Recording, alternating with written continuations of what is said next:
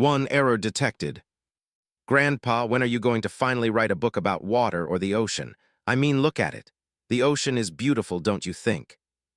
We've been coming out here once a month since I was little, and I think that's more than enough time to get inspired by it all. I watched as my grandpa furrowed his brows as he always did when he was thinking hard about what to say. This isn't the first time I've asked him this question, so I knew he was trying to come up with a different answer than last time. Well, Freddie, I've written plenty of books with a heavy water presence in them, right? You've read all of them, so you should know what I'm talking about. One of them from a few years ago had a whole empire based around water and whatnot. You know what I mean, Grandpa. A strong character with crazy water-based abilities, like Poseidon or something. Poseidon, fine. All right, I promise to write something. No complaints about whatever it is, okay. I thought about it, no complaints is big a ask here. He could just throw something on paper after a year or two of writing and call it a book, especially since he doesn't publish anymore. I got it. No complaints, but we are in April now, so 75K words by Christmas, and it has to be something that you would be semi-proud of to publish. Grandpa's face dropped right then, and there and his brows furrowed once more. I'm going to tell your father you're bullying an old man. Dad would probably congratulate me if he heard I got you to write another book. Damn it, you're right. What an ungrateful whelp he turned out to be, eh? You're only saying that because he didn't want to come fishing this time around. Bah, fine, but I will only guarantee 60K words by Christmas, and that's all you're getting, brat. I grinned widely. Deal. I was about to head below deck to grab another bottle of water when my grandpa grabbed me. Freddie. I heard the seriousness of his voice and turned towards him only to see he wasn't looking at me. His mouth was hung wide open, and his head was tilted back while his finger shakingly pointed upwards. I followed his gaze, and my mouth quickly did the same as his. In the sky, no, above the sky, maybe, I don't know, but way up there was a chain link. A few chain links, in fact, and they were so big that they appeared to dwarf an entire planet in size. My hands quickly found their way to my eyes as I rubbed them multiple times, and even pinched myself to make sure I wasn't dreaming. Freddie, did I finally kick the bucket, or are you seeing this too? My eyes didn't leave the sky as I responded. Grandpa, I told you to stop talking like that. You're not kicking the bucket anytime soon. But for whatever it's worth, I'm seeing it too. Damn it, so I still have to write your book. Anyway, go call the house, see if anyone else is seeing this too. I quickly went to grab the satellite phone we kept on the boat and tried to dial the house only to be met with no signal. Grandpa, there's no signal on the phone. No signal, we need to head back to shore now. Pack up the rods and make sure everything is put away. I'm going full power. Grandpa got up from his spot and headed to the ship's console. The engine was off, and we were kind of just floating here for a bit as we talked and fished, something we always did. I immediately went to grab the rods before a loud noise sounded in the area. It sounded like an alarm of some kind. The only problem with that was we were nowhere near land. We shouldn't be able to hear anything of the sort all the way out here. Grant, error detected. Finding error. Error found. Planet ENWPI 70059 known by local life, as Earth is being integrated 7.5 million years early. Reason, World Subjugation Protocol, Preint, has been triggered. Initializing. JB I3980453005. System live. World, locally known as Earth. Primary race, humans. World grade, D. Status, World Subjugation Preint. Forcefully integrating system into world. Forcefully integrating system into humans. Activating Phase 1 of the World Subjugation Protocol, knowledge. Time until Phase 2, 15 earthly days. A whole bunch of words I somewhat seemed to recognize flashed across my face for a moment. I didn't recognize them because I experienced this before or had some crazy future divination ability, but because this is start of almost every LitRPG apocalypse book in existence. My grandpa literally got rich and famous for publishing books like this. No way this is happening in real life. Before I could settle further into my thoughts, More words quickly flashed across my screen. Alert! Your world is now the target of a world subjugation. Due to your status as a pre-integrated world, the system is forcefully integrating this world and your species, which will thus give you the opportunity to stave off subjugation if you wish to do. Due to the abrupt subjugation, the world will split and fracture as it grows due to the influx of mana. Be wary. Your subjugators may deploy means of hastened subjugation of your world. Be wary. One orb filled with life essence air, locally known as experience points, XP, will be given to all denizens of this world. Consumed to reach level 1. Further instructions will be provided at that time. There are 5 phases in a preant subjugation. Phase 1, knowledge. Phase 2, integration. Phase 3, grade lift. Phase 4, survival. Phase 5, test. Time until Phase 5, 100 earthly years. The alert, as it labeled itself as, flashed off of my screen, and now the only noise in the area was the peaceful swooshing of the waves and the engine of the boat that finally whirred to life. Then out of nowhere, a small yellow glowing orb, about double the size of a marble, simply popped up in front of me. It floated there for a moment before slowly starting to fall, and I practically instinctively held my hand out, and it landed with a plop. Guess that's the XP orb. I held it in my hand, and it was slightly warm to the touch. I could almost feel some sort of energy moving within it. Turning to look at my grandpa, I was getting ready to ask him what to do, only to be shocked when I saw him about to put the XP orb in his mouth. Grandpa, what are you doing? That could be some sort of poison. No time like the present, Freddy. You've read enough of my books to know this is exactly the kind of thing I dreamt about, since I was your age, in fact. If this makes me kick the bucket once and for all, then so be it, but I'm not gonna die before I risk it for the biscuit. And I know you feel the same, so stop being such a worrywart and eat yours too. I looked at him blankly for a moment and sighed. He indeed wasn't wrong, and he knew me all too well. I wasn't feeling worried about all of this. Instead, I was getting excited. I loved everything there was to love about LitRPGs and system apocalypse books, so of course I was feeling excited. But I also knew that Grandpa would never encourage me to do something if he truly believed my life was in danger. So I refocused my gaze back on the glowing orb in my hand and swallowed it. Ding! Level +1. 2, gone swimming. A small chime noise could be heard in my mind, and then the message level +1 could be seen across my face. I barely had time to think about it before another message popped up in front of me. Welcome to the system. To proceed, please choose from the list of available traits. Traits? What the hell is a trait? Freddy. I looked up from the screen to see my grandpa pointing to the sky, and this time he wasn't pointing at the chains that still hung above. Instead, it looked to be some type of giant bird. I've never seen a bird that big before, but that wasn't the weird part. The bird had a saddle on it. There was someone riding the damn bird. Freddy Duck. Shit. I didn't need any motivation to listen to my grandpa, and dropped to the deck as fast as I could, only to see there was a second mounted bird as it flew above me. The wind pressure generated from the massive bird pressed me into the deck of the boat even harder. I got up in a rush, only to see the one of them had circled back around and was practically in a nose dive straight towards us. That's when I finally got a good look at one of the riders. It looked like a man wearing basic medieval armor, but his skin was a dark red. He held a spear in his hands, and I just barely saw him making the motion of drawing it backwards before I felt my grandpa pick me up and jump over the side of the boat. Boom! As we felt the embrace of the water, a loud boom sounded behind us. One that had to be particularly devastating, because shards of the boat broke off and flew into the water around us. Fuck, they really destroyed my grandpa's boat.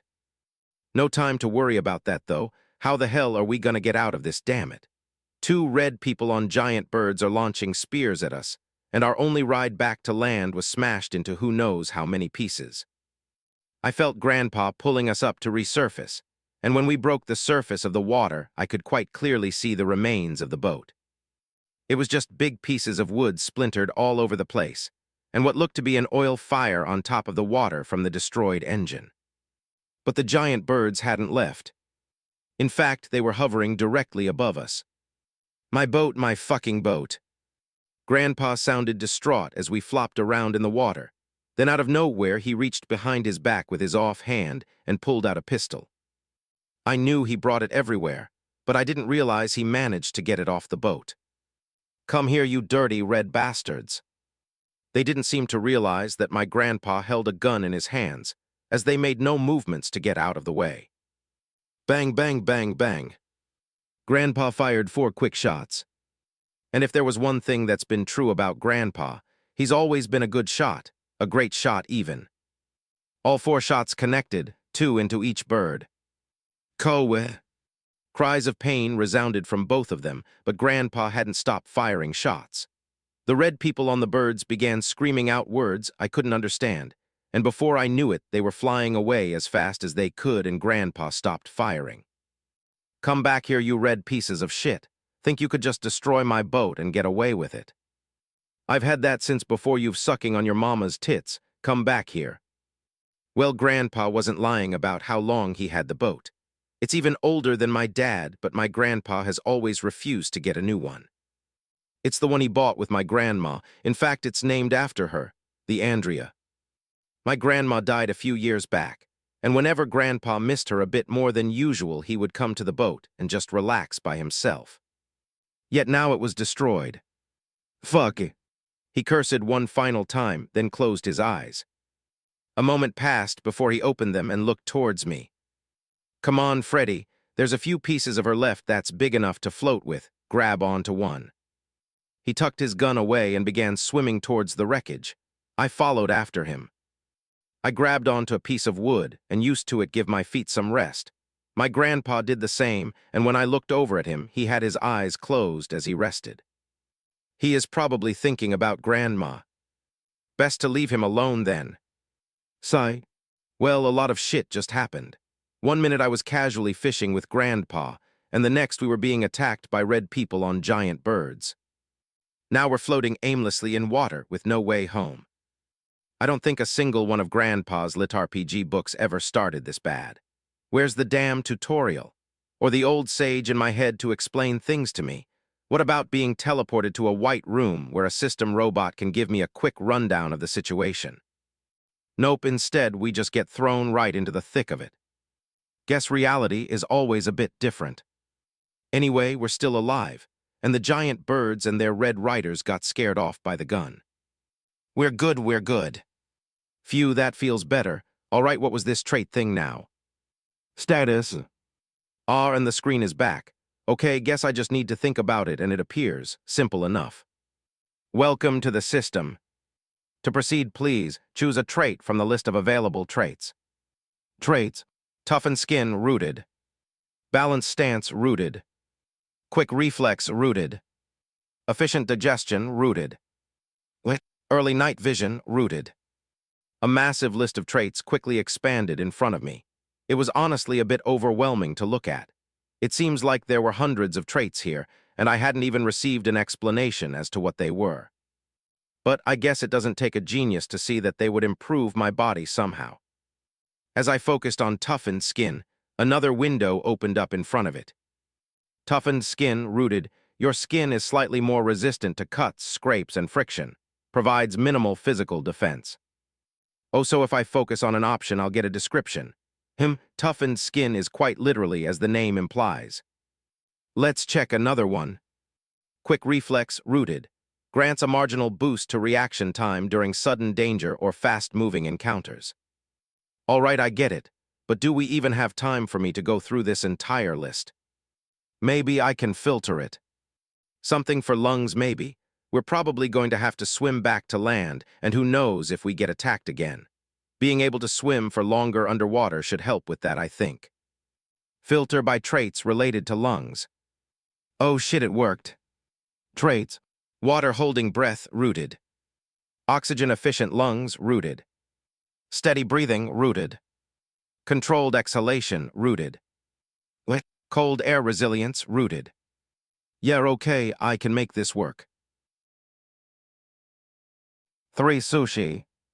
I'm really curious about this rooted thing, But no matter how many different ways I ask for an explanation, this system doesn't seem to want to give me an answer, so I'll give up on it for now. Instead, let's get a couple descriptions. Water holding breath, rooted. You can hold your breath longer than normal humans, up to several minutes with training. Oxygen efficient lungs, rooted. Your lungs extract more oxygen from each breath, reducing fatigue during physical exertion or underwater stasis. Steady breathing, rooted.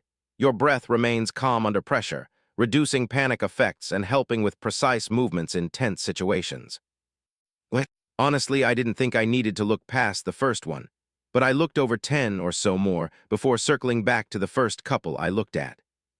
For the situation we were in, I don't think there's anything better at the moment than water holding breath, but it would quite literally only be beneficial while underwater. That doesn't seem very smart when our current goal was to get back to land.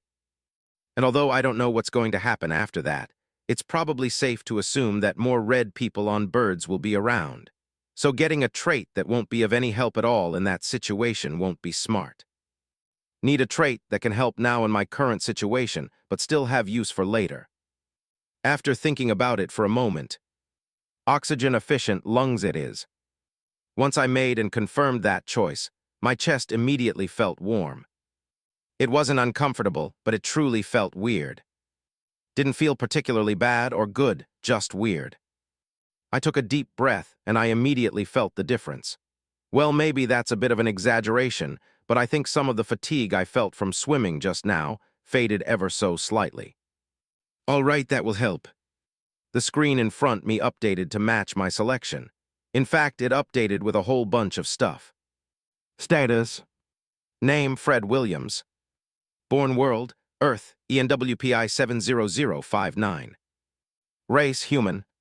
Age 17. Grade F. Level 1. XP 051. Traits. Trait 1, oxygen-efficient lungs, rooted. Trait 2, locked. Trait 3, locked. Class. Current class, none. Class grade, NA. Class rarity, NA. Skills, NA. Attributes. Strength, 5. Dexterity, 5. Vitality, 5. Endurance, 5. Mana, 5. Willpower, 5. Perception, 5.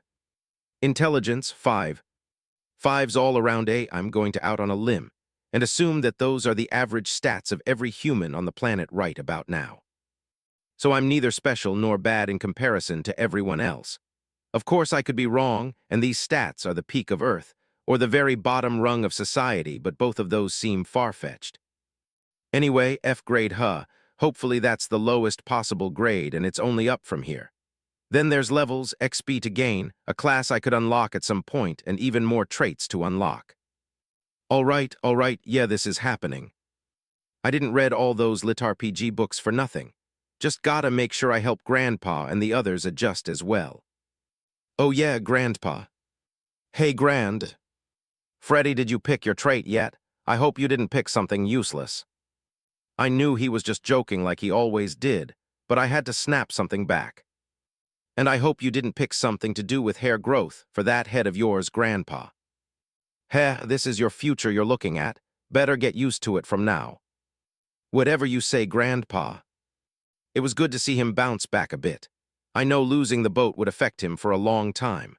Of course, I'm not too happy about it either, and I miss Grandma every day, but it definitely affected him more.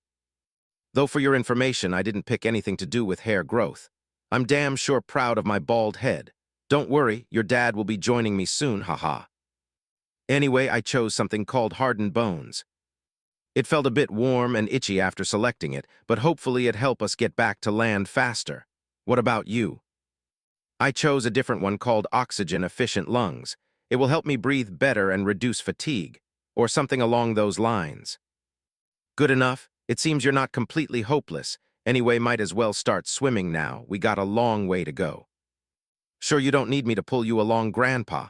You're getting kind of up there in age. Blah, blah, blah. We laughed a bit at that last line, and then began swimming. I knew I really didn't have to worry too much about him, since I don't know of another old man that can move the way he does at his age. Though I'm a bit worried if we're going to survive this trek back. We were probably a little over 100 miles away from the coast at this point, and we would eventually get hungry, new traits or not. But what else can we do but try? I doubt there would be anyone coming to save us. So we swam, then swam some more, and then more than that. Then I stopped swimming. The trait has helped a lot, honestly, but I'm tired, disgustingly tired.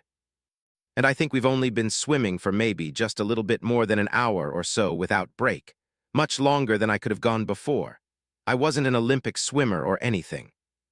Grandpa, oh, you already stopped. Why didn't you say anything? Freddy, look under the water. I turned my gaze downwards. I really didn't see much through the sloshing of the waves. Even the water was pretty clear. But once I ducked my head under, I saw something moving.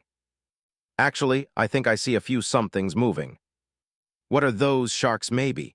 I don't know, but aren't they getting closer? Fuck, they are getting closer. I picked my head back up to see my grandpa already with his pistol drawn. Get close to me, Freddy. I don't have a lot of shots left. You're gonna have to fight, boy, be ready. Coming, Grandpa. Did he say fight? How the fuck are we going to fight sharks, damn it? But shit, he isn't wrong, it's either this or just let them eat us, so we had no choice but to try. Here. My grandpa handed me an old pocket knife he usually used for picking at his damn toes. Fuck, where did he even pull this shit from? Did he get an inventory or something? Whatever, beggars can't be choosers. I watched until the presumed sharks finally got in range of Grandpa's pistol, and he promptly let go a series of shots at the encroaching sharks. But shooting underwater was a different story than shooting above. He left off about 7 shots and out of what looked to be 4 approaching sharks. Only 2 got hit, and only one of those 2 seemed to be out of commission. That left 2 uninjured sharks, and one that seemed to have a fin with a gash in it now. Fuck it. The injured one is yours. Don't die on me, Freddy, or I'll whoop yo ass with the belt I used to back in the day. Leave it to Grandpa to make jokes in a time like this. Though I guess it worked, because a grin found its way onto my face as the sharks neared. Come on then, you fucking sushi rolls. For risk takers. I took a deep breath and dove under the water after the lone injured shark. With that new trait in my body, I could last a bit longer underwater, and there was no reason I could think of in that moment to wait for it to come to me. So I dove in after the damn thing. I picked it out and swam towards it, and since it was already pretty close, it only took a few moments before it reached me. The maw of the shark was gaping wide open, as if it was trying to swallow me whole. But since I wasn't a shark, there was no way I could ever hope to outmaneuver it in water, so I would meet it head-on. As it neared, I gripped the small knife handle with both hands before waiting till the last possible second, as the maw of the shark neared my chest area, and then brought both hands down as hard as I could. Bam! I must have been stronger than I realized, because I was able to drive the pocket knife all the way down to the hilt into top of the snout of the shark. All that force and pain caused the shark to wince and bring its jaws closer together, but not all the way closed. Though it was closed enough that I didn't get bitten into right then and there, but instead I essentially got rammed in the chest by the shark and was now being driven backwards in the water. My chest hurt like hell, and it feels like I got hit with a sledgehammer. But somehow one of my hands still held onto the knife for dear life, while the other one gripped onto the shark as best as I could. Fuck, I can't keep getting driven back like this. I tried to pull the knife back, but the fucking handle broke off. Damn it, Grandpa, this old-ass knife.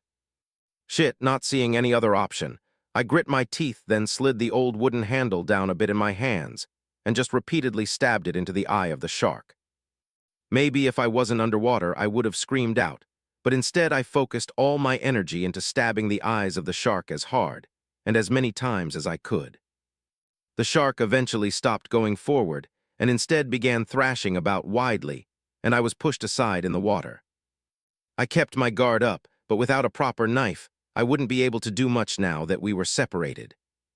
But thankfully, the shark didn't make any motions to chase me, and instead it just kept thrashing about in pain as blood flowed like a torrent out of its eyes primarily, and then again from the wound I left on its snout with my knife.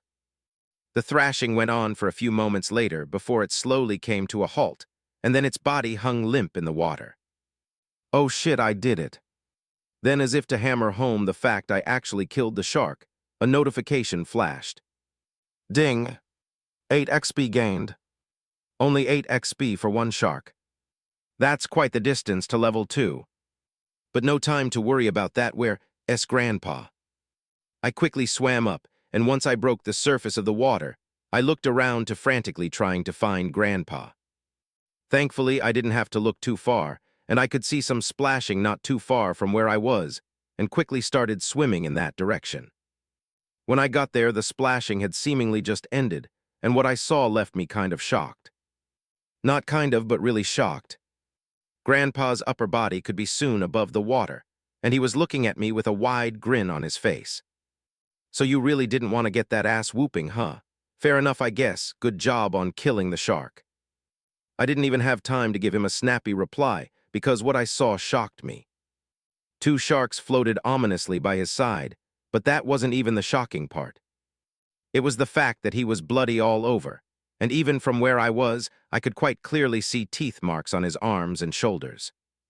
But despite that, he still had a wide grin on his face, as if nothing was wrong at all. My grandpa has always been a tough nut, but this is something else. This is, what the fuck is this? Hey, stop staring at me like that, and don't think I didn't hear you curse earlier. I'm telling your mother. Heh, why do I even bother? After that, me and Grandpa cut off a few pieces from the sharks. Something we could do only after we spent a few minutes prying out the blade I broke. Although the battle was dangerous, it was a blessing nonetheless because we could only go so far without eating something. Though eating the raw shark meat is something I don't think I'll look back on fondly. Anyway, me and Grandpa continued swimming and taking plenty of floating breaks for a while longer. Until I saw light. Not from a building on land, but coming from beneath the ocean. Grandpa, look below. Do you see the light? I yelled over the noise of the waves to get Grandpa's attention, and once he heard me and understood what I said, he put his head under the water to check out what I was referring to. Yeah, I see it. Can't tell what it is, though. What do you think? No clue, but based on how things are looking right now, it might be worth it to check it out. His brows furrowed deeply again, which of course told me has in deep thought. Think you can hold your breath long enough to go down and come back up? I looked at the light and thought about it for a moment. Then I turned to my grandpa and nodded. All right, come back up at the first sign of trouble. I'll be watching. After getting the go-ahead from Grandpa, I took a deep breath and immediately dove under. After swimming as fast as I could towards the light, eventually I could make it out what exactly I was moving towards. It looked to be a cave entrance, but it was small and I couldn't see the inside no matter how deeply I looked. Meanwhile, the light I saw earlier was coming from something attached to the top of the entrance. A blue gem-like stone seemed to be the source of the light, and was actually nothing more than a glint. I approached it a bit more, then saw something that almost made me release the breath I was holding. Enter dungeon, little maw.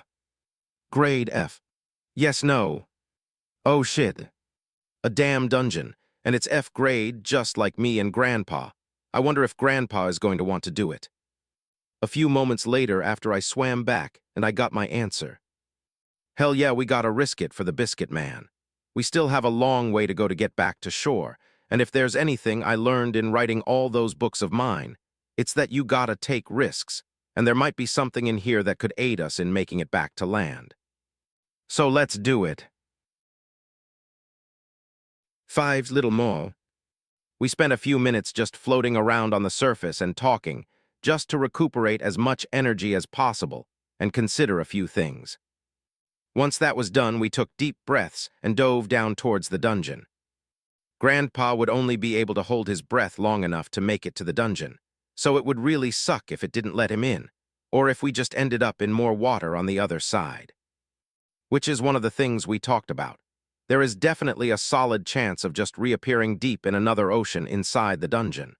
Or maybe its definition of F grade didn't mean 2 level ones, and we'd be diving head first into a place that could kill us. But even after all of that, it was still decided to enter the dungeon. Grandpa was right in the fact that there could be something that would aid us in reaching land, but what he really meant was, there was no guarantee that we would make it to land in our current state. We weren't swimming that fast, and I highly doubt that we'd reached even a quarter of the way back. And that wasn't even considering the fact that we might get attacked by more sharks, or maybe the giant birds come back, or something else altogether. The situation didn't look good. But this dungeon could change things. Of course, all of our knowledge about dungeon came from books we either read or my grandpa wrote his damn self. And he had literally come up with a plethora of different types of dungeons throughout all of his books.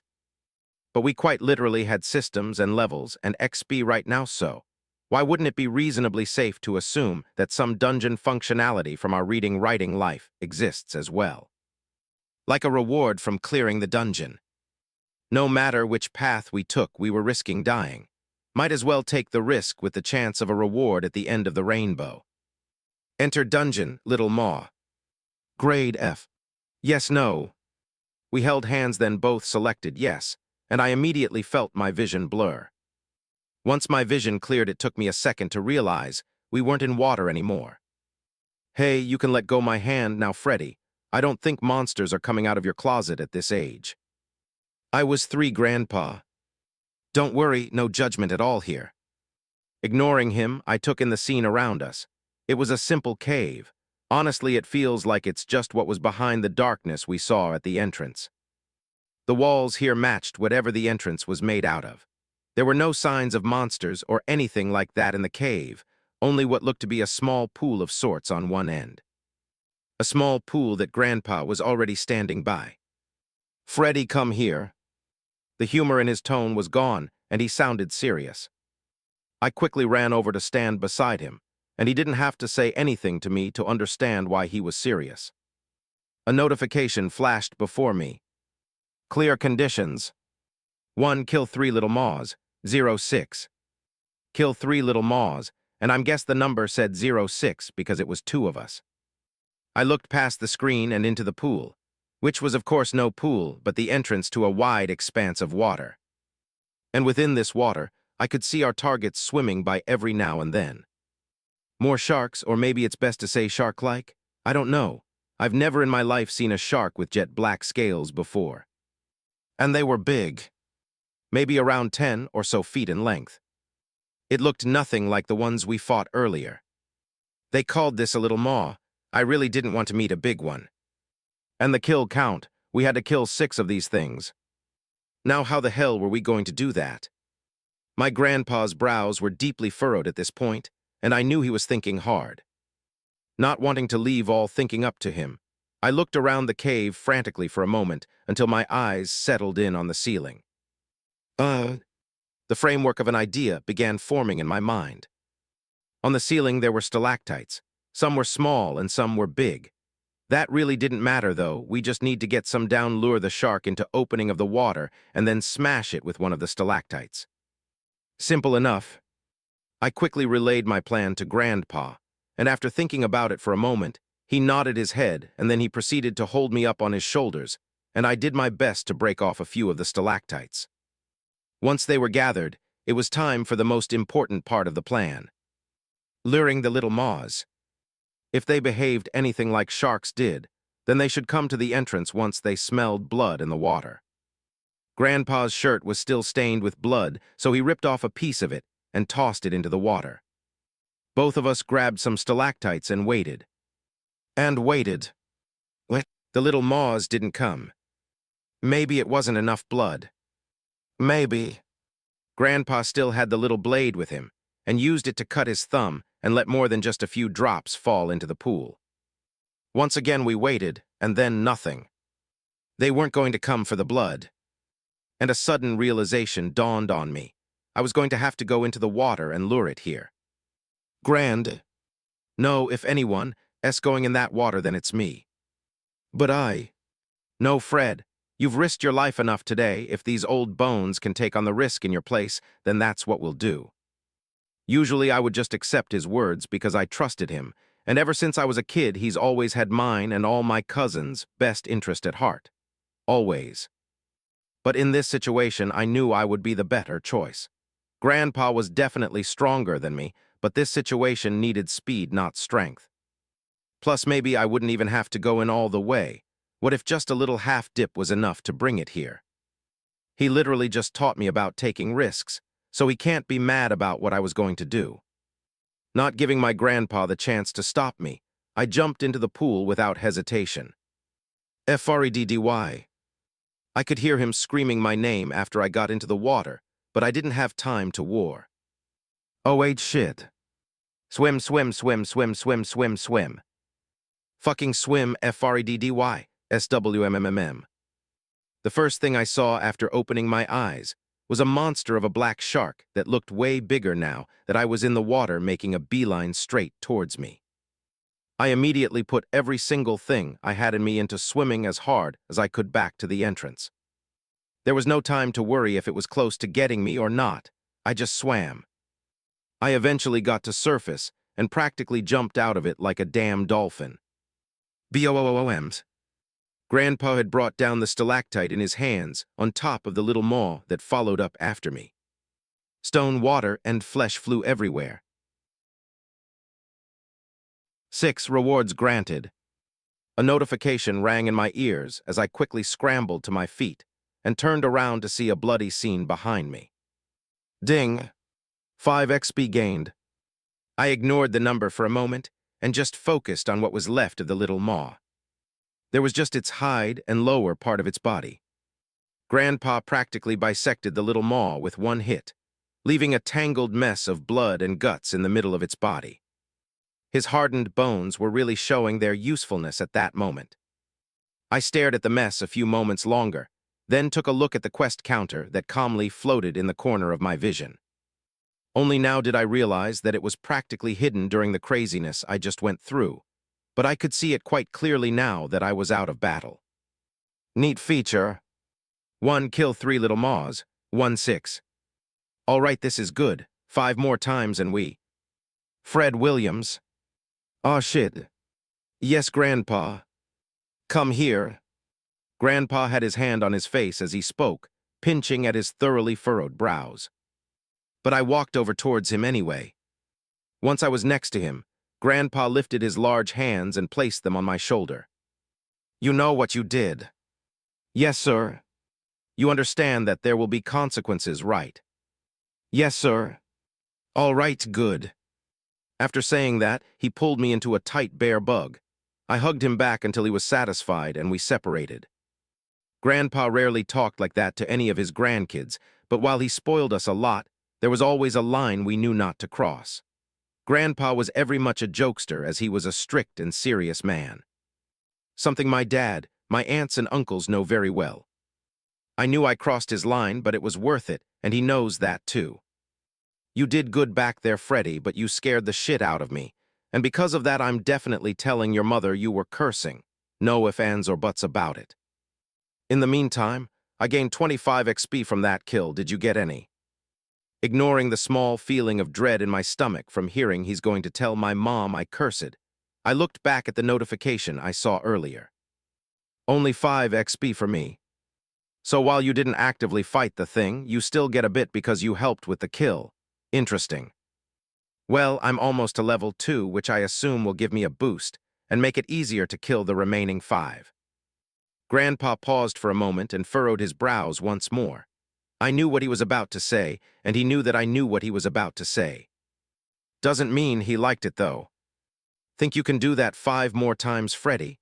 You can say no, and don't you worry. If one of them even looks like it's about to bite, I will dive in after you in a heartbeat. You know that. I'm good to go, Grandpa. I can do it. And boy, did I do it. I dived back into the water 5 more times and successfully made it out all 5 times. Honestly, I was definitely nervous with each dive and had to spend more than just a few minutes resting in between them, but the little maws behaved the exact same way each time, and that helped. Dive in, don't even bother trying to look around for where they were, and immediately swim back up. They came and attacked without fail each time. By now, Grandpa was level 3, and I was a little over halfway to level 2. I wanted to gather some XP too, but there was no need to rush. As long as one of us was getting stronger, then that was good for now. Plus, Grandpa's stats had gone up with each level, and it was getting easier and easier for him to kill the little maws. Which brings us to the current situation. Clear conditions met. 1. Kill 3 little maws, 6-6. Dungeon cleared. Top contributor, Lance Williams. Rewards granted. Dungeon closes, 00/29/59. I know without a shadow of a doubt that Grandpa is never going to let me live down the fact he was top contributor for as long as he can remember that he did it. But I won't bother myself with that for now. Rewards were granted after all. Ding. 400 XP granted. Ding. Level +3. 1 X Moskin pouch. Just like that, I gained 3 levels just for completing the dungeon and was now level 4. And something that for some reason shocked me more than the existence of a dungeon was the fact a little black pouch quite literally materialized on the ground in front of me. 1 second nothing was there, then another second a few white lights appeared and came together to form the little pouch. One that did its name justice and seemed to be made out of the skin of the little maws. There was nothing special about it, just a small pouch. But there was another surprise to be had. And it came in the form of my status. Status. Name Fred Williams. Born world, Earth, ENWPI 70059. Race human. Age 17. Grade F. Level 4. XP 111/237. Stat points 6. Traits. Trait 1, oxygen-efficient lungs rooted. Trait 2, locked. Trait 3, locked. Class. Current class, none. Class grade, NA. Class rarity, NA. Skills, NA. Attributes. Strength, 5. Dexterity, 5. Vitality, 5. Endurance, 5. Mana, 5. Willpower, 5. Perception, 5. Intelligence, 5. A new line was added to my status sheet. Stat points, and I apparently had 6 of them to allocate. I think it would be safe to assume that I got 2 with each level I just gained. Of course, this was something Grandpa failed to mention when he gained his levels earlier. I thought all of his stats we were just going up together, but I see now that I was wrong. And the best thing about it, there was no need to think too hard about where to allocate these points. I could sit here all day thinking about the best position to put them, but any place I put them would be an improvement, I think, so let's just focus on what would help me right now. I doubt one of Grandpa's rewards will turn out to be a new boat, so we will likely have to keep swimming back. 3 points to endurance, 2 to strength, and 1 to vitality. The second I confirmed my selections, my body immediately felt particularly warm all over. Almost hot. It honestly felt good when you consider all of the swimming I've been doing recently. I have feeling that waiting to allocate a bunch of stat points all at once will likely result in some serious heat. Something I probably should avoid. Anyway, that was where all my gains ended for this dungeon. All in all, I'm leaving stronger and better equipped for a long swim than when I came in, so I can't complain. Now for Grandpa, who's just been staring at something in front of him. I'm guessing his own status screen. Well, level did you reach, Grandpa? Oh yay, I reached level 5. He was barely focused on me, and only answering absent-mindedly, and his brows were deeply furrowed. Is he trying to allocate his stat points? What's got your brows in a twister, Grandpa? What? Grandpa? Oh, sorry, I have to select a class. Did he just say a class? Wait, like a warrior or a mage and things like that. Yeah, pretty much, but there's a few more than that. 7 Daril. What the hell did he mean there were more than a few others? Is he telling me that the ever-so-common mage, warrior, rouge, hunter combo wasn't all there was to it? Why are we keeping secrets, Grandpa? Spill the beans, what else is there? He waved me off in a grunt. Hey, Simon, spill it. Ah, leave me alone, runt. You'll see when it's your turn. Of course, this was all just good banter, but I really did want to know what else was there. Whatever, I'm assuming I'll get the same option when I reached level 5, so I'll leave the old man alone for now. By the time the 30 minutes were up, we already back to swimming towards land. We were pretty sure we were heading in the right direction when approaching the dungeon, and since it spat us out at the same place, we knew which way to continue towards. Only we weren't quite the same duo now compared to when we entered the dungeon. I was now firmly level 4 and had a couple extra points into a strength and endurance, and when coupled with the effect from the trait, I was swimming a whole lot easier. Also, there was now something tied around my wrist, a small moleskin pouch that wasn't completely empty. In fact, there were more than a few coins present in it. If I had to guess, I would say they're made out of copper and bronze. All of them were a part of the reward my grandpa got. Not only did he get enough XP to reach level 5, he also received 50 copper coins and 10 bronze coins. I had no idea what type of value they had, but he got them. In addition to that, he also received a small dagger. The blade was about 6 inches and curved, and the handle seemed to be made out of a particularly large fang. Apparently it was called a little maw dagger, something the system told him about, the same as it did with my moleskin pouch. He was currently swimming while holding it in his hands cause he didn't really have anywhere to put it. I bet he wished he got a pouch of his own now, huh? Though I'm sure he wasn't too jealous of me since he also got his class. Polearm Initiate. And once more, I shouldn't be surprised. Grandpa quite literally had a ceremonial family spear hanging above his mantel in the family room back at his house. It quite literally cost him a few $1,000s to make and was a genuine spear. The type of things that happened when you gave a nerd money. Not that I was complaining, since I too was a fellow nerd, and so was my dad. My grandpa and grandma quite literally birthed a family of nerds. Hopefully that gives us a leg up in this world we were in. POV Darrell Williams. We need to get to Fred. What about Fred? Honey, Freddie is with my father on the boat. He'll be fine. If anything, I'd be more worried about whatever or whoever would try to touch Freddie while he was with Dad. We need to focus on getting to the compound.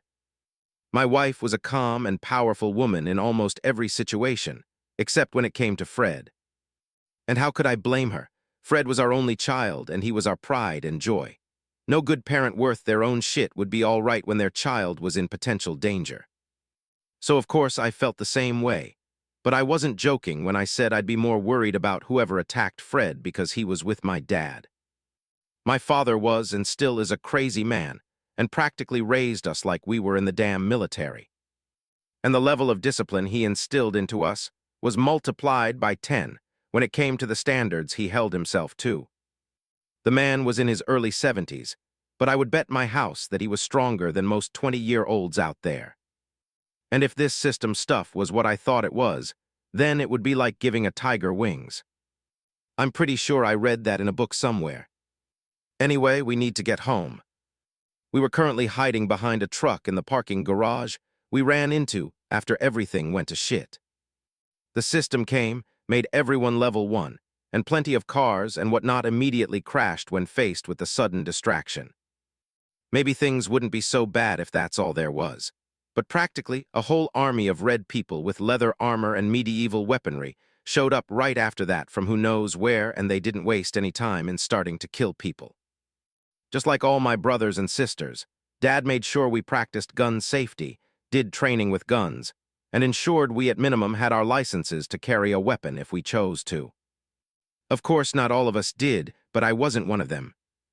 The second things went left, I took it out and fired a shot at the red bastard who ran up on me and my wife, and all it took was one headshot, and the bastard dropped dead. Red people still bled. Chaos ensued after that, and we took the time to run. But things didn't end there. Ding! 1787 XP earned. Level +7. Please choose your class.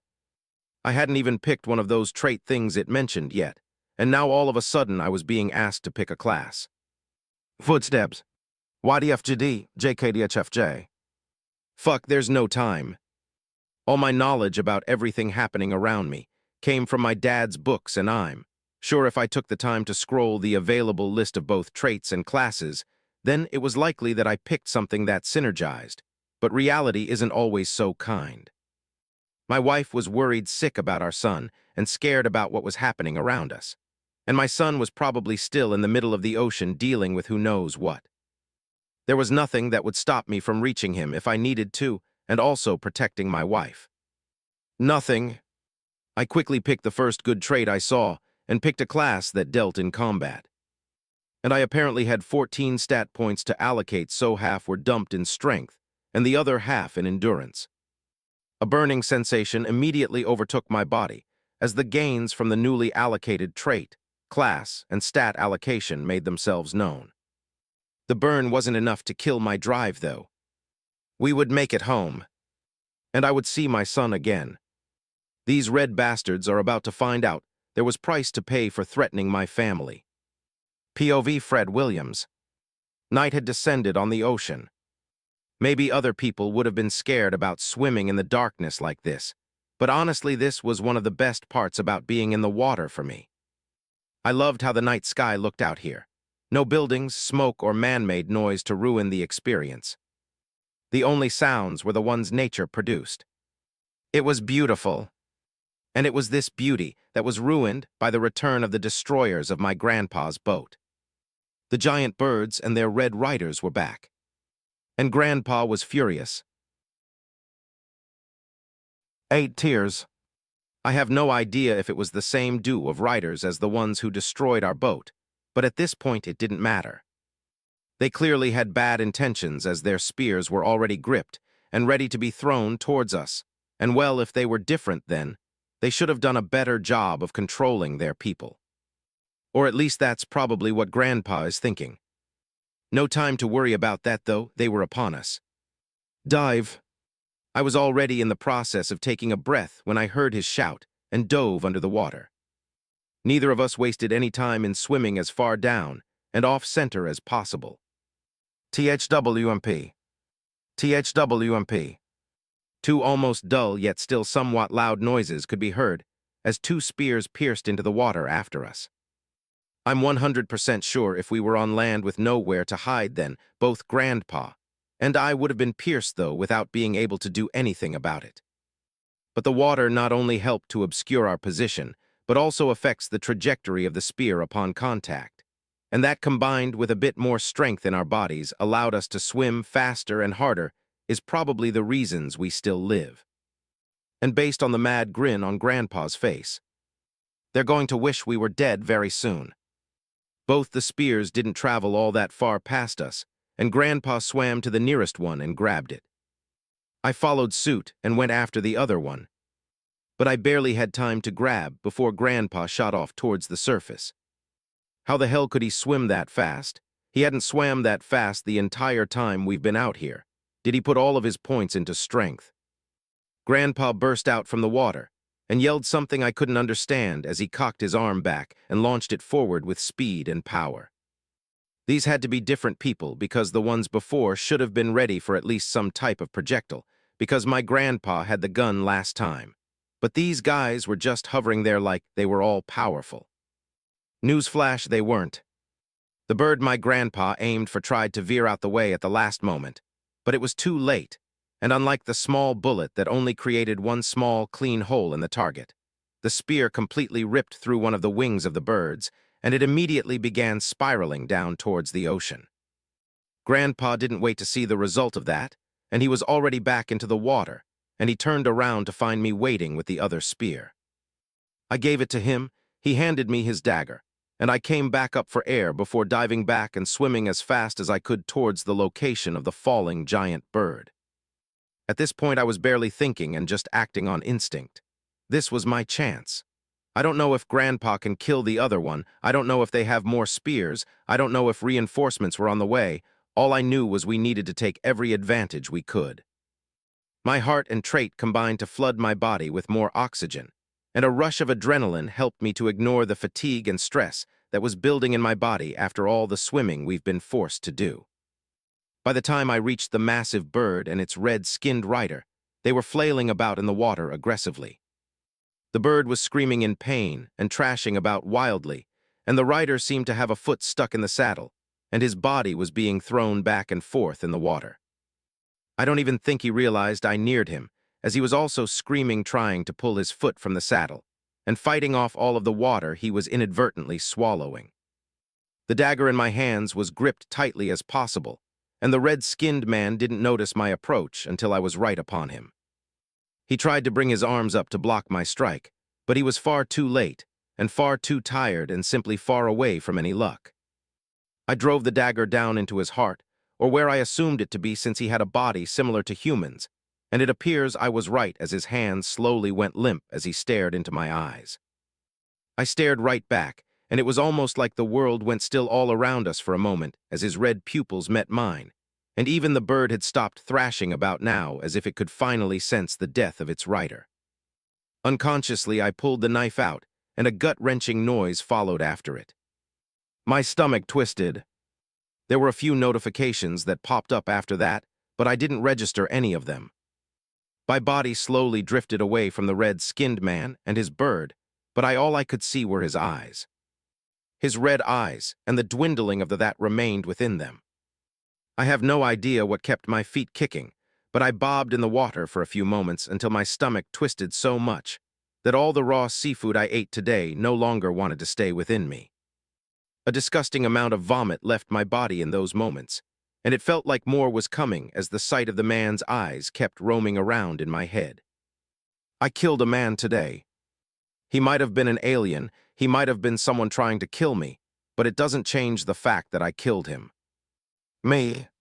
My hands played the role of a reaper today, and that man will never breathe again. His eyes, his red and lifeless eyes. FRED.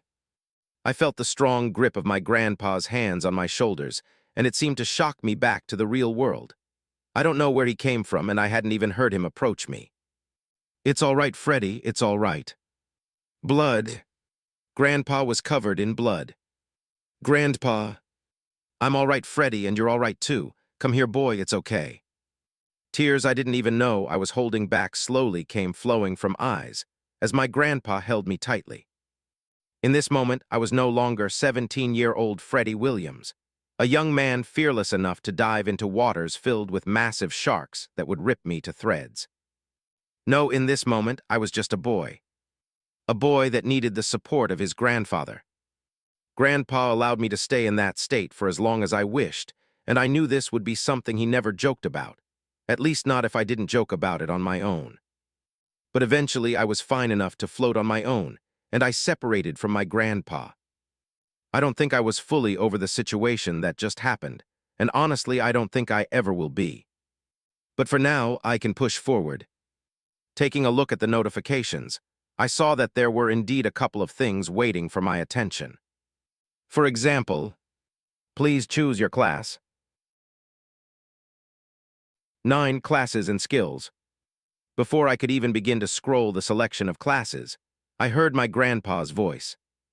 The bird is still alive. I think we should put it out of its misery. Would you like me to do it for you?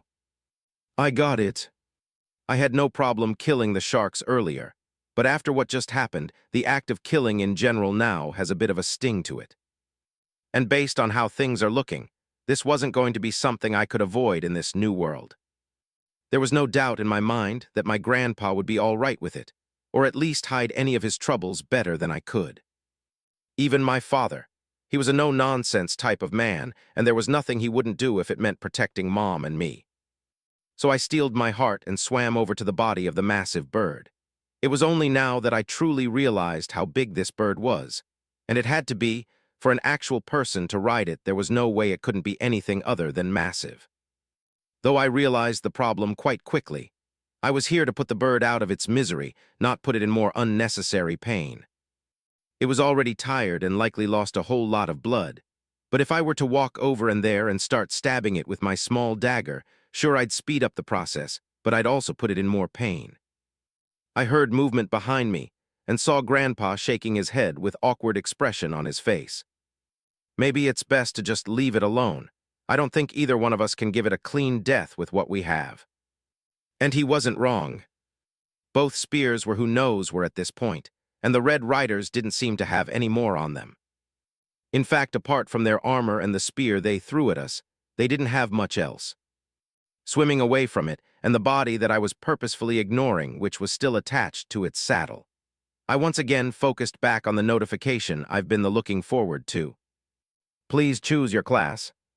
General classes. 1 warrior rooted. 2 mage rooted. 3 rogue rooted. 4 hunter rooted. Heartborn classes. 1 polearm initiate rooted. 2 scout initiate rooted.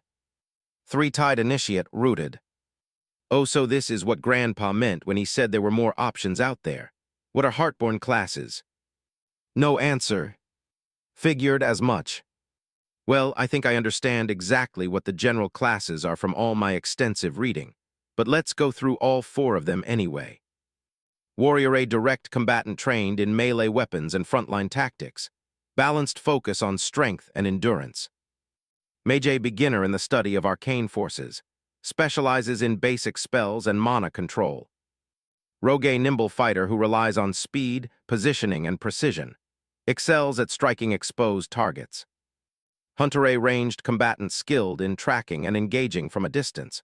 Trained in basic survival and bow use. Yup, all of them are pretty much what I would expect from their names. And if the Heartborn options didn't exist, I think I likely would have went with warrior or mage. But lucky for me, they do exist. Polearm Initiate, an entry-level class, focused on learning the fundamentals of polearm combat and reach control. Scout Initiate, foundational class built around movement discipline, terrain awareness, and early reconnaissance. Tide Initiate, beginning class for those instinctively aligned with the movement, rhythm, and pressure of water. Polearm Initiate is the one Grandpa chose. Does that mean everyone gets the exact same Heartborn classes? Or maybe it's just tied to the fact that I like the spear as well. I mean, I'm definitely much more of a trident guy, but it's still a polearm. I'll ask Grandpa what he was shown afterwards. Either way, after reading all 3 of them, I think general classes are named as such for reason. They aren't really specific or all that narrow when compared to something like Polearm Initiate. That is a class very clearly centered around spears and the like. But a warrior could probably use spears too, I'm guessing. Then there was the class I had my eye on since I read the description. Tide Initiate. If Heartborn classes are spawned based on things I like, then this one makes all the sense in the world. I loved being in water. Ever since I was little, it's been a love of mine. To be in or near water of some kind. Whether it was a pool or a lake, or what was best of all, the ocean, I loved it all. So to see a class related to water was practically a no-brainer. You have selected Tide Initiate, rooted. Please select your skills, 0-2. 1 Surging Step. 2 Pressure Sense. 3 Ripple Gut. 4 Still Flow. 5 Aqueous Pull. Ah, we get skills. Wait, is that how Grandpa managed to absolutely launch that spear? I knew he couldn't be that strong. Anyway, let's see them all. 1 Surging Step. Briefly accelerates movement in a chosen direction. Performs best in water. 2 Pressure Sense. The user gains a faint awareness of movement and force within a short radius. 3 Ripple Gut. Redirects a portion of incoming force away from the user, reducing damage slightly and staggering nearby life forms. 4 Still Flow. The user calms their breathing and posture, slowing stamina drain and reducing visibility slightly while stationary or walking. 5 Aqueous Pull.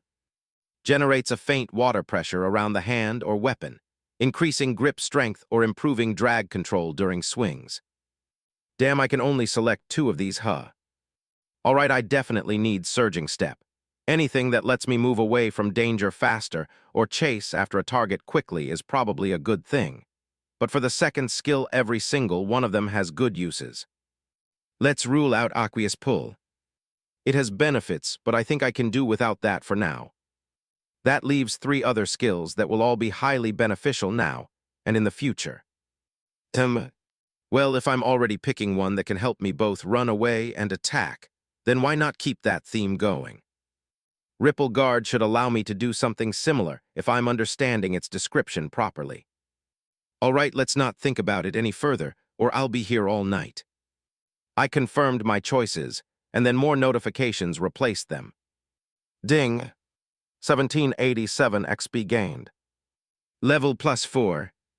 Damn, that's a whole lot of XP for killing the man. Let's just look at my status now. Status. Name Fred Williams. Born world, Earth, ENWPI 70059. Race, human. Age, 17. Grade, F. Level, 8. XP, 508, 555. Stat points, 8. Traits.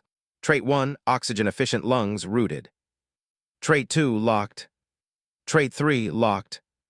Class. Current class, tied initiate. Class grade, F. Class rarity, rooted. Skill. 1, surging step. 2, ripple guard. Attributes. Strength, 7. Dexterity, 5. Vitality, 6. Endurance, 8. Mana, 5. Willpower, 5. Perception, 5. Intelligence, 5. 8 unused stat points, A. Alright, let's not leave everything else at 5 for too long. I'll put a point into each of the untouched attributes, and then 2 more into endurance and the last one in strength. Once more, the heated sensation took hold of my body, and this time it could almost be classified as burning. Again, it helped that I was in water, but I really need to remind myself that unless I desperately need to use a whole bunch of stat points at once, then it's best to do a couple at a time if possible. Anyway, a lot has happened. Hopefully, with all of these added stats, that will be enough for us to make it home. 10 horror scene. Both me and Grandpa took turns resting on the body of the giant bird after we confirmed that it died, and talked for quite a while about classes and such. We were able to make a few strong assumptions based on that talk. First of all, Heartborn classes indeed seemed to be specific to the person, as Grandpa also had 3, but 2 of them were different. Not that he told me, of course, choosing to keep them secret for some reason. Maybe he was embarrassed or something, I don't know. What he did tell me, though, were his skill choices. I was right that he did have one to throw the spear, called pole throw. Despite that, he tried to insist that he didn't need the skill for that, but we both knew differently. That was a laser of a throw. It wasn't normal. Something like that could only be the work of a skill, or perhaps someone insanely strong and practiced. Neither of which actually applied here. His other skill was something called brace form. It apparently helped to root him in place, wherever he stood, and resist things like being knocked over or pushed backwards. Definitely the type of skill that fit Grandpa. Of course, I had to try out my skills as well, and that came with even more information. Invoking or activating the skill didn't just do the action for me. I quite literally had to move the way the skill dictated, and then it would do something and allow my actions to be something more than what they were without the skill. I didn't fully understand exactly what it did just yet other than pulling on my mana, but it did something. Either way, to use Surging Step, I had to actually step off into a direction as I activated the skill, and then it would work as intended. And when I did it right, it most definitely worked. The world around me practically became a blur as I shot forward in the water for about 45 feet, I think. That was significant. Honestly, I don't think I can use it in a battle just yet, as I was a little thrown off by it, but that would be fixed by more practice. It was unfortunate, but I only got to do one test, as every bit of mana I had in my body was used by activating the skill just once. Of course, this was still just speculation. The number of my mana attribute was 6 at this point, didn't actually change one bit, but something else happened. An energy I hadn't felt this entire time felt like it was leaving my body rapidly, and for a moment after it left, I felt pretty fatigued. That had to be mana. It would take some more experimenting to confirm, and a whole lot more time and patience to perhaps try to get a better grasp of mana, but I felt fairly confident in my theory. Especially since Grandpa confirmed he had the same feeling when he activated his skill. Anyway, it took about an hour roughly for the energy I lost to come back, and I felt fine again. I still couldn't grasp the energy or control it in any way, but that was something for later. For now, back to swimming.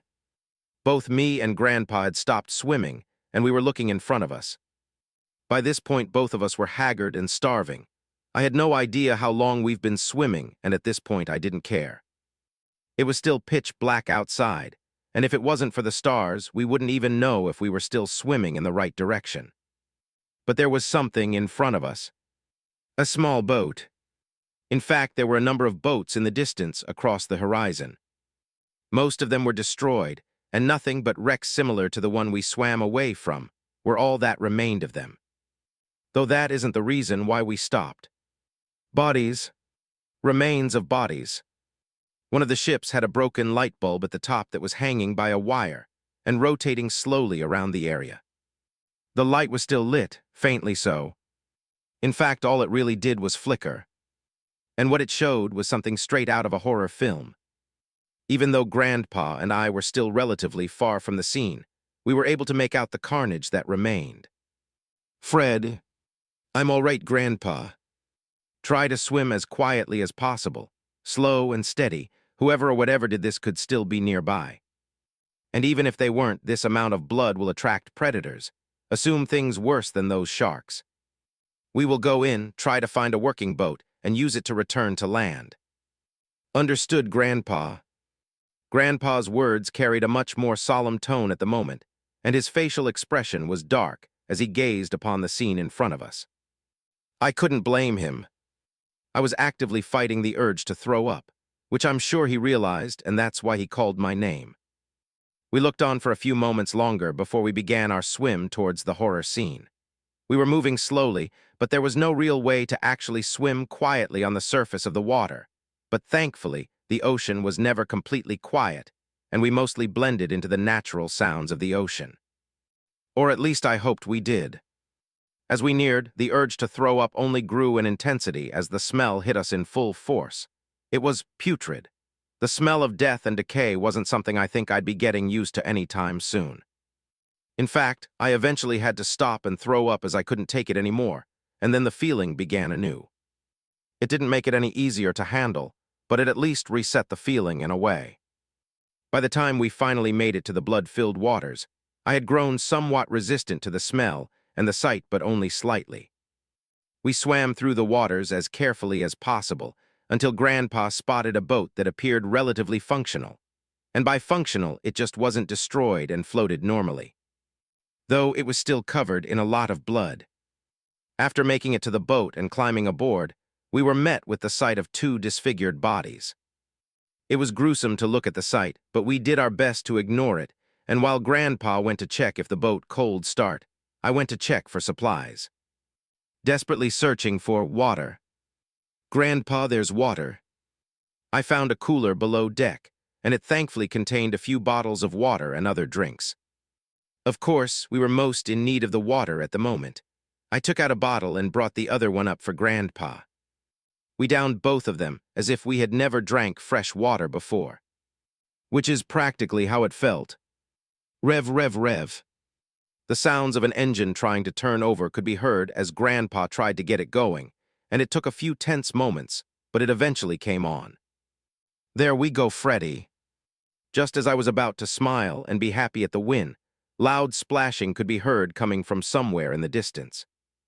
Hold on to something, Freddy. That was all Grandpa said as he quickly brought the boat up to full throttle immediately and began moving in the direction of home.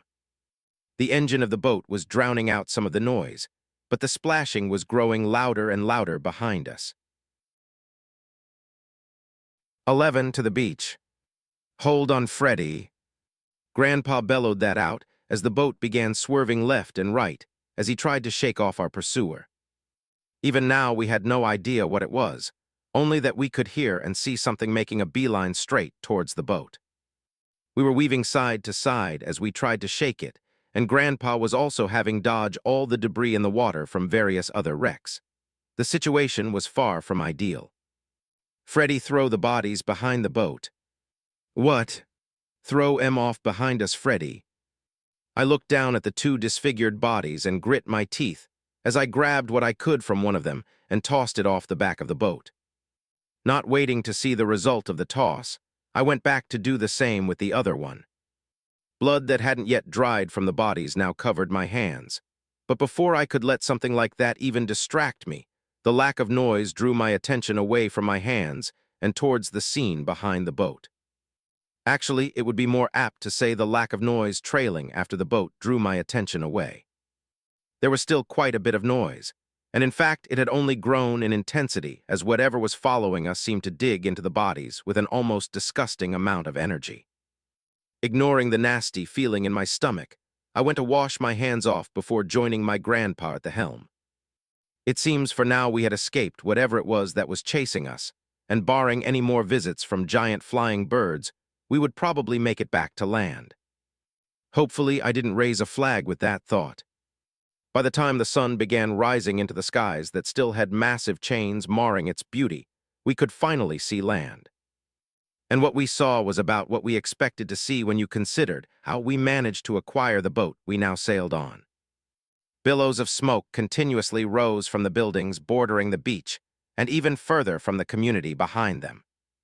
Freddy. Yay. Remember the plan, all right.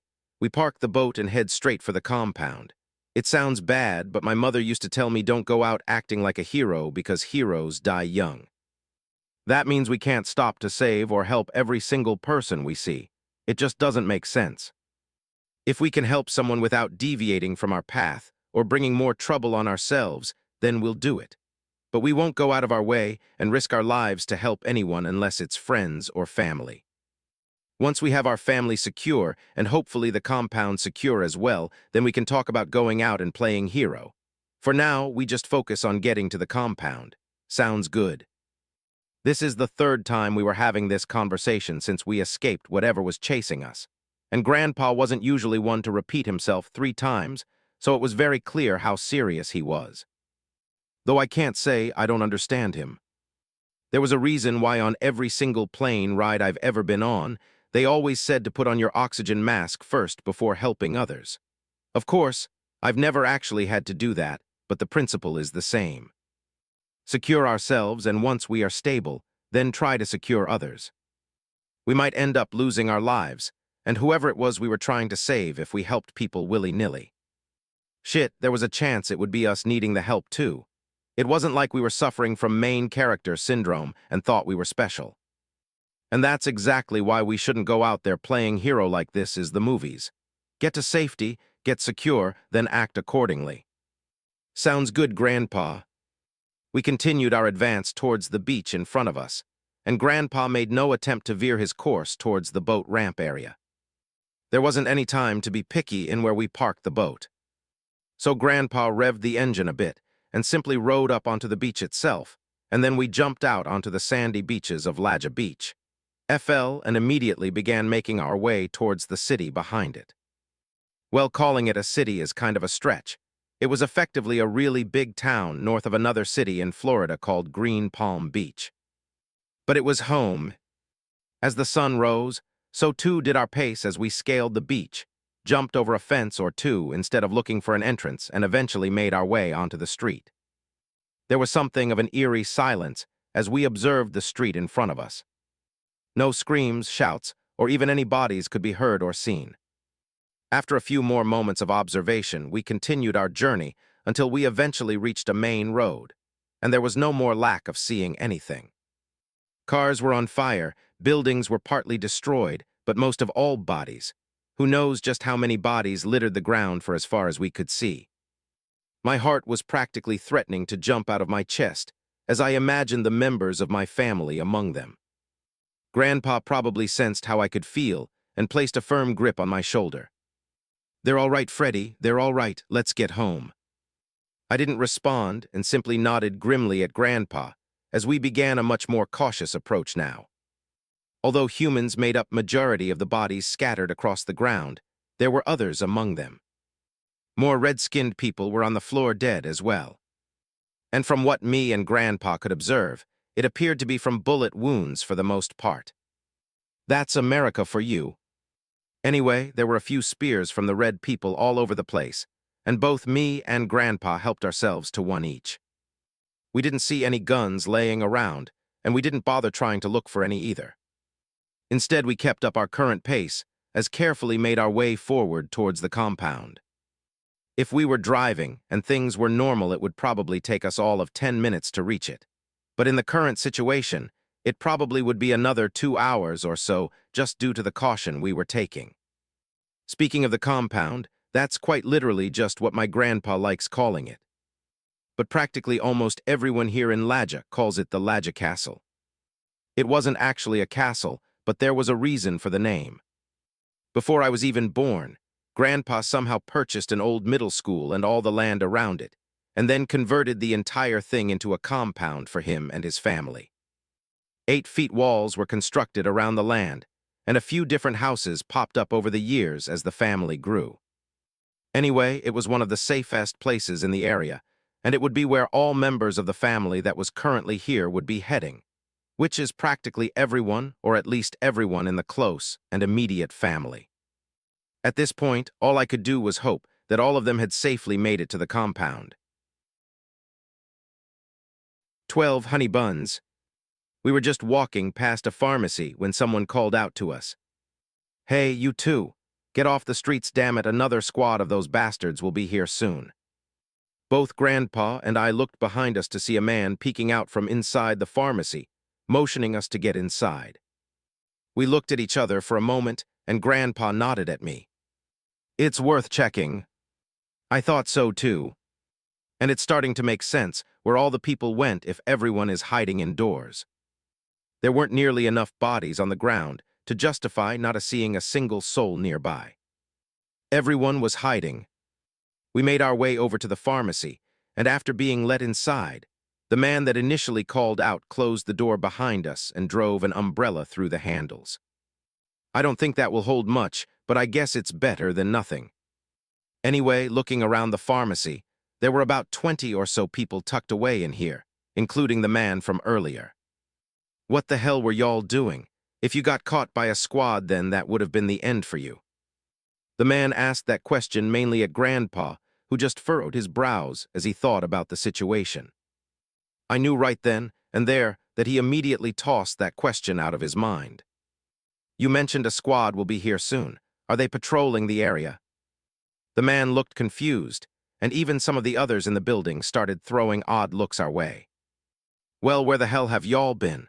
Seems you didn't get the damn memo that the world ended, and we've been invaded by some fucking red aliens." Someone else said that. "We came from the beach. The situation is different there." "Oh well, shit. Then I guess you really don't know what's going on, and it explains why y'all were just out there looking silly." Then yeah, after everything went to shit, things went quiet for a bit, then they started showing up in squads of about 3-5 and patrolling the area every few hours. We don't know where they're coming from, and we don't know where they go, but they patrol for a few hours and then disappear to wherever, and it's been a few hours since they've last shown up, so they should be here soon. How do you know when they show up, and how do you know when they leave? Kolueth. The familiar sound of a giant bird could be heard, and the man pointed up at the ceiling as he spoke. "That's how we know when they get here, and we'll hear it again when they leave. Just hang tight, grab something to drink from the fridges, and help yourself to whatever food you can find on the shelves. Ain't much, though." We didn't need to be told twice.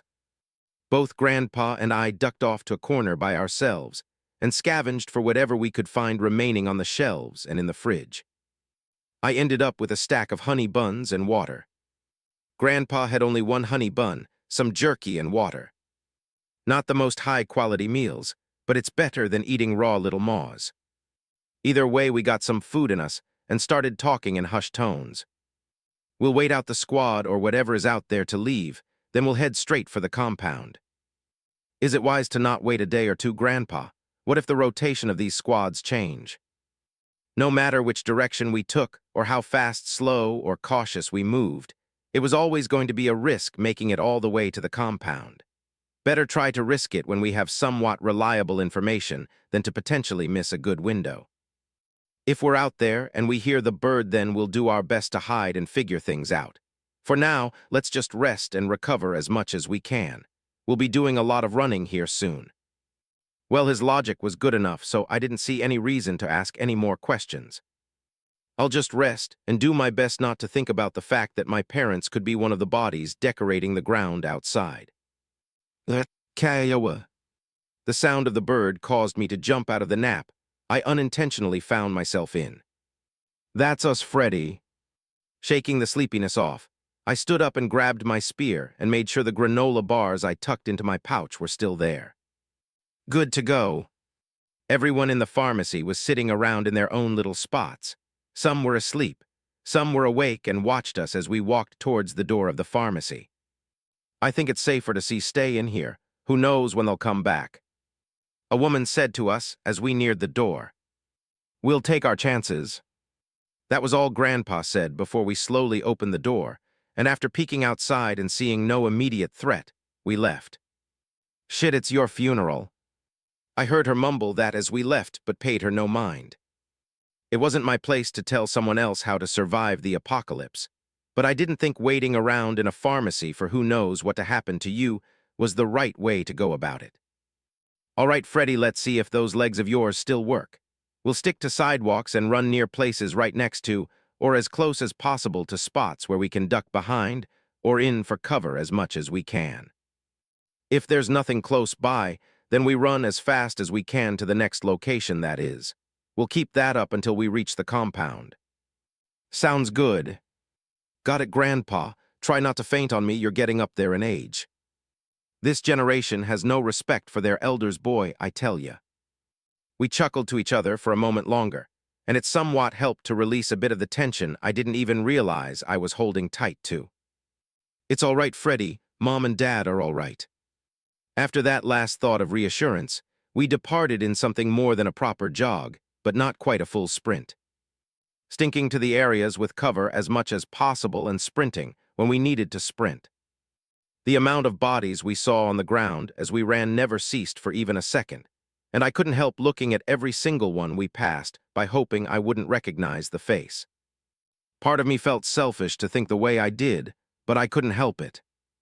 I watched each and every one of them and practically tuned out the rest of the world as my eyes darted from body to body. So much so that I didn't even notice when Grandpa stopped running and had to call my name to get my attention. Freddy. I stopped abruptly and turned to look at my grandpa. We're here. I looked out in front of me to see the familiar walls of the family compound. Wait, is that blood? 13, big family. The second my eyes settled on what I assumed to be blood, it was like I couldn't hear anything else. I took off running in a sprint towards the wall. Well, technically, I took off running towards the small creek that separated us from the wall. We weren't at the front of the compound. Instead, we ran all the way to the southwest corner of the property where it bordered a small creek. Leaping over it with my new stats was no problem at all, and after landing on the other side, I scaled the 8-foot wall like I've been training all my life to do just that. I could hear Grandpa calling my name, but I didn't care. Landing on the other side of the wall, I found myself in a forest as expected, and quickly scanned the area for bodies. There were none. Good. From where I was, the next closest building would be Aunt Risha's house. I darted off towards it, and then out of nowhere I heard barking. A lot of barking. I smiled. Grandpa had 5 dogs on the property, and not a single one of them were small. The loud barking continued to ring out from in front of me until I finally cleared the trees and could see 4 Rottweilers standing close to Aunt Risha's house and barking in my direction. One is missing. Anyway, the second they spotted me, they came running, but I didn't stop running and quickly found myself standing at the front door of Aunt Risha's house and banging on the door with the dogs swarming around me, clearly happy to see me. Aunt Risha. I banged for a few moments longer before moving to the side of the house where I expected to see some ATVs. They were gone. All right, that's a good sign. And I don't see any bodies around here, nor have I spotted any more blood. The rapid beating heart in my chest slowly calmed for a moment as I took a deep breath. Smack. Don't you hear me calling you, boy? Oh, I forgot about Grandpa. I rubbed the back of my now aching head and looked apologetically at Grandpa. My bad, Grandpa. I'm definitely telling your mother you've been cursing up a storm since yesterday. Let's see you ignore me then, and quiet. I winced at the thought of my mom hearing that I was cursing, and then looked at how quickly the dogs snapped quiet at my grandpa's order. They quite literally only listened to him. Let's get to the main house. That's where everyone would be. That's right. Aunt Risha's house might look fine, but we have no idea who actually made it to the house and what the situation was. Plus, the fact that one of the dogs were missing bothered me slightly. They never ran around without each other. Never.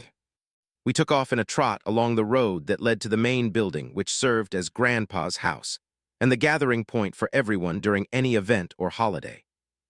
On the way there, we passed 2 more houses on the property, but we didn't see any signs that people were in them, and the ATVs were missing at both of them as well. The dogs followed us without barking at all, and very quickly the main building came into the view. A decent number of ATVs were parked outside, and every door and window was closed, and all the hurricane shutters were down, something that wasn't the case yesterday morning when we left for our fishing trip. Hopefully, all of this meant that a lot of family members were home. And judging by the fact that I could hear the front doors being unlocked, both Grandpa and I had been spotted on the cameras. FREDDDDYYYY. That's Mom for you. It's good to see her. What's the situation? Currently, all the adults of the family plus myself and my cousin were all sitting in the movie theater, while Grandpa stood at the front. We were the last ones to make it home, and everyone was expectedly worried sick, with Mom being number 1 in that group. Of course, I couldn't blame her all that much, since I was just as worried. It definitely made my heart warm to see both my parents and all the members of the family here, and mostly unarmed. A few had their fair share of cuts and bruises, but nothing significant had happened to anyone. I asked about the blood on the wall, and Dad said it came from him. His hands were bloody from something he had to do. That was all he said about it, and I left it alone. I knew when not to push Dad further. The only sad news is that the reason why I only saw 4 dogs is because Bruno died. He apparently chased one of the red people and got a spear in his gut as a reward. The red person who threw the spear is no longer among us, courtesy of Lenny, Aunt Risha's husband, both of which were now seated together in the theater.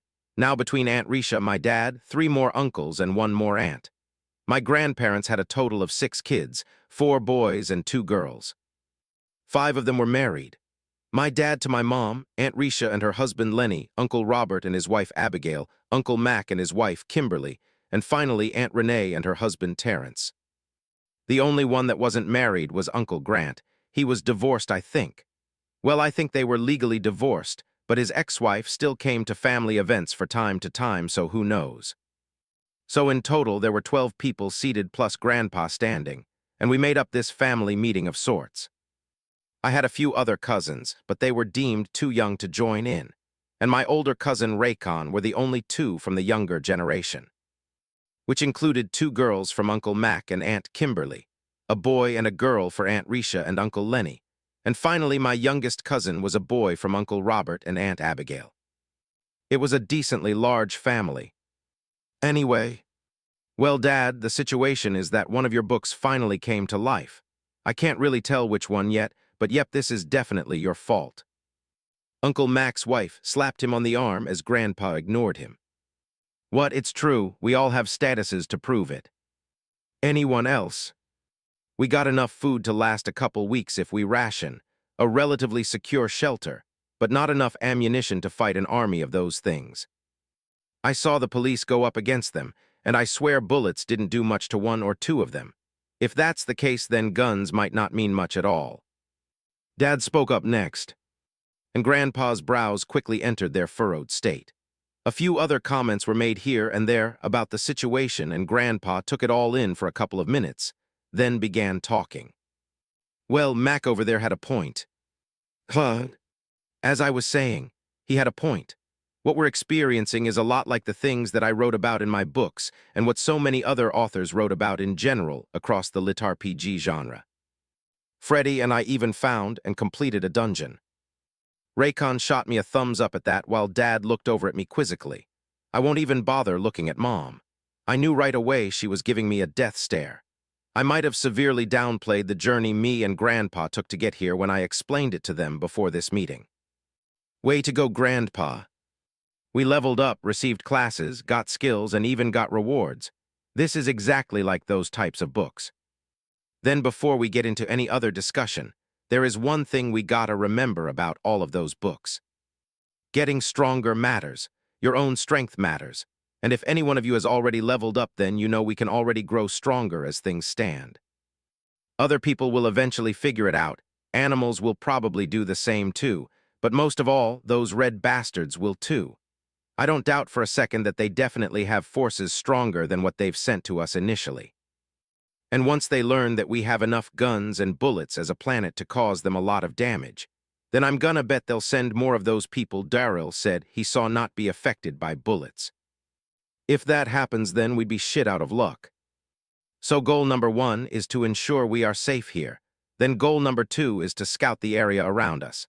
And once that is complete, goal number 3 is to start fighting back before it reaches a point when we can't anymore. From there, a much bigger discussion kicked off with everyone participating. We talked about the phases and we thought they meant. We talked about classes, traits, skills, food, and anything else that came up. The discussion finished with talks centered around Grandpa's approach to what we should do next.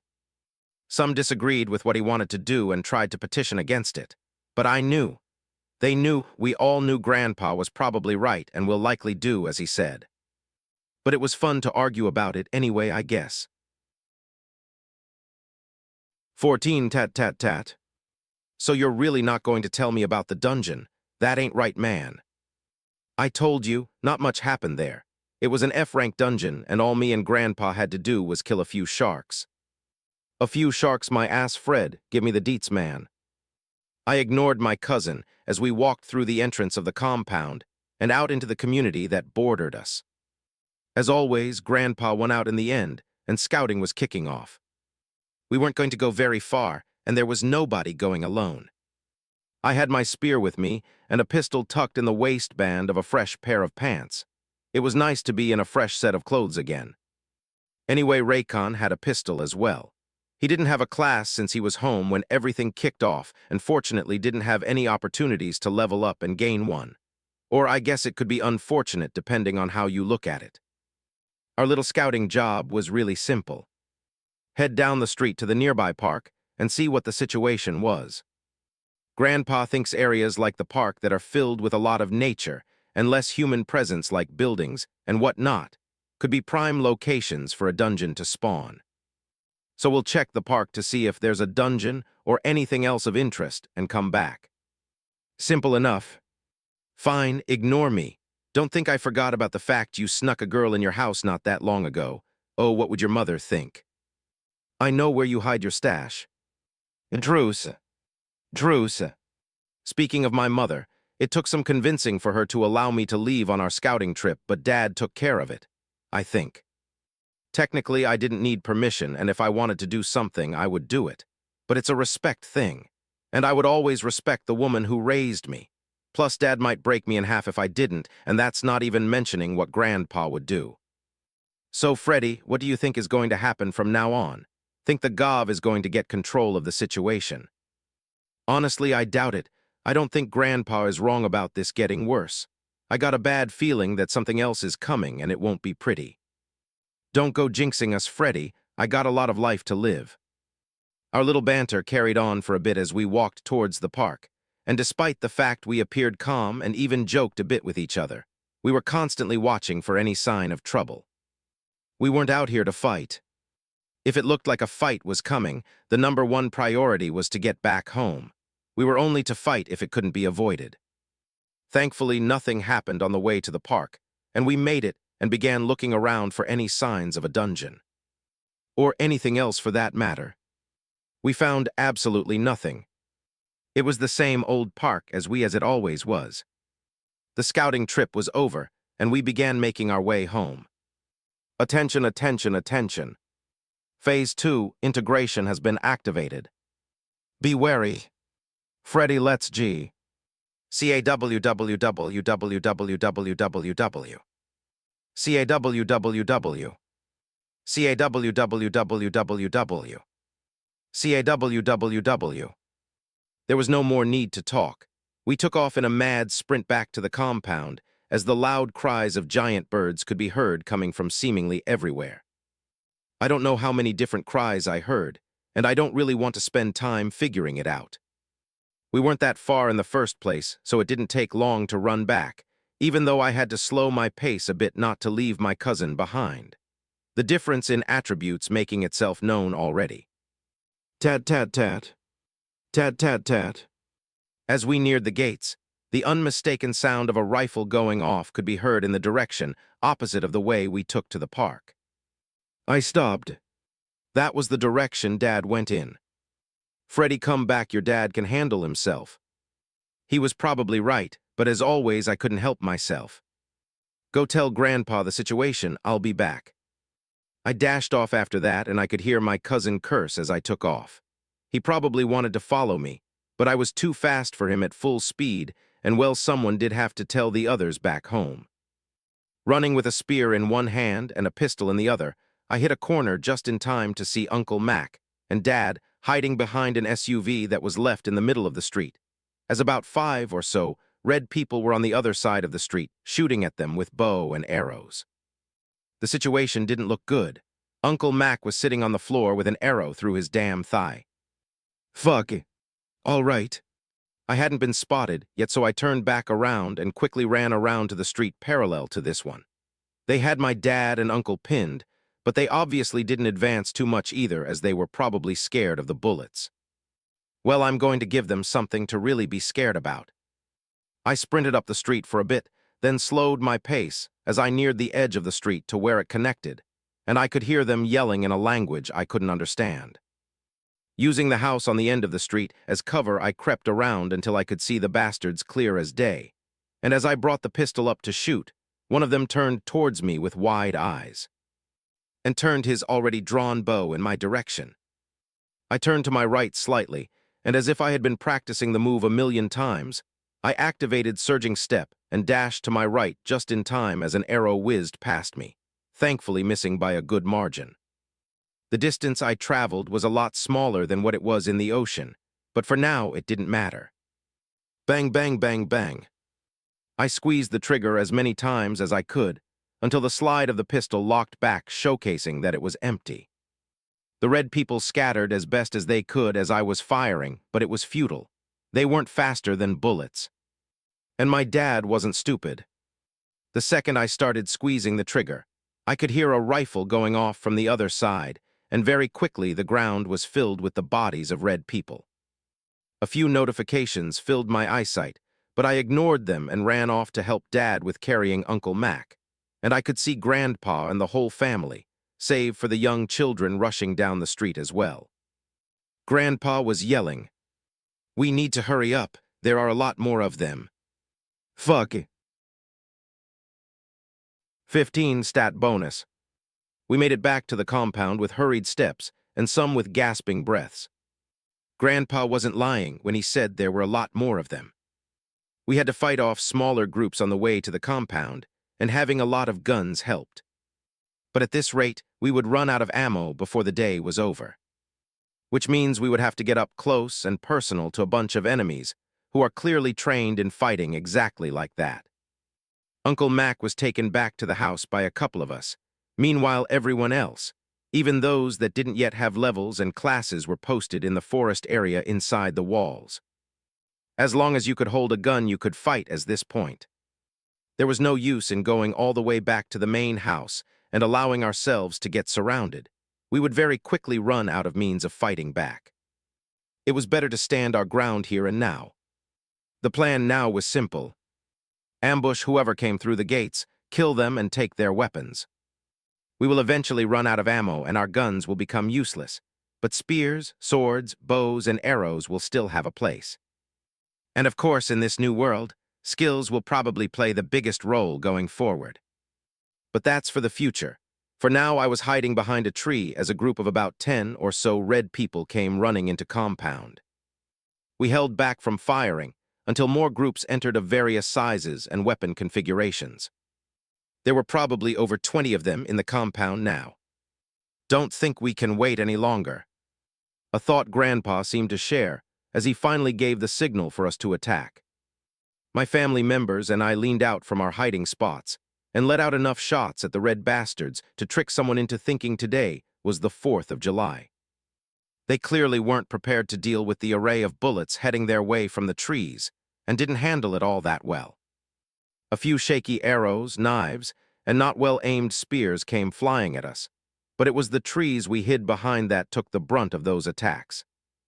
By now, a wide array of notifications were waiting for me to take a look at them, but I didn't have time for that. I was currently running as fast as I could to the bodies of the red people. We just filled with lead and picking up whatever weapons I could carry. We all did the same before sprinting back into the woods. This back and forth continued for one more large exchange before they stopped coming. Either they realized that they were going to get ambushed when walking and decided to take a new approach, or they weren't any more of them. I was willing to bet it wasn't the latter. Anyway, ammo was at all-time low now, and after maybe or two more reloads back at the house, we would have nothing left. But I think the main goal of this ambush was accomplished. Levels and XP. The whole group should have all received a lot. And once stat points were allocated, we would all be stronger and be in a much better position to fight. Hopefully. Grab all you can, then get y'all asses back to the house. We all listened to Grandpa and began running all the way back. Dad came up alongside of me. "Are you all right, son?" He could clearly see I wasn't bleeding or anything, so I knew he wasn't asking about any physical injury. "I'm all right, Dad." Honestly, there wasn't much else I could say at the moment, as I didn't even want to think about much of anything right now. But he wasn't my father for no reason. The man could see through my mask from a mile away. "Don't worry, Freddy, I'll always be here." I knew he wasn't going to say much else apart from that, but that's how Dad was, and honestly, I didn't need him to say anything else. My father would always be there for me. What else could a son ask for? Once we made it back to house, this time making sure all of the dogs were brought in with us, I left everything I carried in on the kitchen floor and found one of the many rooms in the house to hide away and go through my notifications for a bit. I loved my family members to death, but if I stayed out there, there would be no time look at everything. And boy, did I mean everything. Ding. XP gained. XP gained. Level +1. Level +1. Stat bonus reached. An array of notifications colored my vision, and by the end of it, all I had gained a total of 9 whole levels from all of the gunfire from earlier. Which means a lot of stat points to be used. More than I thought even. Based on how many stat points I got when I leveled previously, I should have 18 right now, but instead my total sat at 23. The stat bonus being reached is probably where the extra 5 came from, but what it didn't tell me is how I reached that point. Was it from earning a lot of XP in a short time, a lot of kills in a short time, perhaps just for hitting level 10? I had no idea. Whatever it was, though, I'll take it. But how should I spend it? I don't think I can ever go wrong with endurance and strength, but how exactly did I want to progress in the future? Did I want to be a jack of all trades, or did I want to specialize? It was a tough question. If there was one thing I wanted to do, it would have to be something involving water like my current class. That probably means more mana, right? But I don't really plan on being just a water-slinging mage from a distance. I need to be able to get up close and personal, if need be without issue. All right. 2 points in every stat for a total of 16 stats spent, then another 2 in mana, another 2 in dexterity, and the final 3 all in intelligence. I had zero idea what the best way to approach the type of build I wanted was, since there wasn't a manual or example anywhere to follow. All I had was video game and book knowledge to go off. Intelligence tended to go hand in hand with mana. Hopefully that was still the case here. After confirming my selections, I was again greeted by the burn. Only this team it was genuinely really hot, and it lasted for a minute or two longer than I would have liked. A light. I forgot about it, but never again. A couple stat points at a time from now on unless it's an emergency. My status was as follows. Status. Name Fred Williams. Born world, Earth, ENWPI 70059. Race human. Age 17. Grade F. Level 17. XP 1458-1680. Stat points 0. Traits. Trait 1, oxygen-efficient lungs rooted. Trait 2 locked. Trait 3 locked. Class. Current class tied initiate. Class grade F. Class rarity rooted. Skill 1 surging step. 2 ripple guard. Attributes. Strength 10. Dexterity 10. Vitality 8. Endurance 12. Mana 10. Willpower 8. Perception 8. Intelligence 11. 16 they knew. Eventually things calmed down around the property and inside the home. Uncle Mac was tended to, and dinner was made as night descended around us. We weren't attacked again, and no new scouting missions were sent out, so the family bunkered in to prepare for the night ahead and eat the big dinner prepared.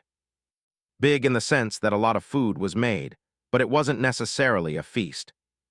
All the big cooks in the family got together and made large helping of chicken soup. There was plenty of other things to cook in our pantries and freezers, which all surprisingly still worked. But considering we weren't sure when we'd be able to get more food, things like soup and stew would go a long way to ensure things lasted longer.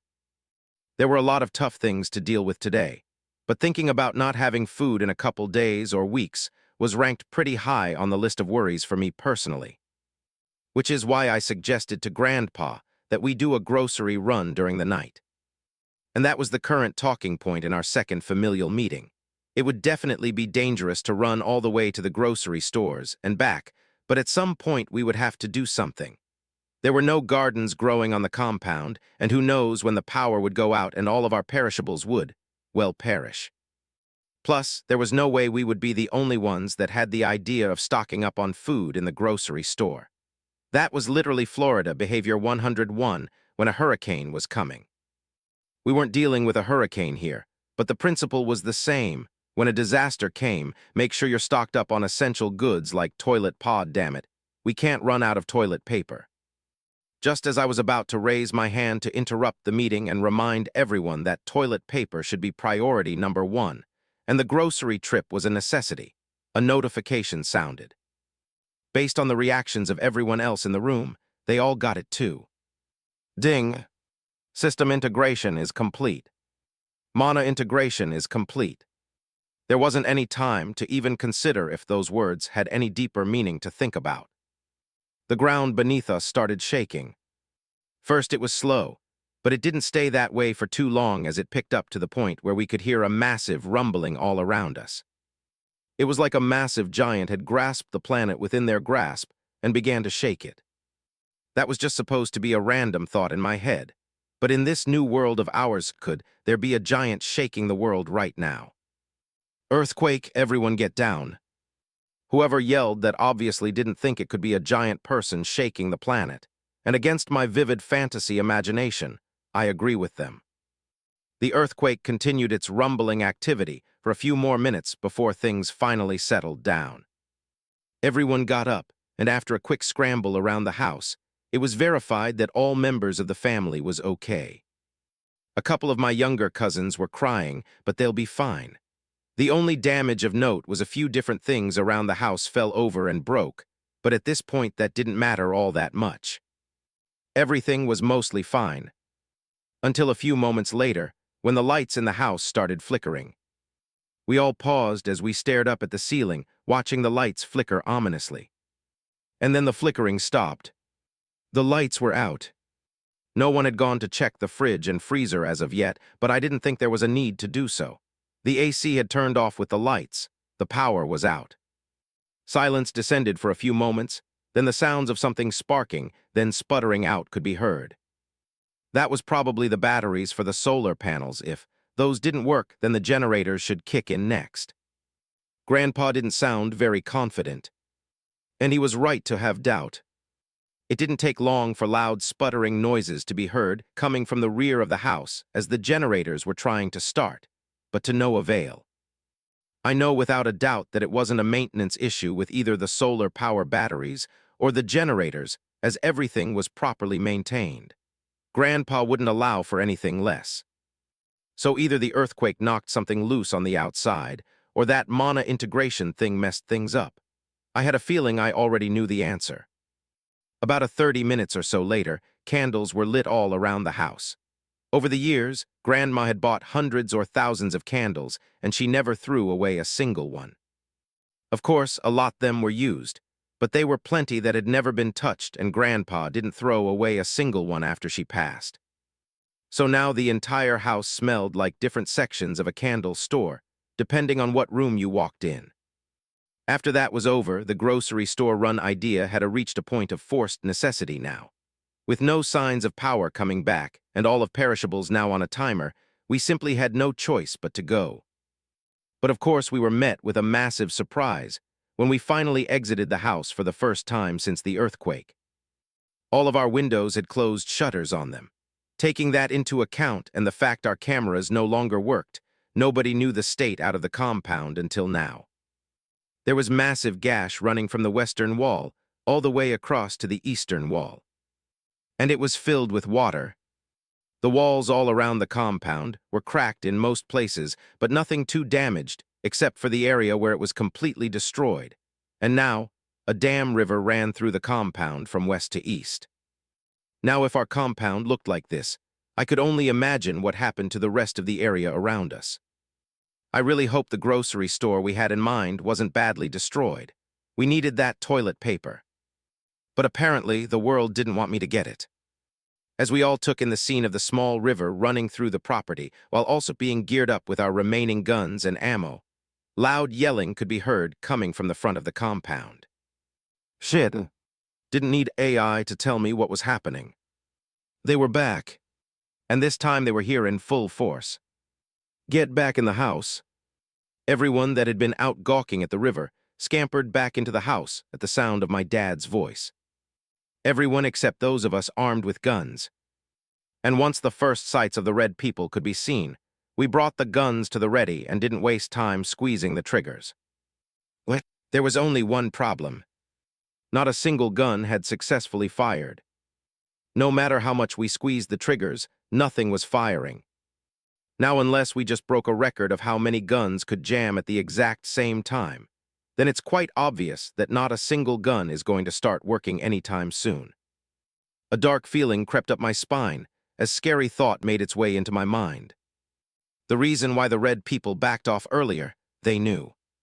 They fucking knew. Fuck. 17, Madman. By the time everyone realized that the guns wouldn't be working for the foreseeable future, bows were already being aimed in our direction. Everyone back in the house now, blow out all the damn candles, move, move, move, move. There were only 5 of us outside, and it didn't take long for our feet to get moving and all of us were in the house. A couple arrows already whizzed by a few of us, but thankfully no one was hit. Once we were all in, Grandpa slammed the door shut. Blow out the candles and get everyone that can't fight to the movie theater. Hurry up, we don't have time to waste. Everyone did as told, and we all grabbed whatever weapons we could and set up quickly and haphazardly around the front door and wherever else we thought best. It was night outside, and with all the candles we painstakingly put up now put out, the house was now the epitome of darkness. The front door was smashed off the hinges, and from where I crouched, about 5 of them rushed in straight ahead before. Whoosh! Banged! The metal spear my grandpa kept above his mantle came flying in from the end of the hall, and whoever was standing there got a spear through their body as a reward for breaking into Grandpa's house. Chaos ensued. They were screaming and yelling all manner of things none of us understood, and it took a few moments, but they eventually entered again. It would be a while before Grandpa could throw another spear like that using his skill, but thankfully we had other options. Aunt Renee, Aunt Risha, and surprisingly my mother all picked up the hunter class. No one forced them to do it, and it was just a big coincidence that 3 out of the 5 adult women in the group all chose hunter. We were not complaining at all, as it apparently made it far easier for them to use the bow. I don't know if it was skill-related like a passive or something, or they just got ingrained knowledge. I don't know. What I do know, though, is that the next wave of entrants to our humble abode were welcomed in by arrows. That would have been fine and dandy to keep going just like that, but even the supply of arrows we managed to collect was limited, and it wasn't like they were hitting every shot, nor were all the shots they hit immediately fatal. And based on the fact the red people seemed like they were finally throwing caution to the wind and just running into the house without a care, it was finally time for the rest of us to play our parts. Everyone that was a melee fighter. There were a lot of thoughts going through my head at the moment. Some of them are thoughts I purposely concocted on my own, while there were a few others that just seemed to pop in even without my say-so. Like, for example, the enemies that we are currently fighting. Shouldn't they be far more versed with system life than we are? Shouldn't they be way stronger than us and be extremely hard for us to deal with? And why doesn't it feel like not a single one of them are using any out-of-this-world skills? Yeah, they could throw spears pretty hard, but Grandpa could do that too. And apparently a few of them might have brushed off a bullet, but I don't doubt that the right combo of a trait and a skill could accomplish the same thing. We have only been in this system life of ours for 2 days, and we practically know nothing. Yet we are able to fight them and kill them so soon. Something about that doesn't add up to me. Like, where are the balls of fire, blades made of wind, lightning strikes from the heavens? Maybe I was way too caught up in books and TV shows, but for some reason I truly felt that there had to be another reason for this. Plus, I'm already sitting here at level 17. Not even a week and I'm at level 17. Maybe there are millions of levels and level 17 means nothing, but it all just felt off. Now, even though these thoughts swirled around in my head, it didn't take away from my focus at all. There were plenty of shouts and screams coming from both members of my family and even the enemies rushing into our home. At this point, it all sounded like hodgepodge of nothing to me. And the thoughts continued to swirl as they may, right up until a bunch of unfamiliar voices finally approached the corner I was hiding behind. It was the doorway to a small study not too far from the front door. Close enough that I could peek out and observe the arrows and Grandpa's spear being fired and thrown by just peeking out, but far enough that it would take about 30 seconds to a minute for them to reach the entryway. The voices sounded frantic, frustrated, and colored in anger, and unfortunately for them, that frustration was going to grow a whole lot worse. I held the dagger I got from the dungeon in one hand, and one of their own swords in another. There was a part of me that wanted to use one of the spears we picked up, but that wasn't something I was trained in, and the area we would be fighting in was small. Shoot, I wasn't trained in dagger or sword fighting either, but it was a whole lot easier to swing a sword and knife around as fast and as hard as I could in tight quarters. Fuck it. All right. Let's fucking do this shit, Freddy. I turned the corner and stormed out of the room in a rush, and one of the red people was directly in my path, and I drove the dagger I held in my hand straight into his chest without a second of delay. There were a few more of the bastards around me, and after taking a deep breath and a rush of oxygen filled my lungs, allowing my lone trait to showcase its abilities, I became a madman. Leaving my dagger in the chest of the first one, I ducked to dodge the swing of something flying towards my head, and then brought my sword up above me while activating Ripple Guard immediately. Whatever I was attacked with slammed into my sword, but it didn't feel as hard as what the swing of the attacker should have implied, and I could hear them stumble backwards as the second effect of skill came to fruition. A portion of the impact was redirected outwards, and the unexpected force caused them to stumble ever so slightly. And that was all I needed. I roared out as I began swinging the sword in my hand out at the enemies around me in a flurry of attacks. There was no grace, no technique applied, no second coming of the sword saint happening here. I was just a scared young man with enemies at his neck and a sword in his hand. It might as well have been a machete. 18 patched up. My shoulder hurt. Badly. If it was just from swinging the sword around, it wouldn't hurt this much, but this was from something else. Just because they stumbled a bit, and I got up and swung the sword in my hand dangerously wild, that didn't mean they couldn't fight back. One of them managed to stab my right shoulder with a spear before my sword caught him on his neck. Thankfully, he didn't hit any joints, and it somehow went straight in and out.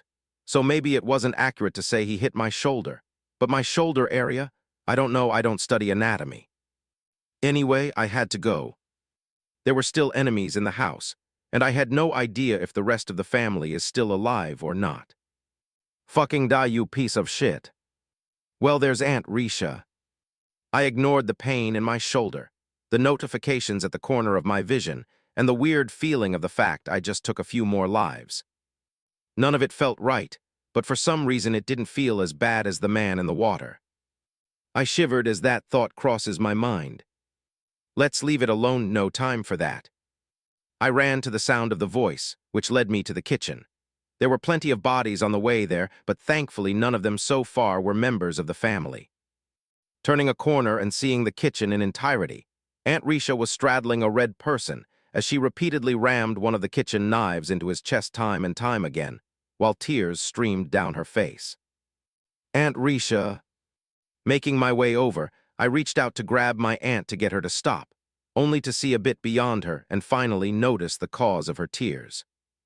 Uncle Lenny was laying there weakly on the ground, with a sword lodged about an inch into the left side of his neck. Fuck me. For a moment there, my brain kind of froze, and I didn't know what to do until I noticed something extremely vital. His chest. His chest was still rising and falling.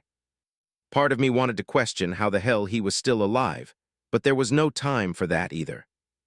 He's still alive, Aunt Risha. Uncle Lenny is still alive. I grabbed my aunt and shook her strongly one good time to snap her awake to my voice. Aunt Risha, he's still alive, we have to help him now. Her eyes widened like saucers before she pushed me aside with strength I didn't know she had, and rushed to Uncle Lenny's side. Lenny, baby, I'm right here, honey, stay with me. She screamed and fussed over the wound like a buzzing bee that just found fresh pollen. I could tell she didn't know what to do, and it wasn't like I knew what to do either. But we had to do something. We couldn't just leave him lying there and bleeding out. Fuck, what should I do? Do we take the sword out? No, that might make him bleed out faster. But how the hell were we going to patch the wound without removing the sword? I have no flipping idea, damn it. And just as I started to feel a bit helpless at the situation, a voice came out of nowhere like a light to part the darkness. Freddy stopped standing there and grabbed the fricking first aid box in the cupboard. It was Aunt Kimberly. I.H. Aunt Kimberly. She was a damn nurse. I snapped out of my spiraling daze and ran to the cupboard where we kept the kitchen first aid box and almost stumbled with how fast I was moving. After giving her the box, she knelt down next to Uncle Lenny and grabbed Aunt Risha. Snap out of it, Risha.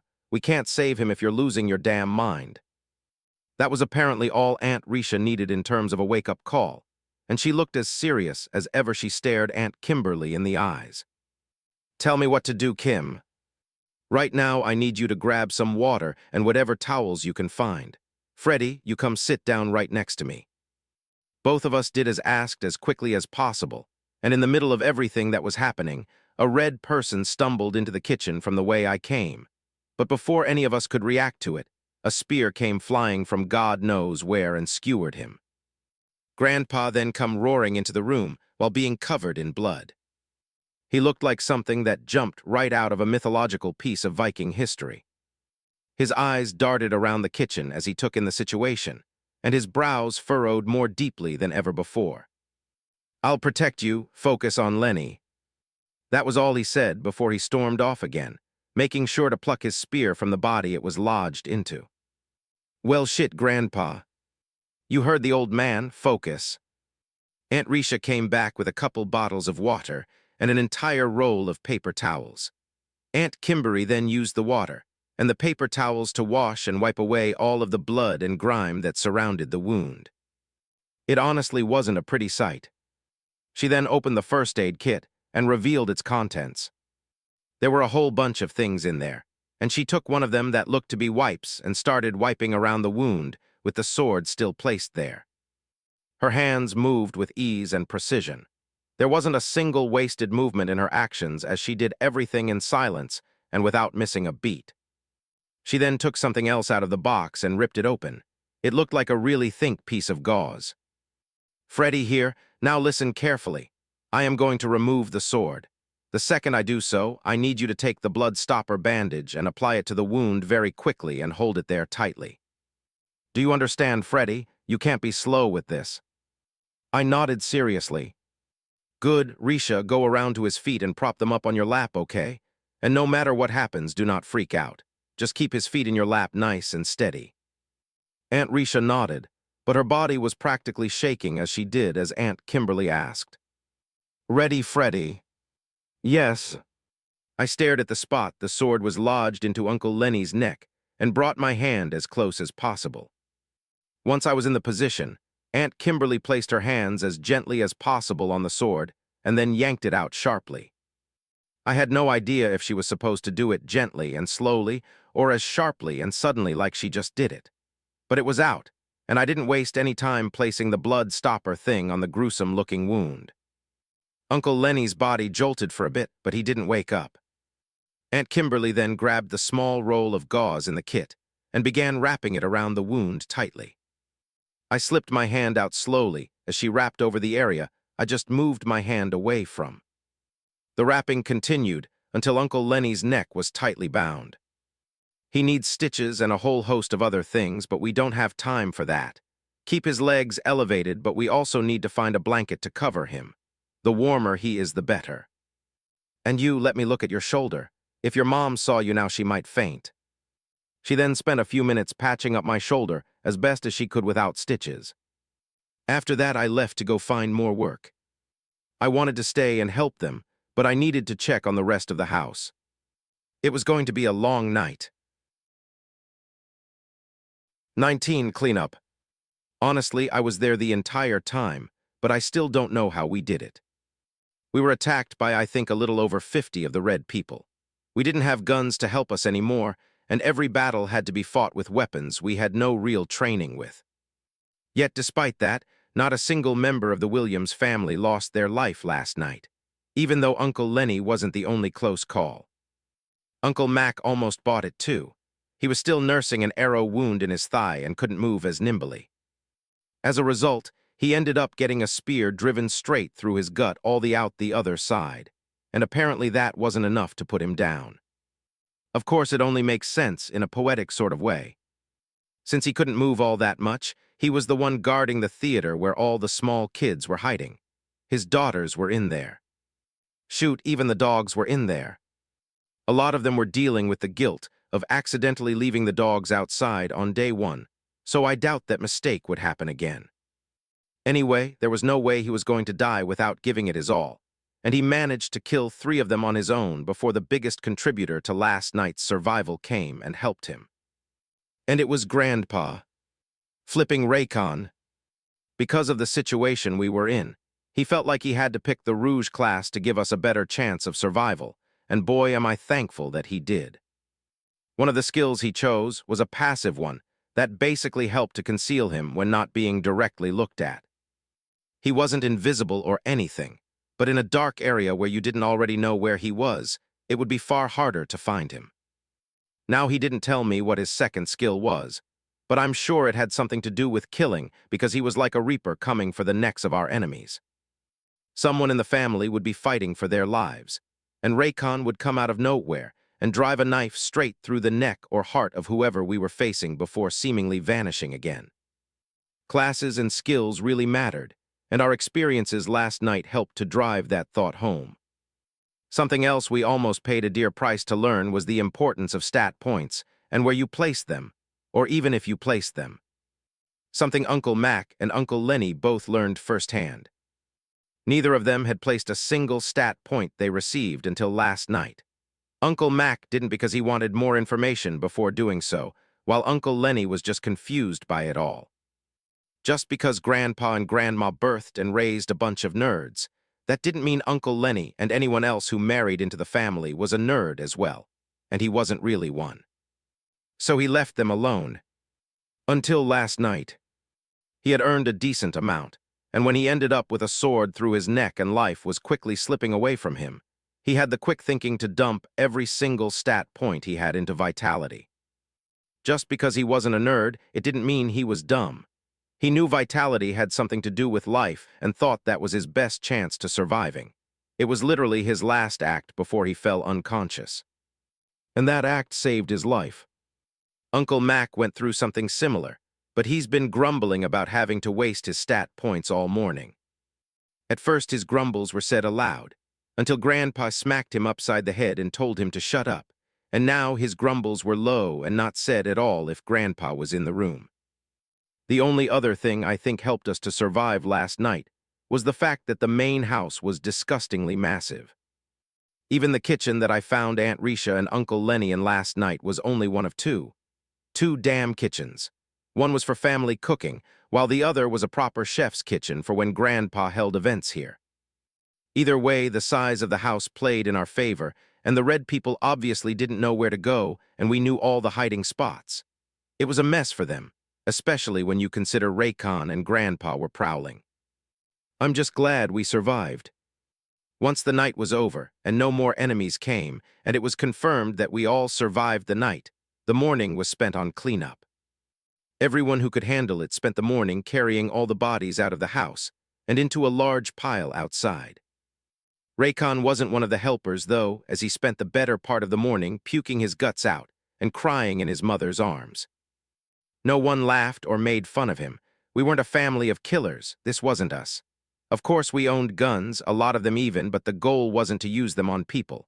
Not unless we absolutely had no choice but to do so, and it was in defense of life. Grandpa would never pull his gun out if someone stole a bike or something. Okay, maybe that wasn't completely true. Dad would never pull the gun out for that.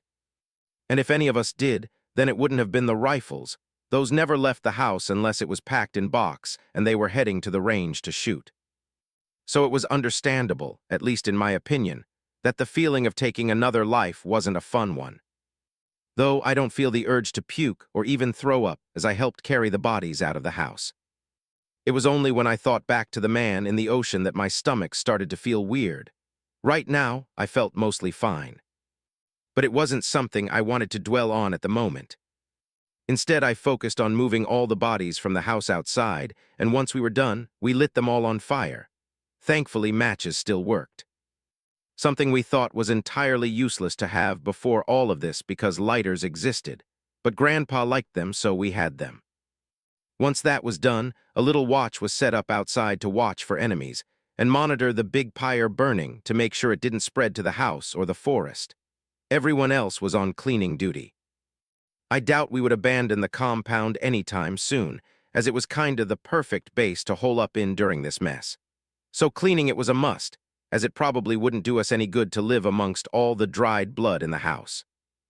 As we cleaned, there was something of a silent agreement to ignore what we've been hearing all morning. Screams, coming from the town around us. It wouldn't be something that we could ignore forever, but for now that's what we did. I don't care if someone wanted to call us heartless, but we weren't heroes. It wasn't like we could swoop in and save the day for every person in trouble anyway. Just control what we can control. And right now, that's making sure our family was safe. 20. Membrane. I still truly think that something is wrong with our red enemies.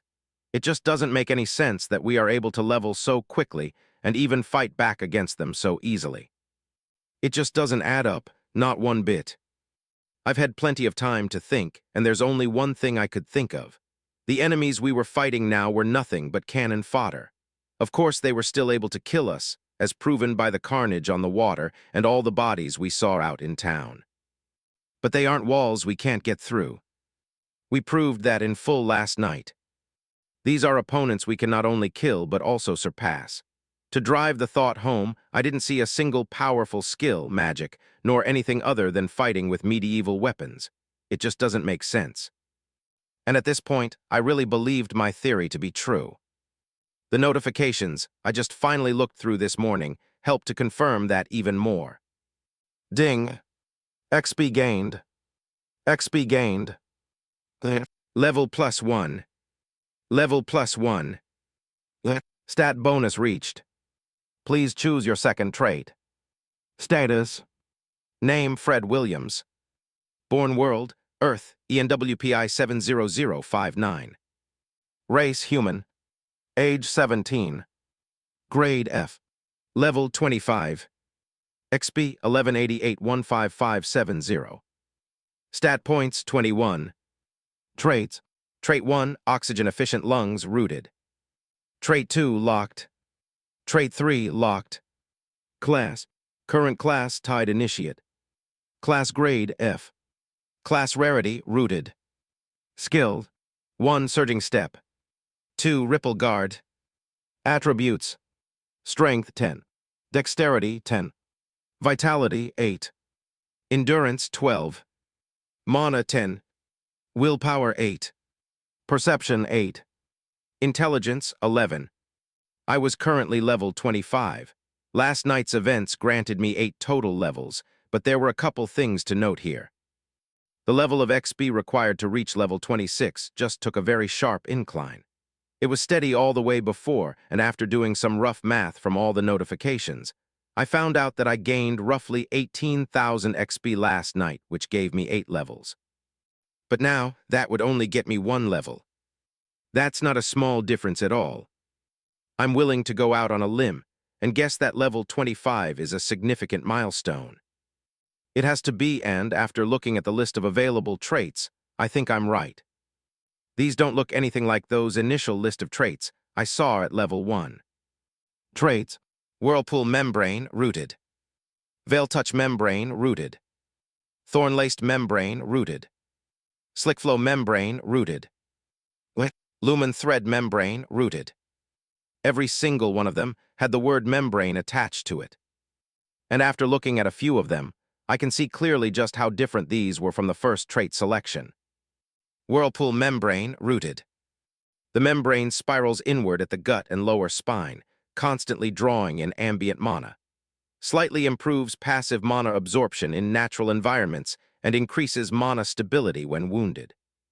Veil Touch Membrane, rooted.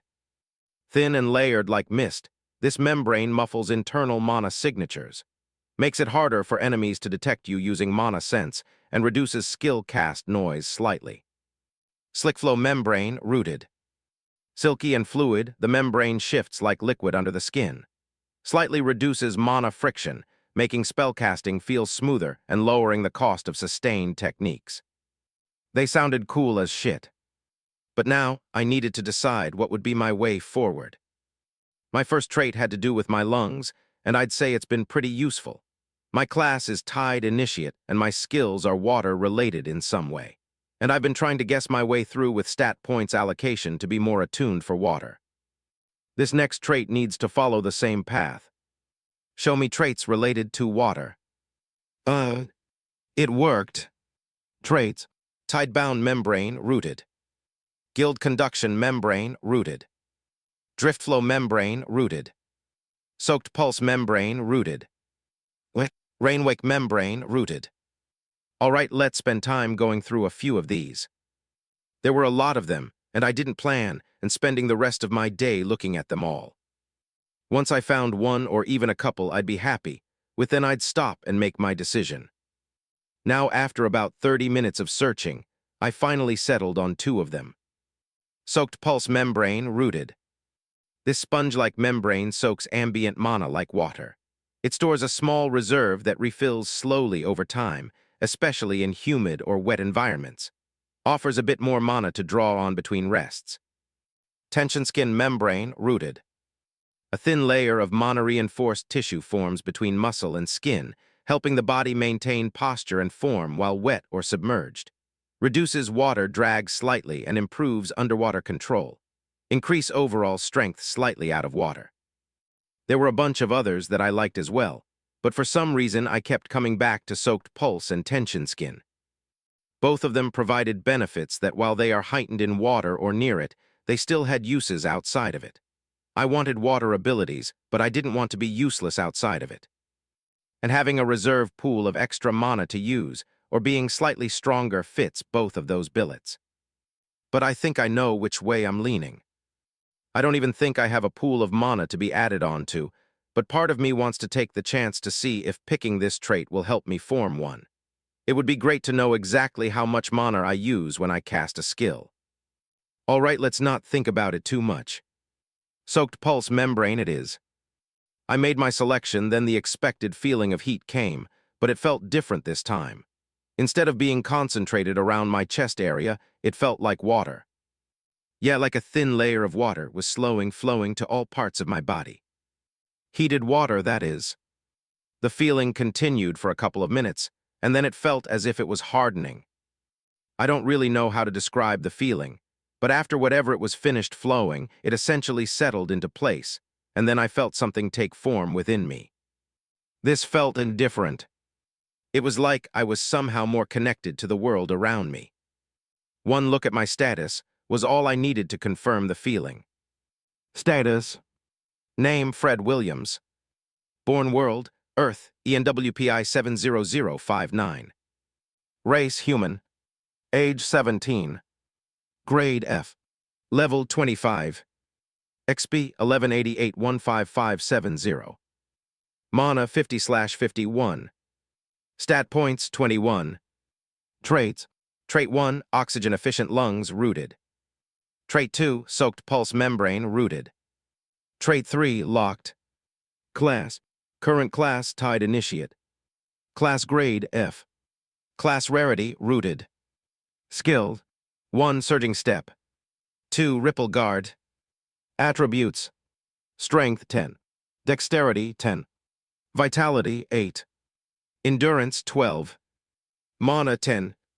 Willpower, 8. Perception, 8. Intelligence, 11. I grinned. The mana pool was there. It was quantifiable. I don't know how the mana stat affects it just yet, but I had some ideas, and one of them was easily testable. The other thing is the 1 in parentheses. My reserve mana pool is already filling up. And that feeling it's mana, I can feel the ambient mana in the air. Now I know for certain that something was wrong with the people we have been fighting. There's just no way they had the same advantages that we currently have. Is it tied to race? Perhaps the human race has some inborn abilities not present in the red people. For some reason, that didn't feel true. The type of force that can attack and subjugate an entire planet like this has to have some advantages of their own. Once I settled on that thought, a bad feeling crept up my spine. What if the people we were fighting so far weren't really the ones behind this?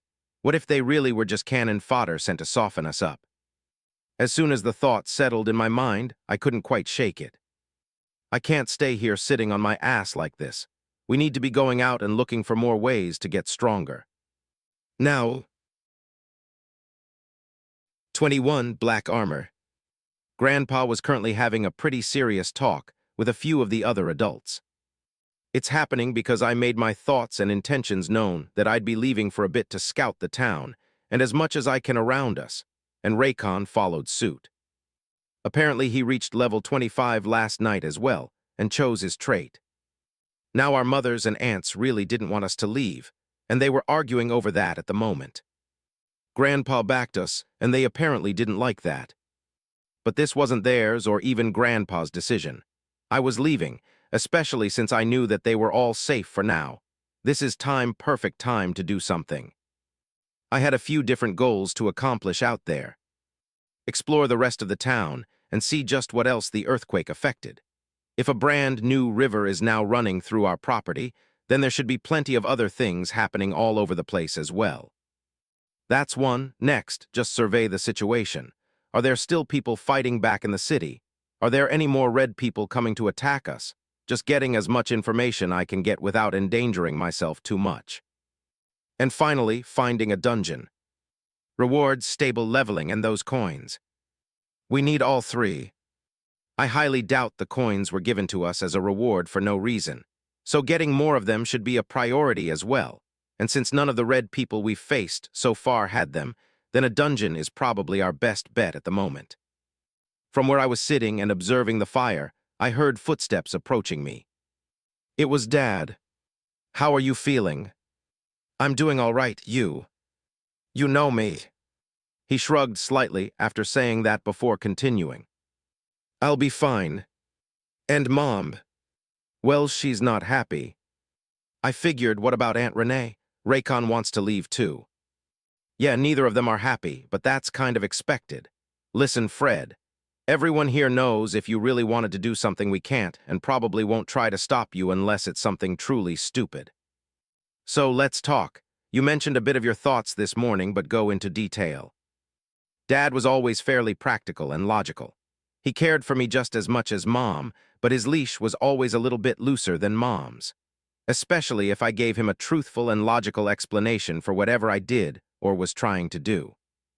Of course, growing up, there were times that my explanation didn't cut it, and I either got in trouble or was barred from doing something, but for the most part things were smooth. So I spent the next few minutes explaining all my thoughts in detail about the red people and the situation we were now faced with, about what I thought was happening and what I thought would come later. There were plenty of holes in my thoughts because I didn't have a lot of information, and this was technically all just theory, but I felt that my logic was sound at least. Plus, this is the man that always taught me to trust my gut, and my gut was screaming that something was wrong, so I wanted to trust it. After I finished my explanation, his brows furrowed slightly. Not as deeply as Grandpa, as he didn't have the same wrinkles Grandpa had, but they were furrowed nonetheless. All right, I can understand that. He paused for a moment, then looked up in the sky for a couple seconds before looking back at me. You have until sunset.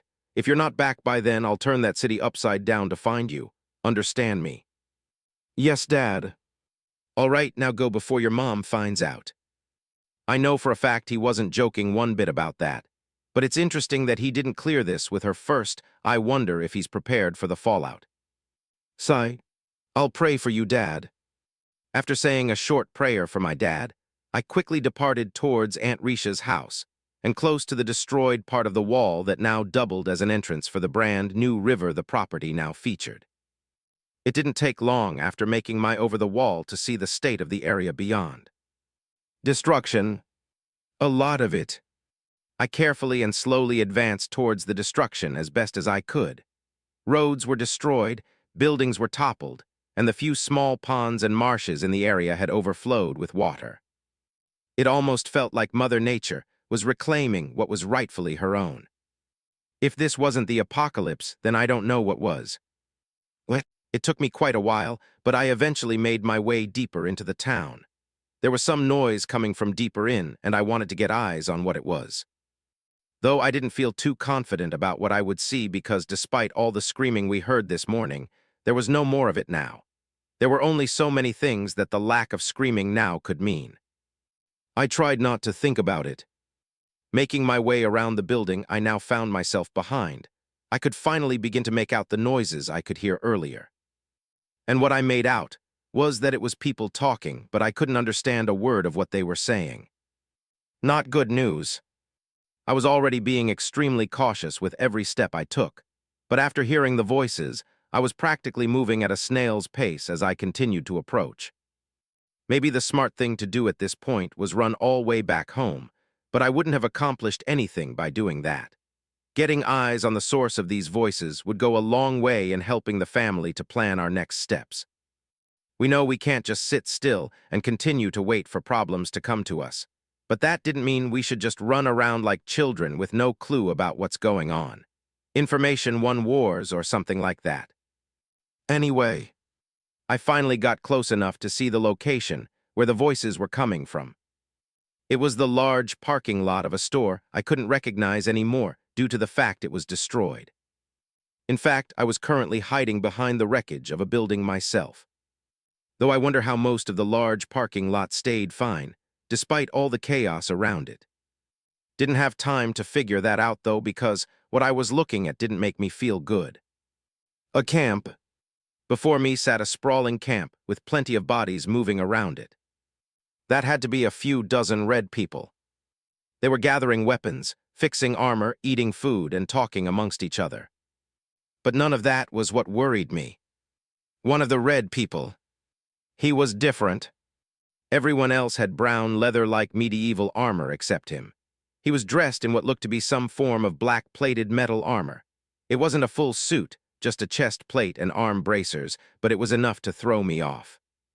Especially when it clearly looked like he was giving orders in the camp. I couldn't understand them, but body language could be spoken by all. Every time he spoke or moved, the rest of them deferred and seemed to carry out whatever it was he said. For about another 10 minutes or so, I continued my observations until the red person in black metal armor paused. What did he pause for? Is he getting mental orders from somewhere perhaps? As I tried to guess the reason for his pausing, I watched as he finally began moving again, but it's like he was looking for something in the area. Don't tell me. His head snapped in my direction. Fuck. 22 new camps. All right, there was always a chance I would get caught or spotted by the enemy on this little trip of mine, but I didn't really plan for it to be like something out a movie scene. Especially not by what looked to be a special type of red person. I had no idea if they were actually stronger than the rest of its brethren or not, but I didn't want to stay and find out. Throwing all caution to the wind, I turned back the way I came and began beating feet back towards the compound. That's a saying I haven't heard in a while, but it was perfect to describe how I felt at this very moment. My arms were pumping hard even while holding a sword in my hand, and my very first trait was showing its use once more as I covered ground quickly and efficiently. Even amidst the destruction and wreckage around me, none of it stopped me from getting to where I wanted to get to. Boom! I almost stumbled into what would have been a legendary faceplint because of the loud explosion that just sounded behind me. Debris of whatever exploded hit me in the back, even as I managed to steady my steps from my stumble. Shit. Shit. I cursed continuously as I ran, jumped, ducked, slid, and anything else I had to do get away from the problems chasing me down right now. Then it hit me. Leading them towards my home would be a bad idea, and that's exactly what I was doing right now. Thinking back to last night, we were able to fight off a large number of them without any deaths, thankfully, but none of them looked like the one in black armor. What if it was leagues and magnitudes above the rest, and strong enough to fight off the entire family on its own in direct combat? What the hell would we do then? I needed to lose them now. All right, Freddy, time to make shit happen. And if I was going to make shit happen, I would need to take some risks. First things first, let's test out this mana pool of mine. Surging step. Turning towards the east and away from the direction that led to the compound, I activated my one movement skill and dashed in that direction quicker than ever. The distance I traveled was probably around 15 feet, which wasn't all that far, especially when being chased, but it was a distance I crossed faster than if I just ran instead of activating the skill. But that wasn't even why I did it. Before my second trait, I could only activate my skills once before I would need to take time to gather that mysterious energy that I assumed to be mana. I wanted to confirm a suspicion I had since receiving my new mana pool. And after taking one look to see if I was right or not, I grinned. My mana counter read 4550. That means to cast Surging Step, it only required 5 mana. And that wasn't even counting my reserve pool of mana that now sat at a smooth 3. It wasn't much, but it was going up, and that's all that mattered. Boom. Damn it, all right. I know what to do. Let's see how bad you wanted to kill me, you big red dog-looking bastards. That might have been a cheesy joke, but I didn't care. Turning my steps towards one of the many new lakes I saw, I did a few things. First, I still had 21 unspent stat points. 10 of them were immediately dumped into endurance, another 5 into strength, and the last 6 into mana. I never wanted to experience this burning sensation again, but I don't think this was time to worry about it all that much. Enduring the pain from the heat, I felt the changes in my body almost instantly. The power I could now output got improved, and so too did my speed. And after taking another peek at my status, I saw that my mana now read 80/80. Great. All right, come on, bastards, let's go for a fucking swim. I didn't waste time sightseeing at the lake I reached, even though it truly was a sight to take in, as debris from buildings and even cars floated within. Diving in immediately and activating a few surging steps, I covered a lot of ground, or should I say water. I don't know, but I was practically like a penguin shot out of a cannon as I surged forward underneath the surface of the water. After stopping and turning to see what the situation was, I realized that no one dove in after me. They could still be lingering around. Let's just wait down here for as long as possible. Time passed, and after waiting for as long as my lungs would allow me to, I swam back up to the surface and just poked my head out slightly. I couldn't see any red people. I guess maybe they really didn't like water. It's weird they didn't chase after me, but it wasn't like I was complaining. I waited a bit longer and turned around in the water to survey every direction around me to make sure they weren't hiding somewhere else and waiting for me to get out. Once all that was verified, I made my way to the opposite bank, around all the floating debris. There were even a few bodies I did my best to look away from. From there, I took a second to catch my breath while maintaining my guard and caution of the surrounding area. All right, I think I'm good for now. Looking up in the sky to see the position of the sun, I should still have some time before Dad would come looking for me. Let's make the most of it. By the time I finally made it back home, my mind was burdened with worry. Turns out there were multiple camps in the town now, easily 10 of them at least. Every single one of them then had dozens of red people, and at least one red person in black armor similar to the first one I ran into. And that was just in the area near the beach. It wasn't like I scouted the entire county. There could be hundreds, if not thousands of them spread across the coastline. They were here to stay, and they were building camps to prove it. What I couldn't figure out was where they are coming from in the first place. Like I knew about the giant birds, but even they had to come from somewhere. Despite knowing that, I couldn't find any signs of them arriving to the area. It was like they simply appeared. Whatever it was, the situation was bleak. I had no idea how we were planning on making a run to get groceries now. Even if I didn't take into account that a couple of the grocery stores I saw around the area were now rubble, there was still the problem of those camps, and the black armor ones. Honestly, I was worried about how I was going to deliver the bad news. But upon getting home, I came just in time to see that most of the adults in the family were outside, armed as best as they could be, and having a big discussion. Oh, were they planning to come to find me? Guys, I'm back, no need for the search party. My grandpa looked over. Good job, come here, we're going to need you for something. First go tell your mother you made it back, then come back here. Doesn't seem like they were gathering to come find me at all. 23 Scout reports.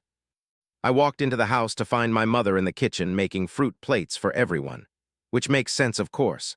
Without a fridge to keep them cool and fresh, them and vegetables are going to be the first things to go bad. She was saving all the seeds of everything she cut apart, though. Hey, Mom. She gave me a look that signified I was in trouble, then went back to cutting up fruits. You know I had to go, Mom. This isn't like asking for permission to go to a party. The world has changed significantly all around us. If we don't adapt, then we'll get left behind. She calmly placed the knife in her hand down on the counting board. I'm not mad at you, Freddie. Your father is a different story, but I'm not mad at you. You've always been a go-getter, and I don't think there is a single person in the entire world that loves your grandpa's books more than you do. I know you would jump at the chance to live through your own experience. I knew it immediately. But I'm your mother, Freddie. If there ever comes a day where I stop worrying about you, then it's because I'm not here anymore. You don't have to worry about me stopping you from adapting. I need to do it too. We all need to do it. But no amount of adapting will stop me from being your mother. You understand me, Freddie? This was one of those times where words wouldn't capture my response in the way that I would want them to, so I gave her a hug. I'm sure she can understand this. After stealing a plate of fruit, I left the kitchen and went back outside, where the discussion was still happening. Dad gave me a questioning look as I approached, and I nodded as I pointed to myself. But then I pointed at him and shook my head left to right. He grimaced. Yeah, tough days ahead for him. Nothing I can do there, though. Grandpa then looped me into the discussion. Glad you made it back safely, Freddie. What does it look like out there? Terrible. The earthquake practically destroyed the town, and there are very few buildings still standing. The river that formed here isn't the only new one that popped up, and a few of the marshes grew into full-on lakes. It took a while to traverse the area just because of that. But that wasn't the worst part. There are at least 10 camps of dozens of red people in each one. And while most of them look like the ones we've been fighting already, every camp I saw had at least one red person in black-plated armor that looked to be giving orders to the rest of them. I couldn't confirm if they were stronger than the other red people or not, since I never fought one. And whenever they found me, only the normal red people would be sent to try and capture me. For some reason, the black-plated armor ones never left the camps, which is the only thing that gave me confidence to keep scouting, even after the first 2 times I was caught. Which is another thing. The non-black armored ones never caught wind of me unless they could see me or I made too much noise. But within a certain range, the ones with black armor would always detect me no matter how silent or still I was. I definitely spent most of my time running and hiding. Aunt Renee responded first. Did it look like they were coming for us anytime soon?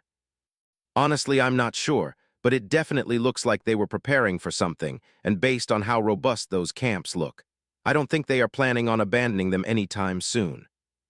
Nobody else said anything for a few moments as they digested the information I gave them. Grandpa eventually broke the silence. All we can make do with our assumptions, and based on everything that took the place, then the first wave of those bastards we've been fighting are probably some type of advanced fighting force, sent to clear any large areas of people so that the real force can come in behind them and set up shop. That's something even our own military does. It's a tried and true by the book military strategy. I could be wrong, but if my assumption is right, then they will likely take some time to finish loading up with troops and making sure their camps are secure. That would explain why we haven't been attacked again since last night, which was probably just a final sweep of the area for the arrival of the next wave. If all of that's true, then we need to make use of this time properly. But I'll pause here. That's just my opinion, which could be wrong. Y'all got any opinions of your own? I didn't have anything else to say, and based on everyone else's face, they didn't either. Grandpa said it at the beginning, all we can do is make assumptions, and this one sounds like the best one we can make. Plus, it somewhat aligns with the oddness of how weak our enemies have been compared to how quickly we gained enough strength to match them. All right, good. Now I already lost my boat, and I'll be damned if I have to give up my house as well. So let's be on our toes. Raycon, catch Freddy here up on what you found. Oh yeah, I forgot he wanted to go scout too. Guessing he went in a different direction since he would have reported the same things as me if he went into the town. Well, to keep it short, I found 2 of those dungeons you mentioned. One of them is smack in the middle of 3rd Street. There's quite literally a cave entrance sprouting up in the middle of the road. I was a little scared to approach it, but I eventually did and got the enter dungeon notification you mentioned. The other one is in the park down the street. Wait, didn't we already check that park yesterday? We did, and it definitely wasn't there. But it's not the only thing that popped up in the park. Something else is not that far from it. A small shrine-looking thing showed up too. I probably would have missed it altogether if it wasn't for the fact it was literally floating above the ground. I didn't approach it, though. I figured the dungeons were okay since they matched the descriptions you gave me, but the shrine thing made me run all the way home. Who knows what the hell that thing was? Anyway, both dungeons were F grade, but for some reason the one in the park has a 1-person entry limit. That's everything. So now that we have the full picture, what's the plan? That was Uncle Terrence. But honestly, I think the plan is easy. We need to go see what this shrine thing is that Raycon found. After that, some of us should enter the dungeon on 3rd Street. The whole group can't go, so we need to mix our higher-leveled members with folks who still need levels and attack the dungeon while the rest stay here. There's no reason to go after the single-entry one just yet. Feels like too much risk. That sounds like a plan to me, Freddy. Anyone disagrees? What? No, okay, good. Raycon and Freddy, both of you go look into the shrine. If anything dangerous happens, then come back. Everyone else, let's figure out the groups for the dungeon. I looked over at my cousin and nodded. Hold on, I need to pee really quick. Wait for me by the gate. I should probably go do that too. 24, bright future. So you were scared to touch a little shrine. Terrible rage bait, Freddy. It was worth a shot. If you say so, I want to see you walk up to it and touch it, though. I don't mind doing that all. Terrible rage bait, Raycon. If you say so. A stretch of silence followed as both of us stood at the edge of the park and observed the floating shrine-looking thing. It was made up of seemingly 2 pieces. A cylindrical lower piece with like a 10-inch diameter maybe. Then there was a top part, which just looked like a flat rectangle on top of it. The whole thing was a metallic silver, and maybe about 3 feet in length. Taking a good long look at it now, it really didn't look like a shrine to me. I think it looks more like a small podium. Where the hell did you get shrine from? It looks like a podium people give lectures from and whatnot. I don't know, I was nervous. So you really were scared of a teaching podium. Okay, fine, that one almost got me. But all jokes aside, we can't just stand here forever. Fine, I'll go check it out. As much as I'd love to continue trying to get my cousin mad, he wasn't wrong. Someone needed to check out the shrine podium thing, and it's exactly what Grandpa sent us here to do. No time like the present. All right, wait here. If I disappear or something, then run back immediately and let them know. You don't gotta tell me twice. I'll be gone before you know it. I ignored him and began walking to the floating thing since I knew he was joking. Probably joking. Throwing that thought to the back of my mind, I neared the floating device and stopped when I got within reach of it. Here we go. I reached out my hand, touched the device. There was a massive grin on my face. Ding! Welcome to the system shop for Earth. As a planet going through a pre-and subjugation, rudimentary shops have been established at many locations across your planet without cost. Note, full-functioning system shops can only be made available post-subjugation and will not be without cost. Hey, what the hell got you grinning like you just got a new console for Christmas? I looked away from the screen that popped up in front of me and at my cousin. Because I did just get a new console for Christmas, touch it. He hesitantly placed a hand on what I now knew to be the system shop, and I watched as a grin slowly found its way onto his face. Going back to look at the screen in front of me. There were 8 different tabs on the screen. 1 basic supplies, 2 system utilities, 3 crafting materials, 4 training aids, 5 basic food, 6 medical aids, 7 training manuals, 8 knowledge. After taking a look through all of them, not only did I finally see the use and value for those coins we got from the dungeon in the ocean, but also the way in which we were going to survive this apocalypse. This is exactly what we needed. Basic supplies. Iron sword basic, standard crude iron blade, 70 bronze. Iron spear basic, long reach, decent balance, 70 bronze. Iron short bow, low power hunting bow, 80 bronze. Quiver of arrows, X20, basic iron-tipped arrows, 40 bronze. Leather armor set, light protection, covers torso, legs, forearms, 95 bronze. Weapon sharpening kit, maintains metal weapon edge for 10-15 uses, 1 silver. Leather backpack, durable, 12-slot standard pack, 50 bronze. Flint and steel kit, reliable fire starter, reusable, 90 copper. Minor healing salve, X3, treats cuts and bruises over time, 25 bronze. System utilities. Identification scroll, reveals level and grade of target, F grade only, 2 silver. Faction node, allows for the creation of system-recognized factions and the claiming of land, 10 gold. Crafting materials. Coarse beast hide, X5, used for basic armor and bags, 85 bronze. Refined iron ingot, X2, ready for weapon or armor smithing, 1 silver. Monster bone, X3, stronger than wood, used in primitive reinforcement, 1 silver. Basic alchemy herb pouch, reagents for stamina, minor healing, or detox, 1 silver. Mana sap vial minor, weak monoconductive fluid useful for enchantments, 2 silver. Training aids. Resistance wraps, a wrap that can cause increased resistance for the area it is applied to, 2 silver. Training dummy, self-repairing, can take damage and restore itself over time, 5 silver. Basic food. Bread loaf, X5, simple, dense grain bread, lasts up to 3 days, 15 copper. Foraged veggies, X10, roots, tubers, wild greens, etc., 20 copper. Dried meat pack, X5, salted and smoked, slightly boosts stamina, 25 copper. Clean water flask, sealed purified water, does not refill, 10 copper. Cooked meat cut, X3, fresh meat, cooked and preserved with light spices, 3 silver. Full trail meal kit, bread plus meat plus veggies, nourishing and well-balanced, 1 silver. Medical supplies. Minor healing salve, X3, treats light cuts, bruises, and scrapes, Ineffective on deep or critical wounds, 25 bronze. Wound seal powder X1, closes open gashes and heavy bleeding. Does not accelerate healing but prevents death by blood loss, 2 silver.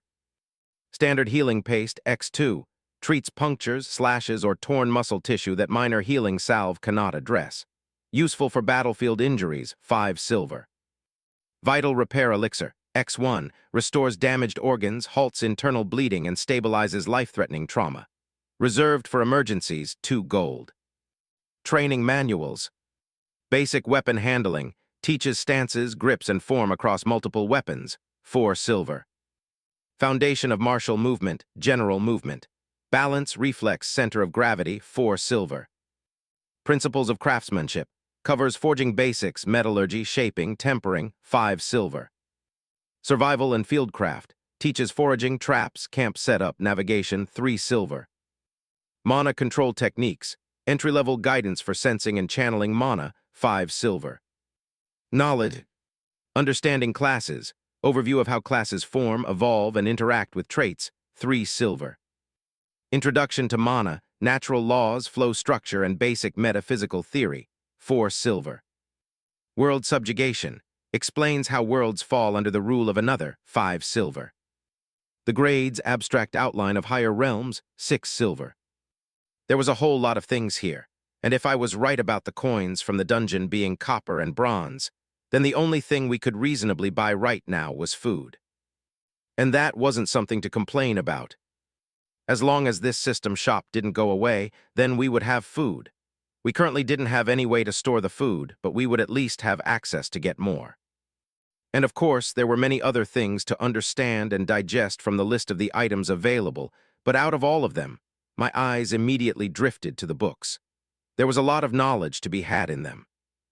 I don't know how many bronze coins it will take to reach silver, and if that's even the right approach to the currency, but we have to do whatever it takes to make sure we conquer those dungeons. Taking my hand of the system shop, I looked over at Raycon to see that he was still dialed in. Come on, man, we gotta go. Everyone's waiting. You can go on without with me. I'm currently looking at my future and it is bright. 25 Gamer. After pulling my cousin away from the system shop, we returned to find the same group still standing outside. They were no longer in a group and weren't having any more conversations, though. In fact, they were spread out around the compound as they kept watch on the situation. Actually, Uncle Terrence was the first one we saw as he was tucked away in the forest area near the gate, which made me think just how much I forgot about the size of the compound. The forest area he was in right now wasn't small. In fact, it spread throughout the entire property. From the front gate, the only house that was visible was the main house, and it was still down a decently long driveway.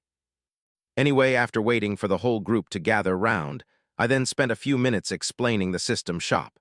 Between my cousin and I, we were able to tell them everything that we saw being sold. Needless to say, they were just as surprised and rightfully excited as Raycon and I.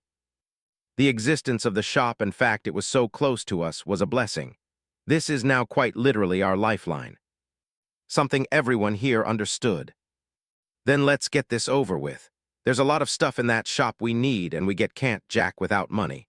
While you boys were gone, we decided on the first dungeon team. You Freddy, since you're one of our higher leveled and you've been in a dungeon before. Joining you will be myself, Renee, and Robert for a squad of 4. Everyone else will be staying here to hold down the fort.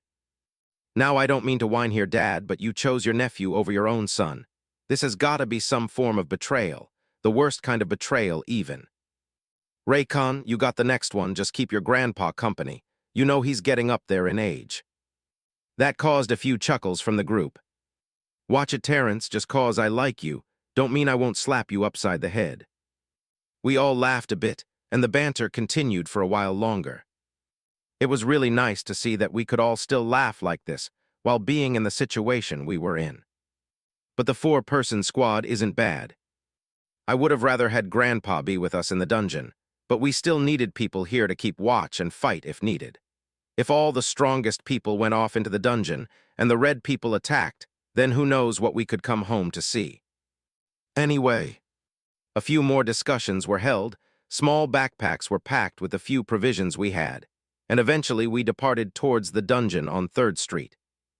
One of the things we talked about was the team composition. Everyone in the group had managed to earn class, but it wasn't like there were many options to choose from, and based on the composition of the group, people were either really against the Heartborn classes or just felt rushed or forced to pick something in the moment. Both Uncle Terrence and Uncle Robert chose the warrior class. Aunt Renee was a hunter, and finally I was a tied initiate, which really didn't mean much right now, but it's what we got. 3 frontline attackers and 1 ranged. Honestly, adding Raycon would have definitely helped to round things off, but for now, he'd be more helpful guarding the house. It took us a while to get there as we had to move with extreme caution, and it wasn't like we all suddenly became stealth experts, so it was probably even slower than needed, with everyone hiding and tiptoeing around like a baby is sleeping in the next room. But we made it. Right on 3rd Street, just like Raycon said. In the middle of the street, there was a tunnel-like cave entrance protruding from the floor, and as if some mystical magic was stopping us from seeing in, all we saw was darkness even though the sun was still out and shining. Upon approaching it, the entrance notification flashed in front of all of us. Enter Dungeon, Snakebite SD5. Grade F. Yes, no. Well, there was no surprise as to what we should expect in this dungeon. Barring some sort of odd occurrence, there was a pretty good chance that we were going to have to be fighting snakes. Thankfully, none of us were particularly scared of snakes. At least not that I knew of. Aunt Renee did look a little nervous, though. Anyway, SD5. Something like that wasn't there for the Little Maw dungeon, and it honestly doesn't look like it's part of the name. It's almost like a version number. Are there different versions of this dungeon out there? I really can't wait to buy those books. There's just so much I don't know. Whatever, clearing this dungeon will give me the money I need for that, so I need to lock in here. Teleporting in with the rest of the group, one look around showed that we all made it together, but it also showed us that I had no idea where the hell we were. Obviously, we were in the dungeon, but the place we found ourselves in was weird. There was one straight, but oval-shaped path stretching out in front of us, and I could faintly see what looked to be 2 entrances to separate tunnels on the left and right sides of the big one that stretched out in front.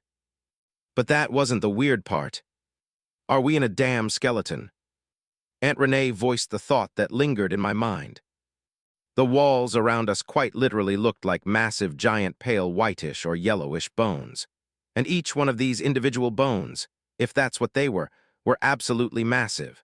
It was like we were now standing in the ribcage of a giant.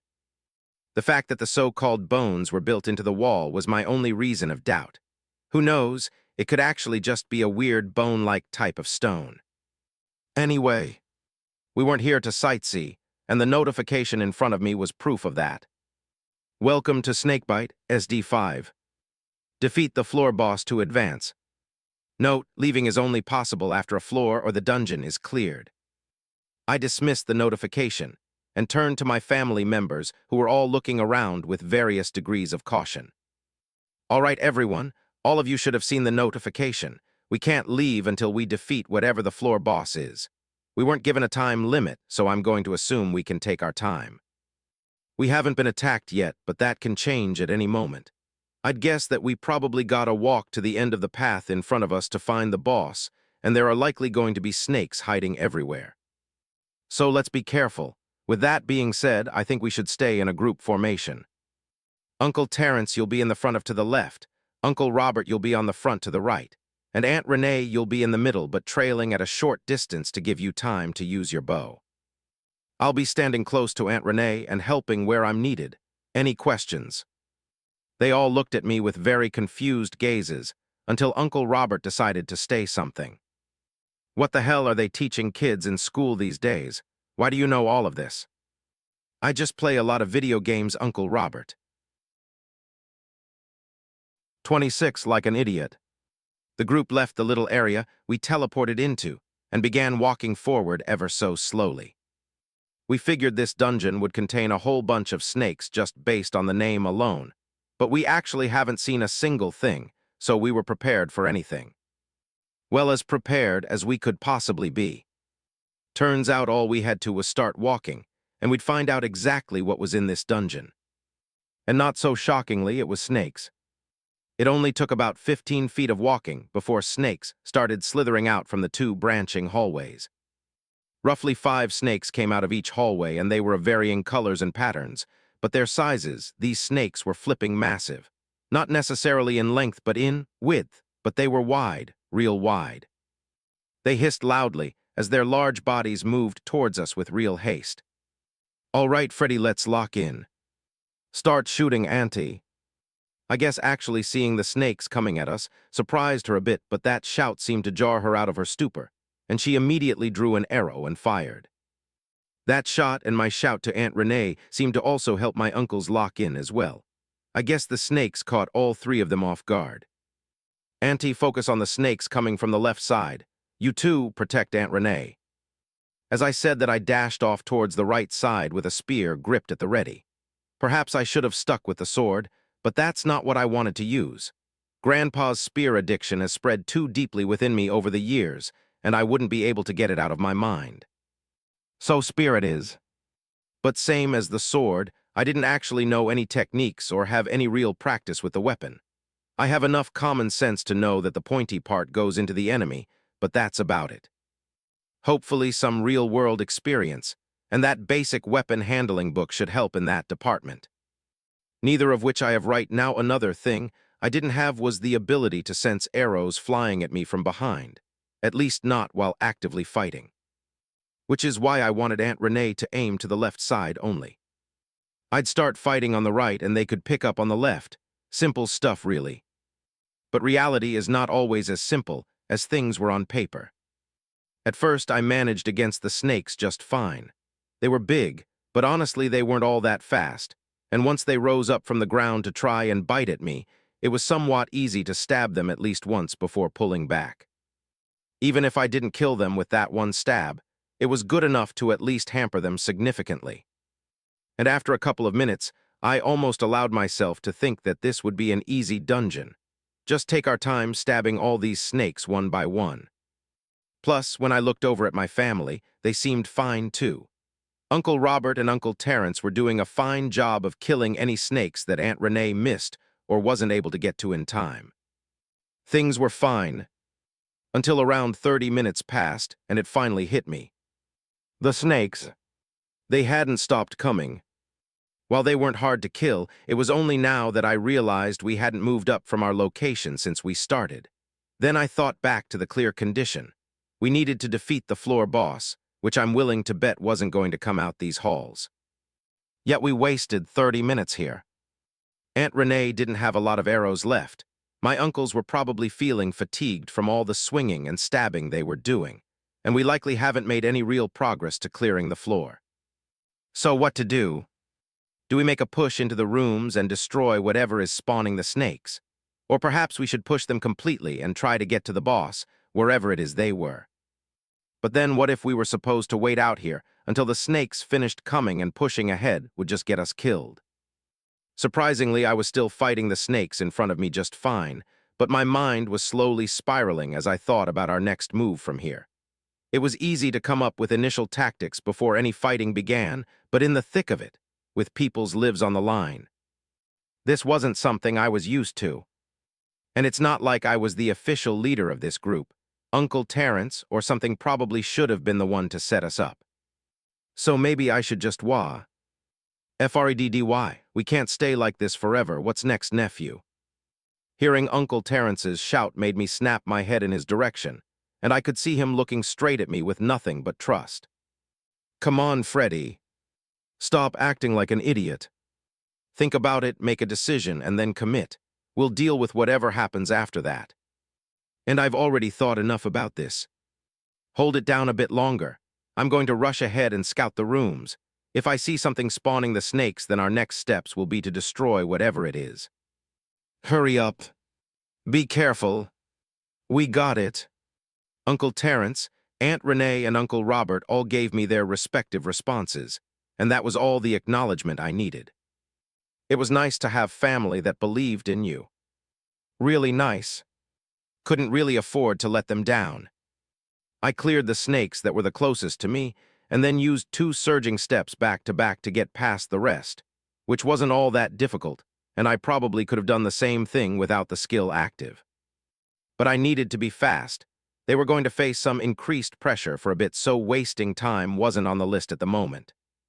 Anyway, it didn't take me long to reach the middle of the hallway, where it opened up to 2 separate rooms. Snakes were still coming up, and I had to kill a few as I stood there. But I couldn't see much from the hallway, so I picked a room at random and dashed inside. Honestly, it wasn't all that big, and no matter how much I scanned, there wasn't a single thing indicating that the snakes were even coming from here. Then, all of a sudden, I felt that energy again. The one I figured was mana. It gathered together in the center of the room rapidly, and before I knew it, a snake simply appeared from nothing and immediately began moving towards me. Fuck it. That probably means we can't stop them from spawning. Then we need to push forward to the boss as quickly as possible and kill it before they pile up behind us. All right. We can do this. No, we have to do this. I rushed back out of the room and activated my skills twice more to reach the position of my family again. How is it? Bad news. We can't stop them from spawning, but we have to kill the boss one way or another, so we gotta push up. All 3 of them let out displeased groans. Then Uncle Robert yelled over at me. We'll follow your lead, Freddy, slow and steady, or should we try to blitz past them? I thought about it for a moment as I drove my spear through the head of a snake. Slow and steady. Hug the left wall so Aunt Renee can pick up some of her arrows as we walk by. And just like that, we began pushing forward in a tight formation, while both streams of snakes rushed towards us. 20 feet. Turns out that fighting while trying to move was no easy feat. It was one thing to hold your ground and have time to judge the approach of the enemies and figure out what it was you wanted to do. It was another thing to be moving towards the enemy as they moved towards you, and with there not being a lot of distance between us, it required my family and I to react to the snakes much quicker. Far less thought and much more instinctual actions. But when you weren't used to making those type of actions in this type of setting, where your life was quite literally on the line, then it became a challenge. One that I was determined to lessen for that of my family. No, I wasn't some super brave person. Nor was I just foolhardy, and there was definitely a large belly of nervousness that I was carrying around with me. But I had more stats than they did, and more room to use skills than they did. So I could take more risks. Don't try to be a hero, Freddy. Come back if it's get too much. I didn't have the time or the mental capacity to respond to Uncle Terrence, as I stood near the middle point between both branching entrances. This was the best way I could think of to stem the tide a bit and relieve pressure off of my family. If no snakes actually got out and past me, then they wouldn't have to fight.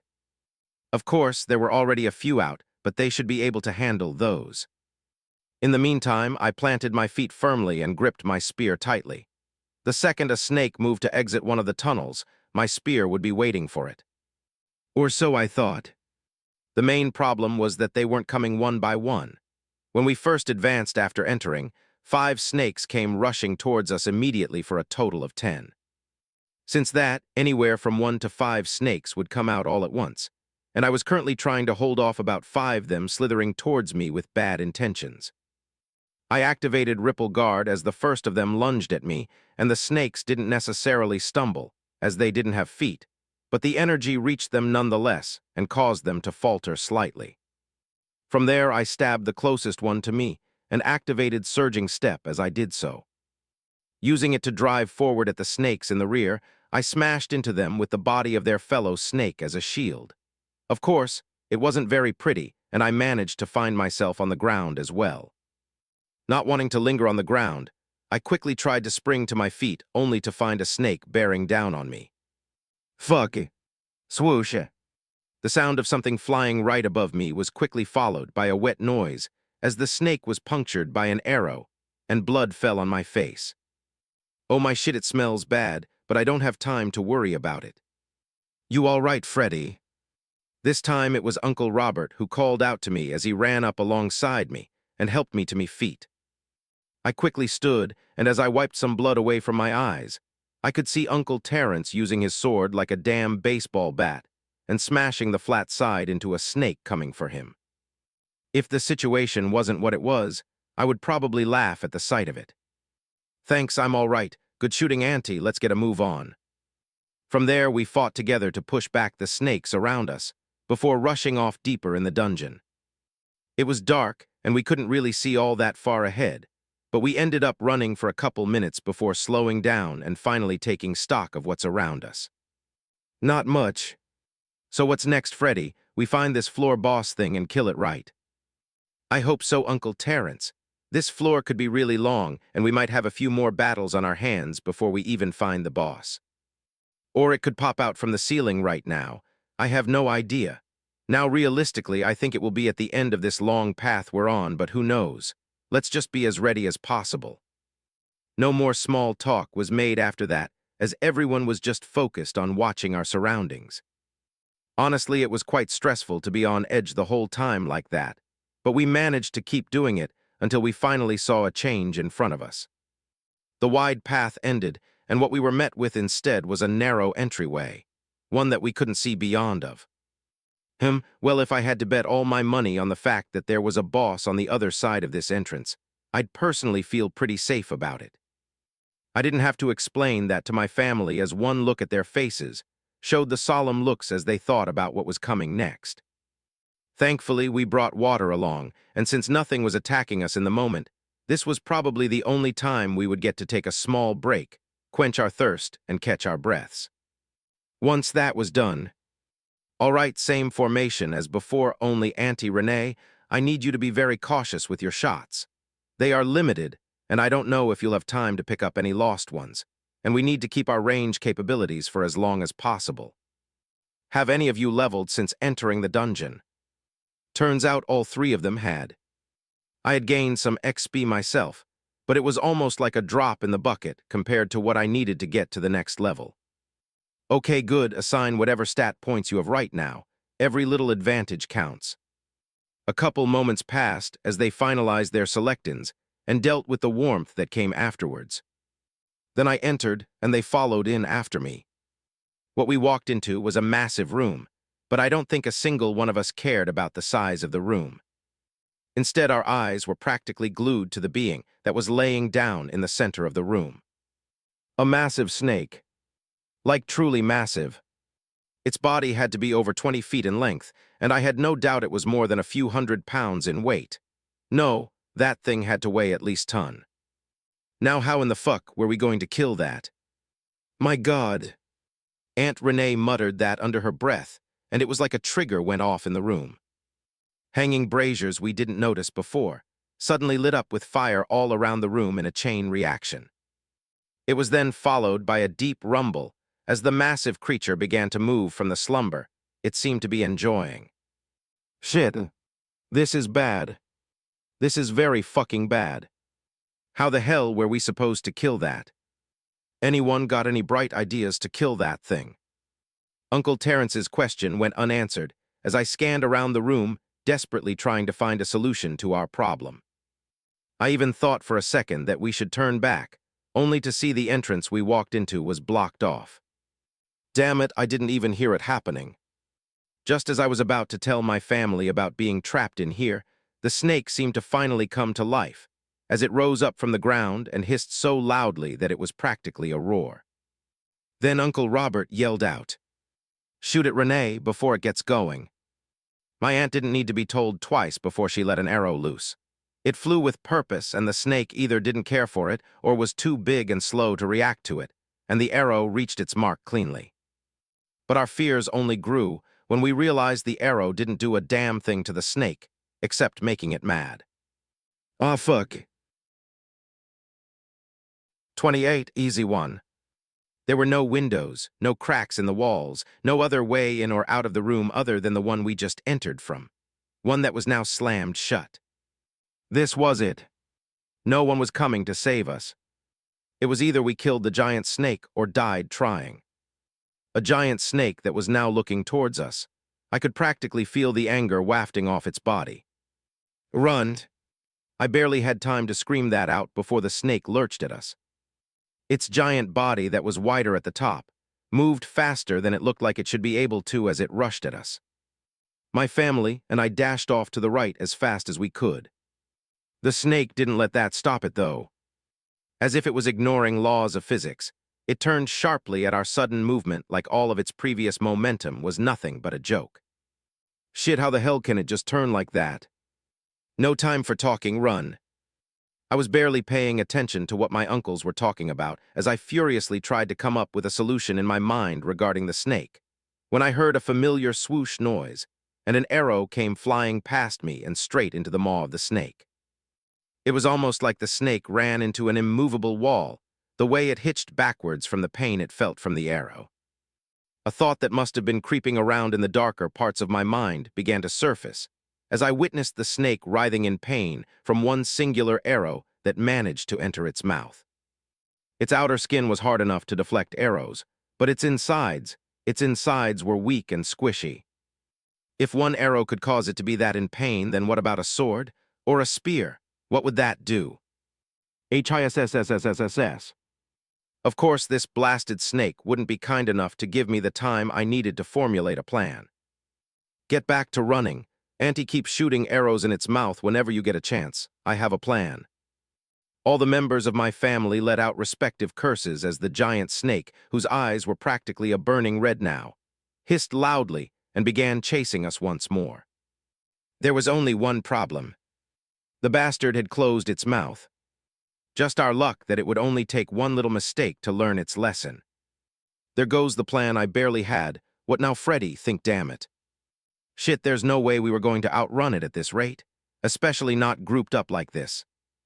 Everyone run off in different directions. I'm the fastest, it won't be able to catch me. It seemed like they were about to argue my point, but I cut them off.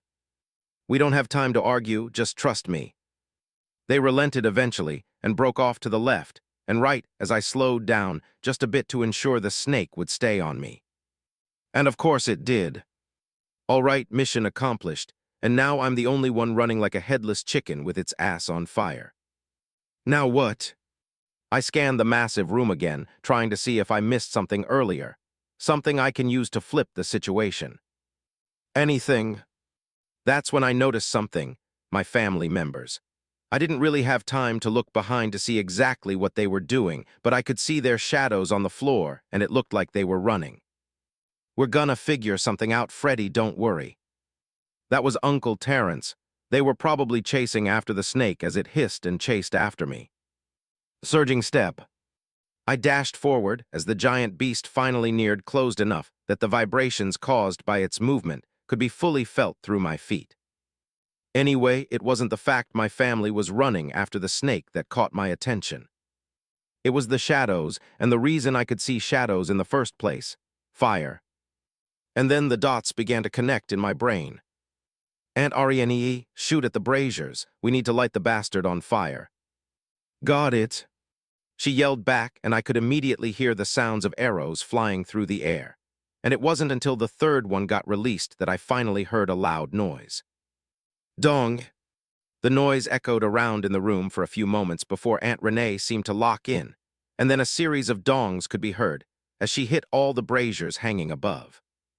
It didn't take much longer after that before oil and fire began pooling up on the floor, and very quickly fire began to spread. Oh shit! The snake let out a screeching hiss as the fire reached it far quicker than it reached me just due to the size of its body, and instead of focusing on chasing me, it was back to the happy sight of it writhing in pain. I stopped running and turned around to watch it, even as the flames began to pick up around me. The heat was gathering, but for some reason it didn't quite feel as hot as I thought it would. What now, Freddy? We don't want to cook in here. Guess that wasn't the same for them, but I tuned them out. I needed to focus. The snake had its mouth open as it squirmed and screeched in pain as the fire took hold of it in earnest. Not wanting to waste any more time, I steeled my determination before quickly making my way over using 2 consecutive surging steps. Then instead of going for a meaningless stab, I quite literally used everything I had in me to slap its writhing body with my spear as hard as I could.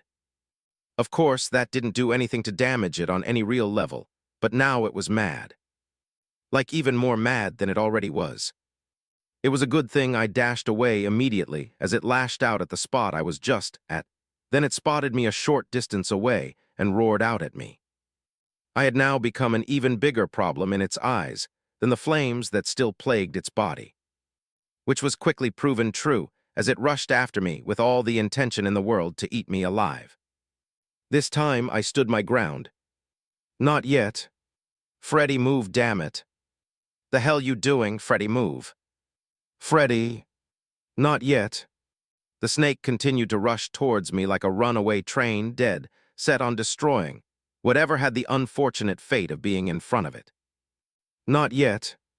Just as the snake had finally reached me, it opened up its maw as wide as it could, like it was trying to clamp down on the world itself. Surging step. With my spear gripped tightly in my hands, I activated surging step and dashed directly into its gaping hole of a mouth, and rammed my spear directly upwards to hopefully where its brain was located. The spear was immediately logged into its upper jaw, and it then clamped down even harder like it was trying to snap the spear in half. But instead of being successful in that endeavor, the spear went straight through its jaw and right up into whatever came after that. And judging by the fact it had now stopped moving, I think it's safe to bet on the fact I punctured its brain. Shit. Ding. Congratulations on completing floor 1. Proceed to next floor, or accept current rewards and exit. I think this is an easy one.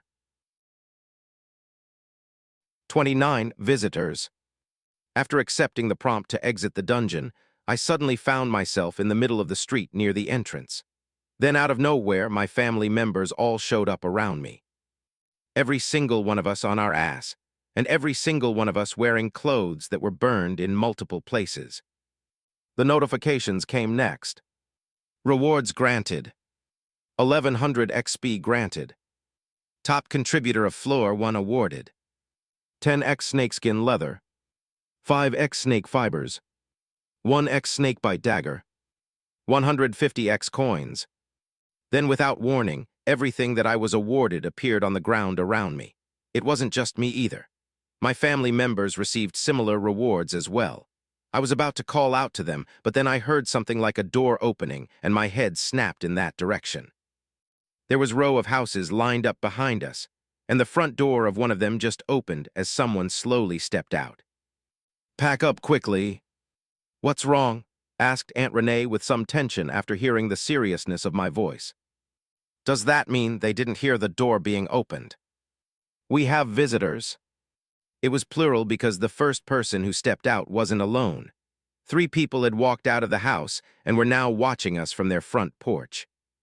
Now, I didn't think they were looking to rob us or anything like that, but I would rather take away the idea of it and lessen the chance they made that type of choice if I could. Plus, it would be easier to move around if needed if we weren't focused on packing. Thankfully, it seemed my aunt and uncles agreed, as they all took one look at our new spectators and began packing what was on the floor into what was left of our bags. Well, their bags were intact for the most part, but mine had burned a good amount. If this were a party of strangers, then I'd be a bit worried about getting my things home. But instead, I was a bit more worried about the people watching us, 2 men, 1 woman. And there it is, one of the men started jogging over here. But he looked more worried than anything else. By the time he reached us, my family had finished packing up, and we were all standing now as the man approached. You all came out of that place, right? Did you see anyone else in there? 2 men, about my height. He rattled off a couple questions quickly, and I think I see what's happening here. No, unfortunately, we didn't meet anyone else inside. It was just us.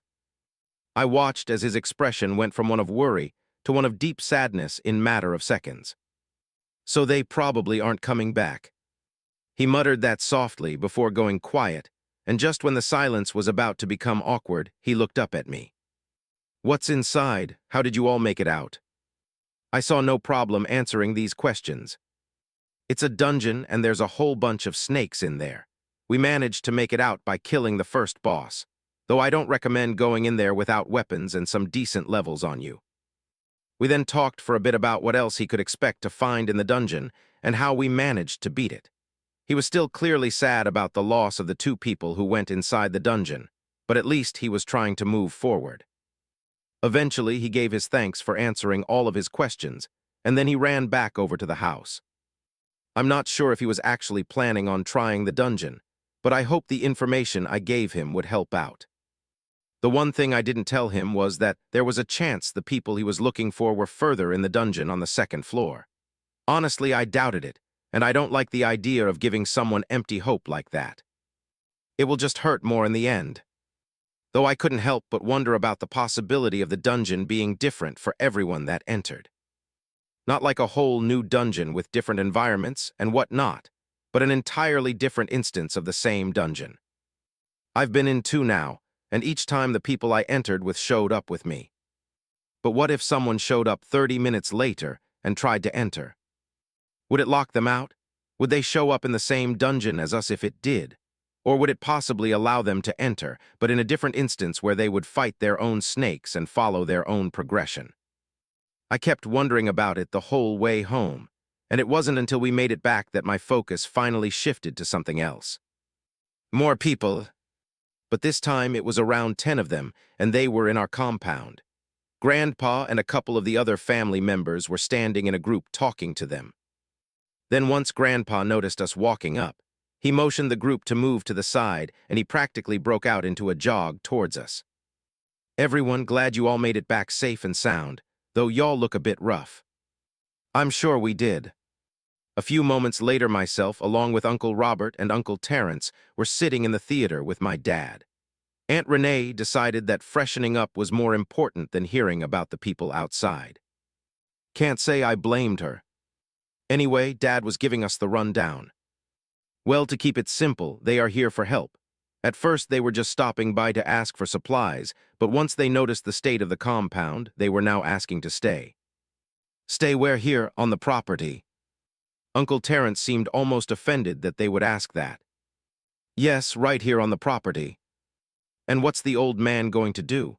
There's no way he says yes to that, right? Those are our houses out there.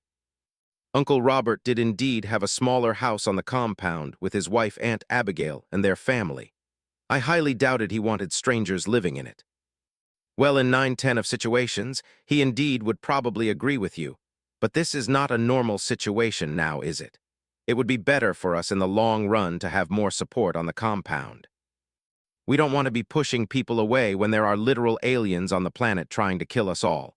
This isn't country versus country. It's Earth versus them, or at least that's what the old man said.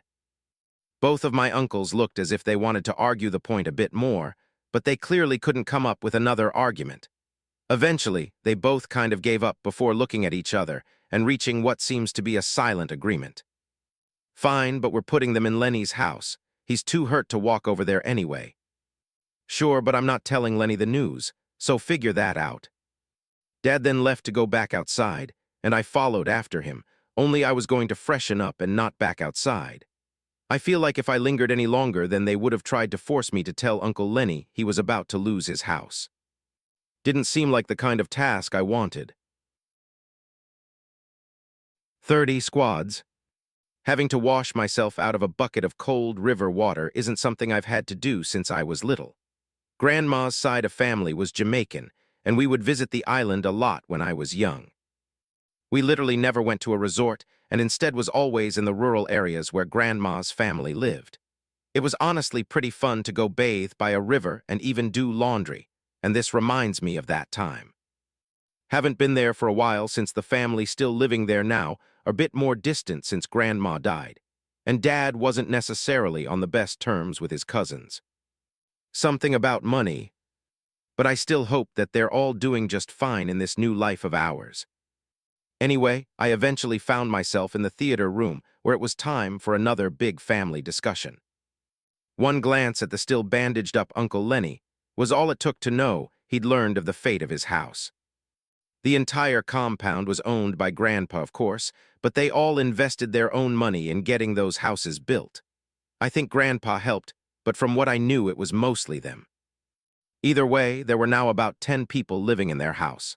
Of course, they weren't going to just be living here and doing nothing.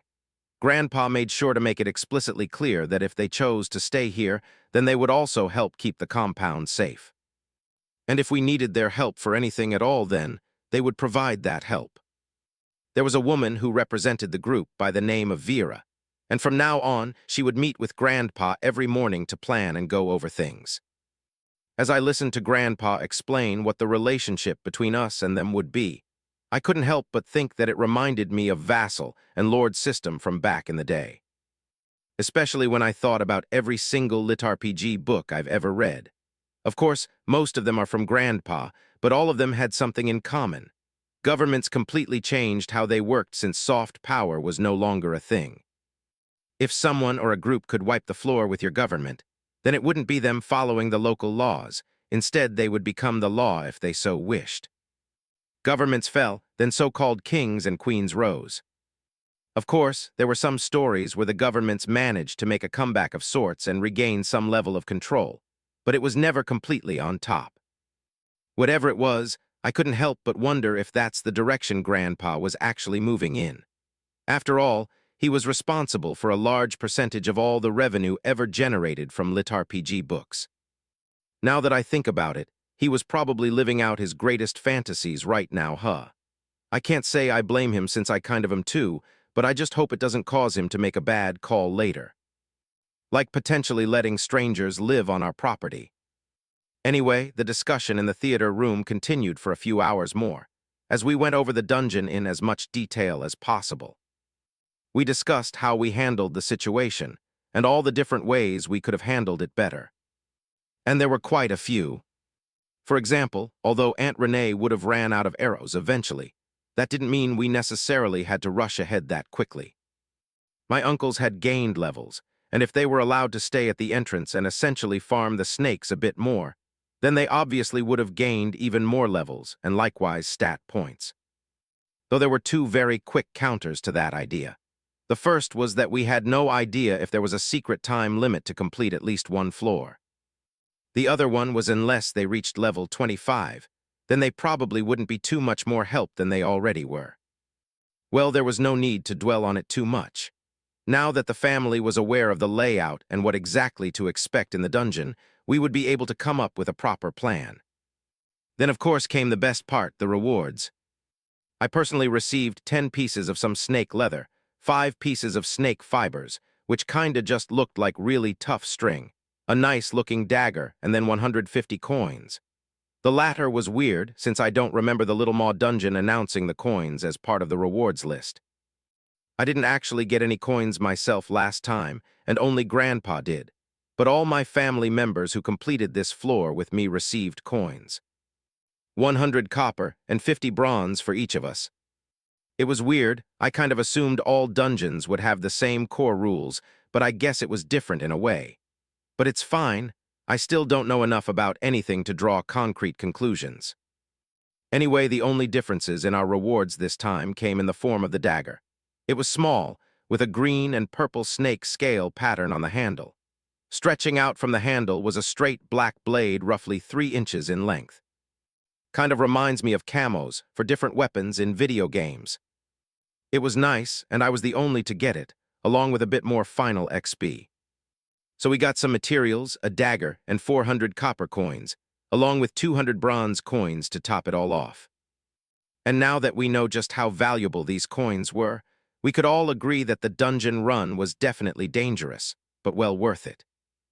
With our current supply of coins, food for the entire family, and maybe even our new neighbors should be covered, especially if we can replicate that dungeon run consistently. Food, weapons, and if I remember correctly, basic healing supplies should all be covered now.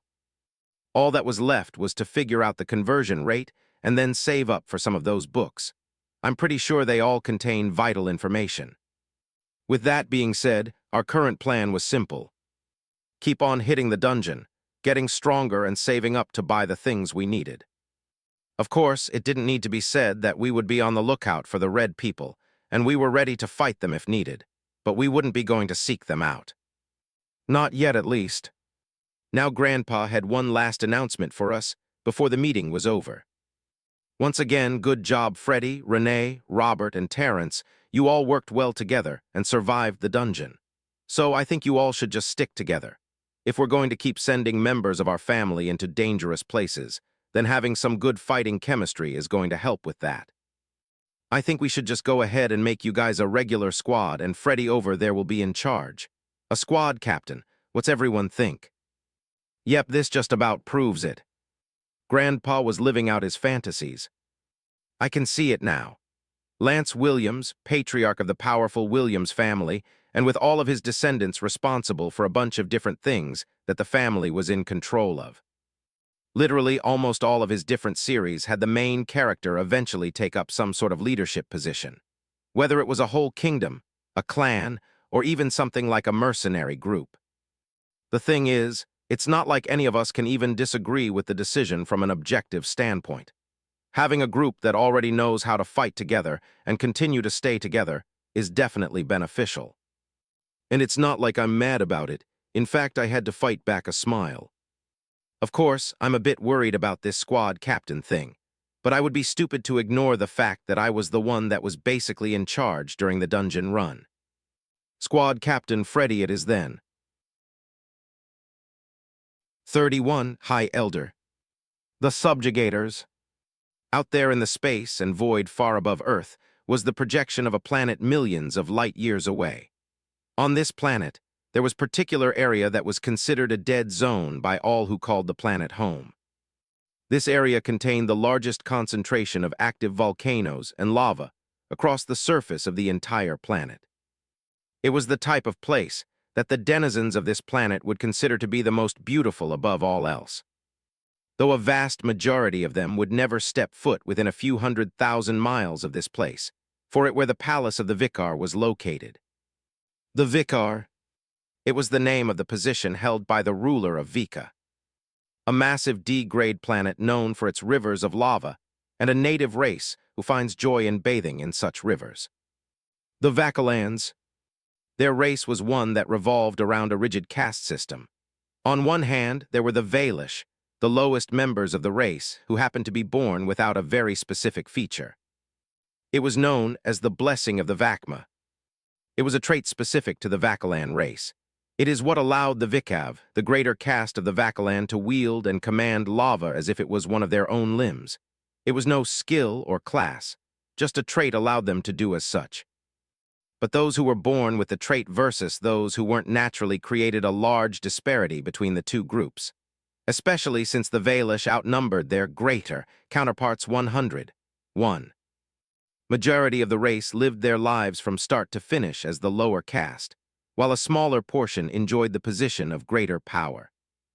Despite that advantage, the Vikav were still the ruling class of the planet, and while the palace was the home of the Vicar, there were a few others who were permitted to enter the building.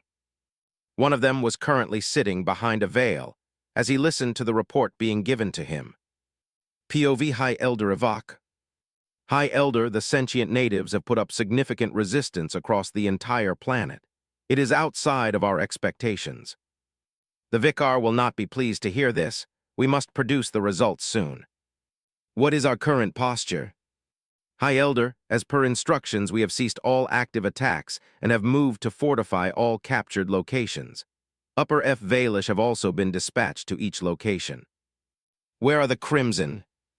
High Elder, the Crimson are currently completing a mission on the Forgal planet.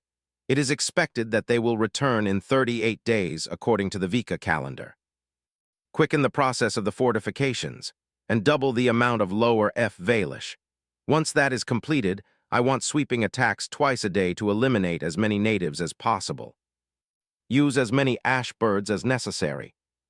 It is vital that we do not allow these natives to grow beyond their station. This subjugation cannot fail. Do you understand? Yes, High Elder. Good. Have we determined the difference between our planet's days and theirs? High Elder, it is estimated that our days are double the length of theirs.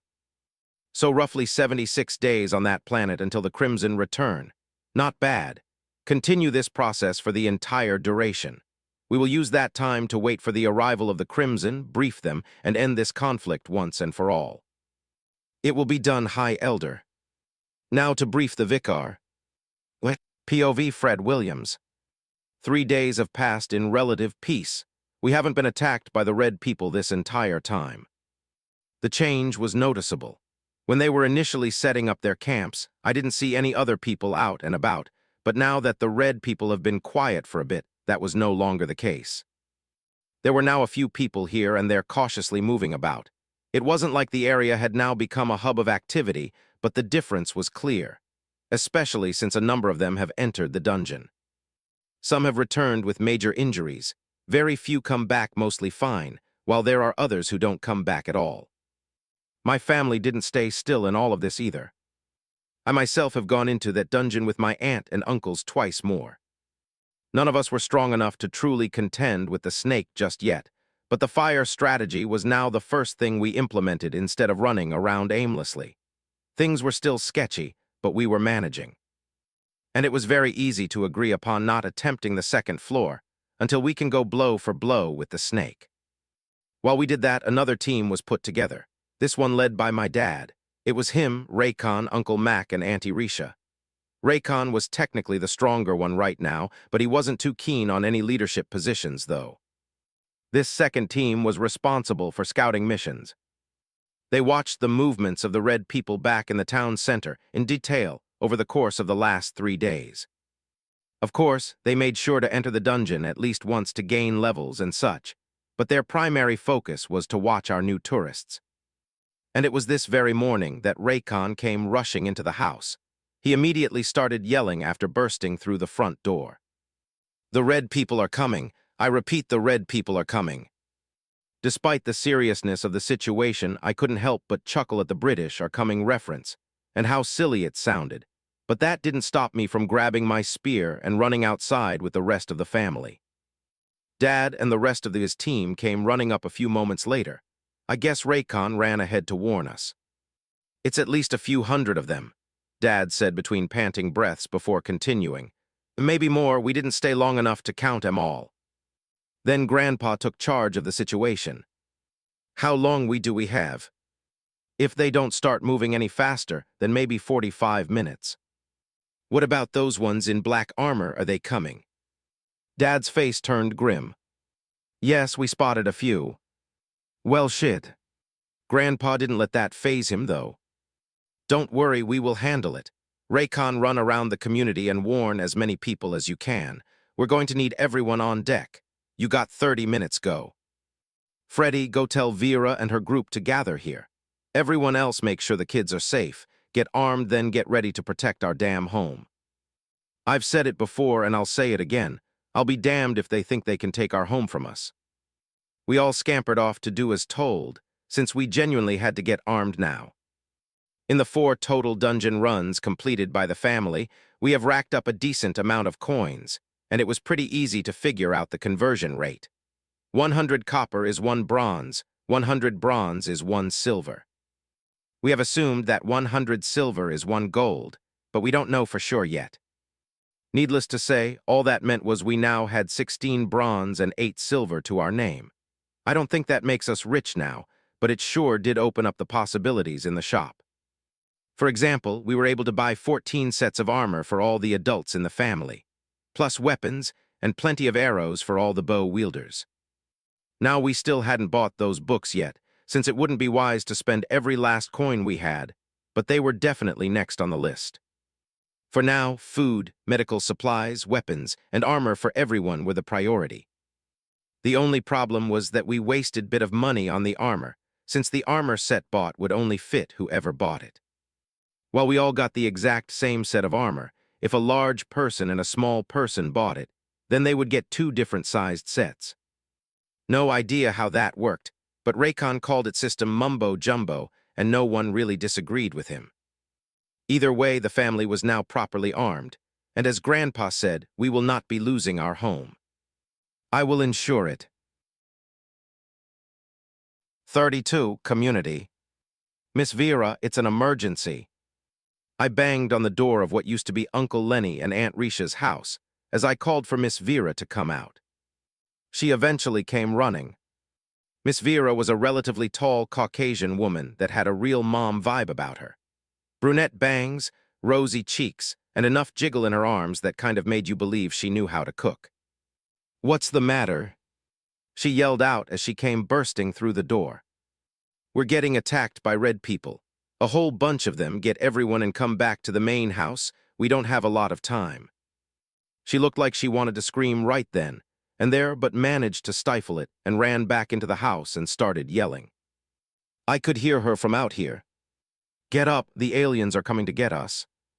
She didn't need to say it twice before the 9 other people in the house began making a whole bunch of noise and running out with whatever they could grab. I hadn't interacted with them too much, but they were all pretty much teenagers or close to it.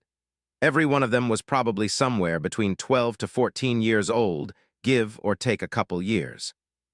Definitely don't know the full situation, but if someone told me that Miss Vera here was a teacher and these were her students, I'd probably believe them. Anyway, they all quickly came running out of the house with Miss Vera trailing right behind them, and before we ran back to the house together. None of them would be participating in the fight, and instead would be joining my cousins in the theater for safety. Looking at them now as they ran towards what they hoped to be a safe place, I started to feel a bit bad about thinking that Grandpa had iffy thoughts regarding taking them in. Even Uncle Lenny wasn't too bothered by it anymore. All right, enough of that, they'll be safe.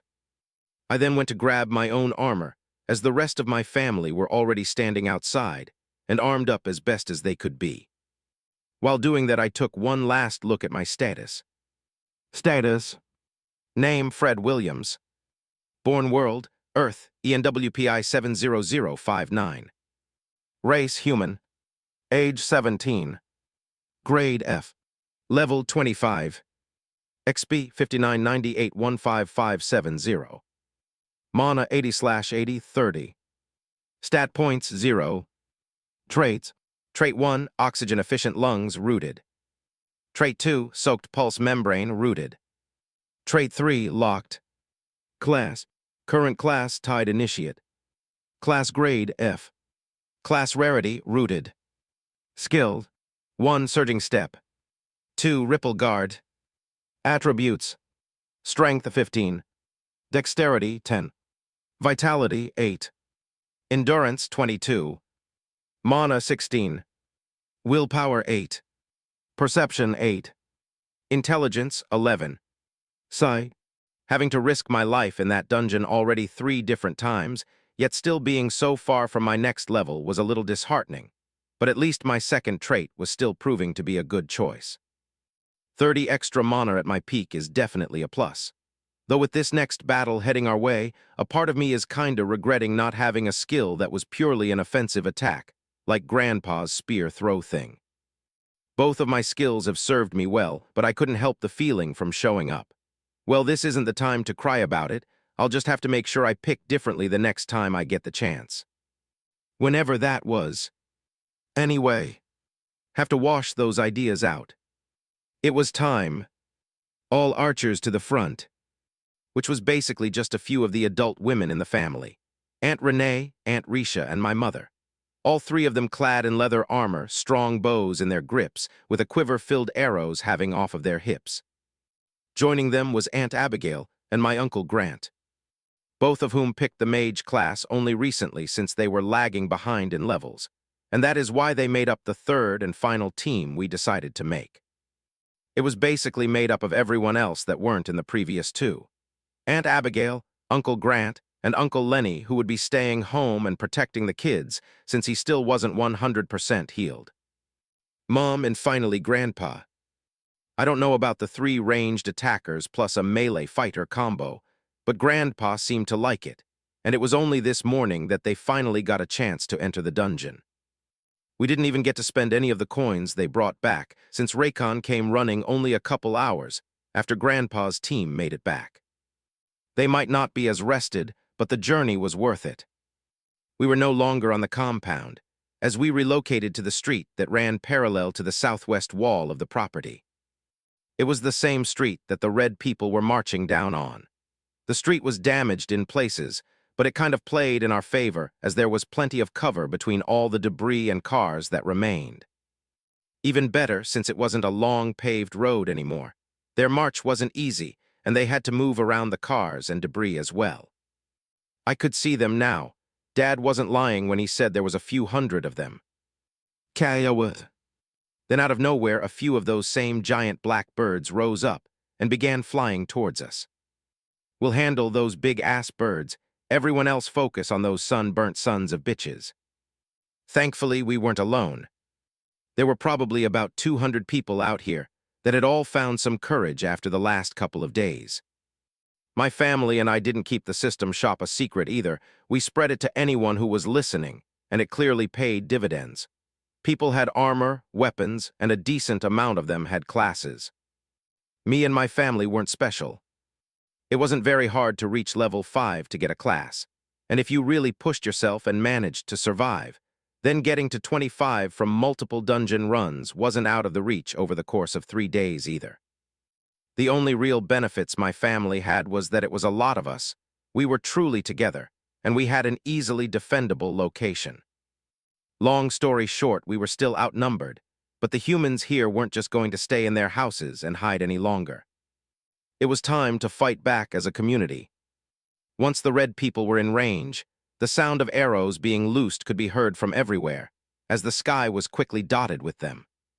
Some flew towards the giant birds, while others, like the ones my family let loose, flew towards the red people. It wasn't just arrows either. Aunt Abigail put both of her hands out like she was trying to push something, and then a very small ball of fire formed. It was roughly about the size of a tennis ball, but it was still a ball of fire. Once she was ready, it shot out like a missile, moving to erase the location in front of it. Uncle Grant did something similar, except it wasn't fire or even a ball. This actually looked like a missile in a way, but it was like a white bubble almost. All we could see was the outline of the shape, which was white, but there was nothing inside of it. Then it too shot out like the missile it resembled. Of course, we weren't the only mages on the block, and various other things came flying out as well. The only problem is that the red people weren't just sitting still, and if they were in range for us, then we were in range for them. "Dodge!" A voice came out from where something came flying through the sky towards us. Boom! 33 human spirit. The spear crashed into an area down the line, and I think I managed to see someone flying backwards out of the smoke. It didn't end there. More spears and even arrows came flying towards us with increasing intensity. It was chaos. Everywhere you looked, there's someone screaming, whether it was curses, complaints, or both. Not to mention all the movement from things flying back and forth. Some people choosing to run away, some repositioning and dodging, and a few running towards the enemies now. If there was one thing that surprised me, it was the fact that all of the magical attacks were only coming from our side. I half expected the black-armored red people to be the ones that would be spewing all manner of catastrophic magic all over the place, but there was no such thing. It wasn't until the point when both groups were about to finally get in range for a proper melee that the black-armored red people finally made their move. One of them quickly ran ahead of the group, and it looked like something out of a superhero movie. It was coming with such speed and power that sounds from its stomps could be heard even above the chaos around us. Then, swoosh! Boom! Grandpa flung one of the many spears he had prepared over the last couple of days straight at the approaching enemy. Grandpa's aim was true, and the spear hit its intended target dead on. The result of the throw was alarming. The bastard caught it. Even though he was pushed backwards a good margin, it didn't change the fact that he had caught that monstrous spear throw. Swoosh! Then out of nowhere another spear came flying, and this time it pierced straight through his head. Was he stupid? I could hear Grandpa ask a question directed at no one in particular. Couldn't help but wonder the same thing. Why the hell had it just stood there after catching the first spear? It was like it was trying to prove a point or something. Hopefully the rest of them were the same. No time to dwell on that though. It was finally time for me to jump into the fray. I gripped my spear tightly, then quickly activated 2 consecutive surging steps to close the distance at the nearest red person, and before it could react, I drove my spear straight into its neck. Blood sprayed like a fountain as the sky itself seemed to turn red before my eyes. I'm certain that I was a subpar fighter, but these red people were worse for some reason. Once I gained a bit of confidence in my attacking decisions, thanks to 3 different dungeon runs, it became a bit easier to fight with the conviction needed to kill the opponent across from me. These were enemies to be killed. Jumping back slightly to dodge the stab of a sword, I spun on my heels and delivered a stab to the side of the enemy. Honestly, I almost fell doing that damn spin, but it worked. The spear caused the red person to convulse, and I stumbled slightly as I pulled it out. Quickly regaining my balance, I activated Ripple Guard as my eye blocked the downward slash of another one, and as the effect took him by surprise, I pushed him back as well for a greater effect. Then out of nowhere, an arrow flew past me and landed in his chest. Another ball of fire landed somewhere else to my left, and more things continuously came flying all around me. Yeah, I wasn't alone. From there, it was nothing but carnage on both sides. We fought with the spirit of man pulsing in our hearts. I'm pretty sure I once saw a meme about the indomitable human spirit or something, and although I thought it was cool, this is the first time I genuinely agreed with it. If it was one thing we were good at throughout history, it was adaptation. Whether it took us a long time or we figured it out overnight, humans would adapt. Someone in our collective species would learn something, another person would then take that and add it to something else, and this process would repeat itself until we had overcome whatever set us on this path. That behavior was on full display here. A lot of people had died since the start of this whole thing. I don't even want to think too deeply about all the people who were probably still present back in town when they started making their camps. Yet here we are, just a few days later, and we are casting magic and throwing spears at them. But that didn't mean we weren't currently taking losses. I could hear it all around me, people were dying. Gruesome deaths at that. While modern war had its fair share of bloody scenes, there was something truly brutal and barbaric about taking a sword and driving it into the neck of someone in front of you. This was war. One my family, and I had no plans of losing. I continued to dance around the battlefield as best as I could, with casting well-timed surging steps, and mixing in Ripple Guard when I couldn't block an attack. Though it wasn't like I was invincible. I could fight the normal red people just fine, but it would take more than a few days to become so good enough at fighting that I could perfectly dodge every attack coming my way. I picked up my fair share of wounds as the battle continued to rage on, but thankfully nothing was apparently fatal as I was still able to ignore the pains I was feeling and fight at what felt like top capacity. It wasn't until a particular point in the battle where I truly felt like I could die. One of those black armored ones had made its way to me. I suppose it was only a matter of time.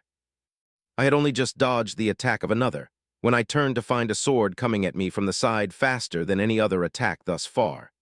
I raised my spear in a hurry to block, only for it to snap under the impact of the sword, allowing it to finish its path and cleave a very deep gash into my arm. F-U-C-K-K-K-K-K.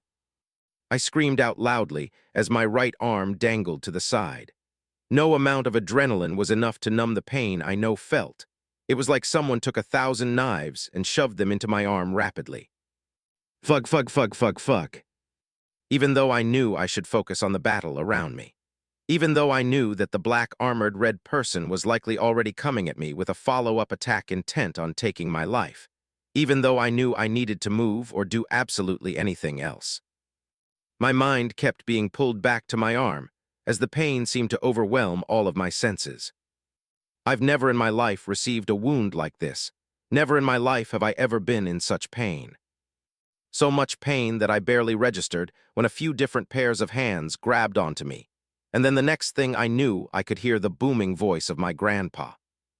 I'm going to fuck you up. 34. New conviction. All of that seemed to shock me back to reality as I took in the scene around me. Grandpa and my father were double-teaming the black armored red person. Unfortunately, I didn't have time to focus on them, as every movement of my body, which led to my arm being moved, kept sending signals of excruciating pain rocketing through my body. Don't worry, Freddy, I got you, boy. Let your dad and pops handle that bastard. You'll be fine. It was Uncle Grant's voice I heard. So he was the one pulling me back. I definitely felt multiple hands, though. Maybe Dad helped him get me out of the way before letting go to fight with Grandpa. Whatever, it didn't matter, I was being helped. Despite the fact it felt like my arm was about to fall off, and I was just barely holding it up, there was a part of my mind that saw it fit to laugh at myself and this situation. If I was reading one of Grandpa's books, or just any LitRPG series in general, I would have thought that the main character was a little bitch if he was behaving the way I was. Like, damn man, killing one guy made you throw up. You finally get to fight for real in a dungeon, and you go through a mini identity crisis. Then you get a real old-school war thrown in your face, suffer one real injury, and you damn near lose your mind in the middle of battle. I suppose sitting there behind a screen and reading about something I thought was fake, and questioning or doubting the MC in a random story is a lot easier than having to do this shit in real life. I'd never had to swim from sharks before, fight big-ass snakes, not to even mention fighting to the death with an alien species. And some of the MCs I read about had to deal with even worse circumstances, yet I had the nerve to judge them. Funnily enough, I still feel like a little bitch. These thoughts about those fictional MCs didn't change how I was feeling in any way, shape, or form. Because that's the thing. They are fictional, and this is in fact real damn life now. Some author isn't controlling my behavior and how I'd react to things. It's me. This is my life, and all my reactions are my own. If I wanted to mope and cry, then I could choose to do that. Or if I wanted to get my shit together, recover from this injury, then do everything possible to make sure it never happens again, then I could do that too.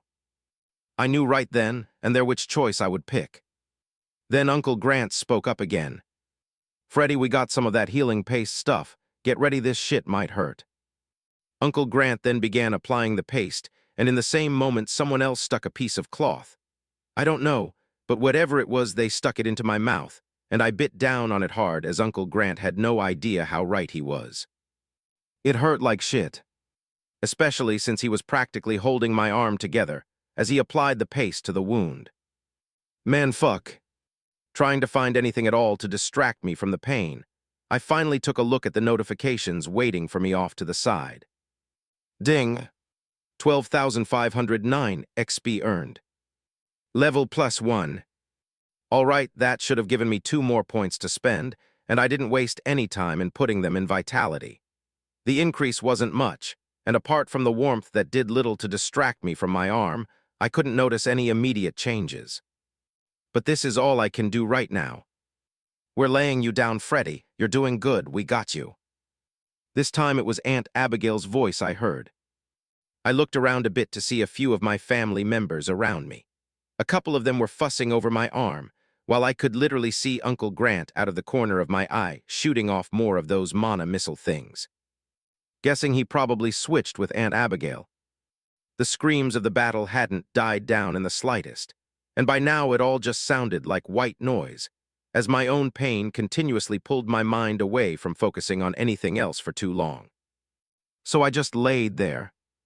There was chaos all around me, and there wasn't going to be anything I could do to help my family. We could all literally die right here and now, and I wouldn't have a say. I clenched the fist of my still working hand as those thoughts swirled around in my mind. Yeah, never again. I said it already, but no, this is serious. I'll never allow this to happen again. To be reduced to being nothing but a burden. At some point the battle had ended, and my family and I returned home. It was the type of battle that couldn't be called a loss or a victory. Well, I suppose it depended on how you looked at it. They likely came to kill everyone left in the area, and since quite a few of us were still alive, then we managed to stave off that reality. In that sense, then, yeah, it could probably be seen as a victory. On the other hand, while a lot of us remain alive, there were plenty of bodies on the floor that weren't there yesterday. A lot of people died to protect what we had left. And we didn't kill all of them, just enough to force a retreat. The chances that they would be back weren't slim. Not at all. The only silver lining in all of this, apart from the fact my family and I were still alive, was the fact that with all the death caused today, everyone who survived the battle received a lot of XP. So while our numbers went down, the strength of each remaining individual should have gone up somewhat. But would it be enough? For some reason, I didn't think so. No, I knew it wouldn't. They had more numbers than us in the first place, so some individuals getting a little stronger wasn't going to shift the tides in our favor. Which was part of the problem. We were individuals. They were an organized army. It was only a matter of time until we simply wouldn't have enough bodies to contend with their numbers. And I doubted we would be getting any reinforcements anytime soon, so that takes us back to that induvial power. A lot of people getting a little stronger wouldn't change much, but what about one person getting exponentially stronger? Strong enough to kill 50 or even more of those bastards on their own. That would change everything. Now I don't necessarily have any desire to be that person or anything like that, but the only way to ensure what happened to me today wouldn't happen again was simply to be stronger. And no matter what type of mental conviction I had, at the end of the day, it would just be thoughts in my mind without any action behind it.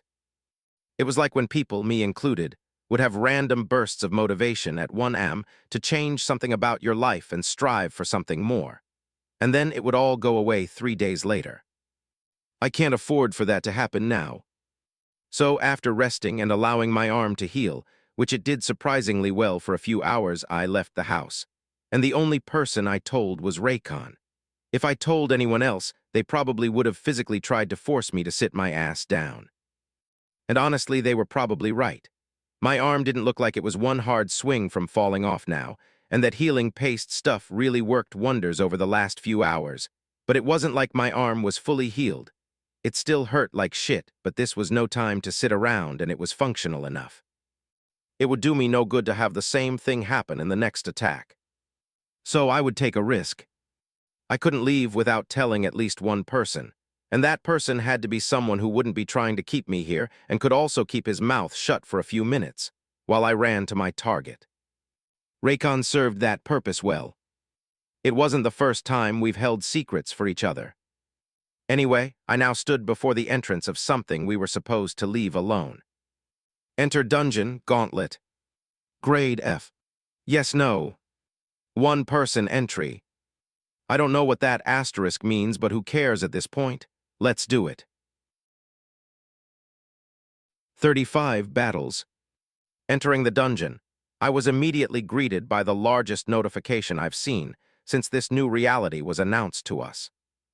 Welcome to the gauntlet. In this dungeon, you will be tested, but only as far as you are willing. Fight only one battle and depart, or push yourself to the limit and aim for the peak. But beware, death is real, and the only escape is after a battle is won.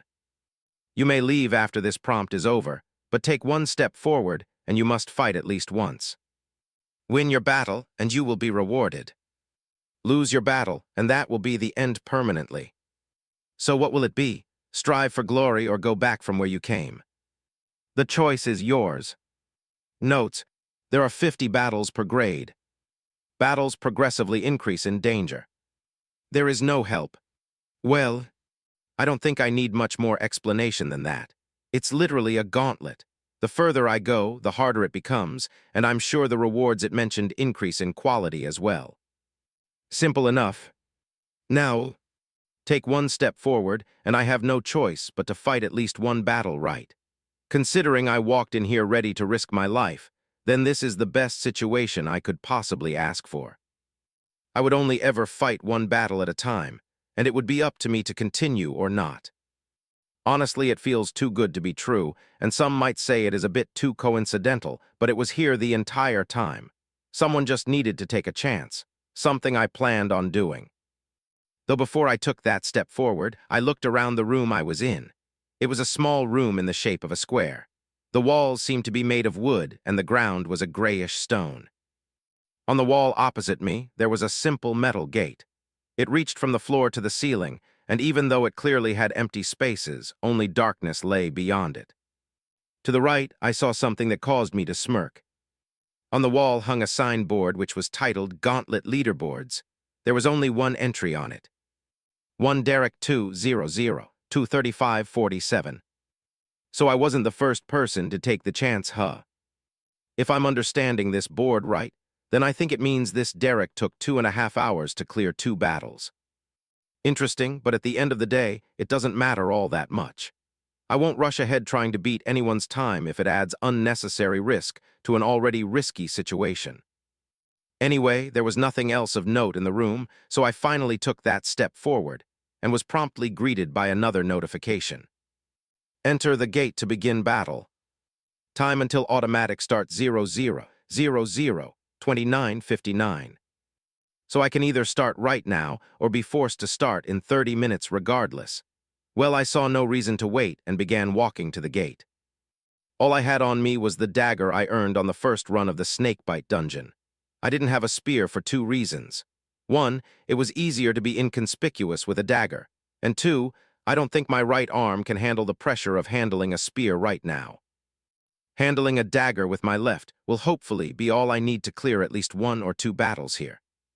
With that in mind, I stepped to the gate and reached to open it, and the second I touched it, I suddenly found myself in a different place. It was an arena, one that kind of reminded me of the Roman Colosseum with the type of architecture on display. It even had that same sort of rustic and vintage nature to it. The biggest difference was that it was small, like really small. Literally just a decently large room with a Roman-style stage in the middle and small empty stands off to the side. Then out of nowhere, I heard a small chime. It was accompanied by both a notification and the spawning of something across from me. Battle 1, Lesser Horned Frog.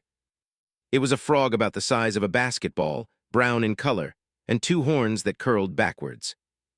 Definitely the biggest frog I've ever seen by a long shot. Oh, it's doing something. Oh shit. Croak.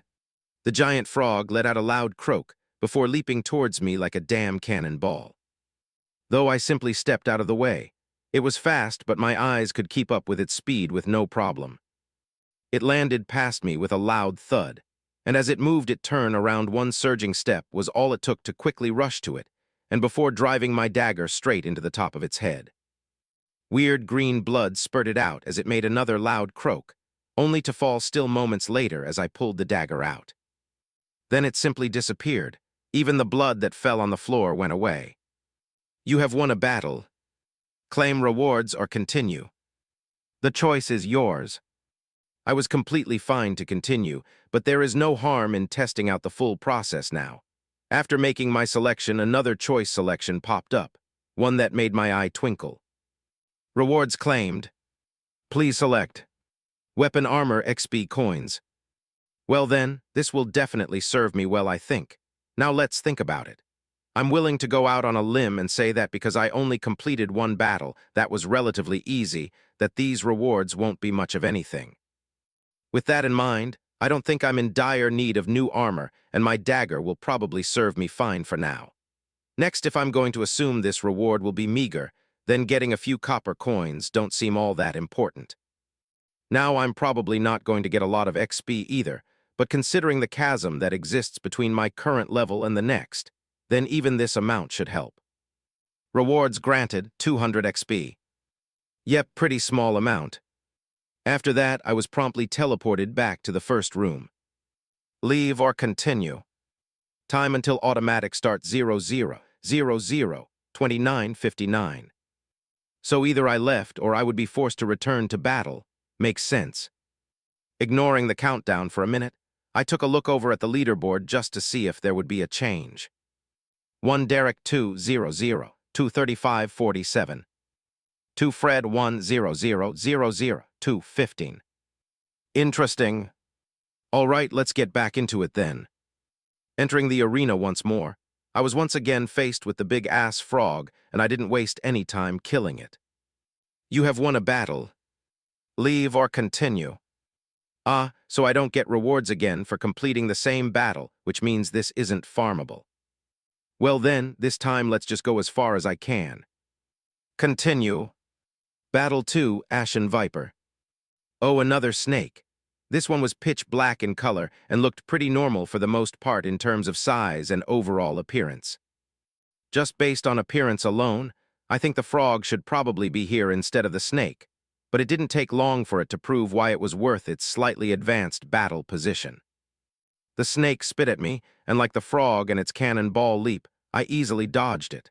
The ground where the spit landed immediately started to sizzle. No matter. I was too fast for it, and the snake was easily dispatched. On to the next. 36, Stonehide. Battle 3, Light Rabbit. Battle 4, Lesser Imp. Battle 5, Echo Beetle. Battle 9, Brownling Swarm. Battle 10, Lesser Mud Golem. With nothing but my dagger and my physical attributes, I managed to make my way through the first 10 battles without much issue. Not to say it was entirely easy, but I definitely never felt like my life was truly in danger. Though just because I didn't think I was ever really close to going to the upper room, that didn't mean there wasn't wounds. My ears are still slightly bleeding from that damn beetle. Echo my ass, it was literally just screaming for no good reason. Piece of shit. And there was that swarm, a bunch of little midget goblin-looking things. They were about a foot tall, brown, and had short, stubby limbs. And the damn things were angry. It was like 30 of them, and all they did was try to bite and scratch at my feet. Little bastards. Honestly, they gave me more of a problem than the golem. Yeah, it was big, but also really slow. And its core was literally in the center of its chest, like in every book you ever read that has golems in it. I could have been wrong, but my stereotypical guess was thankfully right. Now I'm faced with a bit of a choice, the same one I've had after every battle thus far. The million-dollar question, do I stop while I'm ahead or do I continue my push for one more? It's already been established that going as far as I could in each run was important, since I wouldn't earn rewards for battles completed. But that doesn't mean dying for one extra battle when I've already secured some success. Which brings me to the questions and statements I've been asking and saying since the last couple of battles. I am tired, but I am not exhausted. I am wounded, but I am not dying. I can still fight close to my peak. Could I fight my previous opponent again right now if needed? Yes. Could I fight whatever it was if it was little stronger? Probably. Did I almost die trying to kill it? No. All right, I have my answer. We continue. The second those answers change is when I'll stop, though I think it's important to keep asking them after every battle, no matter how good I feel. I accepted the prompt, and as always my next opponent simply appeared. Aw shit. It wasn't the sight of my opponent that caused my alarm, no. It was the note that came with it. Battle 11, Stonehide Wolf. Note, increased difficulty. Increased difficulty, huh? Well, my questions couldn't really account for that now, could it? No matter, it doesn't change what I have to do, kill it or die. The wolf before me definitely wasn't small in the slightest. It was probably around 3, maybe 4 feet at the shoulders alone, and had the mass to match that large frame. Its fur was a dark gray, but it was deeply matted to the point it looked like, well, stone. Hence the name, I'm sure. Even now, as I watched and analyzed it as best as possible, it was doing the same thing to me. It was growling deeply from the second it appeared with its teeth bared in a snarl. My little dagger was held at the ready as we both continued to stare each other down. The tension was thick enough to cut with a knife. Two predators, neither wanting to give in, simply waiting for the other to make the first move. And then, it let out a loud growl, then took off towards me, clearly not wanting to wait a second longer. And unlike practically everything I've fought prior to this battle, I could in no way claim I was faster than it with just regular speed. Surging step. I activated my favored skill and dodged to the left, and by the time I gathered myself again, the wolf landed and was already hot on my tail. All right, come on, then, little bastard. The wolf neared me quickly and left its feet with a wide open maw aimed clearly at my neck. Surging step. Instead of running this time, I took a risk and charged straight at it instead. Right about now, I probably looked like a linebacker meeting a running back diving over the offensive line towards the goal line in midair. Only I was probably a bit too undersized to play linebacker, and the wolf was damn sure too big to play running back. Instead of killing its momentum right then and there, and slamming it into the ground like I intended, I was the one who felt the brunt of that collision and was slammed back into the ground. Shit. The wolf now had me pinned, and it didn't waste any time in reaching down and rush to take a chunk out of my body. But moving instinctively, I reached up with my dagger to stab its snout or some shit and activated Ripple Guard as I did so. Two things happened. My dagger actually collided with the chin of the wolf and fucking rebounded off. But thankfully, the Ripple Guard worked like a charm and caused the wolf to slip just enough for me to push it off with a roaring shout. I scrambled to my feet after that and quickly activated the surging step to my left. Then I turned around to see that wolf was still a little dazed, as if it was confused about what had just happened to it. But I didn't care about that. My dagger, it rebounded off the bastard's chin. So it's like that big-ass snake all over again, huh? Except I don't have any help, and there is no fire or anything else for that matter in the room to assist me. This would be all me. What ensued after that was nothing short of a brawl. I didn't throw away my dagger because it would probably still work if I could stab one of its eyes or something, but it was going to be hard to do that with how fast it was running, which meant I needed to get it to stop moving. From there, I allowed the wolf to get near me time and time again, and I repeatedly activated Repel Guard in an attempt to potentially stun it long enough to get a clean enough stab in so I could drive my dagger through its eye. But by now, the wolf was adapting to the effect, and it was causing less and less of a problem to it. All right, fine then. Come on, fucker. The wolf took my invitation and charged at me once more, and I once again activated Surging Step, except I tried something I hadn't before. I have used the skill in succession before, but only after the first one was completed. Never have I tried to activate it while in the few moments the skill was still active. But I needed all the force I could possibly generate for this. Surging Step. Surging Step. Surging Step. Thank everything that is good and holy cause the shit worked, and I rammed into the body of the charging wolf like a sledgehammer to drywall. This time I pinned the wolf down and repeatedly drove my dagger into the eyes of the wolf, and after about 3 stabs, I did one final stab with all my strength, and then placed all my power behind it as I pushed the dagger as far into its skull as I could. What? Then the wolf stopped moving. THATS what the fuck I'm talking about. 37 slap. After taking a few moments to allow myself to feel good about winning that battle, I promptly chose the option to claim my rewards.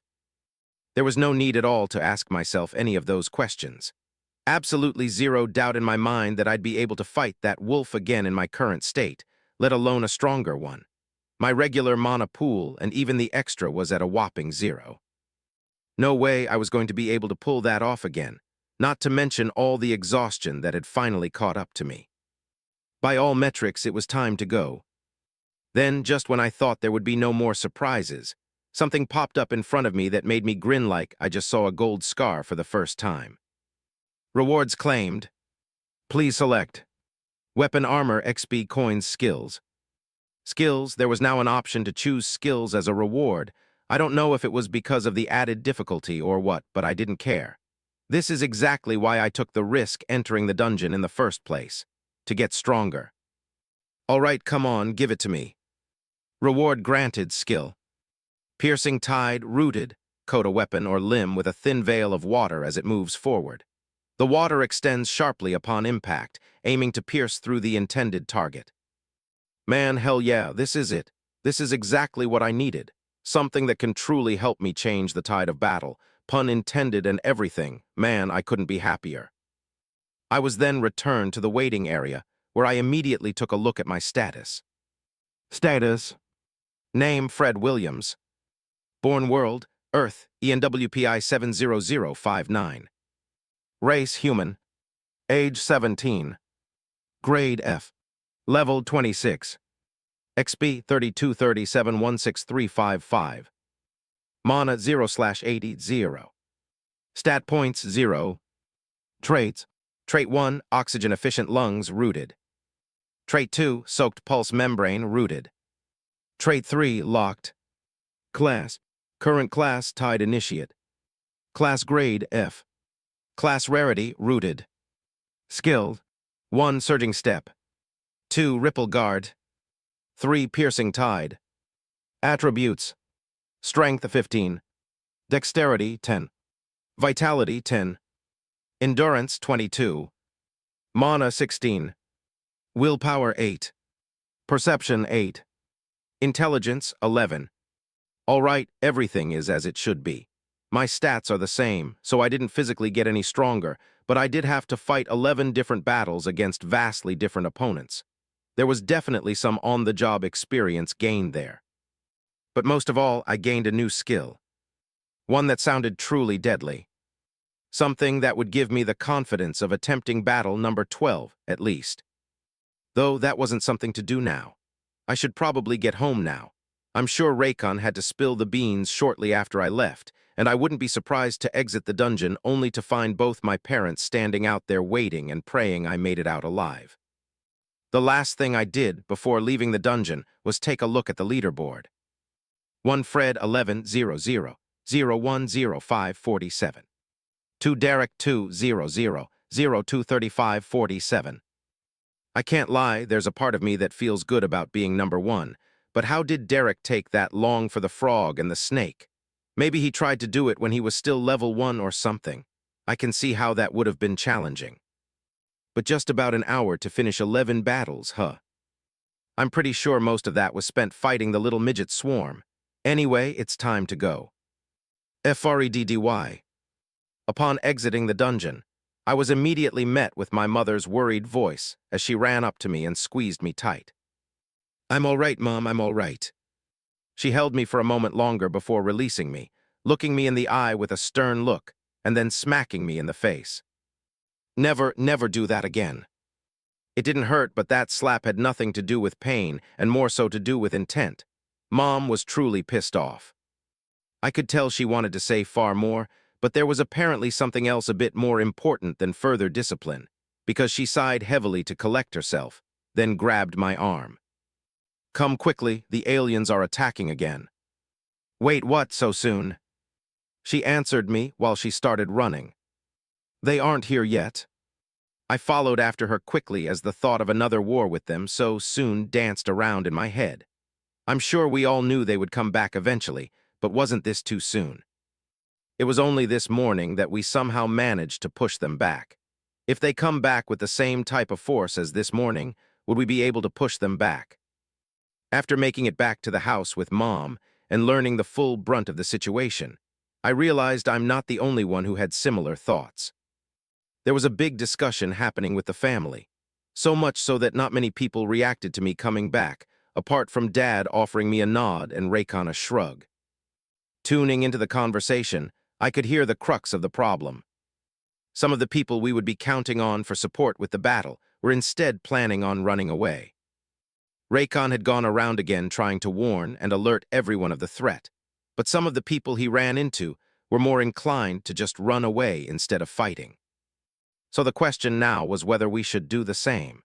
If we were going to be even more outnumbered than we expected, was it even worth it to stay here and fight when the odds would be skewed in their favor? Of course, Grandpa did not want to give up his home. The old man had already given up his boat, and I'm pretty sure he would rather die than lose his family home as well. But at the same time, he wants to protect his family more than anything else. So we were at a crossroads. Then I decided to speak up.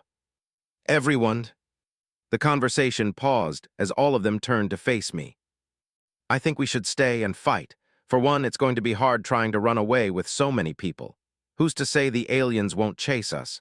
We'd be in an even worse place than we are now. Secondly, the dungeon I just came out of. We don't have time to go into detail, but it's basically a bunch of gladiator-style matches, and you get a reward for winning. The reward I got was a skill." That statement caused a few eyes to go wide, but I continued. "And it's a pretty powerful skill. This dungeon is going to be how we grow strong enough to fight back.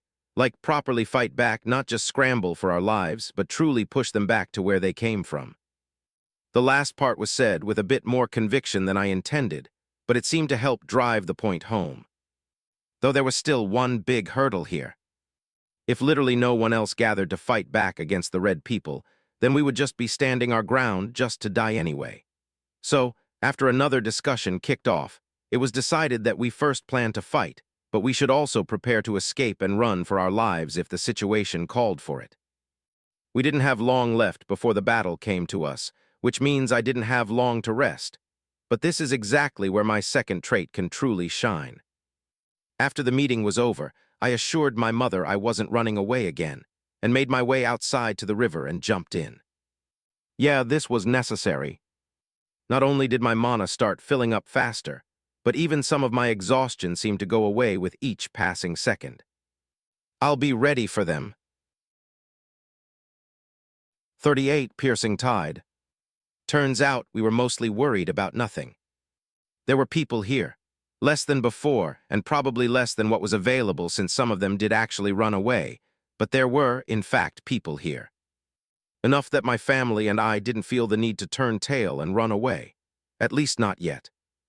It didn't take very long for the battle to reach the point where it became a brutal melee like it did this morning.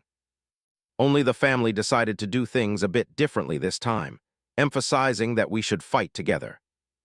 Yeah, honestly, it was pretty stupid of us not to do that this morning, but that's the past and this is now. So all the melee people were in little groups as we met the advance of the red people once more. And this time would be different. Finally reunited with a spear, I mowed down the red bastards with a vigor I don't think anyone expected me to have. The ability to fight against them wasn't new, though. Just this morning I was doing very similar things. The only difference was that fighting with other people nearby made it easier since I wasn't getting surrounded. Just like this morning, there was chaos and death all around us. Only it felt far more eerie now as there was no sun to watch over us. It was getting darker and darker as the battle raged on. We were killing them, they were killing us. Magic was flying out, and I truly wish there was time to admire it all. But no, I had to focus on my part in the carnage. Pulling my spear out of the chest of one red person, I did a swiping motion to push the sword of another away before slashing down across his face with the blade. Then I swung the butt of the spear to block another one and push him backwards, before the swing of someone else's sword clipped him in the neck shortly after. The battle was something out of a medieval film. Despite all the magic and skills on display, there was nothing fantasy about it. It was just war. Black. My head snapped toward the direction of that voice. It was Uncle Robert's, and he yelled because one of those bastards in black armor was bearing down on him. I was closest, so I brushed off the enemies near me, gripped my spear tightly, and ran over toward the enemy. There were no delusions in my head that I could now contend blow for blow with the black-armored red people. But between me and Uncle Robert, we should be able to put enough pressure on him to give me a chance to act. Just one chance is all I needed. I watched as Uncle Robert tried to back off as much as possible to buy time, but the enemy wasn't giving him the benefit. Surging step. I dashed towards him and immediately had to bring my spear up to block a strike from their sword.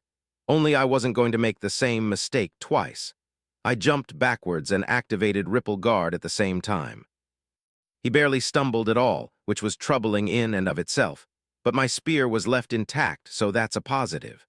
Uncle Robert then came roaring back with his sword, and the red man before me quickly turned toward him whilst keeping his swords pressed against my spear. I pushed his sword away with a grunt, and at the same time, he used his other hand to catch the attack of my uncle. Man, this fucking supervillain of a bastard. Then out of nowhere, 2 arrows made of fire flew like some damn missiles and slammed into the chest of the red man. Boom. We got you. That wasn't a voice I recognized, but I didn't have time to figure out who it came from. The attack served me well, and I wouldn't let it go to waste. Smoke engulfed the man for a moment, but he stepped out of it seemingly unharmed. I didn't expect anything else. My spear was already on a fast track towards his head, and he moved to block once more, but I wouldn't be denied this time. I shifted my spear to the left ever so slightly to bypass the incoming sword. Piercing tide. Just like the description said, a thin veil of water immediately formed around the blade of the spear as I drove it forward towards the head of the enemy in front of me. The spear collided with its head, and for the briefest of moments I was met with slight resistance before a literal 1-foot-long blade of water shot out of the end of the spear and out through the back of its head. I pulled my spear back and he fell lifelessly. All right, it didn't even take me a day to get a bit of revenge. I got some help, but I'll take it. That was all the time I had to enjoy the moment, though, as this battle was far from over. Both Uncle Robert and I only had time to give each other nods before diving back into the maw of the battle in full. There were still tens and tens of red people just near us alone, not to mention everywhere else. We fought and fought and fought for hours. By now it was dark as shit outside, and with no streetlights of any kind to brighten the night sky, Everyone had to fight with limited vision. Every now and then flashes of magic would cause an area to light up, but that was it, and that wasn't nearly enough for those who needed light. For me, I wanted to say it was harder to fight in the dark, but I think mana and stat points were showing their effectiveness. It wasn't to the point that I could see like it was daytime, but I definitely didn't have any problems maintaining my effectiveness. And like that, we fought and fought and fought some more.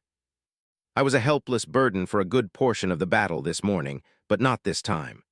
I was there from the start to the end, and by the time the red people signaled the call for retreat, I only lasted a few more moments of standing before I just fell on my ass in a heap of tiredness. Taking one long look around me, there were once again plenty of red bodies on the ground, but there were enough humans laying there that the red bodies wouldn't feel lonely.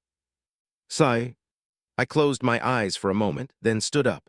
I needed to go make sure my family members survived the battle. Eventually, we all made it back to the compound. We were tired and wounded all over, but we were all alive. It was something to be happy about, but I don't know how much longer that fact will remain true, and it worries me. One of those bodies I saw laying on the floor could easily be my mom or dad after the next attack. A next attack that was surely guaranteed to come. I don't know where their support was coming from, but it would come, and they would attack. How many more battles would we be able to survive before a stray arrow clips someone I care about in the neck? I need to go back to the dungeon. I'll rest for an hour or so, then go back. Staying here is doing nothing for me. 39 Spinehound. Turns out I wasn't the only one planning to go to the dungeon. It even became a family discussion, which is probably a good thing. We have no idea when they're going to be coming back, and the entire family can't just run off in the dungeon while that is happening. Well, I thought we could. I was able to spend a little over an hour in the dungeon and cleared 11 battles. Now, unless the army attacks again within the next 2 hours, all the adults in my family should be able to clear at least 5 or so battles with relative ease and come back.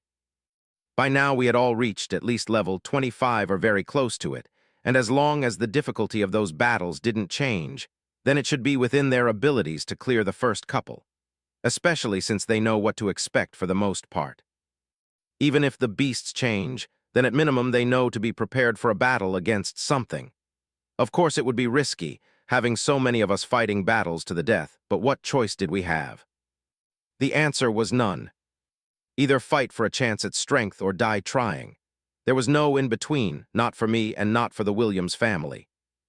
Now, despite me saying that, we still ended up agreeing that only a few of us would go. In the end, the family as a whole decided that it was still too risky to send everyone. I was going regardless, I made that clear. So in addition to me, Uncle Terrence, Raycon, and Grandpa would be joining. Grandpa has practically been a monster on the battlefield so far, and I'm sure he'll be able to secure a significant reward in the dungeon. Once that talk was finalized, we all finally took a moment to rest, and I could finally take a peek at the notifications waiting for attention. Levels and XP. Oh shit. Ding. 55,087 XP earned. Level +3. Status. Name Fred Williams. Born world, Earth, ENWPI 70059. Race human. Age 17. Grade F. Level 29. XP 9459-17493. Mana 30/80/30. Stat points 6. Traits. Trait 1, oxygen-efficient lungs, rooted. Trait 2, soaked pulse membrane, rooted. Trait 3, locked. Class. Current class, tied initiate. Class grade, F. Class rarity, rooted. Skill. 1, surging step. 2, ripple guard. 3, piercing tide. Attributes. Strength 15. Dexterity 10. Vitality 10. Endurance 22. Mana 16. Willpower 8. Perception 8. Intelligence 11. It was only 3 levels, but that wasn't a small amount of XP to earn. I wish there was a way to see the logs so I can know where it came from exactly, but I have feeling the black armored one was responsible for a good chunk of it. All right, 6 skill points to spend. Most of my battle style right now is centered around my strength, speed, and mana pool. Mana is doing all right for now thanks to my trait, but I think a few points in strength will go a long way for my immediate future. Then there is willpower and perception. I don't want any of my stats to lag too far behind the others, so they'll get something too. First, 4 points in strength. A bit of warmth, no burning, easy to handle. 1 point in willpower, another in perception. Now with that out of the way, it was time for another refreshing dip in the river, and then a trip to the dungeon. About an hour or so later, a small group of my family members were all standing at the entrance of dungeon. Remember, don't try to be a hero by pushing to a battle you aren't ready for. Get in, get a reward, get out. Grandpa didn't even wait for us to acknowledge him and simply went into dungeon after that. The rest of us nodded at each other and did the same. After entering the dungeon, I took a glance at the leaderboards and noticed it was still the same. There was a part of me that was curious to see how it would change by the time my family members exited, especially after Grandpa's run. All right, enough of that, let's get started. Getting through the first 10 battles once again posed no issue for me, and I'm pretty sure I completed them a bit quicker this time, even though that wasn't my goal. The beasts stayed the same, I was a bit stronger, and I had a new skill to my arsenal. It would be worrisome if I wasn't able to clear them even a little faster than before. Then came the Stonehide Wolf. Since I knew I had the tactic of spamming surging steps in my back pocket, I did a test run of trying my skill first. Especially since I was using a spear instead of a dagger this time. The wolf charged at me, and I met it head-on with my spear. I probably shouldn't have been surprised when my spear didn't manage to immediately pierce through its body, but thankfully, the blade of water met no such resistance. It was able to cut deeply in the body of the wolf, and although it didn't die instantly, from there it was far too easy to put down. The blade of water is way sharper than I thought. Good to know. But now that the battles I had knowledge about were completed, it was time for uncharted territory. Battle 12, Twin Spinehound. A massive beast spawned in front of me. It is bigger than the wolf by a good margin, and it honestly looked a bit intimidating. Brown, rugged skin, with bone-like protrusion coming out of its back along the spinal cord. Another obvious name. But that wasn't even the intimidating part. The beast before me had 2 heads. It was like I was looking at a living Cerberus, minus 1 head, of course. Does it breathe fire like Cerberus? Maybe one head spits oil mist, and the other ignites it. I think I've seen that in a movie about dragons or something. Roar. The Spinehounds let out a room-shaking roar and pointed both heads at me. Then it spit. 2 big-ass balls of saliva came flying at me. I dodged, then it took off in a rumbling sprint in my direction. I managed to dodge, but damn it, man. Another damn spitter. 2, in fact. 1 spitter was enough with the acidic snake, getting 2 more so soon as some bull, who wants potentially to get hit with a wad of spit. And it has not stopped spitting for a single second. Even as it chases me around the area, both heads just keep taking turns to spit giant balls of saliva at me with no regard for sanitation. I took a quick glance around the area and realized that it is building up, but nothing was being burnt and corroded in any way. Maybe that means it wasn't dangerous to touch, but I wasn't willing to find out, which meant finding a way to kill it now before the entire arena was covered in saliva. Well, it's not like I have too many options here. I needed to get close enough to hit it with a piercing tide. Thankfully, while it's a powerful runner, it's not all that fast. I immediately strung a couple surging steps together in a curve to go from being chased, to instead be on a direct path of collision to its flank. The beast tried to turn towards me, but I was far too fast for it. Piercing tide. Unlike with the wolf, both my spear and, of course, the blade of water was able to pierce straight through its side, and it finally stopped spitting to let out a wailing cry of pain. Blood gushed everywhere, including on me, but I didn't have time to let it bother me as I retrieved my spear and quickly followed up with another piercing tide to its head. The twin spit, Spinehound was dead. 40 the sun. After doing what has become a post-game ritual pretty much, to ensure I was all right enough to continue, I passed up on the reward and called for the next battle. As always, there was no time wasted before it showed up.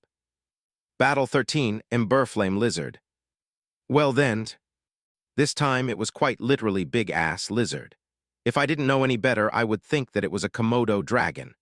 The biggest difference was that it was covered in red and orange scales all over and not a leathery skin. You definitely spewed fire, didn't you? In fact, I would consider it crime by the system if something called an emberflame lizard and was covered in red and orange scales didn't actually breathe fire. It's not that I was desperate to fight something that could do that. In fact, it would probably be better if I didn't have to worry about it. But some things just made sense. And an emberflame lizard breathing fire made sense. The lizard, as if it was done with its observations of me, suddenly opened its large mouth, and it was like the lizard might as well have been holding a flamethrower. A torrent of flames rushed of its mouth. It only grew wider in diameter the further it went from its mouth. Of course, I didn't just stand there and watch and instead immediately moved out of the way, but I couldn't help but grin slightly at the sight of the flames. This is what it was all about, baby. Fire-breathing lizards. The only thing missing now was running into a beast that could control water. That was where the fun truly was. This lizard was cool and all, but fire by itself wasn't all that. It was just the concept of breathing fire that made it worth something. Otherwise, water ruled all. Something that I was about to teach this lizard as well. Although I could quite easily see how this beast would pose a bit more of problem than the twin spinehound from the last battle, it was practically the same strategy to beat it. Flank it quickly before the fire got to me, then hit it with a piercing tide, and the battle was over. Somewhat anticlimactic in the end, but I just happened to possess the right combination of skills to end the battle far easier than my first encounter with the Stonehide Wolf, for example. Once again, I did my little check and confirmed everything was where it was supposed to be. Time for the next battle. Battle 14, Duskborn Cat. Battle 15, Gravel Moles. Battle 16, Sun Boar. The next couple battles were much of the same. One was a giant black panther that looked like it would be quite the problem in a dark forest somewhere, but unfortunately for it, this was an arena and I could see it quite clearly, though I did think was kind of a disservice and very misleading to just call it a cat. Next were a group of moles. Again, I'm sure if they were on real ground, and perhaps had the ability to borrow and spring surprise attacks from below, then it would be more of a fight. Instead, all they could do was try to bite me in half. It was 3 of them, and all 3 were massive, but slow, and as long as I was careful, not much of a problem. Then finally, the sun boar. It looked everything like a regular boar would look, even in color and size. Of course, there had to be one difference, and it was its tusks. They were bright yellow, and they were the cause of my decision to stop this run here. Once the boar showed up, it didn't take me long to find out just how it got its name. Its tusks quite literally glowed so bright, it was like the sun itself had descended in the arena for all to witness. I tried to keep my eyes open for as long as I could. In fact, I kept them up open long enough for them to start bleeding, though it was far too much to bear and I had no choice but to close them. If it wasn't for the loud stomps of its hooves against the area floor, then perhaps I would have been impaled directly in my chest by the tusks of the boar. Instead, I was let off with a gash across my thigh. Not fatal, but it was bleeding a decent amount. Not enough to stop me from continuing the fight, though. Eventually, the light died down, and I didn't waste a single second in rushing to kill the boar as fast as possible. There was no way I was going to allow it to bring the sun in the arena again. I could have continued from here, but I decided it was better to stop now. The wound on my thigh wasn't really a game changer, but my eyes. They hurt like shit, and even now I had to work hard to keep them open. I don't think it would be a good idea to fight like that if I could avoid it. So I ended it here, which brings me to another decision. This one is a bit more challenging than the previous one. Rewards claimed. Please select Weapon Armor XP Coins Skills. If I thought back to the skill selection, then it's probably a safe bet to think that there won't be a choice in the weapon or armor I get given. If they give me something like a bow, for example, then I would have wasted the selection since I don't use them. There was obviously the option of giving it to someone who did, but the dungeon was about making me stronger personally. There would come a time when I would select that option and hopefully either get some useful armor or a weapon that fit me, but for now I think I could safely pass. The same was true for XP and coins. As much as I hate having to fight those battles where the lives of my family would be at risk, I was earning plenty of XP there, and in that same vein, if we really wanted coins, the snakebite dungeon was still available. At our current levels and the addition of new skills, it wouldn't be a problem to go quickly farm both XP and coins. So with that being said, skills it is once more. I selected the option, and once more a skill appeared before me. Only this time it came with a note I hadn't quite expected. Reward granted skill. Water cloak rooted. The user's body is wrapped in a layer of water that not only softs the blow of all physical impacts up to a certain level, but also makes it harder to see the user when submerged in water. System alert. Maximum amount of skill slots have been filled. Please discard a skill to accept a new one. Otherwise, the new skill shall be rejected. Well, there goes any hope of having an absolute essay list worth of skills. I didn't see that coming at all. Only 3 skill slots is actually kind of serious. If you could only have 3 at a time forever, then one had to be very selective in their choices. There wasn't much room for error here, considering it was the skills that helped tip the battles in our favor against the red people. So what to do then? 41 new battles. Honestly, the second I saw the note, I kinda already made up my mind, but it's still good to talk about it just to make sure I wouldn't miss anything. First off, Surging Step is far too important of a skill for me right now, and it has proven its value time and time again. Unless the skill I'm getting not only improves upon what Surging Step can provide, but also adds new effects, then it probably won't be worth it to even look its way. Next, there was my new skill, Piercing Tide. Seeing as it's my only pure attack skill, getting rid of it for a skill that doesn't provide any pure attacking ability just wouldn't be a good idea. Which of course left Ripple Shroud. A defensive skill. I can't say that it's a bad skill per se, since it's definitely been vital in my survival so far, but Water Cloak is also a defensive skill, and one that I think would offer a bit more overall protection since it's the entire body that gets covered. Whereas Ripple Shroud required me actually blocking an incoming attack. Needless to say, the choice was obvious. I made my selection now that I was 100% certain of my choice, and there was no weird feeling or anything else at all to show that I had not only lost a skill, but gained a new one. It was only after checking my status to see the results that I saw Ripple Shroud had now successfully been replaced with Water Cloak. Nice. Upon returning to the waiting area, the first thing I did was look at the leaderboards. 1. Fred 1600, 01 4521. 2. Terrence 1000, 00 50 54. 3. Derek 200, 02 35 47. I don't see Raycon or Grandpa here, but I can only hope that meant they were still in the dungeon and advancing through battles instead. Nothing I can do except pray and hope that is the case. I left shortly after that and found Uncle Terrence waiting outside. He looked mostly fine, just a few scratches here and there. Glad to see you made it out, Freddy. Wait, what happened to your eyes? You all right? Yeah, I'm fine, don't worry. It doesn't even hurt all that much anymore. He looked a bit skeptical, but decided to move on to something else. I'm sure if it was Mom that was here instead, that conversation would have gone a lot longer. As long as you're all right, how far did you make it this time? I stopped after 16. I fought something called a sun boar, and it's the reason why my eyes are like this. I'll tell you about it in detail later when everyone is together. What about you? I see you stopped after 10 instead. Yeah, it was a lot to fight all those battles back to back like that, but it was interesting to see some of the different beasts in there. Makes me wonder if things like that are going to start showing up here too. Maybe. I can definitely see a few of them showing up, but others are like completely alien. Anyway, why'd you stop at 10, Uncle? You look mostly fine. I felt like I was in there for way too long.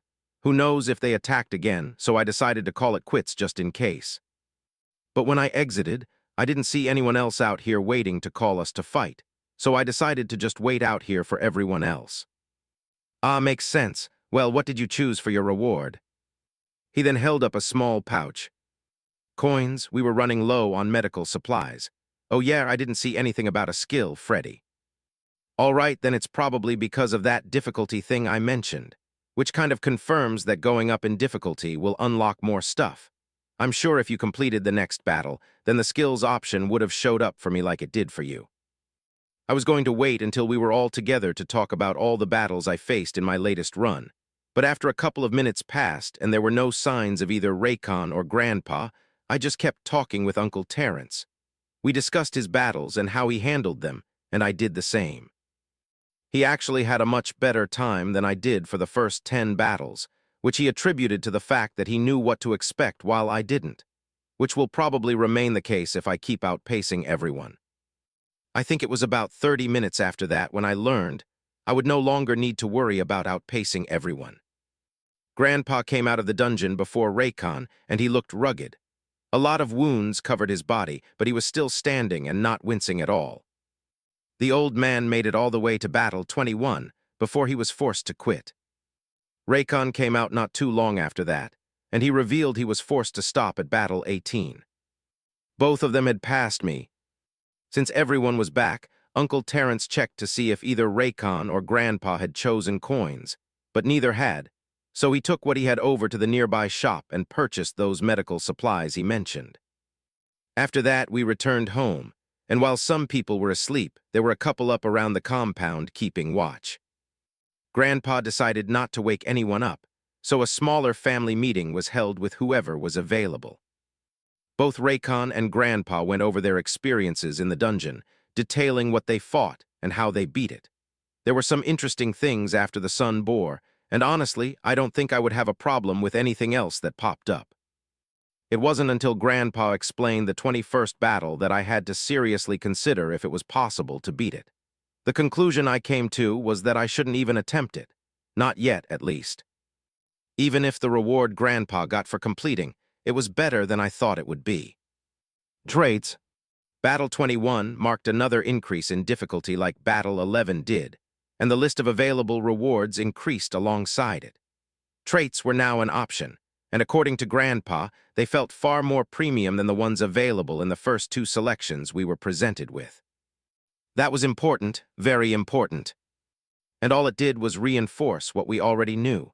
Advancing in this dungeon would be our great equalizer. This is how we were going to not only match our red invaders, but also surpass and remove them. Because who knew what else the dungeon would offer us?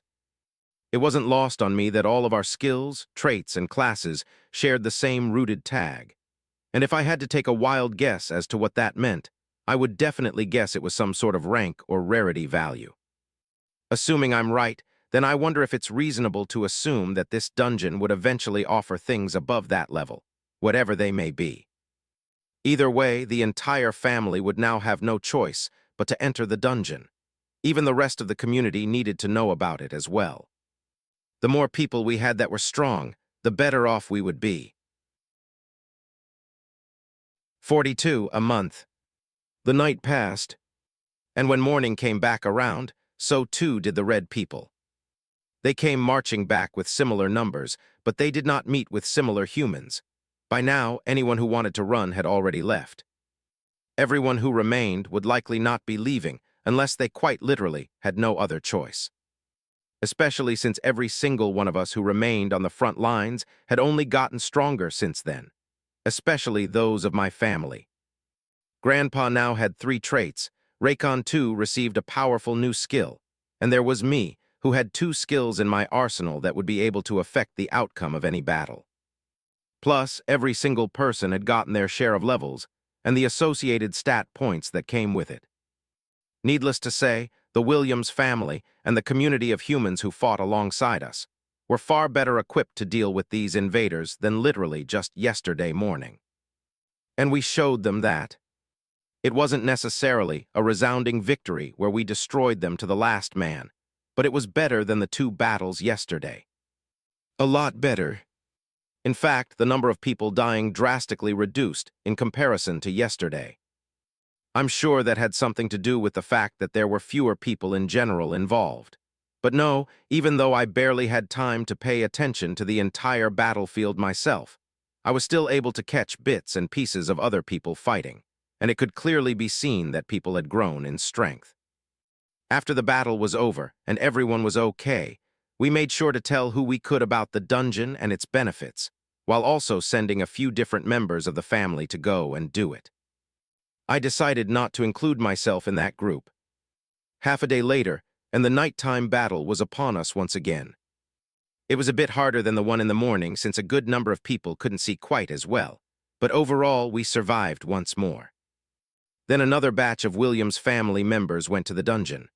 Again, I opted not to be part of this batch, but from what I was told, there were quite a few other people who went inside. The red people wouldn't have a damn clue what hit them. This process of fighting 2 battles a day and rotating different members of the family into the dungeon went on for days. And once we realized that the red people were sticking to their 2 battles a day at almost the exact same times, we began to rotate into the snakebite dungeon as well. No one wanted to spend their hard-earned reward coins for the most part, so snakebite would handle that. We even considered pushing to the 2nd floor, but decided against it, since we didn't know how long we would have to spend there. And it wasn't just us. Eventually, practically almost everyone who remained in the community had joined in, trying to get stronger in the dungeon. Then eventually, days turned into a week, 1 week turned into a couple, and before we even realized, a little over a month had passed just like that. And by now, a lot of things were different. At some point, the red people had stopped attacking twice a day, and settled on just one slightly bigger attack in the morning. That went on for a couple of days before they stopped attacking altogether. Just nothing. It seems that wherever they were getting constant reinforcements from had stopped sending them or maybe ran out. If a stranger learned about what exactly the red people were now going through in our little community, then they probably wouldn't blame the red people too much for a complete withdrawal. Instead of these chaotic, merciless battles we went through where many people either died or ran away, they slowly became nothing more than walking targets of XP, especially the ones in black armor. Now, it wasn't like we were going around fighting each other for the chance to hunt someone in black armor, but the threat they posed was no longer so great. The community and all of its fighters had grown, significantly. In fact, just the members of the Williams family alone could likely fight both daily battles by ourselves if that was still happening. That was how strong we had grown, and of course, that brought a whole lot of changes as well. Since the attacks stopped, we've had a lot of time to earn quite a bit of coins and likewise spend quite a bit of money. We bought every single book present in the shop, multiple copies too, and even a few different training dummies for the family. The whole family. There was a very real possibility that we wouldn't be able to just stick all my little cousins in the theater and protect them without a problem.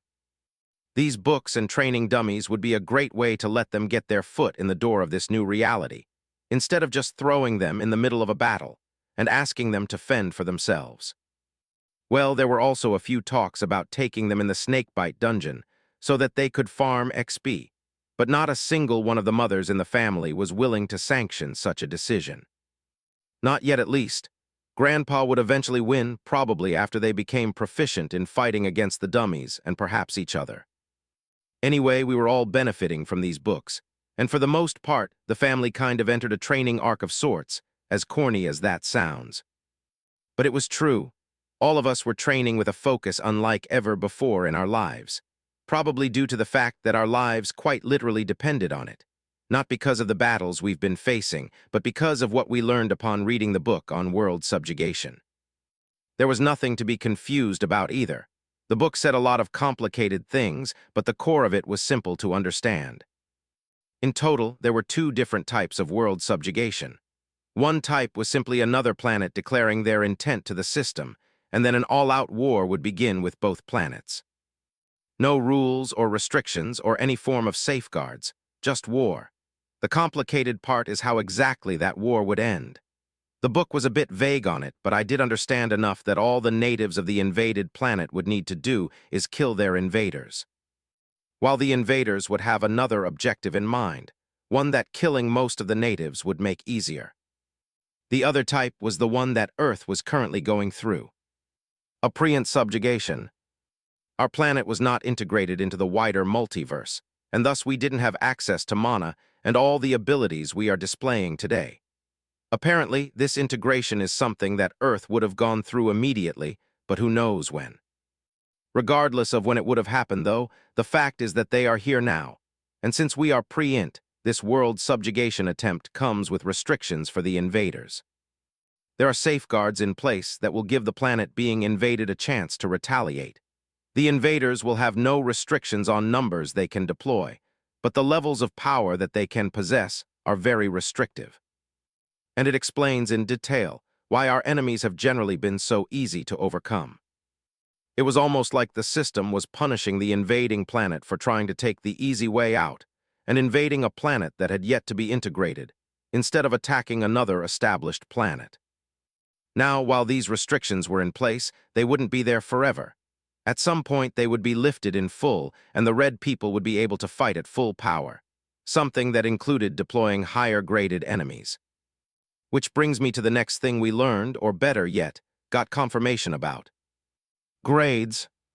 It was nothing more than a power ranking system in the eyes of the system, and lo and behold, F grades were the lowest on the totem pole.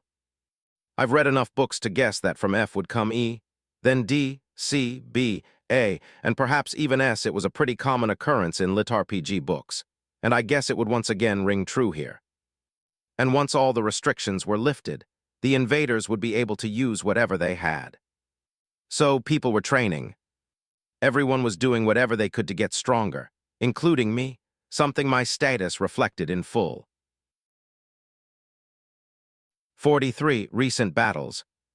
Status. Name Fred Williams. Born World, Earth, ENWPI 70059. Race Human. Age 17. Grade F. Level 42. XP 43930129. Mana 130/130, 30. Stat points 0. Traits. Trait 1, oxygen-efficient lungs, rooted. Trait 2, soaked pulse membrane, rooted. Trait 3, hydro-adapted muscles, rooted. Class. Current class, Tide Initiate. Class grade, F. Class rarity, rooted. Skilled. 1, surging step. 2, water cloak. 3, piercing tide. Attributes. Strength 29. Dexterity 15. Vitality 15. Endurance 22. Mana 26. Willpower 12. Perception 12. Intelligence 11. I've been into the dungeon 3 additional times over the past month. Since Grandpa had pushed the envelope and reached Battle 21, the family knew what to expect there, and that was where the first of my last 3 dungeon runs ended. Battle 21 was against something called a crag mauler. It was nothing but a giant gorilla-type creature that was covered in a thick protective hide, and its massive fists were covered in something else altogether that resembled stone somewhat. It was the first time I'd fought something that genuinely put small craters in the floor of the arena. The battle wasn't a quick one, and by the end of it all, I was exhausted after having used up all my mana. Maintaining the water cloak, running away and toward the big gorilla with surging steps, and using piercing tide to deliver blow after blow until it was down. Due to the state of my mana, I ended the battle right there and claimed my reward. My third trait. Hydro-adapted muscles. They were truly something special. Hydro-adapted muscles. Muscles are saturated with water mana, increasing elasticity and strength. The description was short, but it was just as sweet. Every person on Earth was quite literally made up of a large percentage of water. This was normal and another point in favor of why water was king, but after my second trait, that percentage likely jumped another margin. There was quite literally a spongy mana membrane made of water coursing through my body. Then came this, hydro-adapted muscles. My muscles were now truly infused with the power of water. Not only did I get stronger, but the way in which I moved grew in fluidity. It didn't suddenly become water, but I was definitely far more like water than I was before. Just one trait was all it took to raise my strength by a significant amount. Even though my level of attributes stayed the same, the power that I gained was significant enough to cause problems to any one of those black armor-wearing aliens. My second trip back into the dungeon was a bit of a failure, honestly. This time I went back in before Grandpa had a chance to raise his lead against me, so the battles I fought were the first anyone else in the family had experienced them. I managed to push to battle 25. The opponent this time was a crocodile-like beast called a vine blackmaw. Apart from the gaping and powerful black-colored jaws of the creature, the deadliest feature it possessed were the vines that grew out of its spine. The second the battle began, it rushed after me with ferocious speed and immediately lashed out at me with powerful vines. It was not an easy battle, and there was even a point in time when I didn't manage to properly dodge one of its vines, and it grabbed me by the foot and pulled me up off my feet, though it made a mistake by not separating me from my spear when it did so. Truly a foolish mistake. The beast brought me up over its body and brought me down toward its wide-open maw, and one piercing tide was all I needed to get rid of it by that point. That wasn't what made it a failure, though. Due to how close that battle felt, I decided to end my run right there and accept the reward given. I chose a skill. One that I ended up rejecting. The skill itself wasn't a bad one. It had something to do with echolocation in the water, but only in the water. While a skill like that would definitely have its benefits, I couldn't spare one of my only 3 slots for something that wouldn't directly help me in battle. At least not at the time. Perhaps now I could have given it more thought, but it's gone now. So I risked my life fighting in the dungeon only to leave with nothing, which meant I forever lost the reward for battle 25. My third and most recent dungeon run was both a long and a short one. It was long because I had to fight my way back to the last battle I had, and while the first 20 or so battles were simple enough to handle, everything starting from battle 21 was no easy fight. Even though I knew what to expect, the battles still posed quite a bit of a challenge. Battle 26 was no different. The reason why that last run was also quick was because I stopped immediately after battle 26, meaning I only managed to complete one extra battle before being forced to retire. Ashen direwolf. It was quite literally a gigantic pitch-black wolf whose paws were covered in deep crimson flames. The thing even breathed those same flames from time to time. Honestly, I still don't know how I survived that battle. I ran out of mana long before the battle ended, and by the time I managed to somehow claw, scrape, and practically will myself to victory, both of my arms were useless, my spear destroyed, and countless other wounds littered my body. If Raycon wasn't waiting for me outside, then I don't know if I would have survived. Thankfully, the pricier medical supplies ensured I wasn't out of commission for long, and I was able to put the reward I chose from surviving against the wolf to use. After thinking about it deeply, I really didn't want to waste another reward by choosing a skill I potentially wouldn't use, and considering a fourth option didn't show up under my list of traits, it was safe to assume that they would also be locked to only 3. Which left coins, XP, and a weapon or armor. I didn't need coins, was getting plenty of XP, and considering the amount of damage I just took, choosing the weapon armor option was by far the easiest choice to make there. My reward was called the Litvine plate. It was a light brown chest plate that was made up of a bunch of different hexagonal pieces made out of a material that I couldn't even begin to wrap my head around. The chest plate was hard, like properly hard, yet it was also extremely light, maybe not even a pound in weight. Honestly, part of me was hoping to get a really nice spear, maybe even a trident.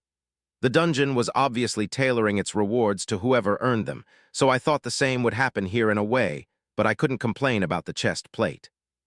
It would definitely serve me well, I think. Now, since that fight against the wolf, we all kind of agreed that nobody would be attempting to fight it unless they were truly ready. That was how strong it was.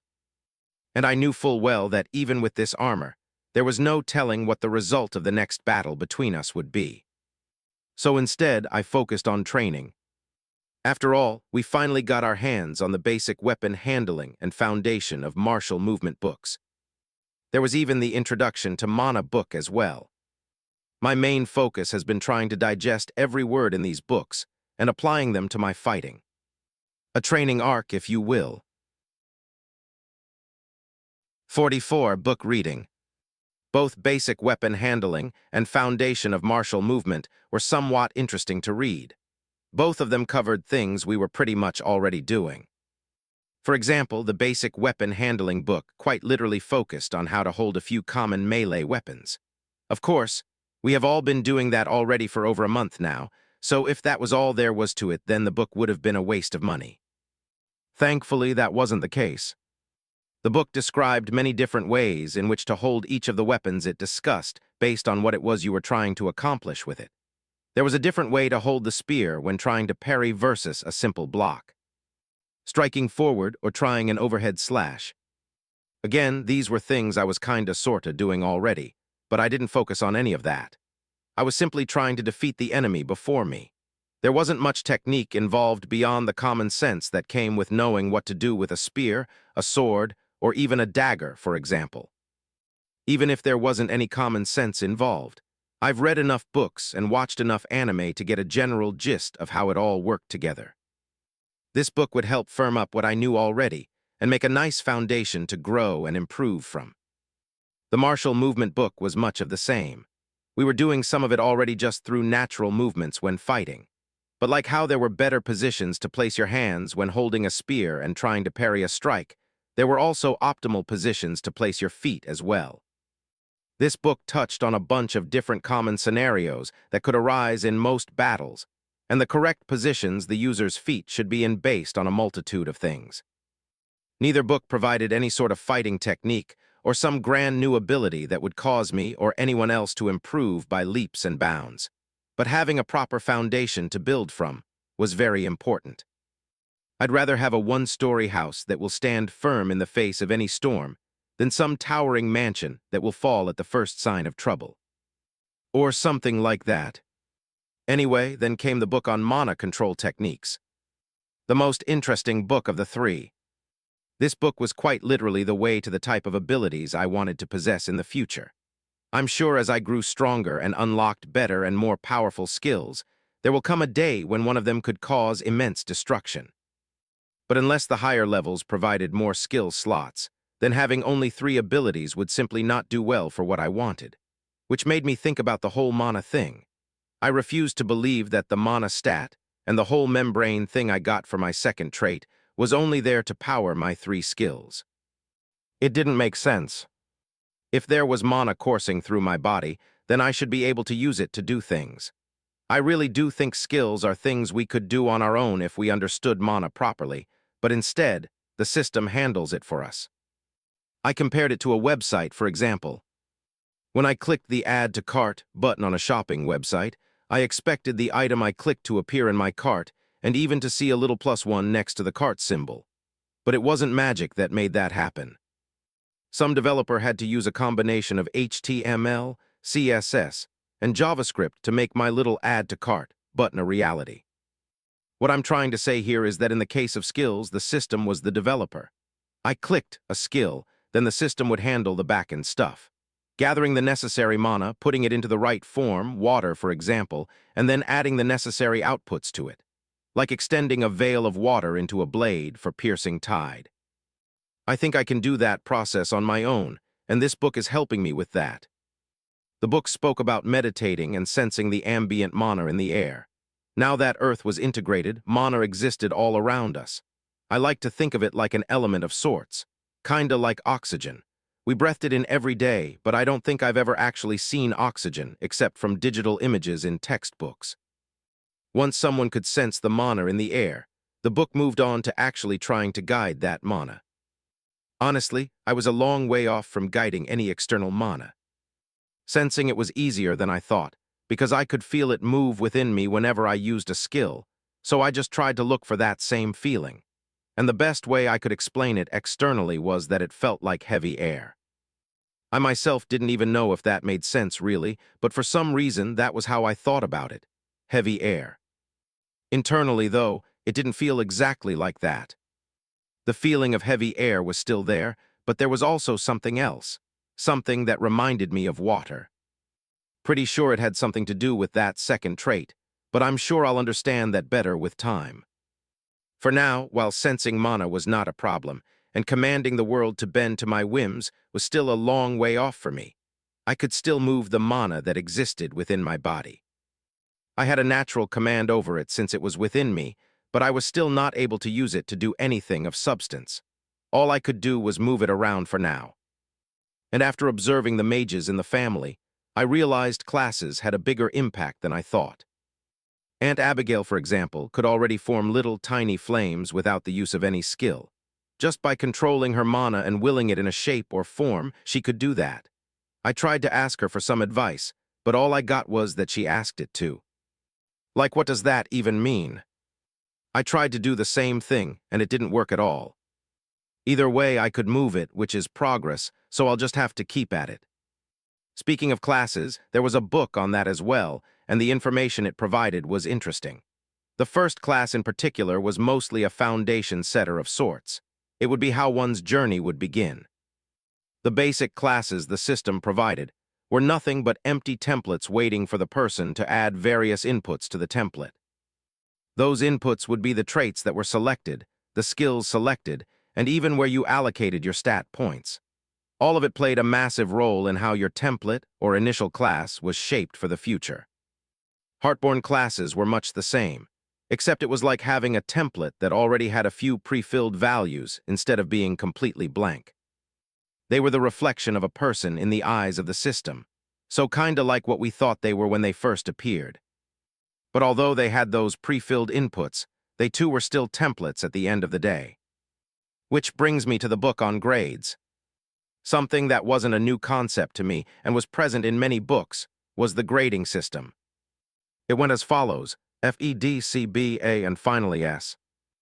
There was no actual information about the higher grades except for the order that they followed, but that was enough for me, just to confirm that they were present.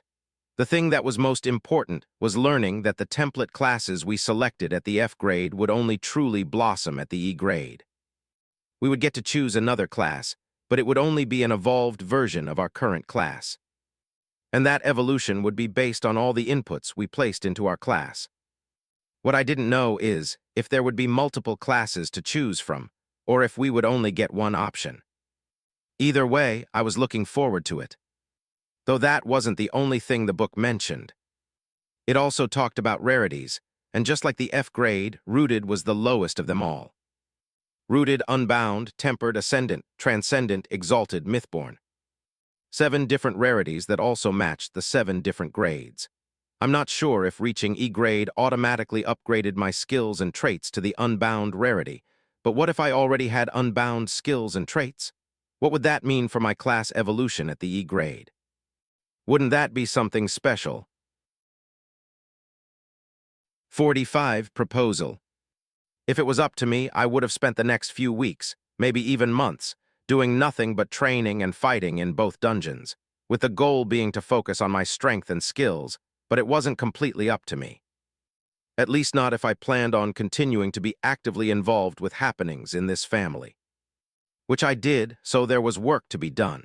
The work in this case was something I didn't even bother to consider when these battles against the Red people began.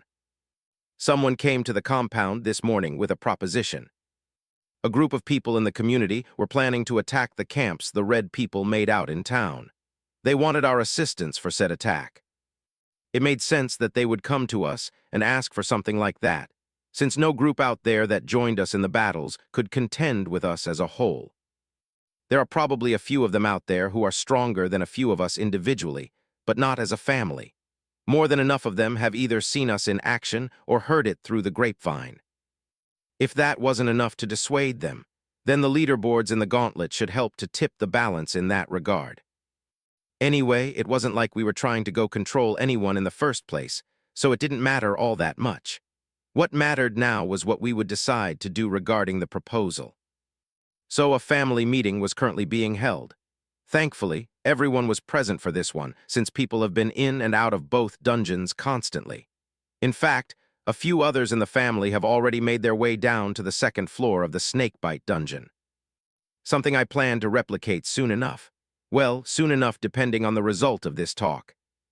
Grandpa had just finished explaining the proposal without really giving any input, and then opened the floor for everyone else to give input. Well, I for one think we should do it. If you found a wasp nest in your garage, you wouldn't wait until it bit you to get rid of it. We've already been bitten by these aliens, and it's time we finally bit back and got rid of them. If we didn't get the proposal today, I would have eventually suggested it myself. Who knows how many reinforcements they've gathered since their last attack. I know we've all been using the lull in attacks to get stronger, but it's time. We need to hit them while they're down and get rid of them. Uncle Mac gave quite the speech there, which was very much unlike him, but honestly, I agree. He's definitely right about the fact that we've already been bitten. No use sitting here and letting them recover when we clearly have the firepower to get rid of them. Well, we need to confirm that last bit, but as of right now that's how it appeared. And it seems the others agreed to a point. I observed them as the men and women of this family slowly came to an understanding this was necessary. Observing them like this, or even just looking back to the first day shit hit the fan compared to now, the difference was really glaring. Gone were the scared people just trying to survive and fighting like wild beasts with no way out. What replaced them wasn't a group of battle-hardened warriors and real menaces of the battlefield or anything like that, but it was close. After all, we were sitting here calmly discussing raiding a camp of aliens and killing them all. Literally something you might have expected to read in a book or discuss in a D&D campaign or something similar, but this was our reality now, murdering camps of aliens. The discussion progressed without input from both myself and Raycon, while Grandpa was strangely mute for a while, and we all kind of just observed. I know why both me and Raycon were quiet, but Grandpa being quiet, that was strange. For myself and Raycon, although we were two of the strongest people in the room, it was kind of hard to speak up at the same table that your parents were speaking at. It wasn't that we were scared or anything like that, but we were raised to respect our elders and such. So if we really didn't have anything new to add to the conversation, or someone didn't specifically call on us, then we were both just content to sit and be silent listeners. Grandpa, though, he could make this whole family move in one direction with just a few words. That was the level of respect my grandpa commanded in this family. Not through tyranny or degrading anyone, but just by being a loving, caring, and supportive parent, father-in-law, and grandfather. And that was before the apocalypse hit. The fact that he now had more energy and strength than he did in his prime years, yet still remained the same grandpa, we all knew, and loved only added to that respect factor. Yet he was quiet. The discussion went on for a while longer, then Grandpa finally decided to speak up. It's good you all finally got some spine now. I agree, we need to get rid of this pest of ours, though I think it's important to remember that a rat is at its strongest when it's backed into a corner. A trait that we showcased ourselves. Do not go into this thinking that we will wipe the floor with them. Even in the previous battles that we fought against them, all we have done is made them retreat. It was never killing them to the last man. If we attack them now, and there is truly nowhere for them to go, and their only option is to stay and fight, then expect a bloody battle. The room wasn't necessarily filled with a bunch of excitement regarding heading toward the camp and, well, killing them all. But there wasn't a lot of fear either. It wasn't to say that we should be acting fearful of everything, but that lack of fear can quite easily become overconfidence. Something I think Grandpa realized. From there, the conversation mellowed out a bit, but the conversation itself remained the same. We will be joining the attack on the camps out in town. Raycon, the ever-willing runner, volunteered to go inform the folks interested in our decision of what we chose, and when he came back, it was with word of a group meeting. Everyone involved would be coming together to figure out the exact plan of attack. It made sense. It would definitely be stupid to just all go attack the camps willy-nilly without having a real plan in place. Something like that would be almost guaranteed to blow up in our face. So, this meeting was definitely necessary. Yet for some reason, I had a bad feeling about it all. I wasn't worried about the actual attack going terribly wrong. As long as we had a plan in place, and the situation of the Red people hadn't drastically changed beyond reason, and we prepared accordingly, then I think there was a good chance we left victorious. What worried me was instead the people who would be involved. Egos, pride, entitlement, and even delusion. These were all the types of things that caused the downfalls of many, whether it was one individual, a small group, or an entire nation. You didn't need to read any LitRPG to see things like that on display. Any old history book would do instead. The thing is that those types of problems were before people had real actual physical power. A round-table discussion to figure out how we were all going to attack the enemy. Sounds like the perfect place for someone to either openly try and assert themselves in that type of role, or for someone to do it subtly and quietly. Either way, the stage was set. There was also a chance that I was just overthinking things and both the discussion and the attack would go just fine, and we all continue to go on with our lives. But this is real life, and people never change. We'll see, though. I wouldn't complain at all about being wrong. 46. Meeting James. The only people from the family who would be attending this meeting were myself, Dad, and Grandpa, of course. Grandpa was already going, but he asked if anyone else wanted to attend, and myself and Dad were the only people who wanted to go. Dad only volunteered after I raised my hand, so I think that's why he decided to come. I'm sure if we didn't volunteer so quickly, that a few others would have eventually done so. Grandpa wouldn't have to go alone, but that's okay. Everyone's been pretty busy lately, so attending a meeting is probably not on the list of priorities, especially since Grandpa was already going. Anyway, we made our way over to the location Raycon came back with. It was another house a few streets over. There were already a few people gathered outside, and it seems we were all waiting to be let in. So the shenanigans were already beginning. Again, I could very well be overthinking things, but as of right now, I'll assume whoever is hosting this meeting is attempting some sort of power move by making all of us wait out here. I took a look around the gathered group and noticed that even though there were a few looks of annoyance, no one seemed to be too angry. That's good. Didn't feel like dealing with the weird trope of people getting unreasonably angry about small things. The one about someone or a group trying to become the leader of a ragtag group of survivors is enough for now. It took a few minutes, but eventually the door to the house opened and a woman came out to welcome us in. I'm sure if we had to wait any longer, Grandpa probably would have just left outright. I guess they knew the limits of how long people were willing to wait for something. Anyway, the woman looked to be Hispanic, about 53, black hair, and a really fit build. Sorry about the wait, everyone. It took us a bit longer to get everything ready, but it's all good now. Please come in and head straight ahead. Feel free to sit wherever you want as long as the seat is open. She had a slightly apologetic look on her face as she said that. Looked real enough, and it very well could be, and I'm being paranoid, but hey. No one really said much to her, and eventually a small queue formed as we all lined up to get in the house. When our time came around, we nodded at the woman as we passed by and entered the home. What awaited us wasn't anything crazy. It was just a fairly large, great room with a bunch of chairs arranged in a semicircle. My family members and I found some chairs, took a seat, then after a couple more minutes of waiting, the woman came back in, and a few people walked out from another room and joined us in the great room. It was 6 of them, including the woman who welcomed us in. 5 of them stood off to the side, while one man walked to the spot that all the chairs were facing. He was a relatively tall and black muscular dude, maybe like 61 or something around there, probably around his mid-30s or so as well. Looking around the room, there were probably about 20 of us in here, not including our hosts. That number was definitely not the total amount who'd been battling with us, but just like how myself, Dad, and Grandpa represented the whole Williams family, I'm sure it was something similar for everyone else here. No matter what the setting is, as long as a bunch of people are gathered, it will be very easy for different groups to form naturally. Nothing bad needed to happen or for there to be any beef either. People will just gravitate toward what they find comfortable. Nerds hung out with nerds, yoga folks hung out with other yoga folks, and etc., etc. This was no different, especially not after a month of fighting had occurred. I'm sure having to fight with your life on the line almost every day had its own special way of bringing people together. He's about to talk.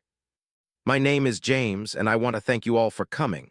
Now, since all of our time is valuable, I'll just jump right into it. I'm going to assume most of you have gotten a chance to read them books in the store by now. If you haven't, I sure recommend you do. For those who have, then you probably know about the whole subjugation stuff. Without any sugarcoating, the aliens are here to take control of Earth and probably kill us all. I don't know what they want to do with Earth, but fact of the matter is they've been trying to kill us, so I do think it's 'bout time we try kill them for once. I got no clue what's happening anywhere else, but I do know for a fact these aliens are in our town, and ain't no military coming to save us. They are clearly weak, and everybody in this room is a lot stronger than they were a month ago. Not only can we take M, we should take M, and we will take M.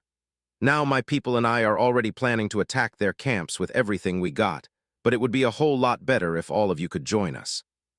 We've fought them together twice a day, damn near every day for a while now. One more group battle like that, and we can boot these aliens out of Laja once and for all. I'm not up here to beg you to join us, just asking. And if you do agree, then we'll follow up this meeting with a planning session immediately.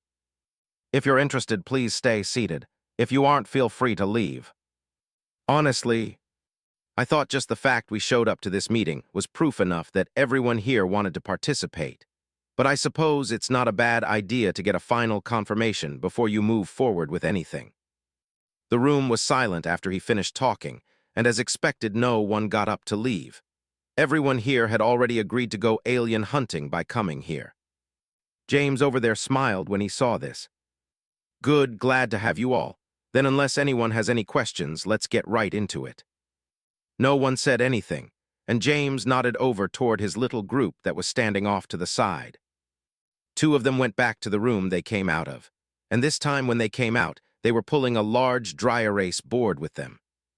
There were already things on it. A whole bunch of circles, lines, squares, rectangles, and X's. The X's represent all the camps we've found over the last couple of days. The circles and squiggly little lines are bodies of water and rivers we've confirmed. The squares and rectangles are all different-sized buildings. This big building over here. He turned towards me and my family before continuing. This is something anyone from Laja could tell you about.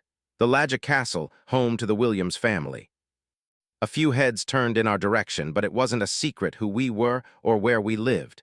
So the looks weren't anything crazy and only lasted a moment. We paid it no mind. This is where we will meet to get this show on the road and stage our attack. Oh, I turned to look at Grandpa, and I almost wanted to laugh as I watched his brows slowly get furrowed. This was about to get interesting. 47 Interesting plans. I couldn't believe it, but James here was about to continue on with his little plan, without even acknowledging the fact he just volunteered our property. It's one thing to have it in your plans and then ask us if it was all right, but it's another thing to put it there and just assume we will go along with it. That's a different type of entitlement. One that Grandpa didn't agree with. Wait, what? James paused and turned to Grandpa. The other people in the room did the same thing. Grandpa continued, I don't believe I gave you or anyone else permission to include my property in any plans of yours.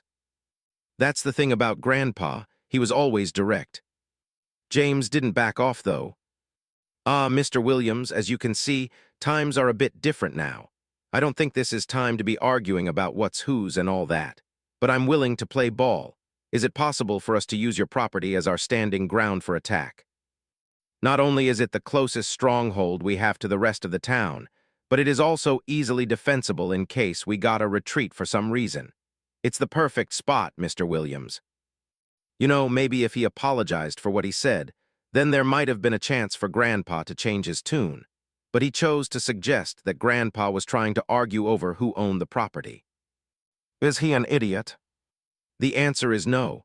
No one comes on the property and that's final. Figure something else out. All eyes turned back to James, who stayed silent for a few awkward seconds. I'm not sure why he would just assume that we would go along with every and any idea he put forth, but Grandpa clearly wouldn't. I understand, Mr. Williams. We'll figure something else out. Grandpa didn't bother responding. Honestly, I was a bit shocked James backed down so easily.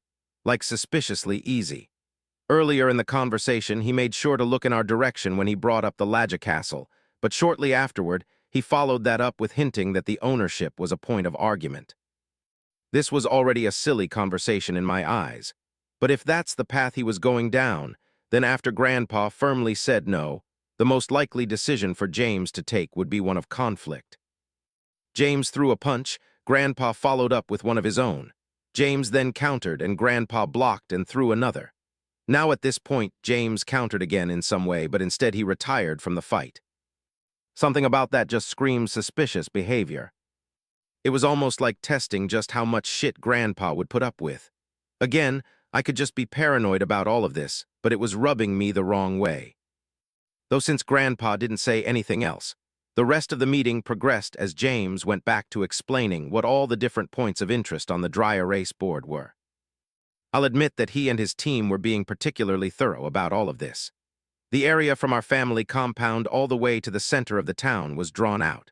Of course, it wasn't to scale at all, and we all knew that there were many destroyed locations and new water features all over the place. Yet they managed to showcase most of it on the board. It pretty much matched what I remembered from my own little scouting mission over a month ago now. Good on them. Anyway, once he finished explaining everything we were looking at, he moved to the actual plan. As you all can see by this board, most of the new water features are on the north side of town. Obviously, we will avoid them. With that in mind, I think it's best we do a two-fronted attack. One group will go straight down the same street they've been coming for us on, while another group will approach from the south. We gonna hit M hard and hit M fast. The attacks will happen at night, so be prepared for that. Now this isn't the army or anything like that, but both groups should have a leader. It will be easy to coordinate things if there is one central voice. Too many cooks in the kitchen won't produce a good meal.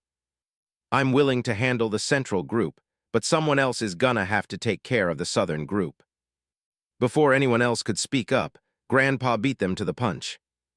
The Williams family will handle the south, and we will also send a small team to the north. When exactly is the battle? Now who made you king? You already got your family to worry about, old man. Let someone else handle the leadership role. This time it was another dude who spoke up. Grandpa responded calmly, though. The Williams family will handle the south. You can do whatever it is you would like. James, was it? When is the attack kicking off? 3 days from now. And although we can't set up shop on your compound, it should be no problem if we gather just outside of it, right? No problem with me. After saying that, Grandpa simply got up and left. Of course, both Dad and I were right behind him. The dude from earlier seemed like he had more to say but had to bite his tongue. I'm not sure how I feel about all of this. It would always be family first, and I was wary of James and his people from the beginning, but I don't think it's a good idea to get off on the wrong foot with all the fighters in the community. While I don't think we necessarily need to be friends with everybody, we definitely didn't want to be ostracized either. So once we left the house in full and walked some distance away, I couldn't help but ask, "Was that a good idea, Grandpa? I think we probably rubbed a lot of them the wrong way with how we left." "I agree, Dad. Probably not a good idea to risk isolating the whole family. Y'all worry too much. You should leave that to old people like me. Just know that meeting had too many rats in it to worry about making friends. I think we'll be able to get rid of these aliens barring any surprises in a couple days." Immediately after that, the family needs to get ready to handle whatever happens after. I got a feeling we're gonna have to deal with people a whole lot more than before. Well, I can't argue with that too much since I agreed with him. I was skeptical about the meeting from the beginning, and James only confirmed those suspicions after everything he said. The random guy calling Grandpa an old man didn't help the situation either. All right, best not to worry about it too much for now. We got a big battle coming up in a couple of days, and my focus needs to be on that. What? POV James? Well, what y'all think? They're going to be a problem. If we want to take control of Laja, then they need to be a part of this. If not, then we're going to have to do something about it. I understand her, but it ain't gonna be that easy. I get you, trust me I do, but as y'all could see, the old man wasn't going for anything. If we push them too hard, they're going to push back.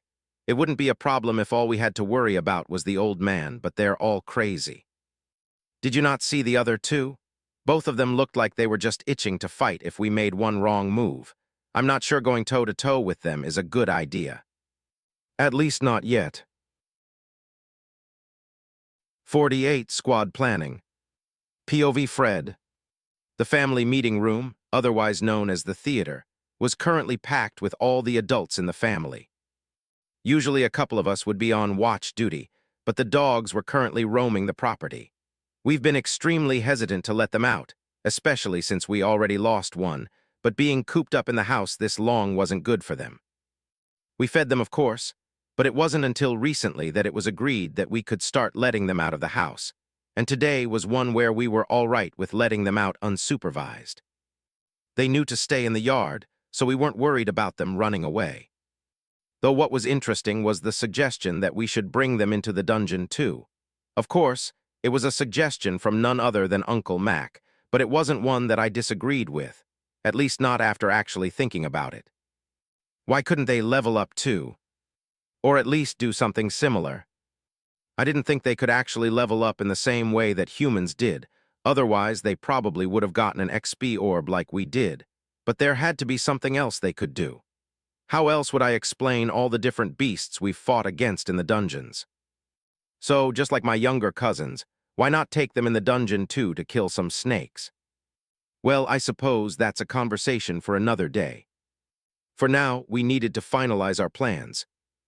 The overall plan is good, but it's a simple one, which is why Freddy and his team will handle the north. Attacking from two fronts is something I'm going to assume they'll be able to respond fairly quickly to, so we need to do something to make sure we can catch them off guard. So, Freddy, remember to wait until you hear the fighting start in other places to begin your move. While they are focused on the rest of us, it will be your job to play the Reaper. Obviously, they might leave some people to watch against a late flank, but that's where all that water comes in. Use it to your advantage, Freddy. Will do, Grandpa. Good, now remember, a cornered rat is a dangerous rat, so don't go out there trying to play hero. This goes for everyone. If you got to run, then run. We can always figure out a way to fix the situation as long as we're alive. Dying will make that whole fixing thing a little hard. At some point, the meeting ended, and I left with the members of my squad to go discuss our plan of attack. It was still weird referring to my aunt and uncles as my squad, but it worked, I guess. What's the plan this time, Freddy? Well, Uncle Terrence, this time it's pretty simple. All of you will be playing support. Y'all can all swim, but I'm the only one who can do more than just swim in water. I don't expect y'all to do the same thing. Just focus on being near me. When it's time to get wet, I'll be going on ahead to do my own thing while y'all will follow slowly. Stay as close as possible, let me handle the waterworks, and get busy when it's time to get busy. That's pretty much it. So we're the Supremes to your Diana Ross. Okay, got it. That got a little chuckle out of everyone, but I wasn't about to tell my aunt she was showing her age a little bit by referencing the Supremes. We spent a few more minutes discussing the plan, and by the end of it, I was once again a little shocked at the ease with which we just discussed playing the role of a Reaper like Grandpa dubbed it. Of course, I was included in that too. After all, I would be doing most of the actual reaping. My squad of family members would really just be there to help me clean up battles or help me run away or something. But the fact is, I was more than a decent fighter with no water around me. In fact, apart from Grandpa, I'd like to argue I was probably the second best fighter in the family. That changed significantly if it was raining or I had a large water source nearby. It would be quite literally like fighting a humanoid fish that could hold a spear. I think I just described a mermaid or something, but the point still stands. If the fights were in the ocean, there wasn't a single human in this town who would last a very long time against me. That wasn't just blind arrogance either. It was the simple truth when all my abilities were taken into account. And to think it wasn't that long ago that I was bawling my eyes out in my grandpa's arms after taking the life of one man. I still remember his eyes, the way they seemed to look through me as the life they contained slowly slipped away into wherever it came from. There are nights when I dream about them, where I'm placed right back on that ocean and face to face with the eyes and the decision I made to take someone's life on repeat until I wake up. Now I've taken the lives of more people than I remember, and I'm about to take more without a single ripple in my heart. Funny how life works. Anyway, the battle was in 3 days, so there was a lot of prep to be had and small decisions to be made. Like who would be staying back at the house to watch all the kids. After some discussion, the position eventually fell to my mother. While she had consistently done what she had to do when she needed to do it, I think she's still been struggling with the whole mental aspect of things even now. So leaving her here wasn't too hard of a decision, especially when she wanted to stay as well. I had no doubt in my mind she would fight with everything she had if it came to it, but hopefully it wouldn't be needed. Plus, Grandpa warned her not to be a hero too. Run away if needed and possible, or lock everyone up in the theater and hope help arrives quickly. With that being said, we made sure to stock up on food, weapons, medical supplies, and extra armor. These are things we already had, but just like everyone in the family who carried before this new reality of ours took hold, it was better to have it and not need it than to need it and not have it. Anyway, the time passed quickly. Supplies were gathered, and everyone was well rested after canceling all dungeon runs for now and spending the time training on the compound itself instead. We sparred against each other, beat up on the training dummies, and spent plenty of time trying to do the mana movement thing. Now we all didn't improve by leaps and bounds in just that small window of time, but we were sharp, prepared, and ready to do what needed to be done. I doubt we can kick them off the planet with this battle, but I know for a fact we can kick them out of Laja. And it was time to make it happen. 49 Predator to Prey. The night was dark and the breeze was crisp, with the latter being a constant in Laja. The hot days expected of the Florida sun and very cool, crispy nights that being right next to the ocean got you. Especially now that electricity had gone away, any fumes that were clouding the night sky had gone with it. It was beautiful to look at. It was underneath this sky that my family and I were waiting for our turn to act. We had already met up with the group in outside of our family compound and kicked things off. I expected a decent showing, of course, but seeing a lot of people show up was reassuring to say the least. Especially when one glance at everyone was enough to show that a good number of them had received decent rewards in the form of weapons and armor from the dungeons. Now I was a little worried about the meet-up, and if there would be any friction due to how Grandpa left the meeting a couple days ago, but thankfully nothing like that happened. James took control of the situation for the most part and gathered the central group. He kind of let Grandpa do his own, and the rest of the family followed him south along with a few other groups. I didn't really need any input from any of them, so I left with my squad after verifying that everything was all right. We were currently on the north side of the town, and just like the scouting report said, there really was a lot more water on this side. It was mostly small ponds and such, but there was a decently sized river that led into the heart of the town. That was my way in. For now, we were currently upriver for the sounds of battle to reach us. There was no talking happening, and we were all focused on the battle ahead. Once we settled into our waiting position, it probably took about 20 minutes to pass before the sounds of yelling reached our ears. It all blended together for the most part, but I was sure I could hear the familiar sounds of a language I didn't quite understand as well. All right, it's time. I'll be heading ahead, follow but stay hidden. They all nodded at me, and I took that as my quest to slip into the river. Ah, this feels good. At some point I'd reach a stage where instead of feeling cold in the water, especially after that first dip, I now felt refreshed. With the soaked pulse membrane and my hydro-adapted muscles traits, my body was getting closer and closer to being fully adapted to being in water. So with my spear gripped tightly, I took a deep breath and dove under the surface of the water. I activated Water Cloak shortly thereafter, and to the naked eye I essentially became one with the water.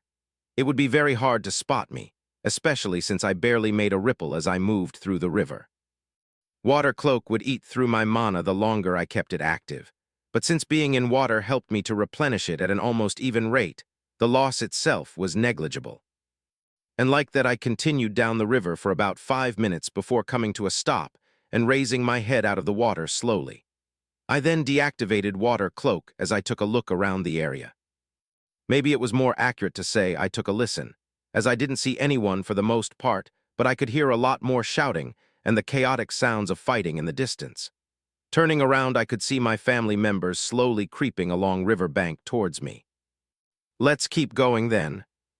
A few minutes later, and I didn't even need to surface to hear the sounds of footsteps near me. This was it. Once again, I deactivated Water Cloak since it was easy to see when I was out of water and surfaced. I was near one of their camps.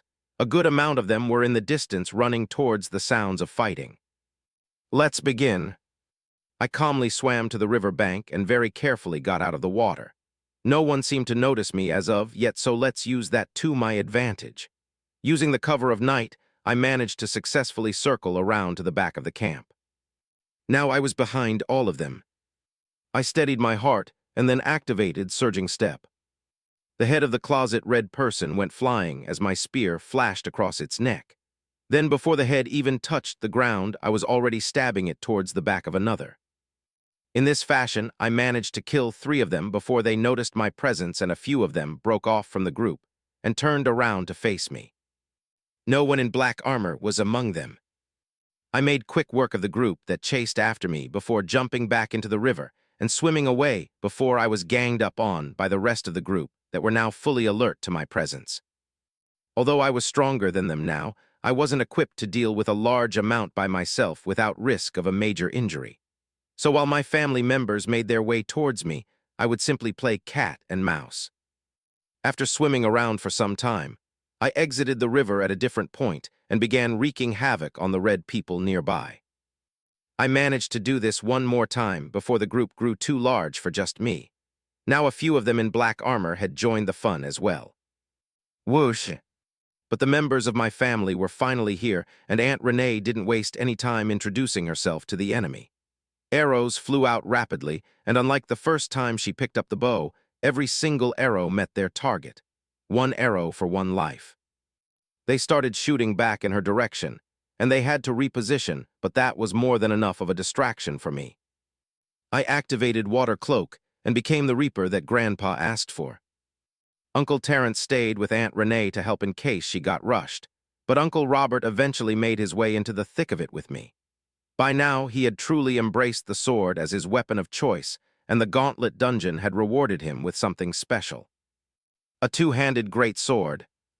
It was almost as big as him, and since he's been placing most of his points into strength, the man had grown truly massive, which just goes to show just how big the sword was. Anyway, with Aunt Renee's arrows and Uncle Robert swinging around the massive sword like it was a baseball bat, I was allowed far more room to maneuver. I went after all the ranged attackers first, which freed up Aunt Renee even more, and then I turned my attention to those wearing black armor. I won't forget the uselessness I felt that day when I almost lost my right arm to one of these dudes. So every time I face one, it always brings me just a small amount of satisfaction when they're the one who can't handle one swing of my spear. Needless to say, there was nothing that really stopped us from completing the task we were given. That wasn't to say the red people didn't fight hard. In fact, I think they were fighting harder than in any battle we've been in before. There was a sort of desperation present in their eyes that wasn't apparent previously. I suppose that's what happens when you suddenly go from being the predator to becoming prey. 50 Great Vicar. I think I was expecting the night battle to be a whole lot more dangerous than it actually was. Even the length of it, I think we were all expecting it to practically last the entire night, maybe even into the morning, but we were wrong on all accounts. Even the whole, a cornered rat is a dangerous rat, thing that Grandpa preached didn't really seem to come to fruition. The red people fought hard, extremely hard even. The problem was that fighting hard didn't necessarily mean that you would win, something that everyone who died during the initial battles had to experience themselves. That is exactly what the red people experienced here tonight. After clearing out the area around us, my little family squad continued to roam around the rear of the battlefield and picked any stragglers off one by one or group by group. Most of them were either engaged in the south with my family or down the main street with James and company, so we weren't able to do that for long. Once we couldn't find anyone else, we moved to the south and joined up with Grandpa and the others. They didn't really need our help, though. Grandpa? Yeah, the old man was a monster. With the gains he made through the dungeon and all the levels and stat points on top of that, he had really become a force to be reckoned with. He now went into battle with one main spear and around 50 others that he dragged around with him. They were for throwing. Watching him launch a spear like it was shot out of a cannon, and skewering 5 people to a wall would be nothing short of soul-crushing if you were an enemy. Even the other people who joined our family in the attack were throwing wary glances toward him. Actually, now that I think about it, they were all kind of throwing wary glances at everyone in the family, though most of them were directed at Grandpa. Either way, the night essentially went by without a hitch, and the community members of Laja were finally 100% victorious against the Red invaders. After the fighting was over, everyone pretty much spent the whole night going through the town in full and all of the camps. The Red people had a lot of gear and tools that could all still be used, so it was divided up amongst all the different groups. Thankfully, since every group had at least one spokesperson, it didn't turn into one big argument between the few hundred people that were gathered here to battle.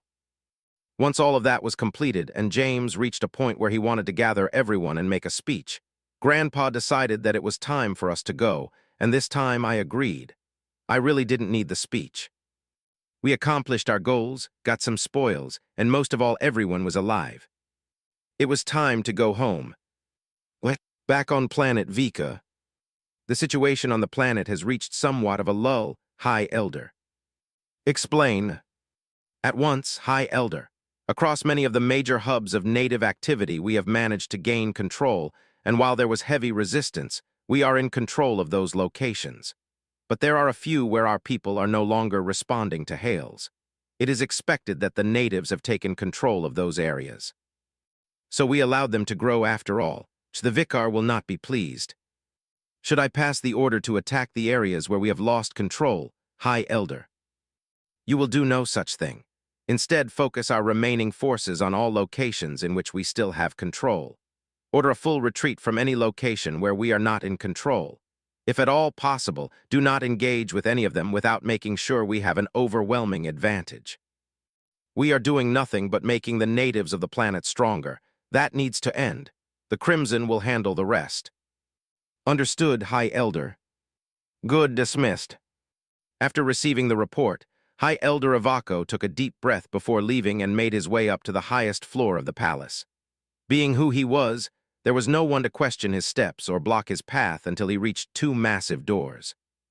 In front of them stood two covered in a veil of deep crimson. Nothing about their appearance apart from the outline of their bodies could be discerned. They were members of the Veil of Magma, the sworn guards of the Vicar. High Elder Avako didn't dare put on airs before them, and simply bowed his head as he stated the reason for his approach to the dwelling of the Vicar.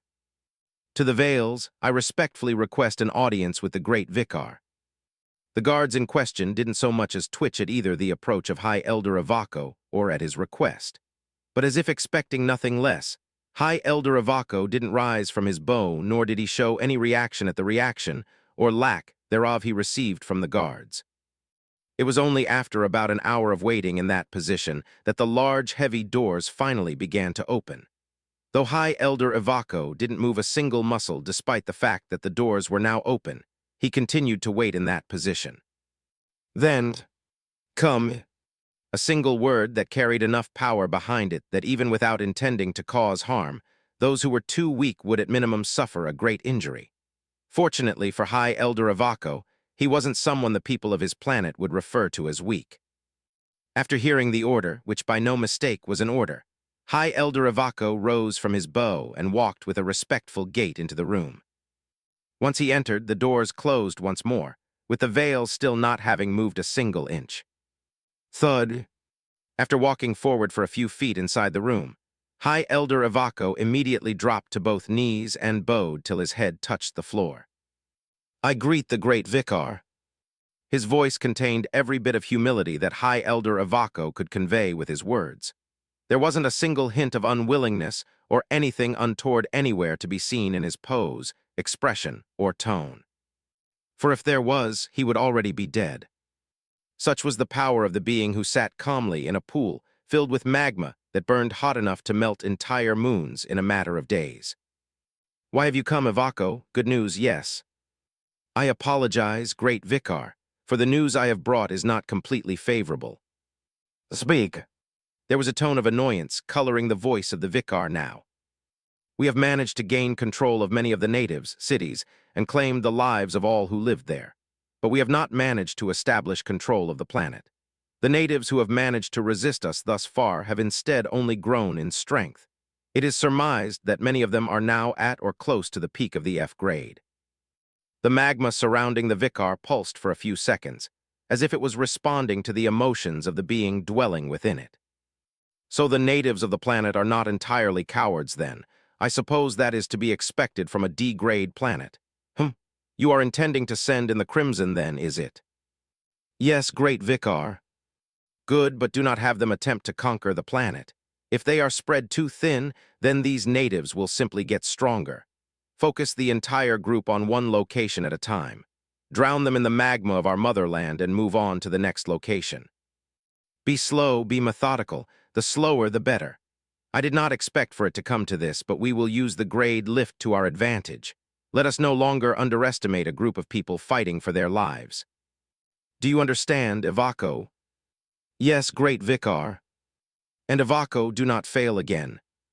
Yes, great vicar. 51 back to the snakes. Be ready. That was all I said after we accepted the prompt to continue to the next floor. By now, since other members of the family had already made it to the floor, we pretty much knew what to expect. And the reason why we had to be ready was because the boss of the second floor behaved a bit differently from the one on the first floor. Instead of being located in a very obvious boss room at the end of the floor, this particular boss could be found anywhere on the second floor. The second floor was a densely populated jungle environment. There was dim green light covering the entire overgrown forest, a light rain, and heavy humidity. Mosquitoes and other bugs even existed in the jungle to quite literally add to the ambience of the jungle. Vines hung from seemingly every tree, and moss covered practically everything that could be touched. For all intents and purposes, we were in a jungle. We haven't gotten attacked yet, and I don't see a giant anaconda anywhere, so I think we can assume it isn't here. Uncle Terrence was right. We'd been standing in the same location for a few seconds now, and we hadn't been attacked. From what we'd been told, if the boss happened to be near the entrance to the floor, then it would have attacked us the second we appeared. Now for the hard part, finding it.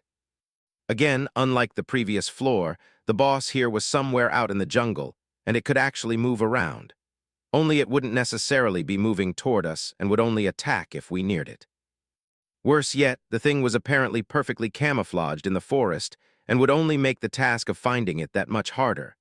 Not to even mention the obvious. The boss wasn't the only opponent on the floor, and there were plenty of much smaller snakes that could cause plenty of problems for us. Well, plenty of problems for us if we were all still below level 30 and didn't possess skills, traits, weapons, armor, and a lot more battle experience than we had before.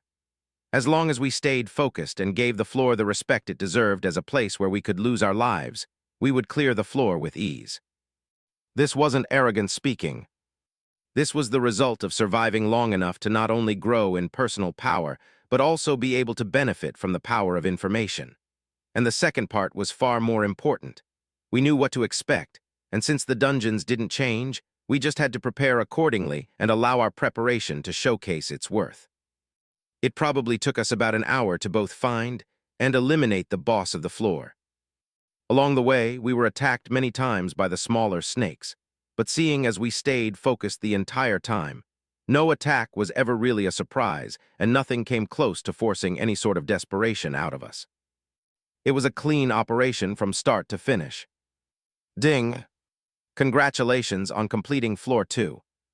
Proceed to next floor, or accept current rewards and exit. Rewards granted. 700 XP granted. 5x Vine Serpent Hide. 5x Vine Venom Sacks. 150x coins. The rewards were not accepted, but just like it on floor 1 after we rejected them, it showed us a list of everything we received. It would only be after we left the dungeon in full that everything would be given to us. It was a nice little feature since we wouldn't have to worry about dragging everything we got around while trying to conquer the dungeon. Of course, the decision to reject the rewards for now and travel to next floor wasn't a spur-of-the-moment decision, but something we decided to do long before we entered the dungeon. Someone would need to eventually tackle the third floor, and I volunteered to do it. After talking with everyone else in the team, they agreed too, and so the plan was formed. As long as everything went to plan on the second floor, then move forward to the next. Only this time, it would be uncharted territory, and our advantage of information would be moot. Once the prompt was accepted, we all suddenly found ourselves on the floor wading through dark, murky-looking water. A few sparse trees that were growing out of the water could be seen, and there were even lily pads with small frogs on them. A swamp, the third floor of the dungeon was actually an entire swamp. Nobody was in a rush to move in the waist-deep water. This was a dungeon filled with snakes, which meant that the water was obviously filled with them. No one move. None of them said anything, nor did any of them move. By now I had built up plenty of trust in them since our very first excursion on the first floor, but more than anything, it was the water here that gave them pause. I wasn't about to claim that I was unmatched versus every single being in existence when it came to water, but I was definitely the most in tune with it out of everyone in the family and in the community.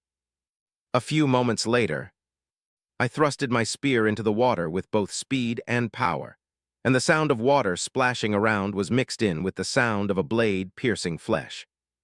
What I pulled up out of the water was something that looked more like an eel than it did a snake. Literally, apart from the head shape common to most snakes, the rest of the body matched that of an eel. It honestly looked disturbing in how it connected to the head itself. I couldn't see it at all. The water didn't even move. No, Renee, it didn't. This one might be all you, nephew. Well, I'm sure if I wasn't here, then they'd be able to figure something out, and they were overreacting a bit, but letting the one person who could dominate the area do just that wasn't really a bad idea. And that's exactly what I did. While the members of my family kinda just followed after me as I moved around, I was mowing down these eel snake things like a lawn mowing company hitting a residential area on a crisp Saturday morning. Even when the boss showed up as a damn two-headed snake-looking thing that rose up out of the water looking like something out of a Greek movie, there was no special battle to be had. We were fighting stronger things in the gauntlet dungeon regularly. To make matters worse for the mini Hydra eel snake thing, its biggest ability apart from its size and power was spewing a high-powered jet stream of water. All it did was make sure I never ran low on mana. Needless to say, we were soon looking at the clear notification. Ding! Congratulations on completing floor 3. Proceed to next floor, or accept current rewards and exit. After taking a few moments to catch our breaths, it was decision time. We planned for both the second and third floors, but there wasn't any current plan for going past that. Of course, it was included in the plans to clear the third floor, but we had no idea about what we were facing and how hard or how easy it would be. Well, it was easy. What does everyone want to do? Personally, I won't mind calling it quits right here and going home, but if everyone's all right with going to the next floor, then I won't mind that either. Uncle Terrence responded first. Didn't get to do much of anything the last 2 floors. I'm ready for some action. Then came Uncle Robert. Well, you're the squad captain, Freddie, your call. That was a little weird to hear from my uncle, but I'll take it. Now to Aunt Renee. I can't be the party pooper now, can I? To the 4th floor we go. With that decision made, the dungeon showed us the rewards we received. Rewards granted. 2,000 XP granted. Top contributor of floor 5 awarded. 10 X-Bog Serpent Scales. 2 X-Bog Water Poison Vials. 1 X-Bogwalker Boots. 150 X coins. Awesome boots, huh? That'll be nice. 52, 4th floor. After receiving Aunt Renee's agreement, we all accepted the prompt, and we were quickly transported to the 4th floor. So far, the floors had been a cave that made us feel like we were in the body of a snake, which was followed by a rainy and humid jungle biome. Then came a murky swamp with a bunch of eel snake things, and now here on the 4th floor, we were once again in a cave. Only I suppose it would be more accurate to call it a cavern instead of a cave. It was a massive cavern that was far wider than it was tall. Stalagmites rose from the ground in various sizes, while stalactites similarly hung from the ceiling in similar fashion. The only difference between the two being that the bigger ones on the ceiling were all dripping liquid. Small pools of that liquid formed under each stalactite, and every time a drop fell, it would cause a splash in the small pool. The water is acidic. I don't think it's gonna help you out much this time, nephew. You're not wrong, Uncle Terence. I paused for a moment as I continued to observe the water well, if it even was water. He wasn't wrong. If there was one way to take away any advantage gained by being in contact with water, it would be to make it acidic or even poisonous. Maybe later in life, as my abilities hopefully grew, I would be unable to be harmed by water no matter what it contained. But that was a long way off for now. In the meantime, we needed to figure out how to clear this dungeon. Taking my eyes away from the pond, I looked around the cavern in full. It was large, yes, but it clearly had a direction in which we should follow. There wasn't too much behind us to explore, and the path ahead stretched on for a bit. Let's move. Be wary of the acid pools and of the spiky things coming out of the floor and ceiling. There have to be snakes around here somewhere, so keep your eyes open and be ready to fight at a moment's notice. They all nodded at me, and we began walking forward just like that. Being very mindful of our steps, we made sure to stay out of the way of acid pools and the stalactites from the ceiling, and obviously not walking into any of the stalagmites either. We barely managed to advance a few steps before a snake that none of us managed to see or spot lunged from one of the hanging stalactites straight at Uncle Robert's face. Duck! The snake came too fast, so he wasn't able to get his sword up to block in time, but thankfully he heard Aunt Renee's shout, and he ducked out of the way. Uncle Terence's sword was already arching a path toward the body of the snake, and when he hit it, the snake was thrown off the stalactite and fell hard to the ground. Though it was still alive, and not sliced in two like I would have expected it to be. Uncle Robert, who was back standing now, didn't waste any time and quickly followed up Uncle Terence's attack with a swing of his greatsword onto the body of the snake. That one seemed to do the trick and sliced the snake into two parts. Uncle Terence was looking at his sword with a troubled expression coloring his face. That little rat caused my sword to chip. It felt like I was hitting a rock instead of the flesh of a living thing. Yeah, I felt the same thing. I don't even think my attack cut through it properly. It was more like I crushed it to the point of tearing skin and bone. Hearing what both my uncles had to say, I looked toward the body of the snake, and Uncle Robert was correct. There wasn't a clean slash wound there. Both points of separation just looked like a mangled mess. I don't think my regular shots are going to be much help here. If this one snake is anything like the boss we're going to have to face, then I'll need to preserve my mana. Understandable, we'll handle everything before that. If this was the Aunt Renee who initially entered the dungeon, then of course she would practically be useless here since her arrows wouldn't be able to pierce the body of the snakes we were facing, let alone the boss. But thankfully, that wasn't the case. As she said, her regular shots still wouldn't be of much use, but they were her regular shots for a reason. It would have been a shame if she hadn't managed to pick up a skill or two from the gauntlet dungeon that would have helped her in the power or piercing department. Not only did she receive quite the powerful skill, but she also received a really nice bow. With both of those things in mind, it was no surprise why she wasn't worried about actually having an impact despite the ineffectiveness of what her regular shots seemed to be. There wasn't an adult in the family who didn't benefit in some way from the gauntlet dungeon. Now Uncle Terence was a bit sad about his sword, but it would still have use as a club if need be. Now for me, I wasn't worried at all. Water could cut through anything. Piercing Tide would face no issues from the snakes in this dungeon, at least not until we reached the boss. So from there we collected ourselves and continued to move forward. More and more of the stone snakes, as we've come to call them, continued to ambush us at an increasing rate.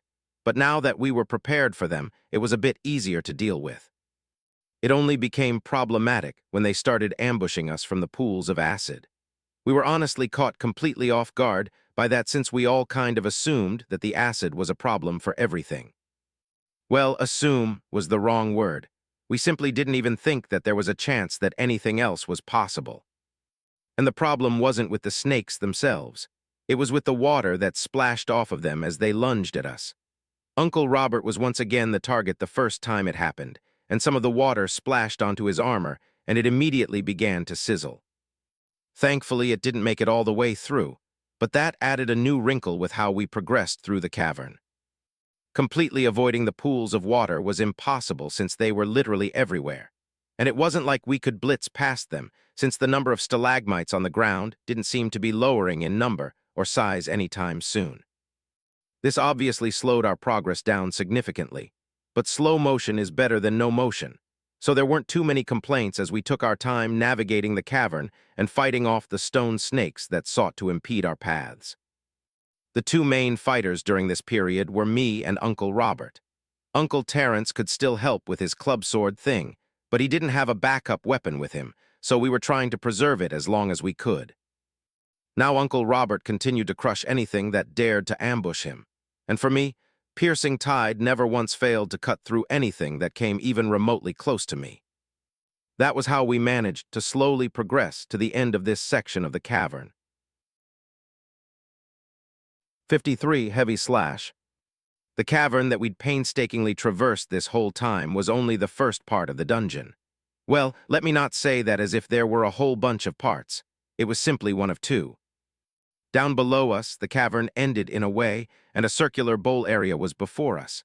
In this bowl, there was one singular giant stalagmite in the center of it. Coiled around it was another stone snake. Only it was different in size from the rest of its brethren. It was probably only matched in size to the boss of the first floor. Though unlike the serpent of the first floor, this stone bastard wasn't sleeping at all.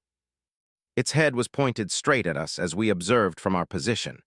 It was like the little shit knew if we wanted to leave, then we would have to enter the bowl. And to make matters worse, I knew for a fact that the reason it was bowl-shaped was so that it could easily be filled with the acid water. There was none in it now, but it would really be stupid to assume that it wouldn't come at some point. Thankfully for us, though, I don't think there was anything actually stopping us from attacking right from where we were. The snake could see us, yes, but it wouldn't be able to uncoil itself from that position quickly enough if we were to fire something at it. And boy, were we going to fire something at it. Aunt Renee was standing behind us, blocked from the sight of the snake as she spent a few seconds collecting her mana. The name of her skill was Deep Shot. It apparently allowed her to fire off mana-powered arrows designed for breaking through armor for as long as she had mana and arrows to spare. She had the option of quick firing them, but if she maintained the draw for a few seconds then, the shot would have a bit more power than the quick-fire version of the skill. This was why she needed to maintain her mana levels. Unlike a mage or even me, Aunt Renee didn't put a lot of stats into her mana. For her, it was mostly spent on dexterity and perception for quick movements and excellent eyesight. It was what allowed her to shoot with the precision of a diving hawk at the sight of a mouse. Ready.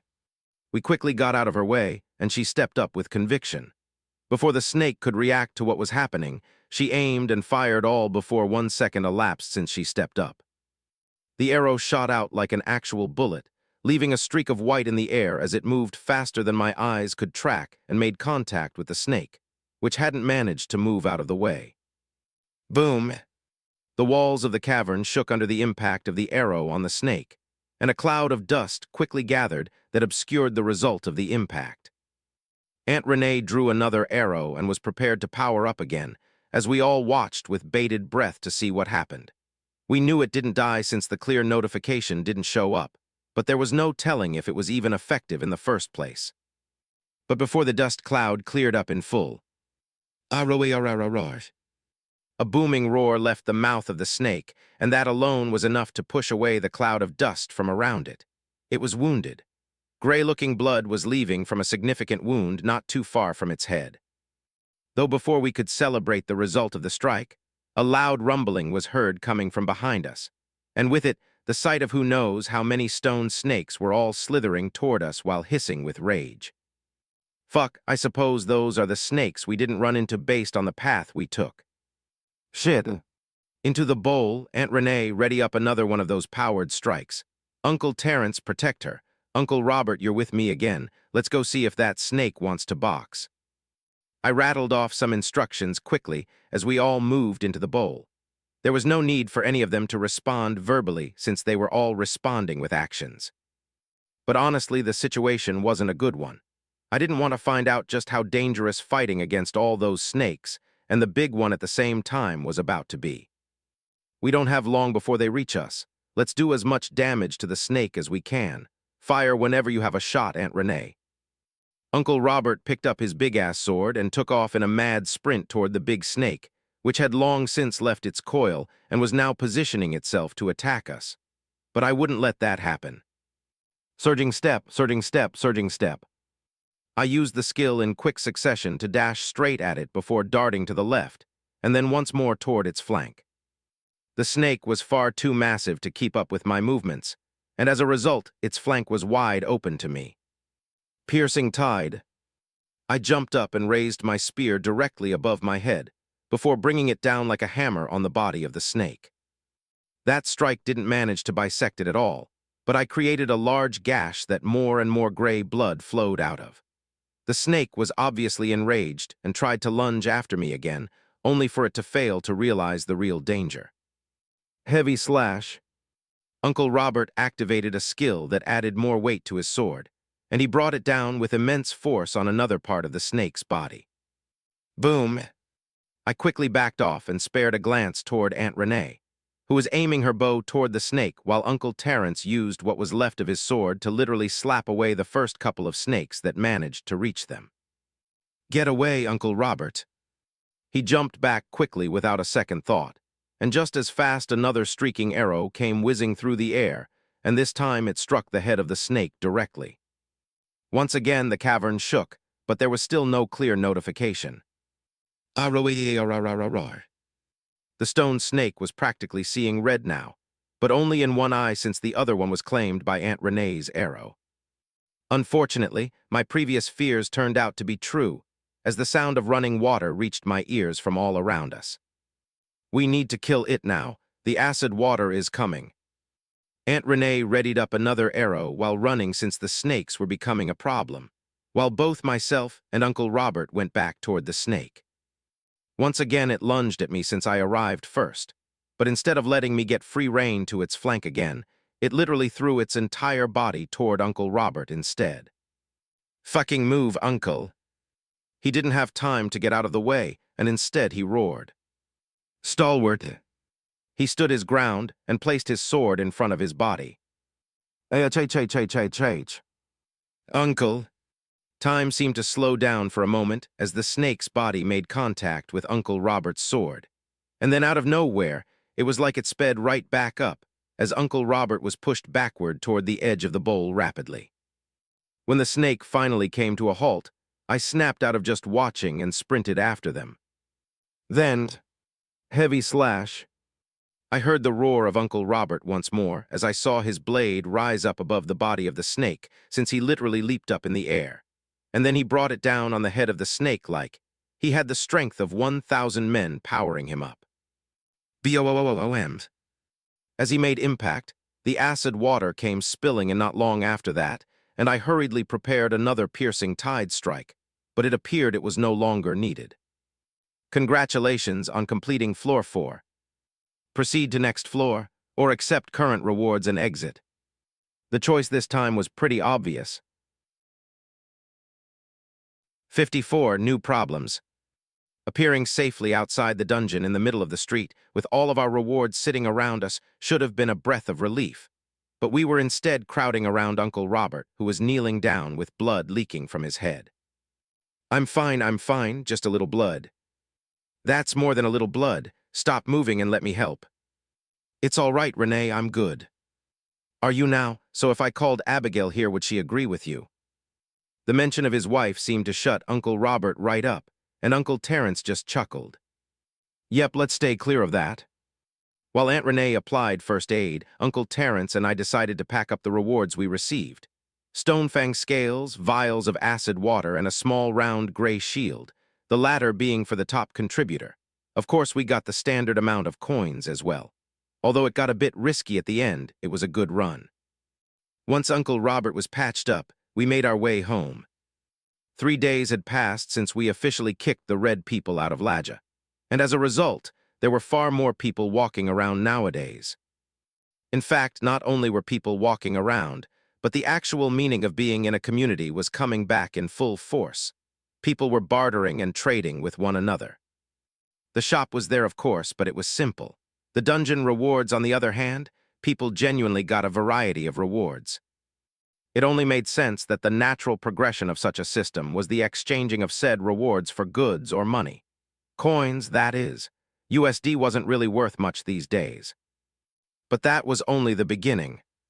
The shop contained a crafting book, and a lot of people have apparently been trying their hands at crafting things. Both Uncle Lenny and Uncle Mac in particular seemed to be really into it. They were already trying to figure out how to build a makeshift forge or something. Anyway, things were happening, and this was sure to be a massive transition period in our lives, at least for the time being. We weren't stupid, nor were we oblivious to the fact that this whole subjugation thing was still happening, and while we freed all of Laja, they could still be in a neighboring town not far from here. So we hadn't dropped our guards per se, just taken advantage of the opportunity. Everything would probably be perfect if not for the fact that I was currently stuck. I was level 42 when we began our attack on the Red People, and by the end of it, I had reached level 50. As with all battles so far, plenty of notifications were waiting for me to look, and it was only after reaching the safety of my home did I finally read through everything. Of course, there were the usual ones about gaining XP and getting more levels, but a few I either hadn't seen in a while or were brand new showed up as well. Please choose your third trait. System alert. Maximum number of trait slots has been filled. Please discard a trait to accept a new one. Otherwise, the new trait shall be rejected. Probably should have seen that coming, but I didn't know that I would be receiving a trait at level 50, so planning for it wasn't really an option. I suppose it makes sense, though. One trait at level 1, another at level 25, and then finally at level 50 we receive our last trait. At least that is the case in the F grade, where level 50 is the peak. Level 50 threshold met. System alert, you do not meet the requirements for E-grade evolution. I remember staring at the notification for a few seconds before deciding to ignore it and shifted my focus back to the list of available traits. It was more important at the time. Unfortunately for me, though, not a single trait that I found after spending a couple of hours going through the list drew any interest from me. I'm sure if it was from before attaining the hydro-adapted muscles trait, then yeah, this selection would have been very important, but it just goes to show how beneficial the gauntlet dungeon was. So apart from not finding a trait worth replacing the ones I already had, the only other thing I did after reaching level 50 was place my skill points where I wanted. I received a total of 21 and applied them in batches to avoid that crazy burn. My status was now as follows.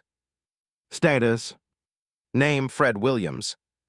Born world, Earth, ENWPI 70059. Race human. Age 17. Grade F. Level 50. XP 17,007. Mana 130/130, 30. Stat points 0. Traits: Trait 1, oxygen efficient lungs, rooted. Trait 2, soaked pulse membrane, rooted. Trait 3, hydro-adapted muscles, rooted. Class: Current class, Tide Initiate. Class grade, F. Class rarity, rooted. Skill: 1, surging step. 2, water cloak. 3, piercing tide. Attributes: strength 34. Dexterity 20. Vitality 20. Endurance 22. Mana 26. Willpower 12. Perception 17. Intelligence 12. All of this was good and dandy, though except for one little problem. I don't know the requirements to reach the E grade. I read the book on grades, classes, and all that multiple times to see if I missed anything, but there was nothing at all on the things I needed to accomplish to reach the E grade. So unless I or someone else in the family, or just someone else in general, figured out how to reach the E grade, my current state would be it for a while. Dungeon runs, training with my spear and mana, and well, just chilling with my family was the plan for now. There was a chance that the dungeon would be able to provide an answer or a solution of some kind to the situation. Really, that was my main focus. And since we brought back plenty of information regarding the 3rd and 4th floors of the Snake Dungeon, which completes the task I needed to do, I now have some time to prepare for another attempt at the Gauntlet Dungeon. It was high time I went back for another bout with the Ashen Direwolf, and to finally see what was beyond it. This was an F-grade dungeon after all, and since I stood at the peak of the F-grade now, in terms of levels at least, then I'm hoping that meant I could go pretty far and secure something that can help me reach the next grade. And it wasn't just me that needed this. A few of my family members were already level 50, and I'm sure the rest of them will soon catch up after enough dungeon runs. While I'm sure if the same group of red people came attacking us once more, then we would likely win once more, but I highly doubt a group that could subjugate an entire planet would not have other tricks up their sleeves. Stronger beings would eventually come. E-grades, shoot, maybe even D-grades might show up on Earth at some point. And if I've learned anything from situations like this from any of the books I've read, then it is to expect that if you win against someone, someone stronger will soon come find you. So we had no choice but to figure it out. 55, where's the justice? After having a discussion with my parents and grandpa, I packed up a small bag, put on my armor, grabbed my spear, and headed towards the dungeon. Unsurprisingly, there was something of a line of people all waiting to head inside. Not too big, I think about 20 or so people, so it took me a couple of minutes to reach the entrance point, and then once inside I was alone once more. Taking a deep breath, I cleared my mind and began the journey to the 26th battle once more. I was stronger than the first, second, or even third time I entered this dungeon, and it showed appropriately in the results of my battles. Whether it was something like the Sun Boar or perhaps the Spinehound, nothing really stood a real chance. It just goes to show how important a single stat point is in any one attribute. Because it's not like I went from 10 strength to 100 strength, but the little that it moved has far more impact than it seems. Eventually, I reached Battle 26. Of course, I didn't just come here without a plan. I have more information, and I'm stronger than I was at the time. Before I even accepted the prompt for the next battle, I activated Water Cloak and stood positioned for Surging Step. Every single battle prior to this, I at least had a few seconds before the beast attacked me. This damn wolf didn't even afford me that the last time I did it, and that's where my initial problems began. It painted the arena in flames, and then charged after me with blistering speed and power all in one motion. Of course, it was doing the same type of actions that any other wolf would take when it came to attacking, but the speed and power that it struck with were in a different class. Then came the fucking durability. Even after purposefully allowing it to strike my body just so I could get close enough for long enough to deliver an attack, no one attack I did was ever truly fatal. It took repeated efforts of constantly allowing attacks on my person to strike at the beast until I won. I clawed at it, I bit at it, I screamed at it, I did every single thing I could to defeat it, yet I still almost perished. This time will be different. I accepted the prompt, and in that same second of me accepting it, I activated 2 surging steps on top of each other and dashed off towards the spot it would appear at. Piercing Tide. Just as I raised my spear, activated Piercing Tide, and brought it down, the massive wolf showed up in all its glory. Whoosh! Instead of going for a stab to its head like I initially wanted to do, I went with an overhead slash just to make sure that I had a really good chance to hit it, even if my memory of the location it appeared at was off. Unfortunately, I was indeed off a little bit, and my spear cut into its shoulder a fair margin before it couldn't go any further. Then it was almost like it took a second for the pain and the situation to catch up to the wolf, and then it let out a gut-wrenching yelp of a cry.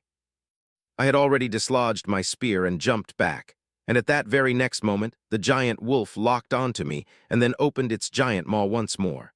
Only this time it wasn't a cry that came out. Flames. Bright orange flames spread out of its mouth like a firefighter switching the nozzle to jet and just letting it spray. Flames covered the world without caring for anything, and before long the heat crashed into me with nothing but the goal of consuming me. Now Water Cloak wasn't necessarily a shield against the flames since it technically wasn't even a shield in the first place, and its role was to soften the blow of any physical attack. But water was still water. It was cool against my skin, and while it couldn't really stop the flames from burning me, it would do enough for now. The rest of the battle wouldn't take very long. The wound on its shoulder was leaking a disgusting amount of blood, and every step it took only continued to cause more and more blood to pour out of it. Of course, the damn thing wasn't about to let that stop it. and it was already charging after me. Unfortunately for it, it was weakened, and I was still at full power. It was fast, but with that wound, I was faster. It was strong, but, well, I wasn't stronger, but I was strong enough to deliver more and more fatal damage after just a few more exchanges. By the end of it all, the wolf was covered all over its body in massive slash wounds caused by my spear and piercing tide. Yet it never once stopped trying with all it had to rip me apart. Even as the life disappeared from behind its eyes, the call to kill never once stopped. The prompt to proceed came up after that, but instead of jumping into the next battle, I took a few moments to collect myself. It was a good fight, and even though I knew more about it than it did about me, I still feel proud of what I was able to accomplish, and I will gladly look forward to the next time I fight it. Phew. I suppose I didn't realize just how much the previous battle against it weighed on me. We move. Battle 27, Ironshell Tortoise. Classifying something that naturally had a hard shell as iron told me more than enough information about what I was about to face, and upon seeing the massive thing appear in front of me, I canceled any plans I had to even attempt to use piercing tide against that shell. It was literally the size of a small car. About 30 minutes later, the battle was over. Now it wasn't like I was overwhelmingly stronger than this tortoise thing, but it made one glaring mistake, or maybe not a mistake, but more so a flaw. Using Surging Step, I managed to get on top of its shell, and it was pretty much cooked after that. The reason why it even took 30 minutes or so was because it started spinning like crazy once I made it on there, and I had to hold on for dear life for a good while, but it eventually stopped, and I simply leaned over and tried to nip its head off. It went back into the shell immediately, but all I had to do was drive my spear inside of it a couple of times, and well, there was nowhere else for it to run after that. A bit anticlimactic after the battle against the wolf, but I won't be complaining. Battle 28, Stormfang Panther. Next was the second panther I've run into in this dungeon, and honestly now I just feel bad that the first one was regarded as a cat, while this one was properly named a panther. Where's the justice? 56, Unbound. The battles continued from there. Battle 29, Spear Rock. Battle 30, Amora Boar. The rock was a giant bird that basically had a spear for a beak. It was long and pointed, and apart from using its giant wings to create strong gusts of wind, its primary attack was diving down with the beak aimed straight at me. Unfortunately for it, the space we were forced to fight in was very confined, and it really didn't have room to build up enough speed and make use of its advantage of flight. It only got worse for it when the massive bird failed to strike me and instead struck the ground, but was unable to immediately pull itself back out. It wasn't completely stuck per se, and I'm sure a couple of seconds would have been all it needed to free itself and soar once again. Though a couple of seconds is all I needed. All in all, the battle was simple enough. The Amora boar, on the other hand, took quite a while. It was a brown bear-sized boar that was covered in what kind of looked like its very own leather armor, only it was made of its own hide and muscles. The boar never managed to hurt me or anything like that, but even with piercing tide, it took more than a few exchanges to kill it once and for all. So apart from the length of time it took to kill it, the battle itself wasn't that hard. If I had to assign a corresponding level to these last few beasts, it would probably be something around level 40-ish. Still strong and would be a life-and-death battle for most around level 40, but the few stats I got on the way to level 50 are the difference makers. Well, until I ran into Battle 31. The difficulty went up again. Battle 31, Glacier Bull. As the name implied, this was a big bull that was clearly loved by all things ice. It was a light grayish-bluish color with hooves the color of snow. Everything from its shoulder down to the midsection of its body was further encased in a thick layer of baby blue ice that seemed to move as one with its muscles. Then came the horns. They were pure white in color, and even I, who was clearly not a mage, could feel the mana that gathered within them. I didn't need to guesstimate this one. I had no doubt in my mind that this bull was likely at the peak of F grade just like I was. Gripping my spear tightly, I dodged to the side as it charged at me, and it was a good thing I dodged as far as I did because the places its hooves touched were slowly turning into ice. So I was on a time crunch. The bull, as if knowing that, quickly pivoted without missing a beat, and was once again on a bull rush toward me. Ice again formed beneath its mighty hooves, and it roared out loudly as it lowered its horns in my direction. Even though I was moments away from being speared through my chest by the massive horns of the bull, I couldn't help the fact that a small smile found its way onto my face, for no other reason than the fact that I felt like a matador at the moment. Just when it looked like the bull was going to get me, I activated Surging Step and dashed to the right once again. Only this time I made sure to swipe at its hind legs with my spear, managing to draw blood as I did so. The wound was shallow, but I wouldn't let that deter me. I was the first to draw blood, and I would be the last. From there, I learned a lot more about the durability of the glacier bull. I had no intentions of striking at any part of its body covered in ice if I didn't have to. But at one point, that's where I managed to strike and quickly learned not even Piercing Tide was going to be able to cut through that ice. So I continued to focus on its hind legs and backside as a whole, but even with Piercing Tide, I wasn't cutting very deep. It took me a long time. I mean a very long time of dodging and slashing to finally make it bleed enough to have its movements be slowed, and then even longer after that to get to a point where I could kill it once and for all. By the end of the battle, I hadn't suffered a single wound, but there was not a single ounce of mana remaining in my body. I was haggard and exhausted from using all of my mana, and I knew right then and there this was where my current run in the dungeon would end.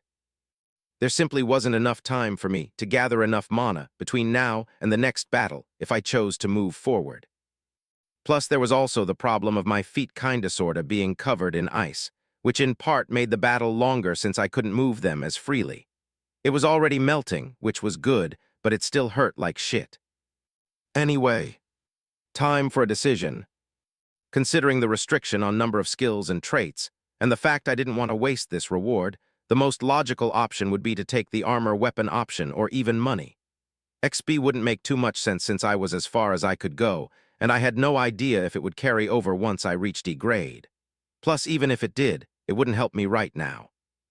Though despite knowing what the logical decision was here, I couldn't help but linger on the skills or even traits option a bit longer than the others. The possibility exists that I waste the reward, but I don't believe there's a 0% chance that I get something better than I already have. And honestly, that's a risk I was willing to take, which then made the decision either traits or skills, and honestly that one was easier than the previous decision. My traits are more than solid at the moment with great cohesion between them. Not to say my skills aren't great either, but I would be much more open to changing them versus the traits. So I made my decision. Hello. Head-hearted. Reward granted skill. Ocean's Maw unbound. Summon the wrath of the ocean in the appearance of the maw of its favored beast. System alert. Maximum number of skill slots has been filled. Please discard a skill to accept a new one. Otherwise, the new skill shall be rejected. Reading the skill's description and the fact it no longer said rooted, I couldn't help but laugh like a madman to myself. My very first unbound skill or anything else for that matter. And even if I didn't understand the scope of power that meant, which I technically didn't, the description alone would be enough to make me happy. The wrath of the ocean. Aw shit, man. How couldn't I laugh like a crazy person? 57. Call your bluff. A few days have passed since I got my first unbound skill, and I've learned a couple of things about it. First of all, it is truly monstrous, like nothing I've ever seen before, and if someone were to use it against me, I might have shat myself. The description of the skill wasn't joking about the maw part. Literally, the giant head of something that looked like some type of water dragon was created when I activated the skill. It was made entirely of water, and it literally roared right before it crushed whatever had the unfortunate luck of being its target. The first time I used it, that target was the giant snake of the first floor in the snakebite dungeon. Long story short, the snake was nothing but a simple snack for the skill. It was chomped to bits, and all that remained of it was a mangled mess of flesh. There was nothing it could do to defend against the skill in any way, shape, or form. That was how domineering it was. But the second thing I learned was that nothing that powerful comes without cost. In this case, the cost was all my reserves of mana and then some. After using the skill, I was immediately rendered to a state of weakness and deep exhaustion. I was heaving uncontrollably, and if I was being attacked by something else, then I highly doubt my chances of survival. So, while I now had a truly powerful skill, it was something I would only use as a last-ditch attack, or like an ultimate ability to end whatever battle I was in. Either I would win in domineering fashion, or I would be rendered useless and die anyway. That was a massive con, but the benefits of the power I could now put forth outweighed the cons, I think, and I do not regret getting rid of Water Cloak for this new skill.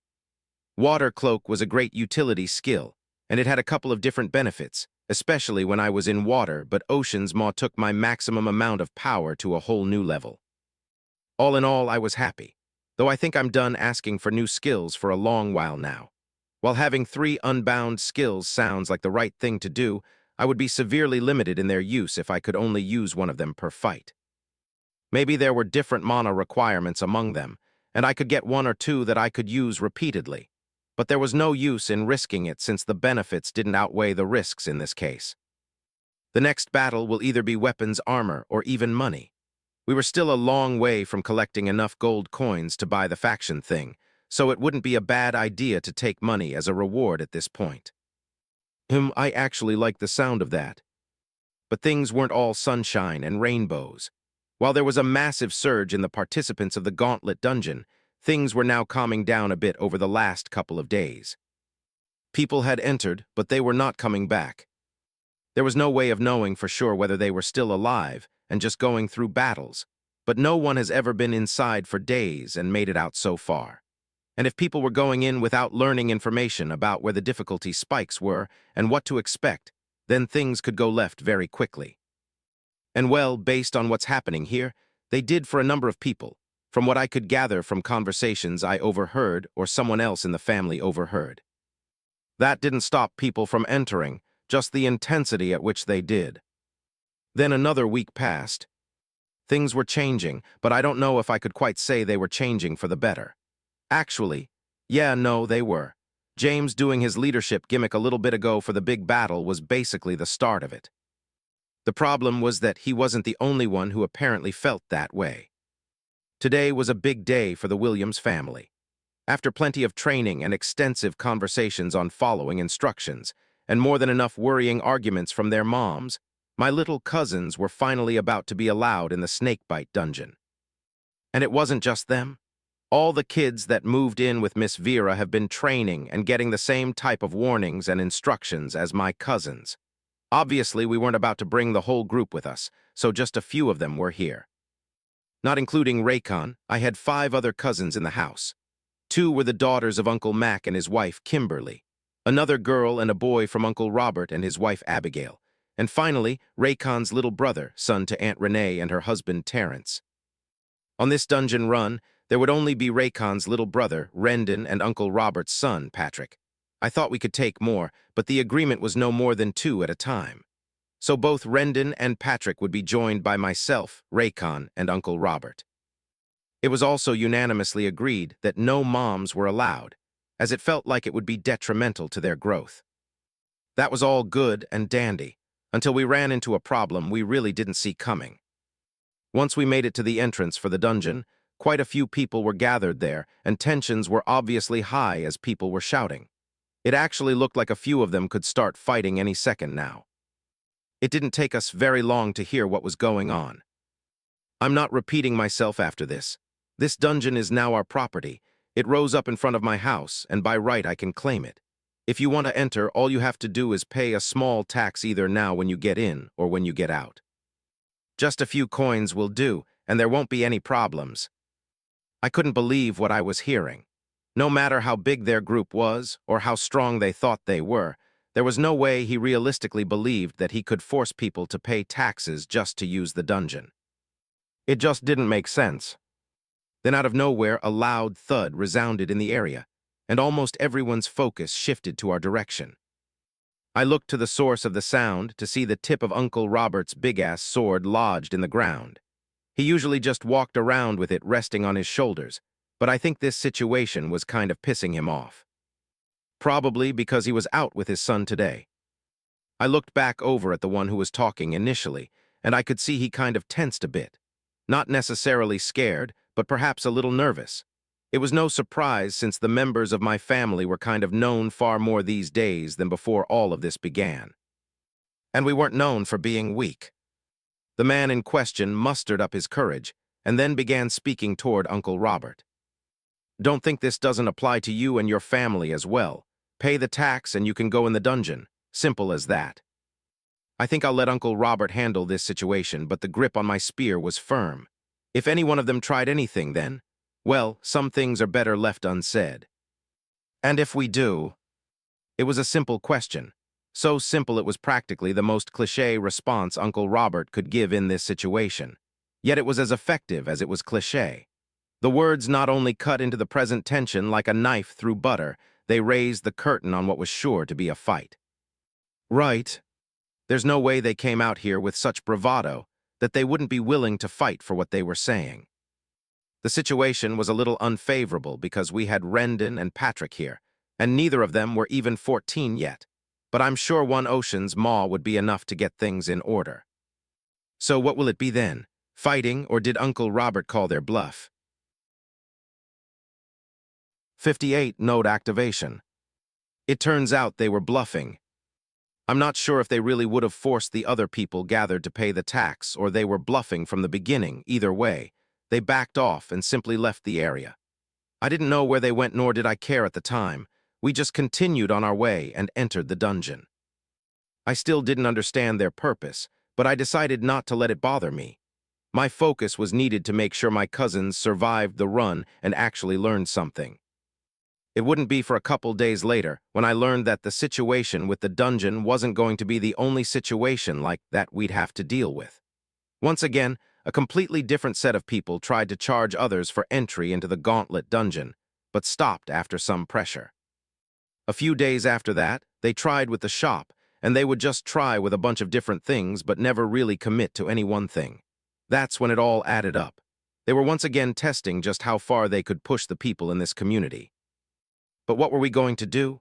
We weren't in the business of fighting people just because of a little annoyance, so we chose to do nothing. As long as they didn't try to do anything to the members of our family, the compound, or start a massacre for some reason, I doubt we'd do anything. Was that the right approach? I'm not sure, but the second we went down the path of playing the neighborhood police, I had a feeling that there would be no going back from that decision. So for now, minding the business that pays us, while making sure to pay attention to the movements of the community is our best bet. Anyway, as of late, everyone in the family has just been focusing on training and pursuing their own personal goals while still being a family. We trained together, bonded over the lack of toilet paper, fought together, and just continued to grow. This, of course, included any rewards gotten from the Gauntlet dungeon, unless it was a piece of armor or a weapon that the person rewarded simply couldn't or didn't want to use, and it was given to someone else. Whatever they got would be for them. And since money wasn't really an issue for us anymore, no one ever chose that as a reward these days. Until Grandpa decided to forego choosing something for his own personal benefit. I mean, it made sense. He was the rock of this family, and he had always taken it onto his shoulders to carry any weight or burden for us that needed carrying. Thankfully for him, though, the monetary reward he received was anything short of a burden. In fact, it might have matched the benefits of receiving a nice skill, considering what this money would do for us. Grandpa was a little behind me on the battle counter, and he had just completed Battle 29. He could have kept going, I think, but he chose to call it quits there and picked coins as a reward. Long story short, he received 60 gold coins for his reward. A full 60. Considering the prices of everything in the shop and the cost of the faction node in particular, surely that meant we were rich now? It had to. We were definitely going to buy the node, but beyond that, this amount of money should last us a good while. Grandpa went to the store and made the big purchase. Well, big in terms of money, since the actual item he brought back was nothing but a small metallic disc. It really didn't look like anything special, but Grandpa mentioned that it was prompting him to place it where the faction would be established. With the entire family gathered, we stood outside just in front of the main house and watched with curious and expectant eyes as Grandpa placed the small disc down on the ground. A couple silent seconds passed, and right before it got awkward, Grandpa spoke up. It's asking me some stuff, give me a sec. Okay, I wish we could see everything it was doing too, but this makes sense, I guess. POV Lance Williams. Please answer the following to proceed with the activation of the faction node. Designate a faction leader. Well, until one of these spawns of mine are ready to lead this family in this new world of ours, or I finally kick the bucket, I'll hold on to that role. Faction leader designated, Lance Williams. Please name your faction. This one is easy enough. Faction name designated, the Williams family. This faction name is now restricted for the use of any other official within planet ENWPI 70059. Note, this faction node will claim all unclaimed territory up to at most a 1-mile radius from this point. Note, this territory is not defended by the system, nor is it visible. All non-faction members will receive an alert when entering and leaving said territory. The faction leader and designated officers will receive alerts when such individuals enter and exit the territory. Note, to add faction members, have the individual in question place their hands on the node and proceed from there. Note, there is a small period of 6 local hours to allow for anyone currently within the faction territory to leave once the node is active, before they are designated as intruders, hostile or otherwise. Proceed with activation of faction node. I think I once wrote about a similar piece of technology in one of my first books, the one about the arrogant flame boy. Either way, this is easy enough to understand. Let's get on with it. Faction leader approval received. Faction creation proceeding in 3-2-1 ding. Congratulations, the Williams family is now an official faction recognized by the system.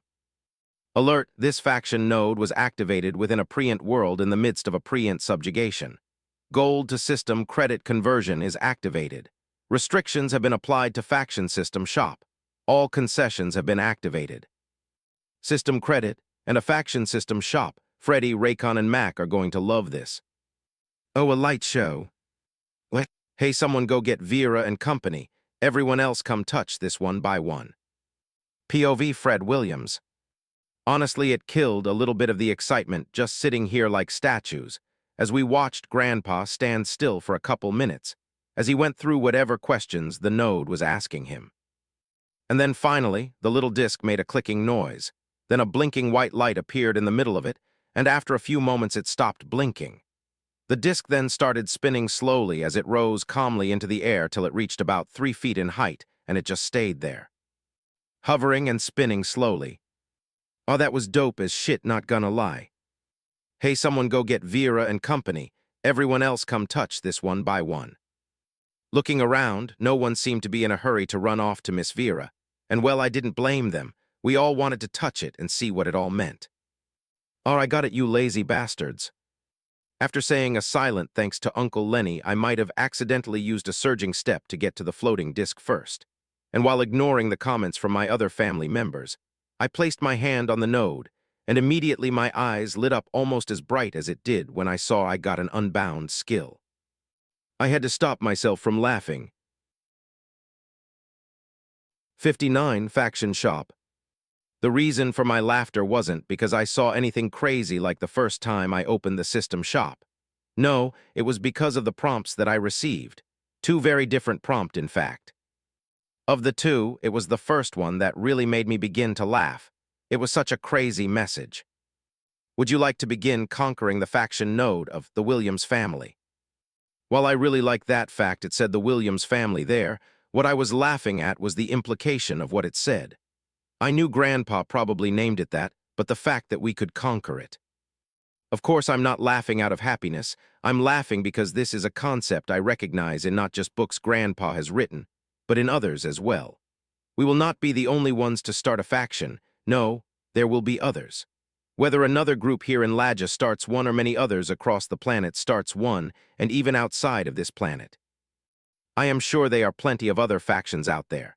There might even be ones encompassing entire planets, galaxies, the universe, multiple universes, who the hell knows. But just the fact it gives me the option of conquering the node or beginning to conquer the node, I'm almost inclined to do it just to unlock a special cutscene. What would it even start exactly? Does Grandpa get a notification? Or maybe it begins a one-on-one battle to the death or something. Either way, the possibilities are endless, and my mind kind of ran away with it for a moment until Grandpa brought me back down to earth. Stop being a crazy person and join the faction. Other people are waiting. That definitely brought me out of my fantasies and made me pay attention to the second message that the node gave. Request to join the Williams family faction. I focused on it and selected it, then I heard a small ding which I'm assuming is Grandpa accepting my request, and then the screen before me changed. Congratulations! You are now part of the Williams family faction. You may access the node from anywhere within faction territory, barring certain restrictions. Taking that as my sign to depart, I took my hand off of the node without exploring further, and allowed the people who I so shamelessly skipped to then finally access the node. I then quickly walked away to find myself a comfortable spot to explore the node, whilst feeling very thankful it had a wireless feature. It would have ate me up if I had to wait a long time before I could get access. After finding somewhere to sit, I opened my status because that's where I expect to find the button to go into the faction, and lo, and behold, there it was. Status. Name Fred Williams. Born World, Earth, ENWPI 70059. Race Human. Faction The Williams Family. Enter node. Age 17. Grade F. Level 50. XP 17,007.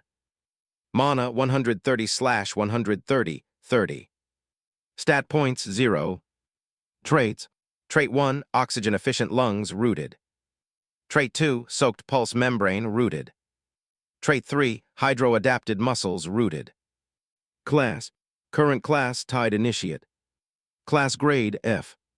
Class rarity, rooted. Skill. 1, surging step. 2, ocean's maw, unbound. 3, piercing tide. Attributes. Strength 34. Dexterity 20. Vitality 20. Endurance 22. Mana 26. Willpower 12. Perception 17. Intelligence 12.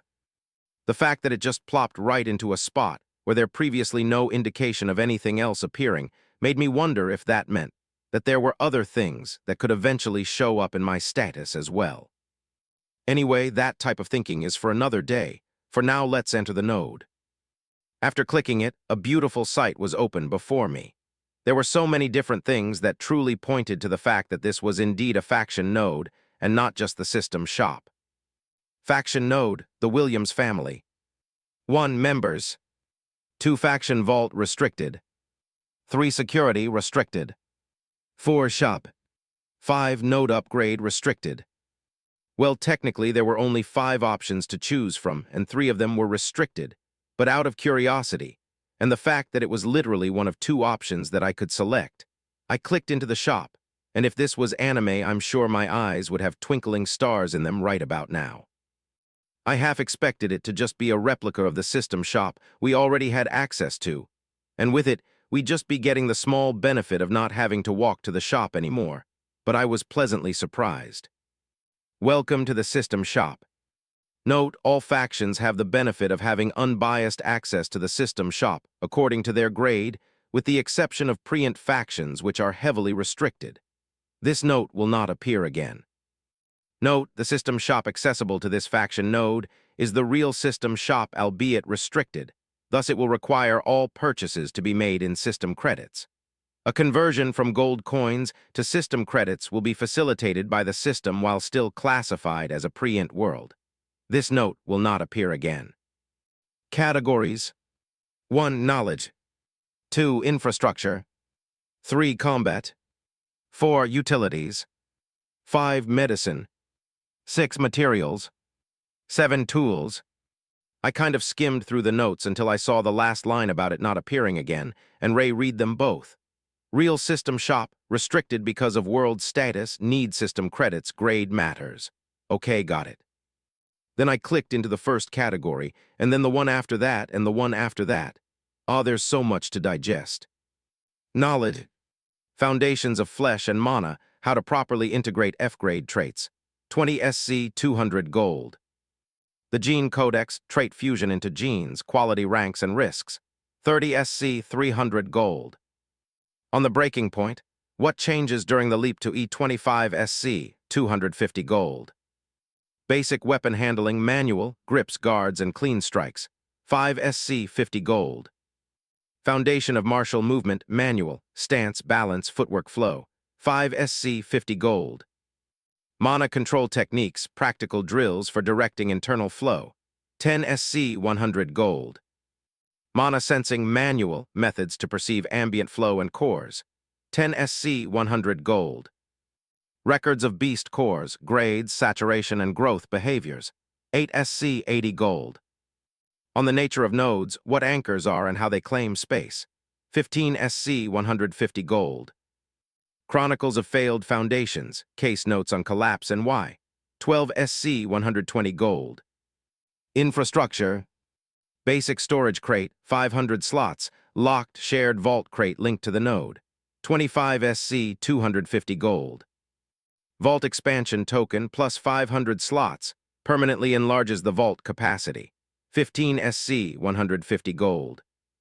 Communication stone set 5, instant voice between holders within claimed land, 20 SC, 200 gold.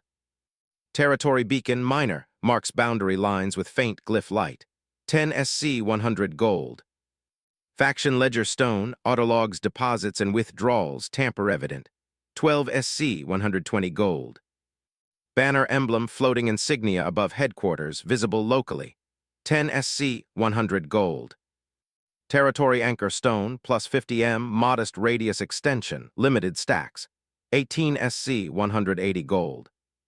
Combat gear, tempered edge sword, narrow blade, holds an exceptional working edge, 12 SC, 120 gold. Hunter's dagger, slim double edge for joint and seam work, 8 SC, 80 gold. Iron spear of balance, weighted head, steady thrusts, less recoil, 10 SC, 100 gold. Reinforced leather vest, layered panels, flexible everyday protection, 12 SC, 120 gold.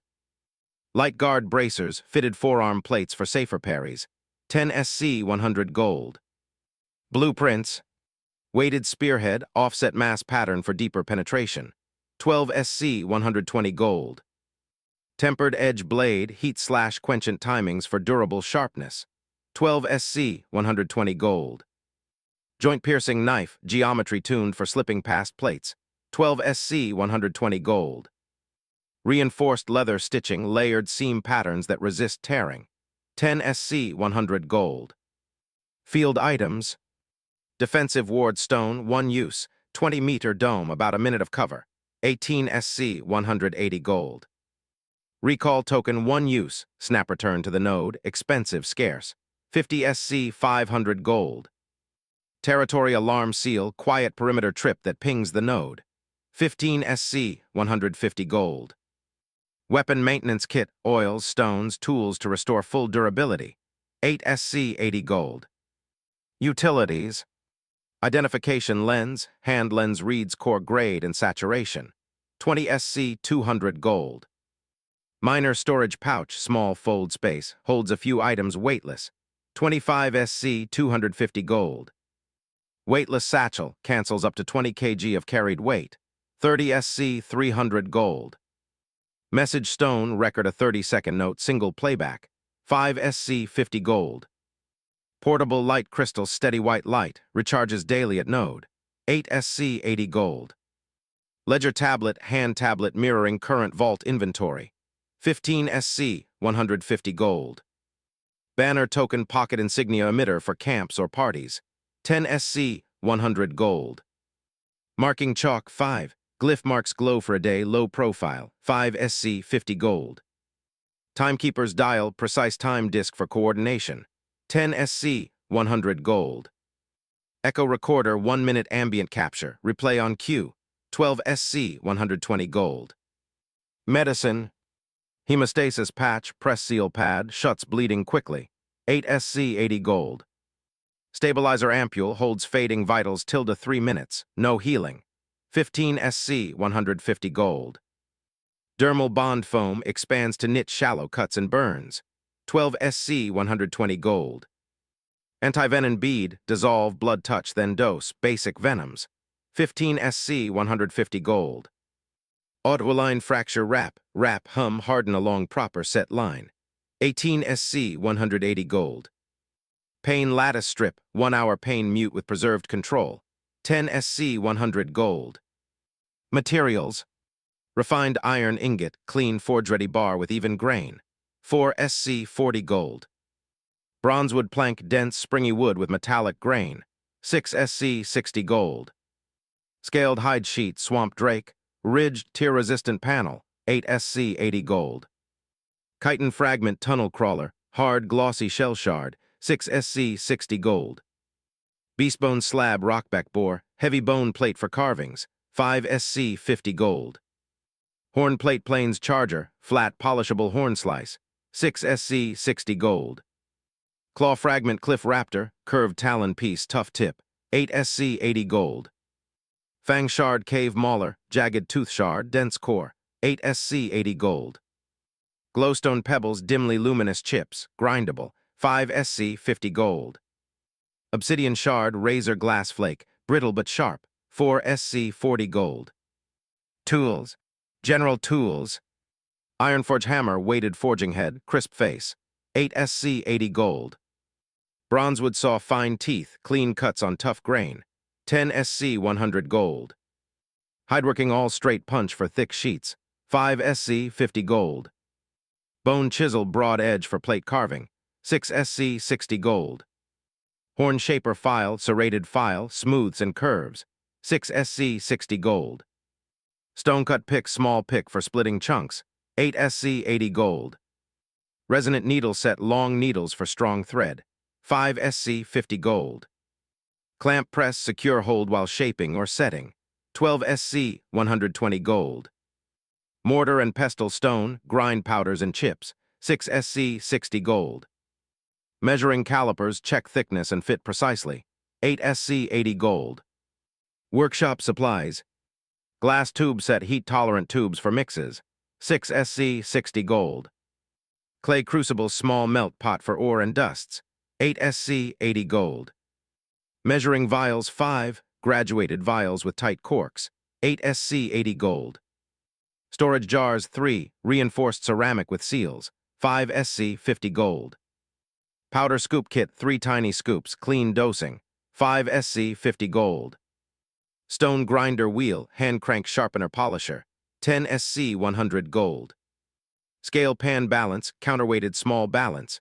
10 SC 100 gold. Forging tools. Anvil block, solid anvil with tapered horn. 20 SC 200 gold. Forge tongs, long grips, steady under heat. 10 SC 100 gold. Bellows frame, compact bellows, even airflow. 15 SC 150 gold. Coal brick pack, hot, slow burn fuel bricks. 5 SC 50 gold. Quenching basin, wide pan for oil or water. 12 SC 120 gold. Mallet set, 2 wooden mallets, gentle shaping. 6 SC 60 gold. Punch and drift rods, rods for holes and expansions. 8 SC 80 gold. Forge stand, stable stand for crucibles ingots. 10 SC 100 gold. 60 such a crime. So after analyzing the system shop for quite a long time and going over literally every single item and their descriptions, along with their costs, I've come to a very reasonable conclusion. We are still broke. Well, broke is probably the wrong way to put, but we are definitely not rich. I thought the 60 gold that we received from the dungeon run that Grandpa completed in the gauntlet was going to be a lot of money. And if we were comparing it to the cost of everything contained within a regular system shop, then yeah, it definitely would have been a lot of money. The problem was that everything that we really want, or, well, that's a bad way of putting it, all the new and shiny-looking things that I am seeing in this new system shop is far more money than what that 60 gold we received would have allowed us to purchase. For example, the cheapest item that I see in the shop is a whopping 40 gold. 40 gold coins for one thing that is far more than what we can all afford together as a family, which means we're going to be money hungry for the foreseeable future, especially because I truly believe the information we need to reach the E grade is present within the shop. Foundations of Flesh and Mana and its description that read, how to properly integrate F grade traits. Now, I may not be a genius, but I think that means that although the traits are listed in our status, it doesn't necessarily mean that they are fully integrated in our body otherwise. Why would there be a book about it? Of course, I could be wrong. Perhaps maybe it has something to do with buying a trait, if that was possible. Maybe, just maybe if a purchased trait granted outside of the system perhaps came with issues of incorporation or integration like the book said, then integrating it would require some help, and the book could do that. Either way, I'm not too sure, but I do think it is worth the purchase. Then comes the Gene Codex, and that I think is of far more value than the previous book, and I guess it reflects in the cost. Trait fusion into genes, quality ranks, and risks. Immediately I had the inkling that genes were mighty important. It's the first time I am seeing that word, and it seems very helpful to maybe not reaching the E grade, but to gain more power at the bare minimum. I'm hoping it aligns with reaching the E grade, but you never know. Then comes the one that quite literally mentions the E grade, on the breaking point. What changes during the leap to E now based on that description? I'm not sure if this will explain how to reach the grade, but maybe it telling us what changes on the leap to E will provide more than enough hints for us to actually reach the grade. But the problem here is that all of that together is 750 gold coins, which we do not have, not even close. Now, obviously, the Gauntlet dungeon will provide that, but that means trading off new skills, new weapons, new armor, new traits, and who knows what else. But I don't think the members of this family will disagree about the importance of these books. Maybe they can argue over one or another, but at least one of them has to be purchased. And sure, I could definitely go run through the Snakebite dungeon as many times as I want without risk. Well, maybe not the whole dungeon, of course, but the first 3 floors at least, as many times as I want and stack up coins continuously.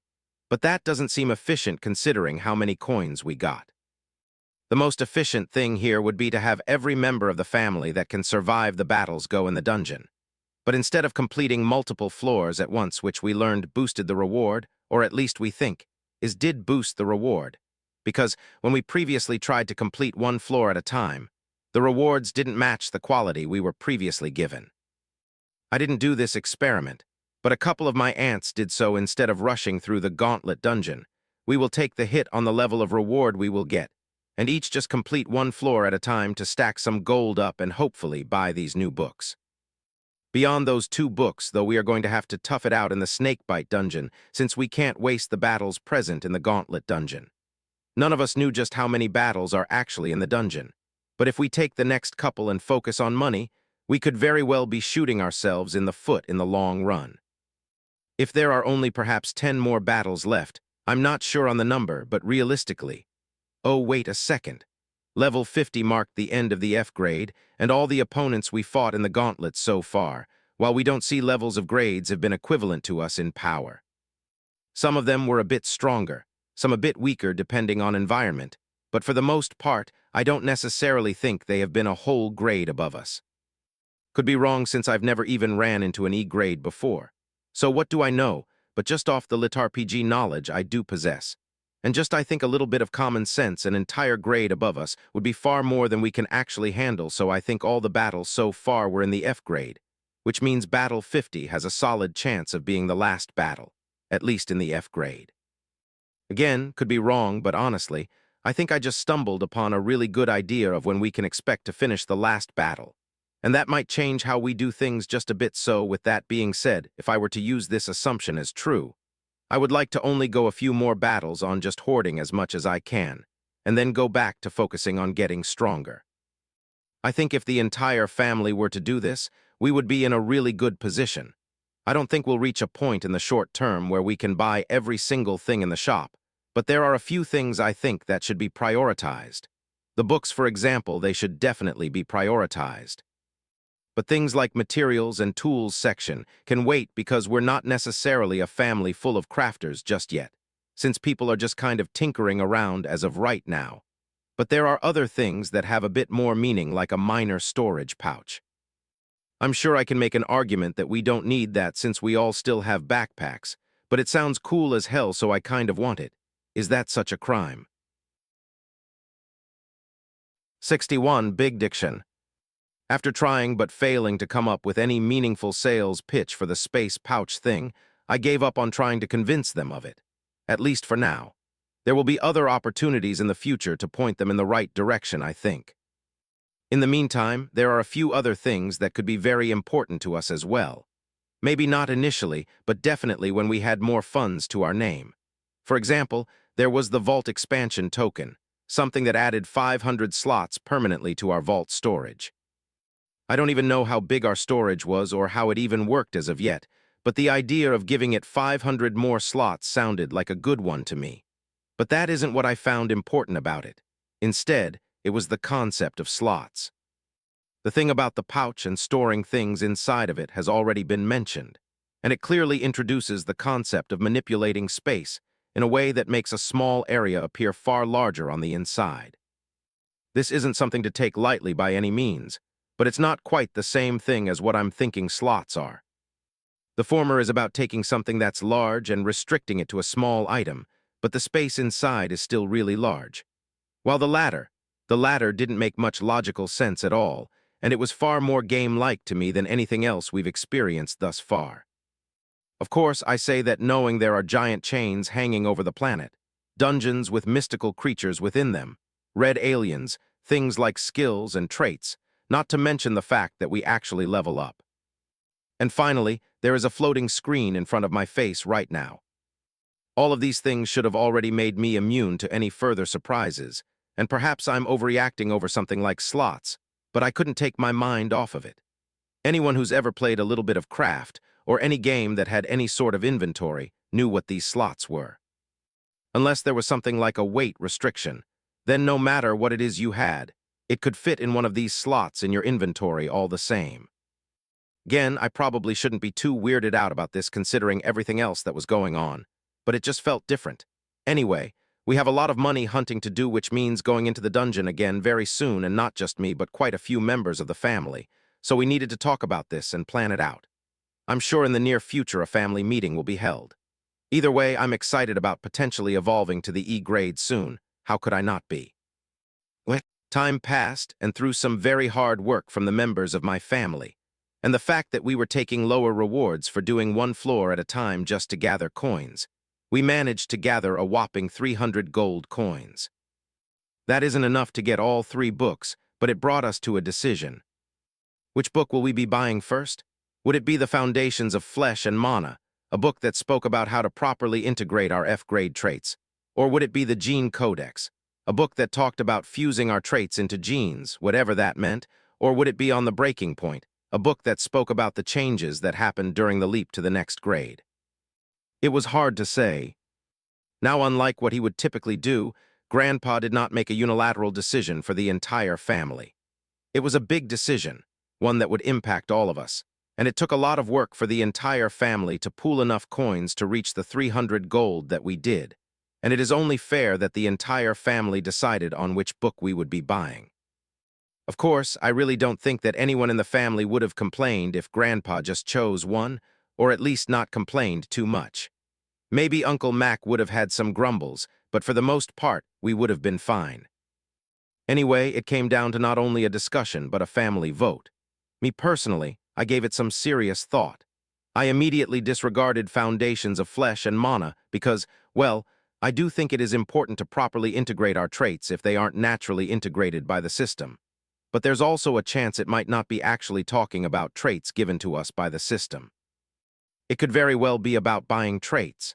This is all just guessing, and I have no clue, but just that possibility alone is enough for me to dismiss it in favor of the other 2, at least for now. I would like to read all 3 of them at some point, but for now I'd focus on the other 2, which is where I have a bit more of a decision to make. On the Breaking Point quite literally mentions the E grade, but the Gene Codex is more money despite that. Now, more money doesn't always mean better, but in this scenario, I think it just might. And even if it didn't, what if the hints the former could potentially give us aren't anything close enough to show us the path forward to the E grade? What if we need more than that? Who knows if it's just a book of conjectures and little poems, or maybe not poems, but you know, the thoughts of people that reach the E grade.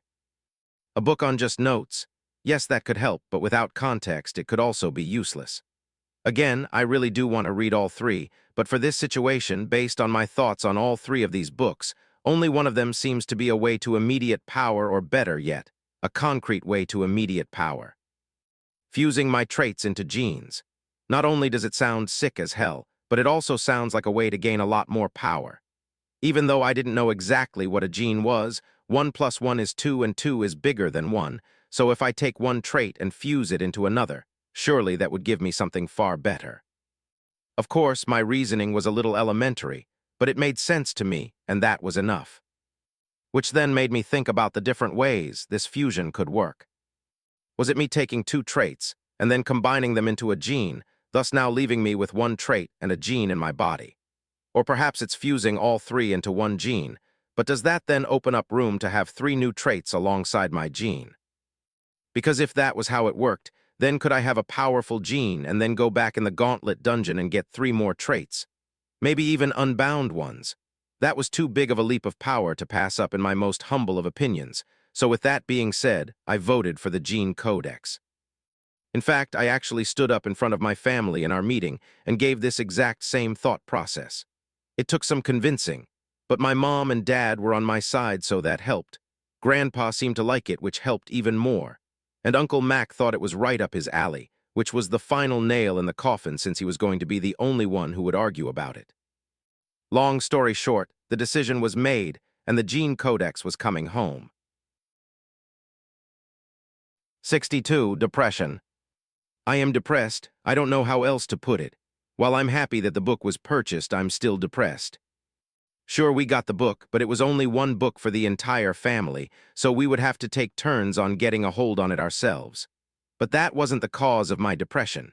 Instead, it was the first thing I learned about the book when it was purchased.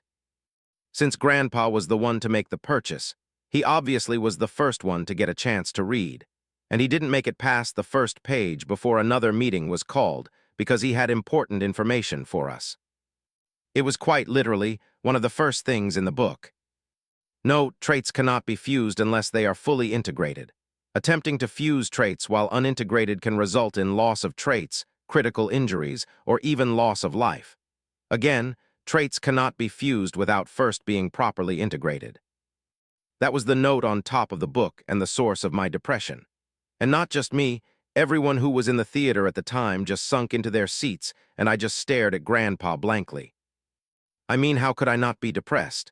The entire family painstakingly worked to gather 300 god coins only to be told we needed to go another 200 plus because we can't make use of this book until our traits were properly integrated. Sigh. Now, while the situation wasn't good, I suppose it's not entirely a waste since we would eventually need this book anyway.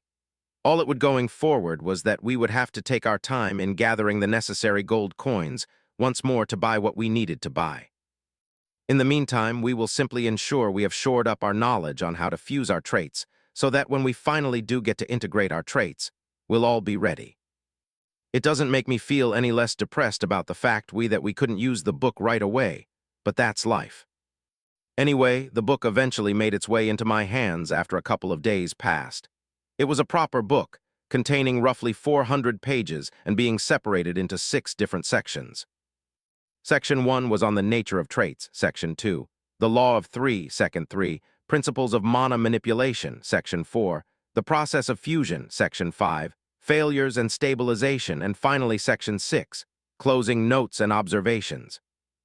It kind of reminded me of a textbook in high school, but obviously this was far more interesting of a read. The first section spoke about a few different things, but it could all roughly be summarized by explaining what a trait was and how each trait had its own distinct mana anchor. This anchor is what allows the user to draw upon something that would be further elaborated on later in the book. Another point to Section 1 was the fact that when it came to fusing traits, there was no such thing as compatibility. All 3 traits can be fused together, which is a good thing. If we had to worry about which traits were actually compatible with one another after already choosing our traits, then we might have shit out of luck. Thankfully, that wasn't the case. From there, Section 1 continued to explain that the resulting strength and power of the gene born of the fusion is mostly dependent on the stability of the constructed connection of the gene. It wasn't necessarily what the traits themselves were, but the actual fusing process. Of course, if I had 3 unbound traits, then the gene would likely be unbound as well. But the idea was that there were a few things to consider when it came to the resulting gene and how strong it was. Now Section 2 was really interesting. The Law of Three. It talked about the base, the bridge, and the binder. The three facets of the fusing process. It was these three things that fusing traits into genes really boiled down to. One trait would serve as the base, another as the bridge, and finally one would take the place of the binder. All three was necessary, and traits couldn't be formed without all three of them being present. This, of course, answered my question about how many traits could, should, or would be fused together. Now, regarding the base, bridge, and binder, there wasn't any particular rule as to which one had to be assigned where. We had full creative freedom to do what we wanted to do, and of course this decision will therefore influence the gene that was constructed. Every action had a consequence, and this would be no different. It's an important decision because the base is what would make up the core of the gene. It is not all that the gene will be, but it is what will be the core of the construct that is to become the gene. The bridge, on the other hand, is what determines how the base and binder will influence one another during the construction, while the binder is what will lock the entire construct into place, and thus into existence, which will therefore create the gene. Next came the principles of mana manipulation, which was really interesting to say the least. As mentioned in Section 1, each trait had an anchor, or better yet an anchor point. This section explains the process of pulling, and I mean literally pulling on that anchor point to draw the thread of mana that made up the trait outside the body. Like it would be entirely visible to the naked eye once it was drawn outside of the body successfully. All three threads for all three traits would be present outside of the body, and this is where the different threads would then get assigned to the base, bridge, or binder roles respectively. Well, you'd probably want to make that decision beforehand, but yeah. It also reinforced the idea that there is no such thing as compatibility for the fusion process. Any three traits will always result in a gene when successfully fused. It is through mana manipulation, control, willpower, and a calm mind that determines the success and result of a gene. Now actually fusing the traits together was the focus of Section 4, and this only happens after the threads of all three traits have been pulled from the body, and it is time to weave them together. Something the user will have to manually do. Thankfully, this process doesn't include actually brute forcing them to join as one and become a gene. All the user has to do is gently coerce the threads to get close enough together to encourage resonance between each trait. The traits themselves want to merge, but only after a certain point, and it cannot be forced lest the user risk injury. Anyway, the base trait will serve as the core. The bridge trait must be added next, and when that construct is stable, the binder trait will be added to bring it all together and create that resonance. Once that is completed, the traits will carefully continue to merge while the user ensures they maintain the construct properly, and eventually, if successful, a gene will be created. This is a process named in the book as the trianchor convergence. The section talked about a lot more things regarding that, but that was the gist of it. Of course, I'll make sure to commit even the most seemingly irrelevant tidbits of information to memory by time I was ready to begin this process. One that I'm reminded of the dangers of in Section 5. A section that basically talked about many of the different signs of a potential failure to be on the lookout for and what to do in case that is spotted. Though for the vast majority of them, it basically said to release the hold on the anchor points and everything to dissipate. It's not recommended to force the fusion due to all the risks that carried. Loss of traits, critical injury, or worse, death. This book made sure that whoever read it would without a doubt understand the risks at play here. Finally was Section 6, and it really was just a section with powerful-sounding quotes. Things like the strength of a gene reflects not the strength of its parts, but the steadiness of the hand that joined them. There were some really bangers in there, but overall the section didn't really provide any helpful information. All in all, it was a good read, and I'll be sure to read it multiple times before it is time for the fusion. 63. A smile. Things were going well. Apart from the little hiccups we had with all the seemingly random people trying to stake their ownership claims over the city, things were going well.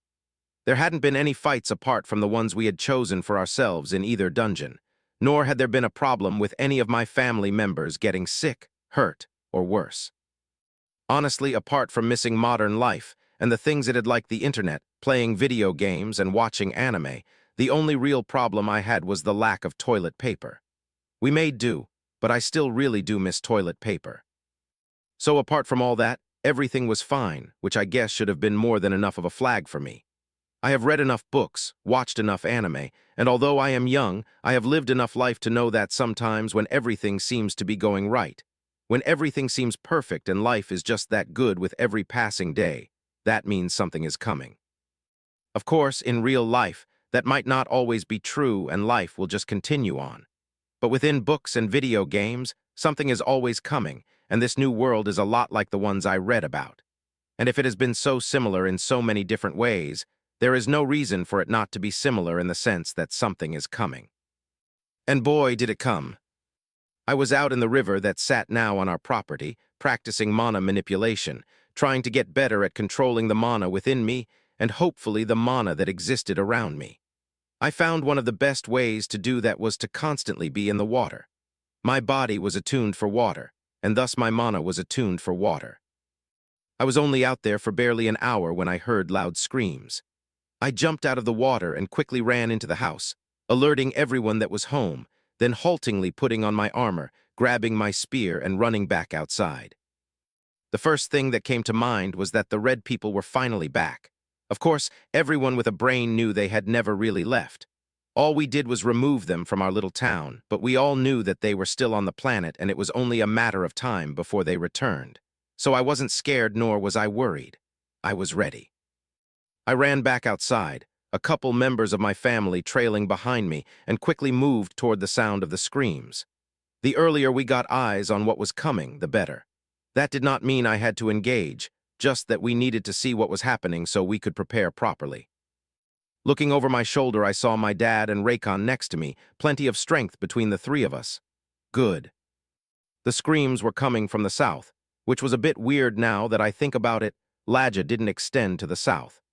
There was just highways and scattered marshes in that direction until you reached the major city to the south of us.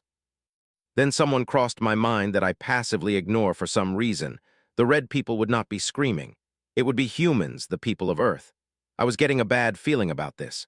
So with my dad and cousin in tow, we ran further south until we could see something that made me stop in my tracks. Lava, a lot of lava.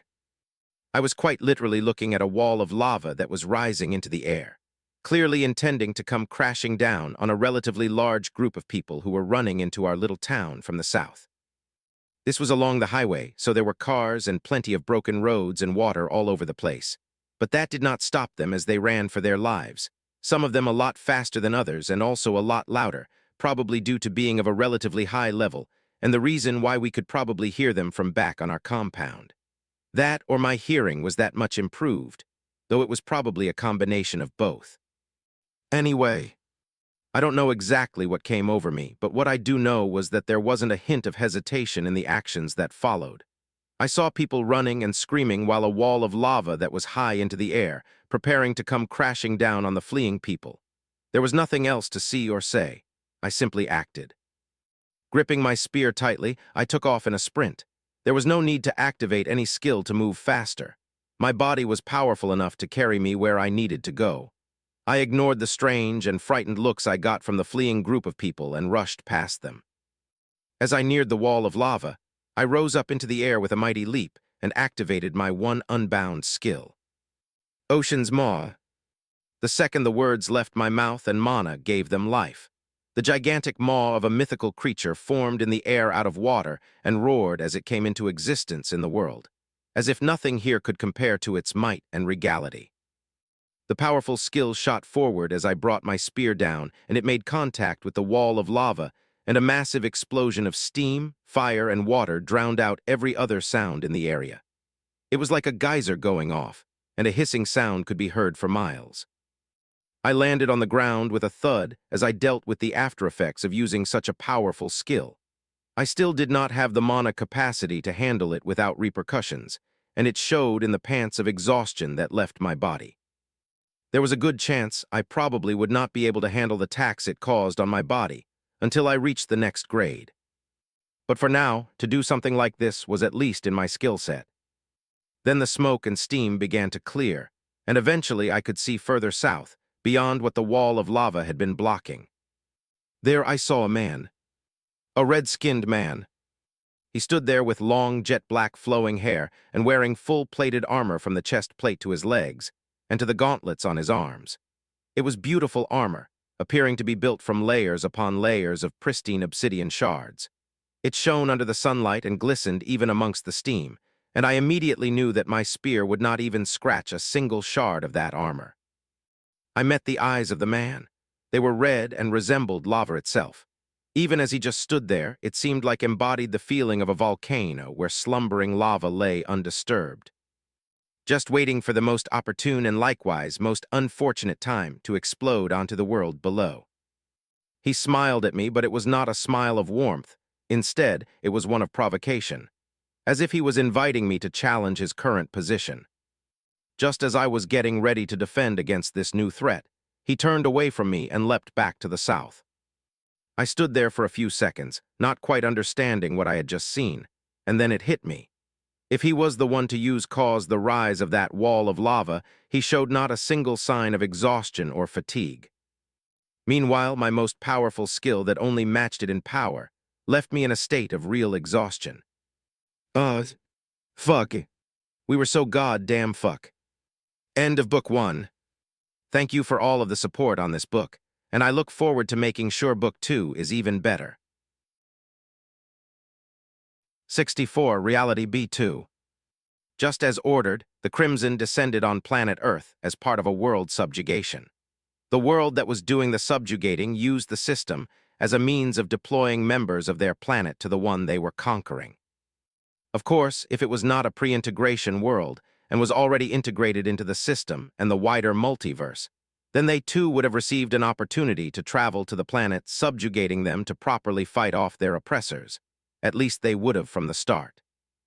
If the people of Earth managed to survive that long, then the opportunity to reach the planet of their subjugators would still come to them, but only when that phase in the subjugation process had been reached.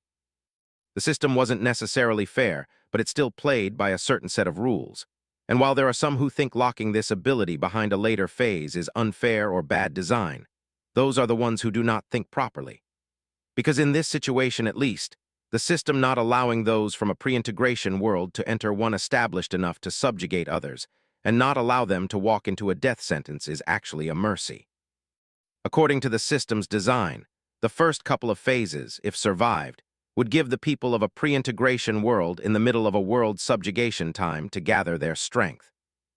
Once that strength had been sufficiently gathered, the means to travel to the planet responsible for subjugating them would be opened. But that phase wasn't here yet. The people of Earth had not reached that level of strength that deemed them ready for that moment. For now, the Vacalans were still coming to them, only they had shifted their means of operation. The Crimson, as they were called, were a special force that contained both F and E grades within their ranks. The F grades in particular were usually younger, but they were elites who had been trained since childhood to be just that, elite. It was those same F grades that were now deployed on Earth. The system still had its rules, and the Vacalans could not send anyone above the F grade to Earth, as Earth itself still only had F grade combatants. The people subjugating them could only match that level. This was another concession for a pre-integration world. The second, just a very tiny percentage of Earth's population managed to break through the wall that lies between the F and E grades, that would likewise open the door for the Vacalans to send their own E grades. Until then, this subjugation had reached a very interesting stage. The majority of the Vacalans had left the planet, either through dying or retreating, because the people of Earth were far more resourceful, resilient, and adaptable than they were estimated to be. A lot of this was due to weapons, of course. Guns in particular played a heavy part in those initial battles that happened on a large scale. Although many humans died, they managed to kill a fair share of their enemies as well. Then everyone got to know a bit of peace, at least everywhere that a contingent of Vacalans didn't already have control. In places where they had been fought off, people got to know peace for a decent amount of time. All of this changed when the Crimson descended on Earth. Millions of Crimson members did not exist. There were only a few thousand of them. After all, if every single person made it into an elite group, then the meaning of elite would be lost. These were the best of the best that the Vacalans had to offer when it came to their F grades. Thousands of peak F grades with the best skills, traits, classes, and everything else imaginable that their race could offer. Of course, there were likely a few special talents who weren't part of the Crimson, such as sons and daughters of powerful families. But for the most part, when it came to an armed force, this was the very best the Vacalans had to offer. And they had descended on Earth. Though realistically, with just a couple thousand of them, they were far outnumbered compared to the number of humans still alive. That number wasn't nearly enough to visit every single human stronghold that still remained, which was why they opted for an all-or-nothing approach. Instead of splitting their forces so thin that even if one of them was stronger than 5 or even 10 humans put together, maybe 50 or even 100 humans would be able to fight them off. So the Crimson stuck together. They went from city to city and took control of them. Once a city, stronghold, or whatever you wanted to call it was firmly within their grasp, they would move on to the next one, leaving behind a small, contingent, but extremely well-armed group of their normal warriors. Those warriors, at least normal by the standards of their people, were the same ones the humans had fought off initially. But with the Crimson decimating the strongest Earth had to offer in one city after another, it became easy for the normal Vacalans to settle in and maintain control. They knew about the dungeons and system shops that had sprung up all over the planet, so when they took control of cities, they made sure to station plenty of bodies at every dungeon and every system shop. If you wanted to cut a tree down, you had to make sure you took out the roots, and that was what they wanted to do.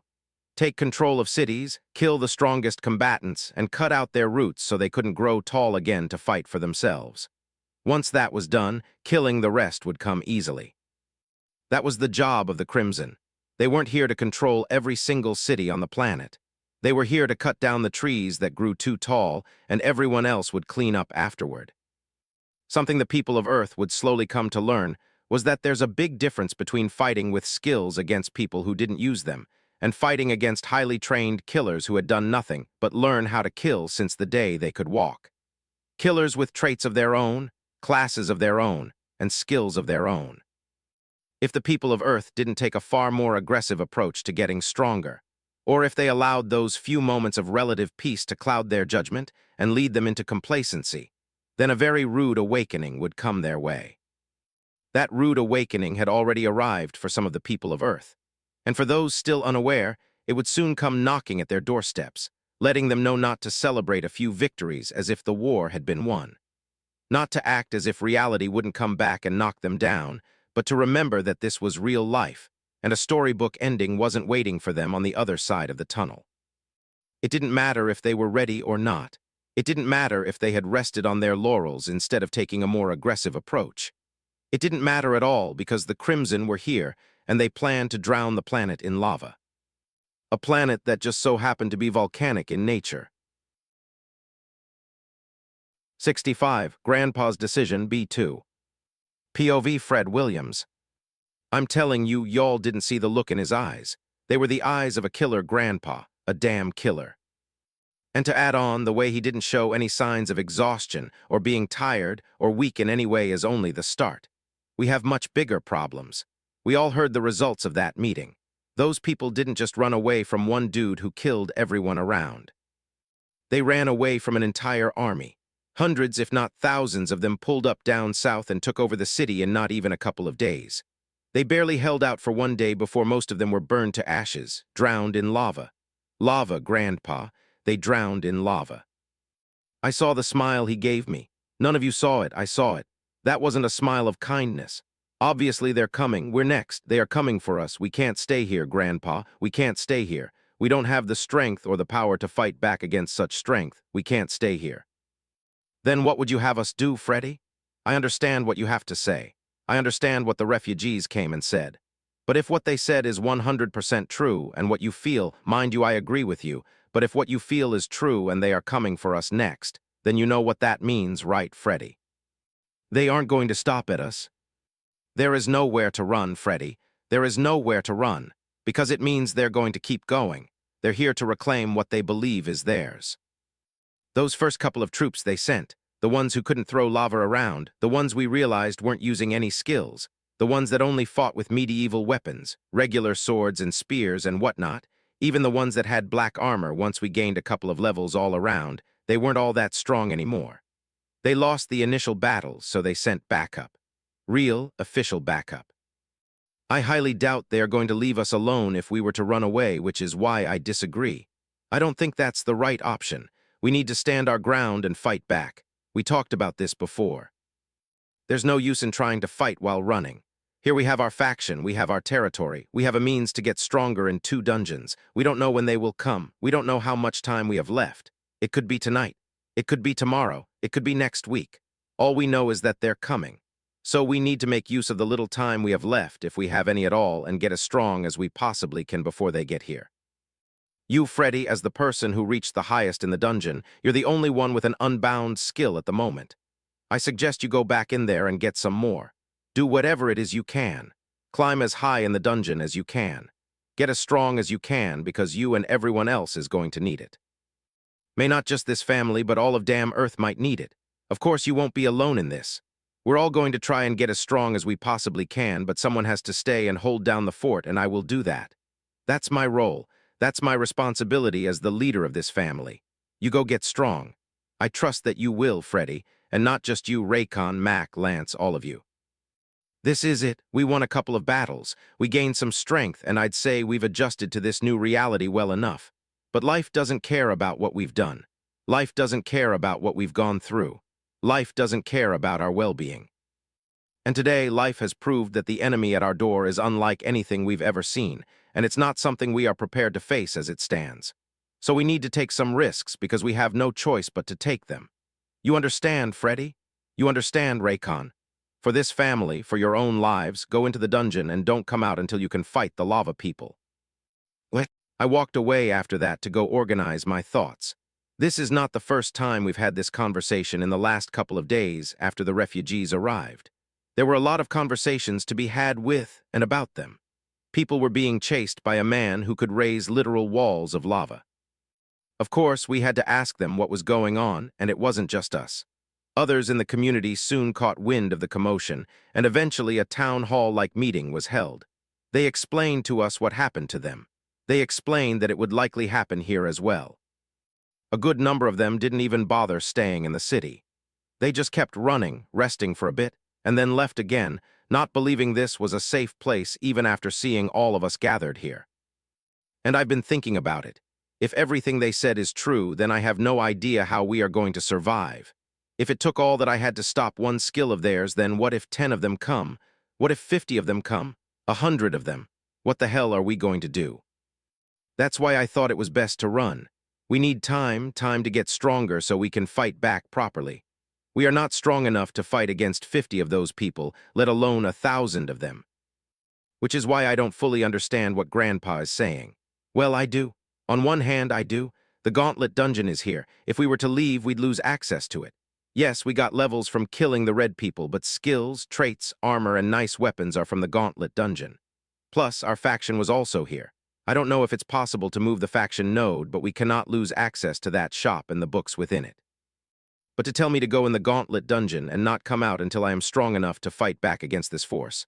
I don't know, Grandpa. I don't know. I'd rather the entire family go in, but we can't do that. Not when a bunch of kids were involved, so if they were to attack tomorrow, then someone needs to be here to fight back, even if it's fruitless. Damn it. It wasn't that I was scared of the pressure. It wasn't that I was nervous about staying in the gauntlet dungeon that long, fighting with my life on the line. No, I was worried, and I was scared of being in there for too long. When I came out of the dungeon, that there wouldn't be anything left for me to protect or even save. It would be too late, and my family would be dead. That is what I was worried about. Sigh. 66. The grind begins B2. Not wanting to bother with having this on my mind any longer, I decided to do as my grandpa asked and threw my focus into battles in a quest for gold coins. I ended up completing Battle 32 and Battle 33. The former was against something called a Venomlash Basilisk. It was smaller than the snake on the first floor of the Snakebite dungeon, but it was leagues above it in strength, and it spat vile green venom, obvious by its name. Though it wasn't too much of a problem, and as long as I stayed out of the way of the venom, It didn't take me too long to kill it, and thereby collecting some gold coins. After that, there was something called a great mastodon. Basically, it was a big, armored elephant with massive tusks. Not only could it squish me to death if I got caught by it, but it could quite literally impale me like a spear. But it wasn't very fluid with its movements, just a very big bulldozer with a pointy end. The only problem was that even with piercing tide, damaging its outer layer was really hard.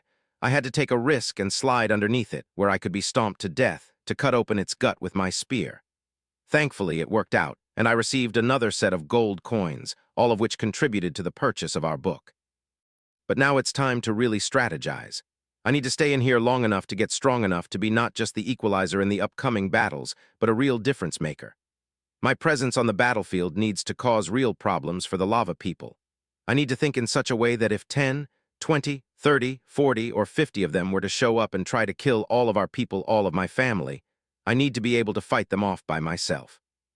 Realistically, that's probably impossible, but at this rate, if my goal itself isn't unrealistic and my drive to reach it isn't out of this world, then we stand no chance. The threat we face is real, and it's going to take real sacrifice to make sure we can stand up to it. So my strategy was simple. Instead of trying to go as far as I can and getting that one reward, no matter how good it may be, I think I'll decide to claim my reward every 3 battles. Then with that reward, I will step back into the lobby area of the dungeon, rest, and gather my strength once more. Hopefully, with the rewards I'm getting, the following battles will be far easier. It wasn't much of a plan in terms of craftiness, but it was the best I had.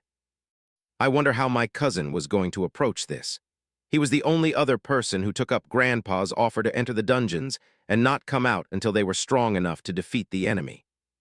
Everyone else chose to stay outside and fight to defend the family with what they had. Of course, it's understandable. Everyone else was a bunch of parents. Not a single one of them was going to leave their kids unprotected when such danger was upon them. Chief among them was Grandpa himself.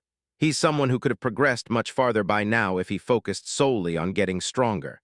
Not to say he hadn't focused on his strength, but he was doing so much more as well.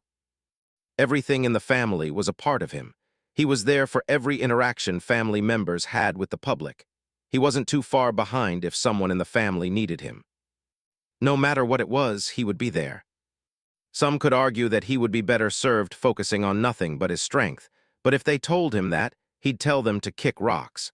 Well, he'd probably use a bit more expressive language than kick rocks, but that would be the idea. Anyway, I'll take up that mantle for him, and I'm sure Raycon will as well.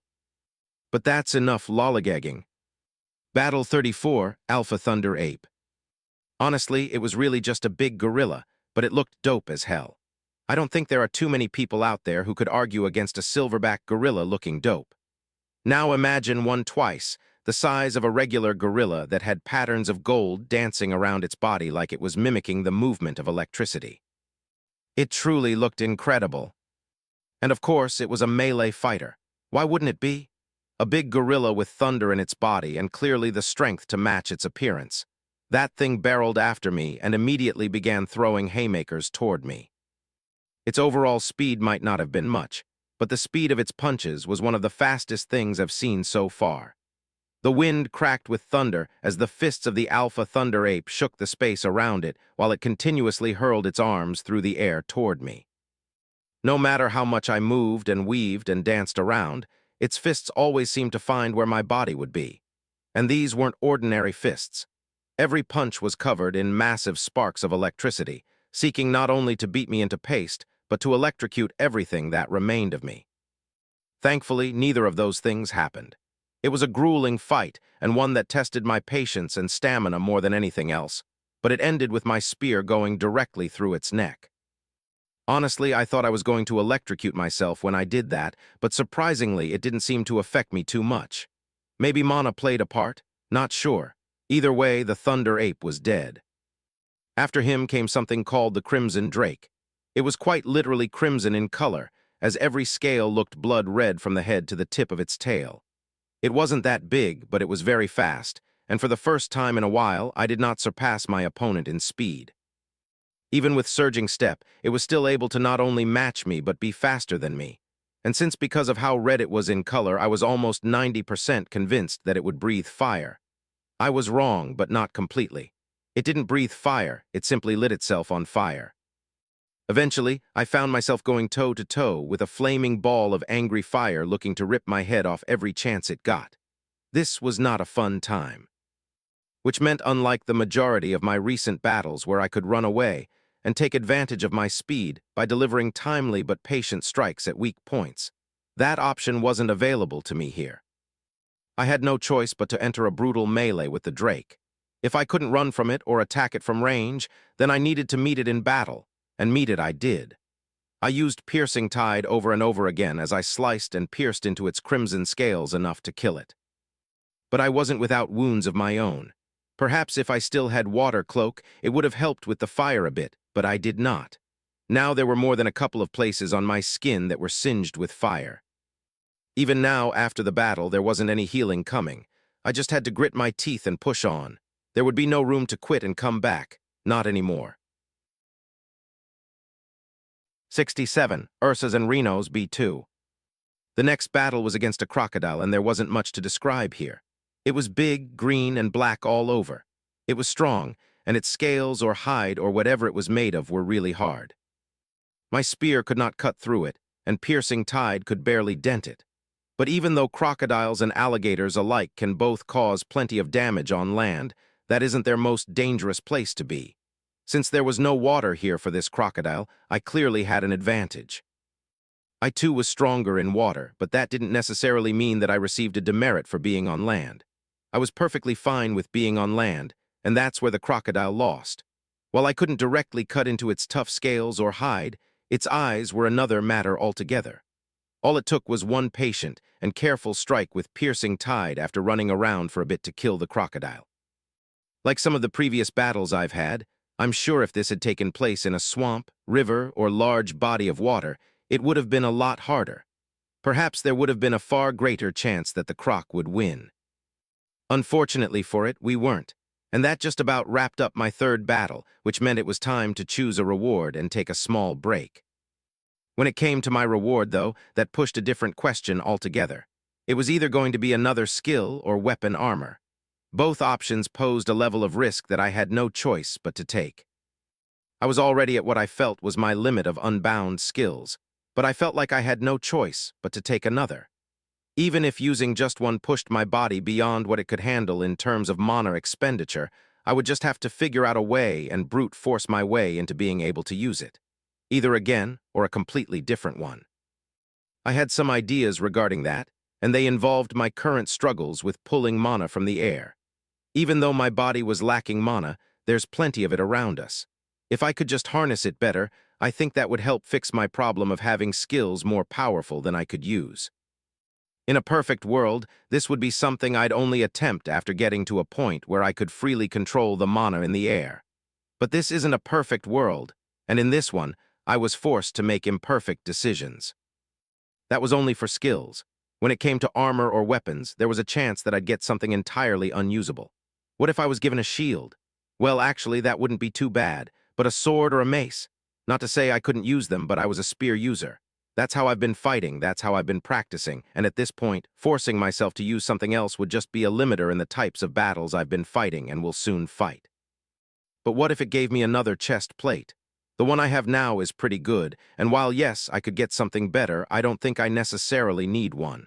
The one I have hasn't even come close to breaking.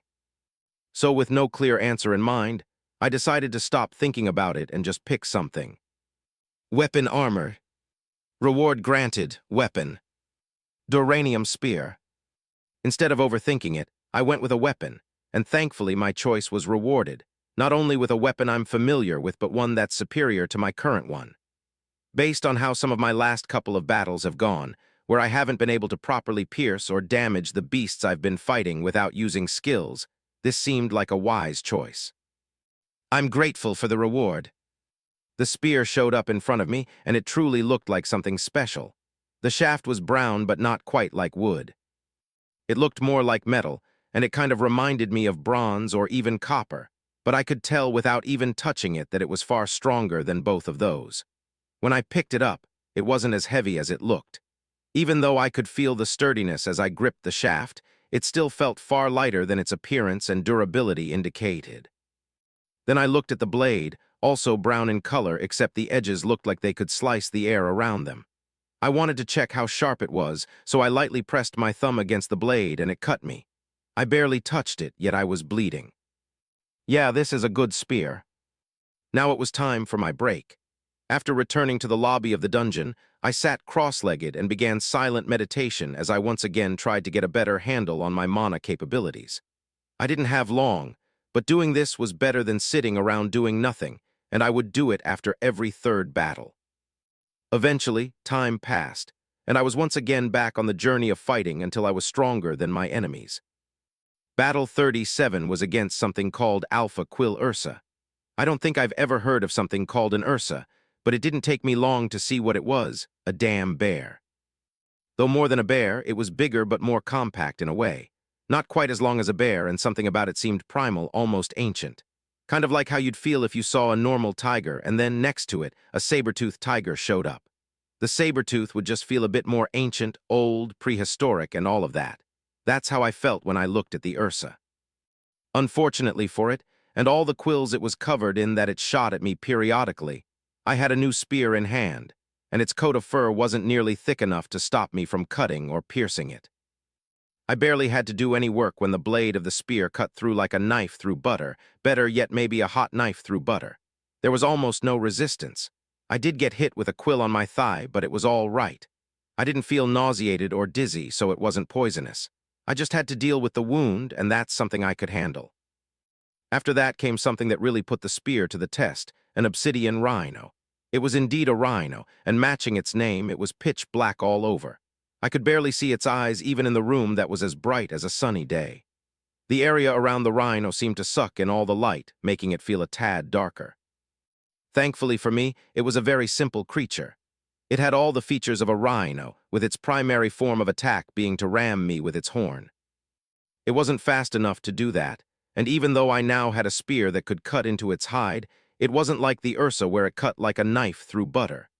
It took me a while and many different cuts to get the rhino down. It was simple in its attack but revolutionary in its defense. Unfortunately for me, the next opponent, the iron behemoth, was damn near the same thing. It looked like a weird blend between a rhino and a bear, and even with my new spear, I didn't feel confident in being able to pierce its thick iron-like hide. In fact, I think it took me over an hour, maybe more, to kill the thing. It was another simple-minded beast, but goddamn was it strong.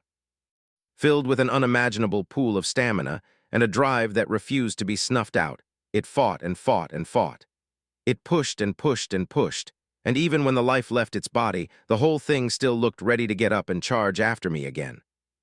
I don't think that's something I'd want to meet outside this arena. Battle 40 was something called a Titan Saber. I guess that's what I get for bringing up a saber-toothed tiger. The dungeon rewarded me for my imagination. Great. 68, Ebb and Flow B2. Turns out the saber wasn't anything too special.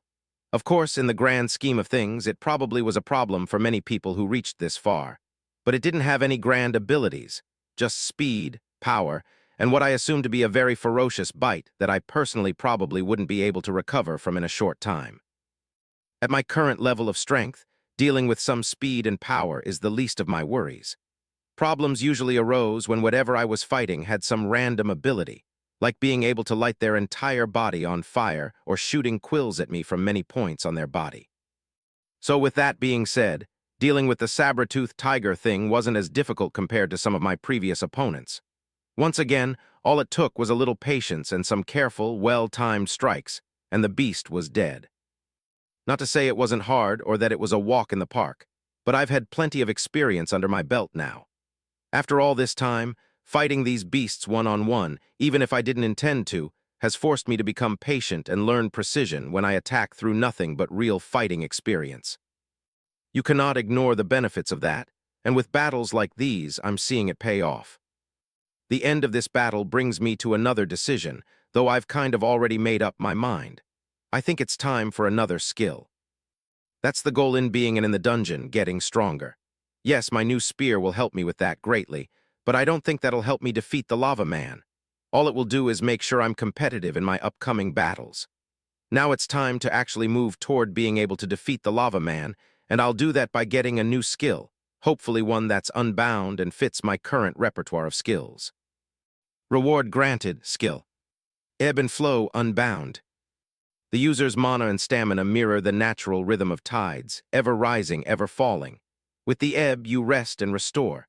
With the flow, you surge and conquer. A passive skill best realized in battle. Oh shit, oh my shit. If this is what I think it is, then aren't all my problems fixed?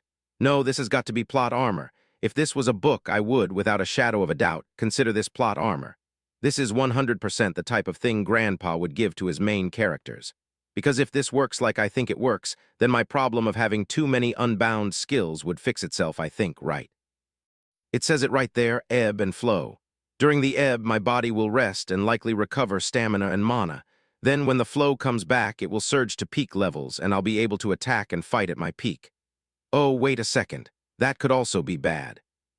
Maybe it's not plot armor after all, because if that means I'm recovering and resting and that happens in the middle of a battle, I'll have to immediately go on the defensive. So my internal state can already on the defensive, even without my say-so, since this is a passive skill, not an active one, which means no matter what I do, I will enter that ebb state. But at the same time, a battle naturally has peaks and lows anyway. There are plenty of times in tough fights where you have to go on the defensive, focus on blocking or dodging, and then there are times where you strike. Isn't that basically what I've been doing these past couple of fights? Remaining patient and striking when the time is right, following the ebb and flow of battle.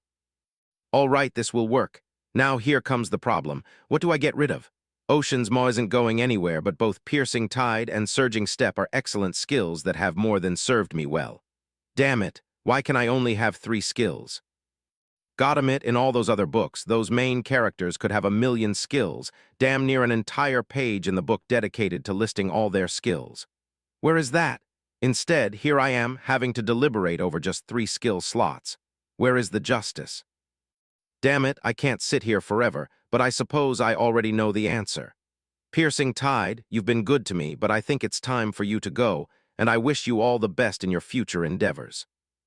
If ebb and flow works like I think it does, then I hope Ocean's Maw will be a lot more usable going forward. Even if I can't spam it like I spammed Piercing Tide, then I'm hoping I'll be able to use it 2 or 3 times in a fight without becoming a walking husk from a lack of mana. Sigh, I'll miss Piercing Tide though. Well, I can't focus too much on the past. I now have 2 unbound skills, Ocean's Maw and Ebb and Flow, which means I seriously need to consider whether or not I should shoot for a 3rd one. Surging Step is an amazing skill, and I don't believe there's any need for me to push to get rid of it.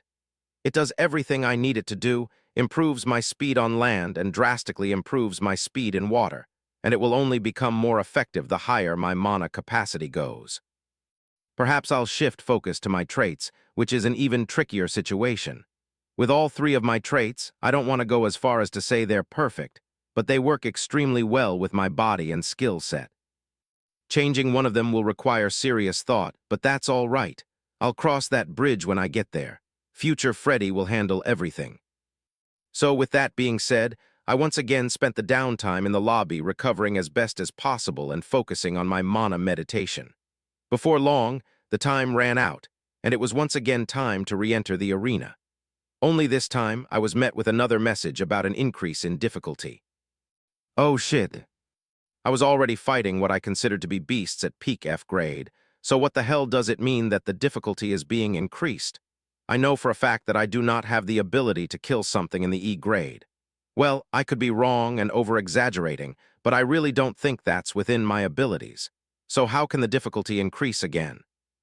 Because there's no leaving or quitting a battle until it's over, whether that means you're dead or alive after securing victory. I have no choice but to find out exactly what it means about the difficulty being increased. Sigh. Battle 41 Gravemaw Lupentes. Now, what the hell is that?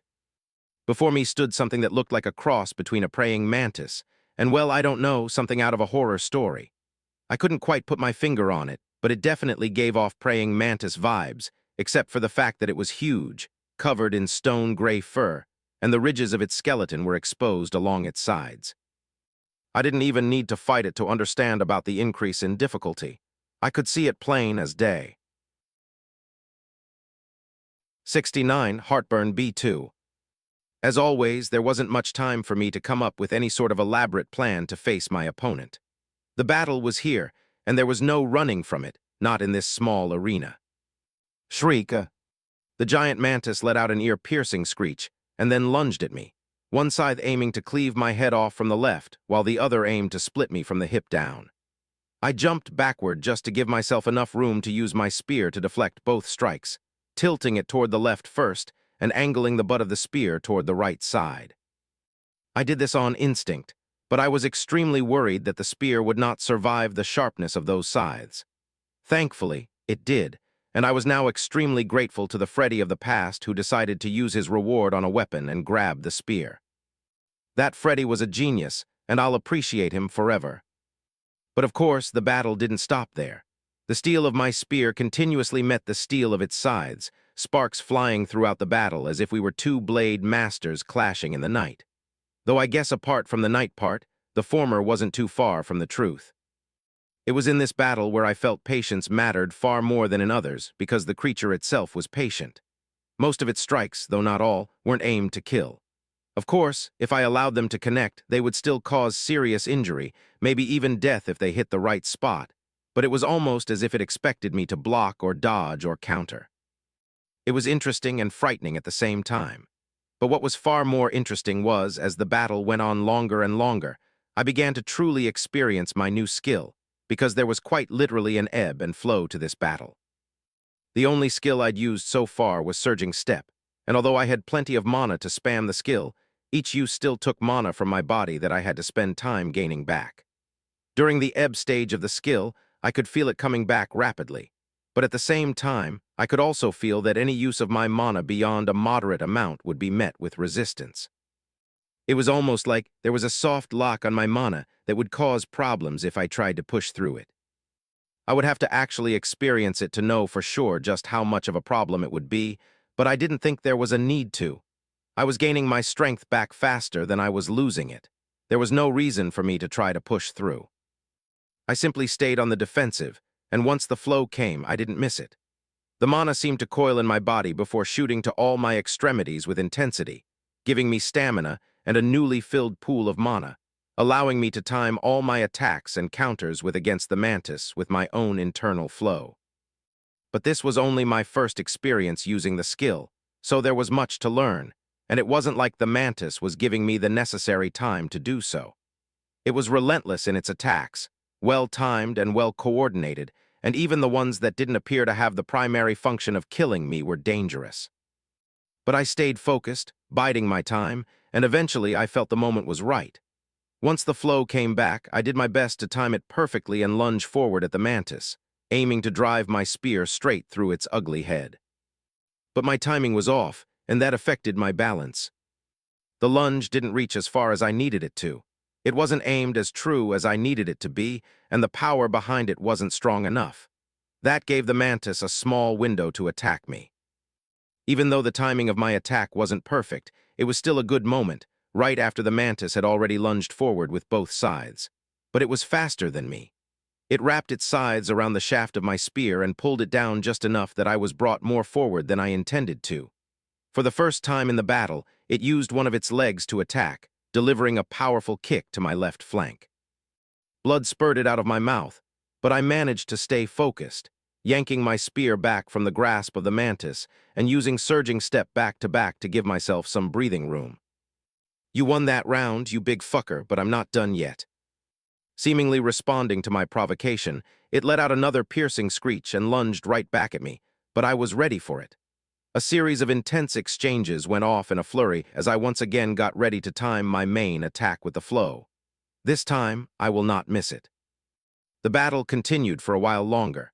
Both of us continued clashing, trying to take the other's head off their body, and I waited and waited until my moment opened up before me like the dawn of a new sun.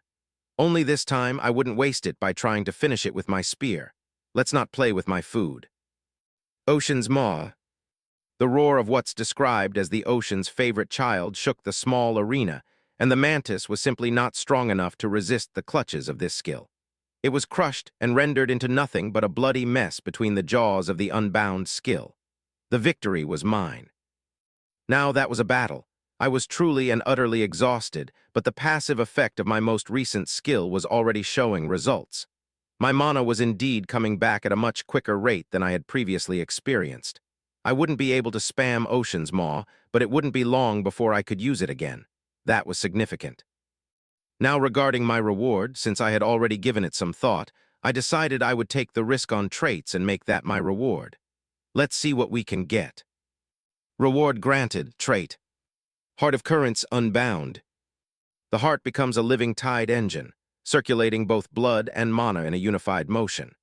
It greatly increases mana flow speed, stamina recovery, and pressure output, allowing the user's body to maintain its peak state far longer than normal. I think from this point forward, I will not allow a single soul, not even myself, to talk badly about the Gauntlet dungeon. It clearly loves me, giving me what I need when I need it most. How can I not care for it in return? Ah, what a beautiful trait. And the one it would be replacing was very easy to decide. Oxygen-efficient lungs, you've been good to me, and you were my very first trait, but now I wish you all the best in your future endeavors. It's time for an upgrade. But what I wasn't prepared for was the feeling of the new trait settling into my body. It didn't just burn. It caused me to fall to my knees and cry out in pain from how much it hurt while it took form within my body. It was not a pretty sight. 70 Interesting Beasts B2. The pain didn't actually begin to recede until right before the next battle.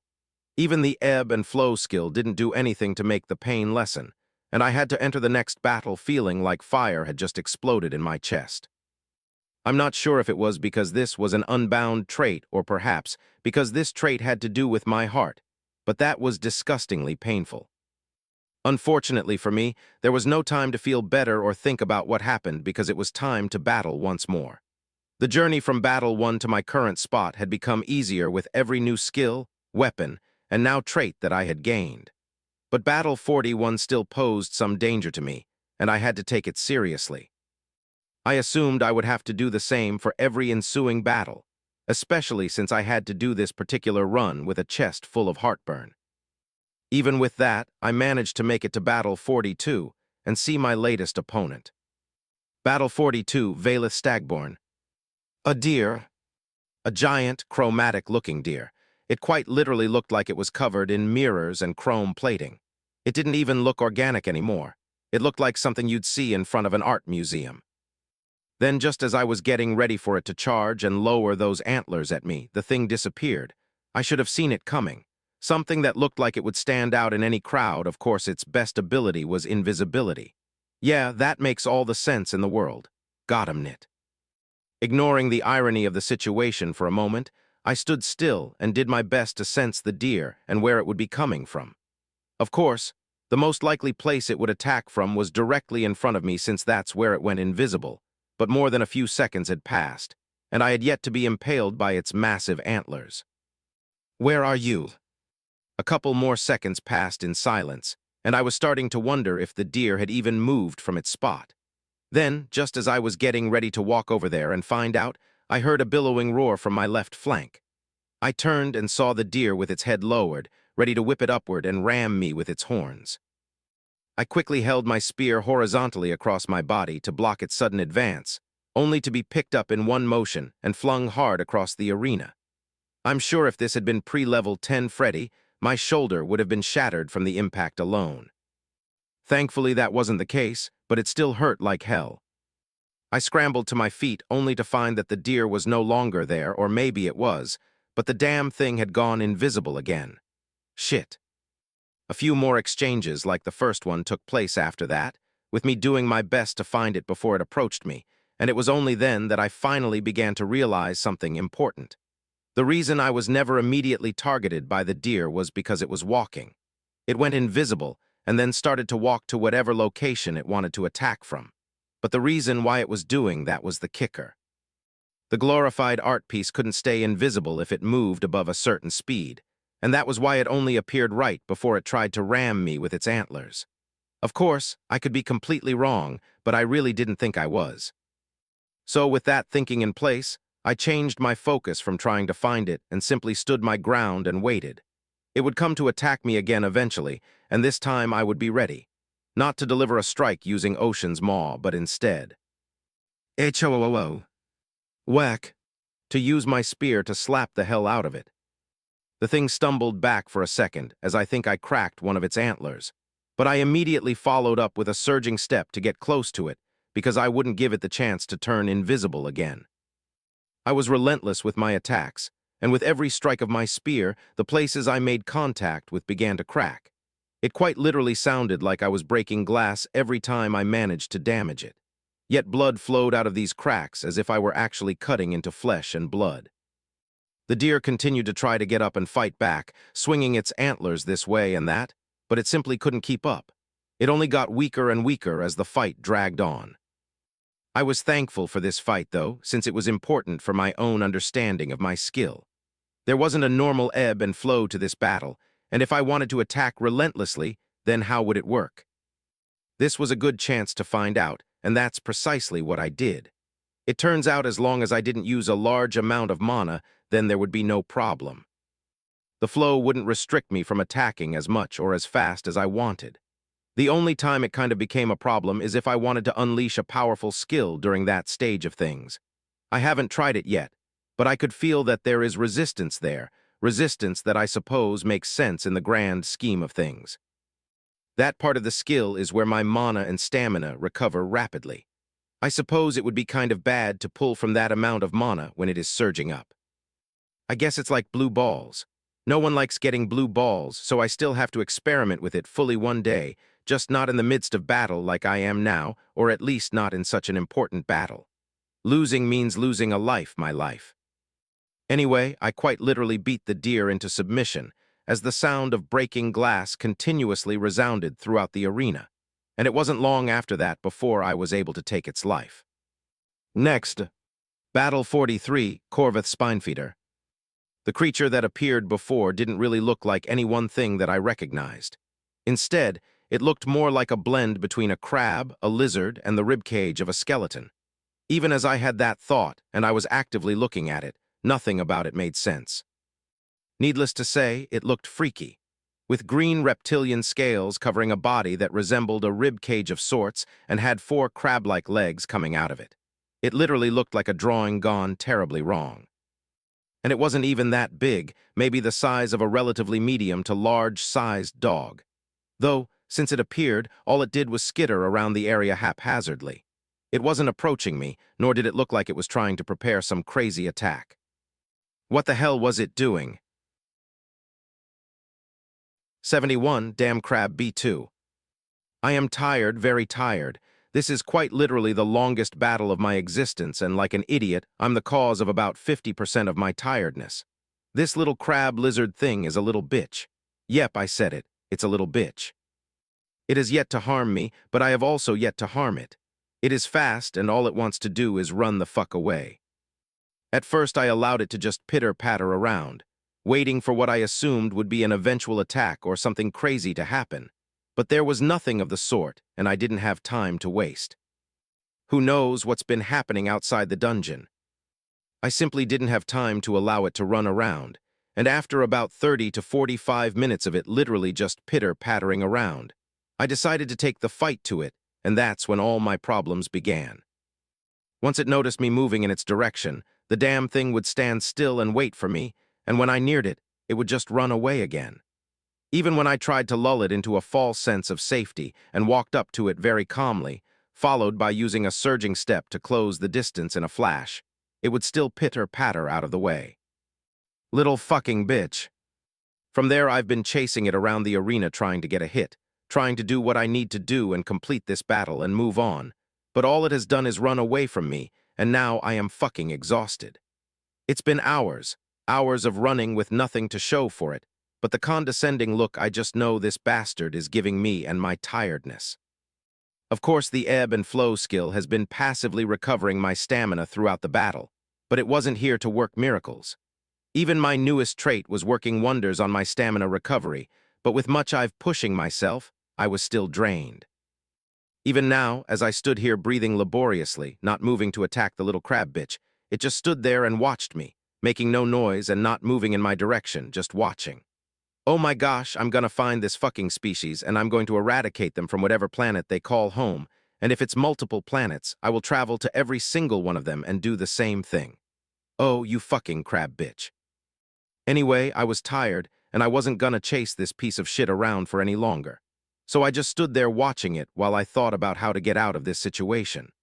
I was obviously not fast enough to catch it, nor were any of my abilities quick enough to kill or damage it with its speed and mine. I'm sure all it would take is one Ocean's Maw connecting to get rid of the little thing, but while Ocean's Maw is a pretty big skill, it also took a second or two to really activate, and it couldn't cover the entire arena all at once. All I'd be doing is wasting mana. I just stood there, continuing to watch it watch me back while my mana and stamina recovered to full. By the time both of those things were full, and I felt like I was at my peak again, not even an hour had passed. It probably took a little less than 30 or so minutes to recover fully, but I'd been thinking a lot during that time. I'd been calling this little bastard a crab as something of a dig this entire time, but what if it really is a crab? What if that wasn't far from the truth? What if, like crabs, it was a scavenger that fed on the carcasses of others? What if, in a long list of what-ifs, I played dead and allowed it to come close, and once it did, I'll kill it once and for all? Like with all of my theories in this new reality of ours, I could be dead wrong, but what did I have to lose? If it didn't take the bait, then I would just have to figure something else out. There is no harm in trying. Once the idea settled in my mind, I made a show of wobbling and losing my balance, breathing laboriously, the whole 9 yards. Eventually, I dropped into a theatrical fall where I pretended to die. Thud. I heard it echoing around the room as I fell backwards. Of course, my spear was still gripped in my hand, and then I waited. A minute passed, 5 minutes passed, 10 minutes passed, and at this point I was ready to get up and stop this farce because it obviously wasn't working, but I didn't mind the extra few minutes of rest that I was getting. Then I heard it, a few pitter-pattering steps. It wasn't very close to me yet, but it was moving. It paused. It waited a couple seconds and then took a couple more steps, then another pause followed by a couple more steps. Eventually, it was right next to me. At this point, I could have gotten up and attacked, but no, not yet. Not for this little bastard. It moved forward slowly and slightly, and now it was looking directly down at me. I could quite literally feel its presence right next to me, and boy oh boy, I wanted to get up. But no, I waited a little bit longer. Then, after a second, I felt a very pointy leg calmly land on my chest. Then, just as that leg was starting to press down into my chest, I sprang up and grabbed it with my offhand. What followed after that is not something children should see.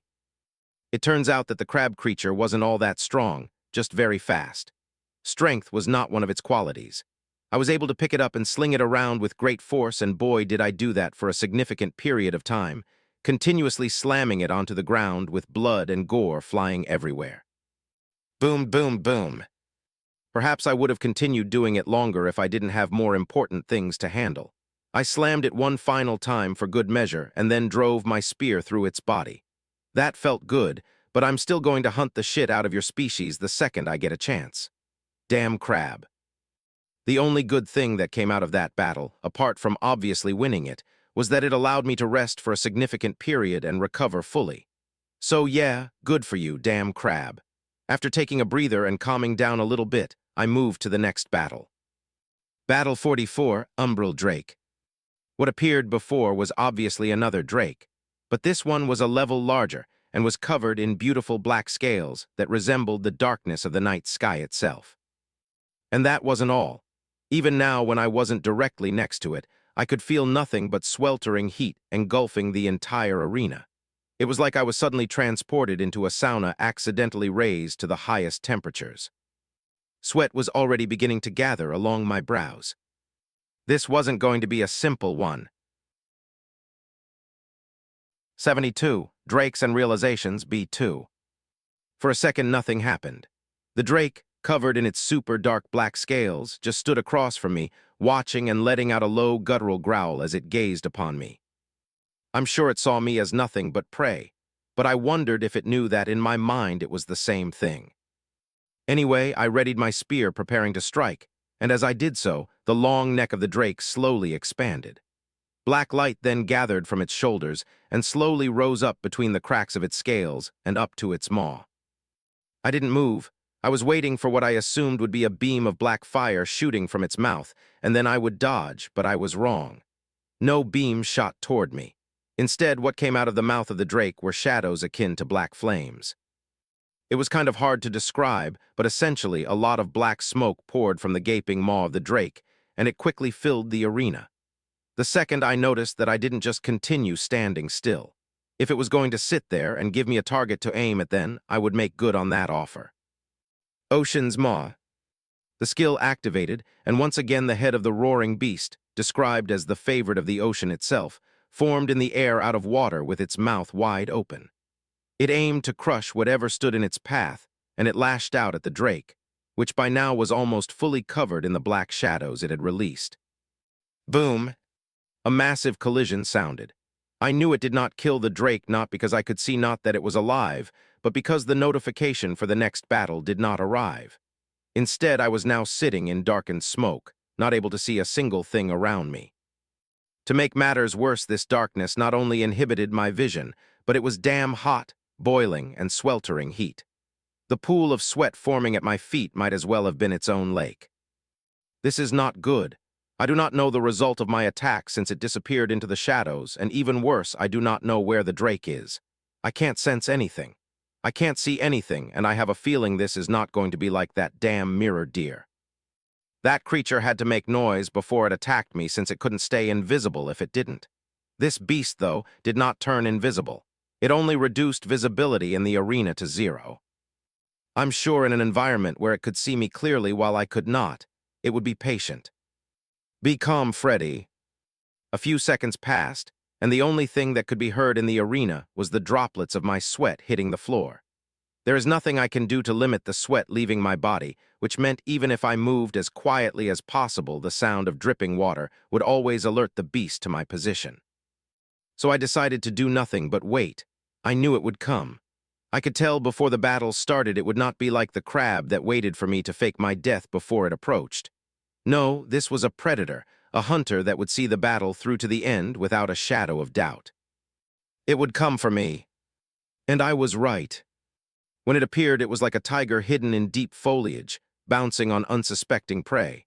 It leapt from behind me with its mouth wide open, aiming to bite down on my head and crush my upper body where I stood. Thankfully, I was ready. I used surging step to get out of the way, only to turn around and realize I could no longer see it.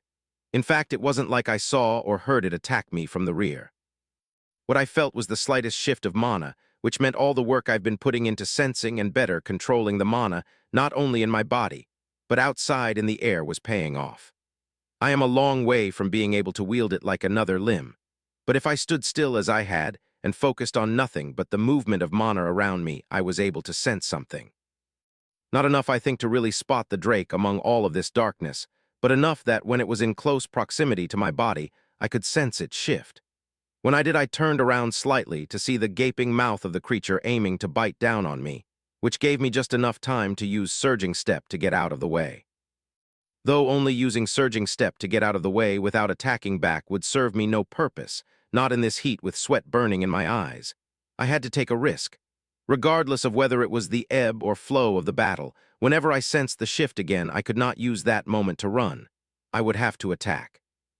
So once again I remained still, sweat dripping to the floor and becoming the only noise to be heard as I waited. Then I felt the mana shift and the beast was upon me again.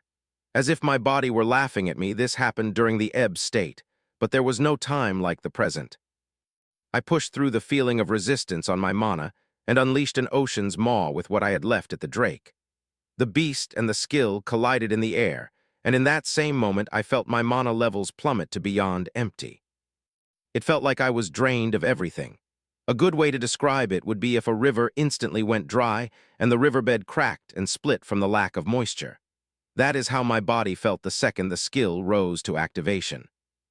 But right on cue, as the drake was pushed back bloody and beaten from colliding head first with the ocean's maw, my new trait rolled into life. My heart beat in my chest even as I wobbled to my knees. Thump, thump, thump. For the first time in my life, I could actively hear my heartbeat. Thump, thump, thump. I was not suddenly filled with mana and stamina once again. Neither the ebb and flow skill nor my heart of current trait are miracle workers, but I could feel life and strength slowly coming back to me with each beat of my heart. I did not want to imagine where I would be without either one of them. In fact, it was only now that I realized just how much they helped in the previous battle against that damn crab. That crab fought for hours without showing the single bit of tiredness, yet there I was drained. But I could recover. What if someone else fought that thing? Someone that did not have a skill or a trait to boost recovery and keep them going? Would they simply die because they were too exhausted to continue fighting? Or perhaps they would go hungry if the dungeon allowed fights to continue for days on end, and then simply die of hunger and the crab would feast on their body. Anyway, while those morbid thoughts circled around my mind, some of the darkness around the arena slowly began to dissipate as the drake before me, while not dead, was slowly dying. It was big and sturdy, but it could not contend with an unbound skill. After a couple minutes, strength filled my body enough that I could walk under my own power, and I slowly approached the body of the drake and drove my spear through its chest to end its misery. I think a break here is needed. 73. Gorillas, Fairs, and Bugs B2. Taking a break meant choosing another reward, and there was no hesitation in my choice. This time, give me a trait. The benefits I've received so far from these new unbound additions to my skill set make me feel like an idiot for hesitating and not choosing more earlier. Well, not completely like an idiot. I think my logic for not immediately choosing more unbound skills or traits made sense. My body probably could not sustain so many of them, but with the heart of current trait and the ebb and flow skill, I now have much more room to select these things. With that in mind, I think I'll only select one more unbound trait and one more unbound skill after that. If there are still battles to be fought, I will spend the rewards on either gold or armor and weapons. We still need to buy those books to get our traits integrated and learn how to reach E grade, and this is as good a time as any to get the money required. I've already grown in strength so much, and will only continue to do so with another unbound skill and another unbound trait. Anyway, let's see what I was given this time. Reward granted, trait. Crushing depth frame. Bone density multiplies dramatically, layered with compressed filaments that mimic oceanic pressure walls. Baseline increases in physical durability and striking force. Melee attacks will mimic the weight of the deep sea. That sounds cool as hell. Initially, I honestly didn't know if I liked it, but that last line about melee attacks mimicking the weight of the deep sea sold it. I didn't think it sounded all that much better than my trait about hydro muscles, but the weight of the deep sea is not something I can turn down. I accepted the trait, replacing my previous one. And then, motherfucker! I literally collapsed on the floor with pain. Only this time it wasn't concentrated in my chest. It was all over my body. I writhed and gritted my teeth as I felt like my entire body was being ripped apart, limb from limb. It felt like my nails themselves were being pulled out. My bones felt like they were breaking all over the place, then being sucked out of my body one by one. None of it made sense. I don't really think that is exactly what was happening, but that is what it felt like. The only thing I knew at that point was that I was in so much pain that I didn't care about anything else. I just laid there and screamed. By the time I stumbled to my feet once more, the lesser horned frog from Battle 1 was in front of me. The little bastard leapt at me, and I almost swung my arm out of its socket as I cleaved it in two with my spear. That swing had more force than I expected. I suppose it was good that I was starting from the beginning since I didn't get much time to get used to this new power. Losing hydro muscles already felt different. I no longer had some of the fluidity in my body, but in its place was a far more rigid structure. It did not necessarily feel stiff, but it was different. Eventually, I conquered the gauntlet once more, and faced my next unknown opponent. Battle 45, Malganian Behemoth. No idea what either of those words mean, but what showed up in front of me was a confusing-looking creature. It was something of a cross between a gorilla and maybe a turtle. It was hard to explain. It was somewhat centaur-shaped, with the top half resembling a gorilla but with 6 arms, 3 on each side. The bottom half did not make sense. Even though I was looking at it, it hurt my brain to put it into words. It was like a turtle with a shell covering its back and belly. Whatever it was huge and slow. It could not keep up with my speed no matter how much it tried. One ocean's maw to its back, the gorilla part of its back, not the turtle part, was enough to take care of it. I'm glad that fight was quick because I could not stand looking at it for long. Battle 46, Thalen Riftstalker. This was probably the smallest creature I had fought so far, and it literally looked like a little fairy. The problem was it was much faster than me, and it had blade-like teeth and arms attached to its body. All it did was zip around me while slicing and cutting into various parts of my body. I did my best to hit it, run away from it, and ward it off as best as I could, but it was almost impossible. Thankfully, the Riftstalker did not have much stamina, and one thing I did not lack was endurance. As long as I made sure it did not hit any vital points, like my eyes or my neck, and only allowed it to strike my arms and legs, eventually I outlasted the thing. Its speed dropped lower and lower until I could finally deliver a single strike with my spear, practically destroying its body in one hit. Again, my stamina and mana boosting skill and trait continued to show how valuable they were. Next, Battle 47, Kellant Broodwing. What appeared before me looked like something out of an insect lover's dream. It literally resembled a flying ant queen or a mix between an ant and a mosquito. It was huge, with large antennae, blue and red markings, and a disgustingly large abdomen that looked ready to spit out eggs any second. Fighting it was a challenge, but a vastly different challenge than anything I experienced in all of the previous battles. It emitted a low vibrational screech that surprisingly did not affect my ears, but instead it made pulling and using my mana hard. Skills like Surging Step hitched ever so slightly, and their activation was delayed whenever that screech was active. This insect was literally interrupting the mana flow within my body. Thankfully, I was not completely dependent on mana to fight. Once I recognized what it was trying to do, the adjustment came naturally. It wanted to force me to box, so we boxed. I stopped trying to use Surging Step or prepare Ocean's Maw and instead went for a close combat approach. The battle turned in my favor. I worried the insect would fly high above me and then kill me with a ranged ability, but it did no such thing.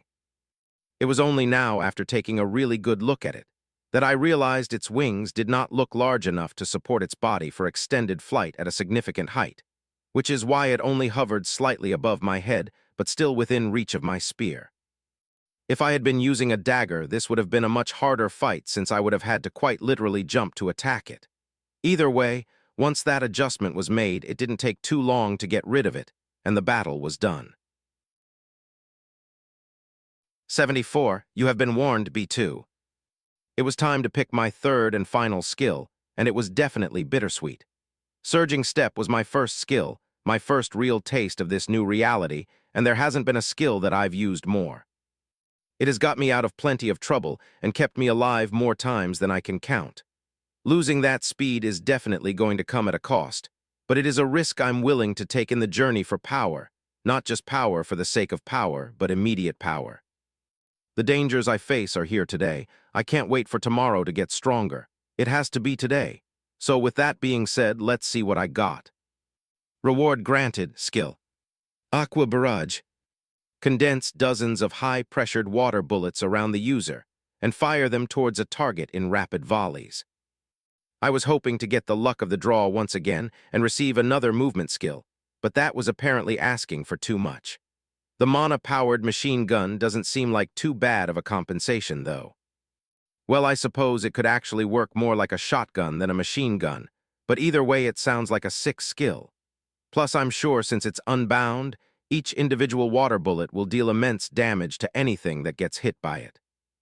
Of course, I'll need to test it out, and another gauntlet of battles to get back to this point is the perfect training ground. So let's get on with it. And that's exactly what I did. With plenty of time to experiment with my newest skill, and after 40+ battles in a row, I've learned a couple things. 1, I was correct. It is indeed strong as hell, and nothing it managed to hit was able to withstand even a few bullets without being reduced to a bloody mess. 2, the mana drain of the skill only increased the longer I kept it active, which was interesting. Upon initial activation, a dozen bullets would form out of water and shoot toward the target I wielded at. As long as I kept the skill active and had enough mana to sustain it, a second volley would form, and so on. So far, I've only reached a 4th volley before needing to take a significant break and recharge due to how depleted I was. That was with my new trait and new skill. I can only imagine that without both of those, activating the skill once would have been my hard limit. I reached that fourth volley against the damn crab, since it was the only thing that allowed me to rest and recharge enough to get my mana and stamina back to full. That wasn't the only reason, though, since the crab was also a really good practice target.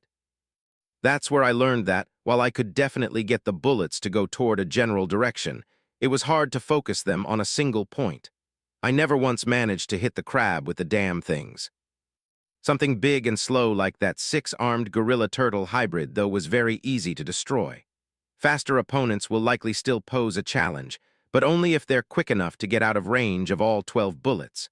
I suppose that's where that stat will play more of a role. Anyway, I lost my quick burst speed, but gained quite a bit of versatility in my offense and far more destructive power.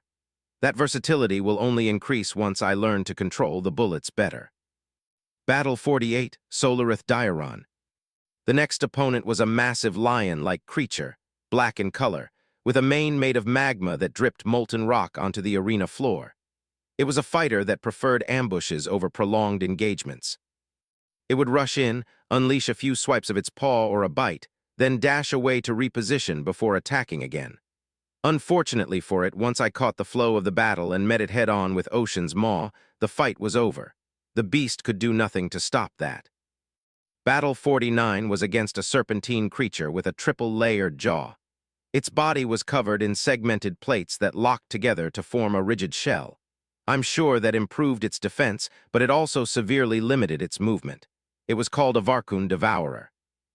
The biggest ability it had, apart from those plates, was something I probably should have guessed, but it was a suction ability. It could literally suck in air and anything in front of it. It almost got me at first. I wasn't exactly prepared to be pulled toward a monster, but unfortunately for it, all that did was make it an easier target. It was met with the maw of the ocean. Now I had long suspected that this dungeon would only go as far as 50 battles, since level 50 is the peak of the F grade, and everything I've fought so far is still well within the confines of the F grade, or at least that's what I judged them to be. But that was not my truth per se, and was still only a guess. I was more than prepared to fight many more battles. I reached the point where I thought that I could not only contend with the lava people, but dominate them as well. And since I didn't think I was at that point, I was ready to go on after Battle 49, but I was instead met with a message. One that was different from any the dungeon had shown me previously, and vastly more important. Congratulations on reaching this point in the Gauntlet dungeon. It is recommended to stop here and collect your reward. To progress further, defeating the gatekeeper must be accomplished. Be aware that the gatekeeper is the bridge between grades. While the beast you face will still be a step below the next grade, it is without a doubt above the standard of the grade displayed in the previous battles. You have been warned. Well, shit. If that isn't the most ominous message I've ever seen, well, actually, it probably isn't considering everything that's happened so far, but it's still ominous. Anyway, I suppose I was right. There are 50 battles for the F grade. The first 49 sit firmly within what defines the grade, but battle number 50 pushes that boundary far beyond. Still, I needed to decide whether I was going to fight that final battle now or later. Considering the implications, if I'm not strong enough when I come out of this dungeon, then everyone outside is in danger, so of course I'm going to fight it. But not right now. I'll accept my current reward and come back. This time I chose gold and received 300 gold coins for my decision. Nice, I guess. Before the faction shop, that number would have sent me over the edge with excitement. But I've long since learned we're just frogs in a well when it comes to money. Still, I'll take it nonetheless. Now to take a small break and do this all over again, hopefully far more efficiently, so that when I enter that last battle, I'll be in much better shape. 75, Newborn B2. Thankfully, I've been able to leave a small backpack in this little lobby this entire time, allowing me to use what little medical supplies I brought with me and store the gold coins I just got. But now I'm all out of medics, and I'm hoping the next time I'm back in this lobby, it's after I've conquered battle number 50. At that point, we'll see what the reward for that is, and if it's enough to tip the balance in my favor, I will leave, meet back up with my family, and then begin the resistance in full. Then, after who knows how many hours, it was time. It was finally time. I made sure to get the maximum amount of rest against that damn crab before I beat it to pulp after faking being dead once again. And from there, since I obviously knew what to expect, it was mostly smooth sailing. Now I'm ready. Well, you can only be ready if you have a good understanding of what's coming next, I guess. And it turns out I didn't. Instead of a beast of significant strength appearing in the arena like all 49 beasts before it had done, I was the one who was teleported, and I found myself in water. A whole lot of water. Thankfully, when it comes to water, it is actually more of a place of safety for me these days. So while I was caught off guard by the sudden teleportation and the fact that I reappeared in what looked to be an ocean, it wasn't the worst thing. In fact, no matter how much I looked, I couldn't see anything else for miles except for water, but I like water anyway. Nothing happened for a few moments as I just floated there while I constantly scanned for where this enemy was supposed to be, and then words flashed across my face. Battle 50, Newborn Leviathan. I paused as the implications of what I just read settled within my mind. Newborn Leviathan. I was supposed to fight a newborn, but of course I'm not an idiot. The warning clearly stated I'd be fighting something not necessarily E-grade, but not quite F either, essentially a demi-E-grade beast. That is my opponent, and I had no doubts that the dungeon didn't lie to me about whether that was true. So the fact that it was a newborn only made me think about what they are as a species. If just a newborn comes into this world, and on their first day ever they are demi-E, then what the hell are they as full-grown adults? But I didn't get a chance to elaborate on that any further because a roar that shook my entire being sounded in the distance. And when I looked toward it, I saw something that made me not only excited but fucking scared. He head of a massive creature, covered in ocean blue scales that seemed to reflect the light so well that the air around it almost shimmered with a gleam off its scales. If I was to dream of a powerful serpent that dominated the seas, it would be this creature. And looking at its roaring figure, I now knew exactly what best my skill was based off of, and that's the part that scared me.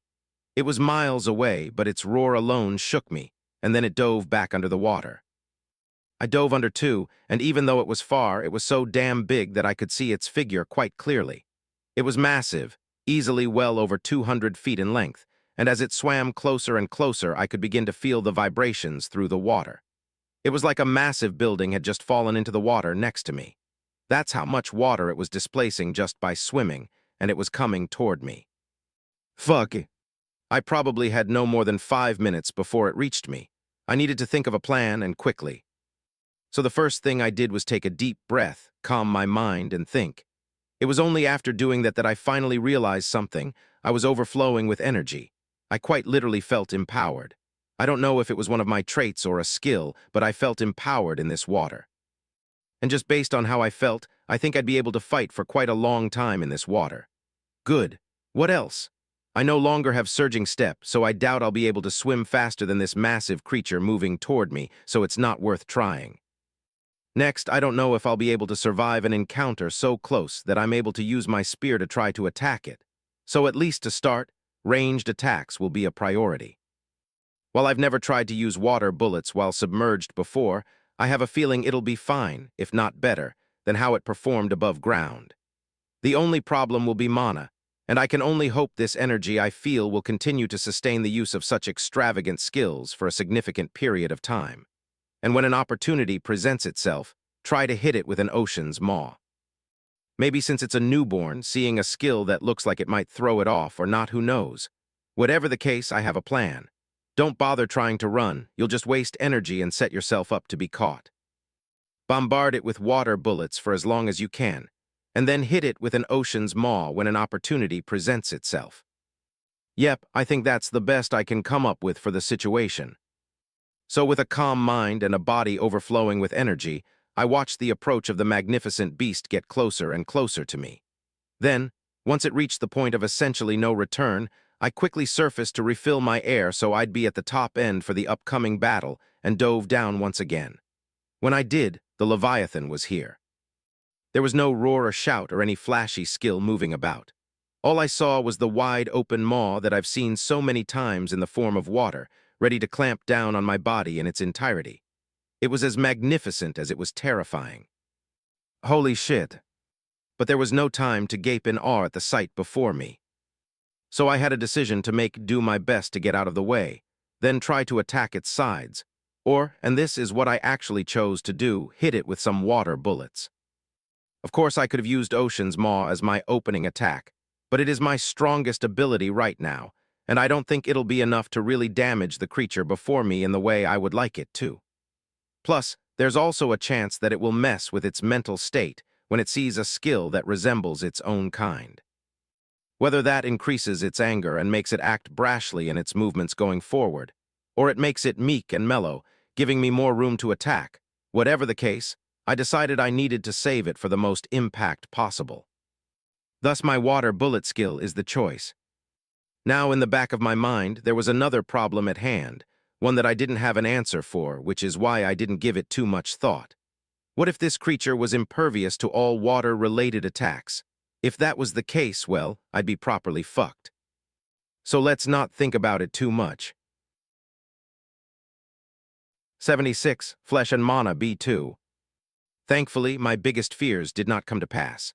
A dozen water bullets formed around me as I slowly began swimming backwards, and while I did so, I willed them to fire off directly toward the open mouth of the Leviathan.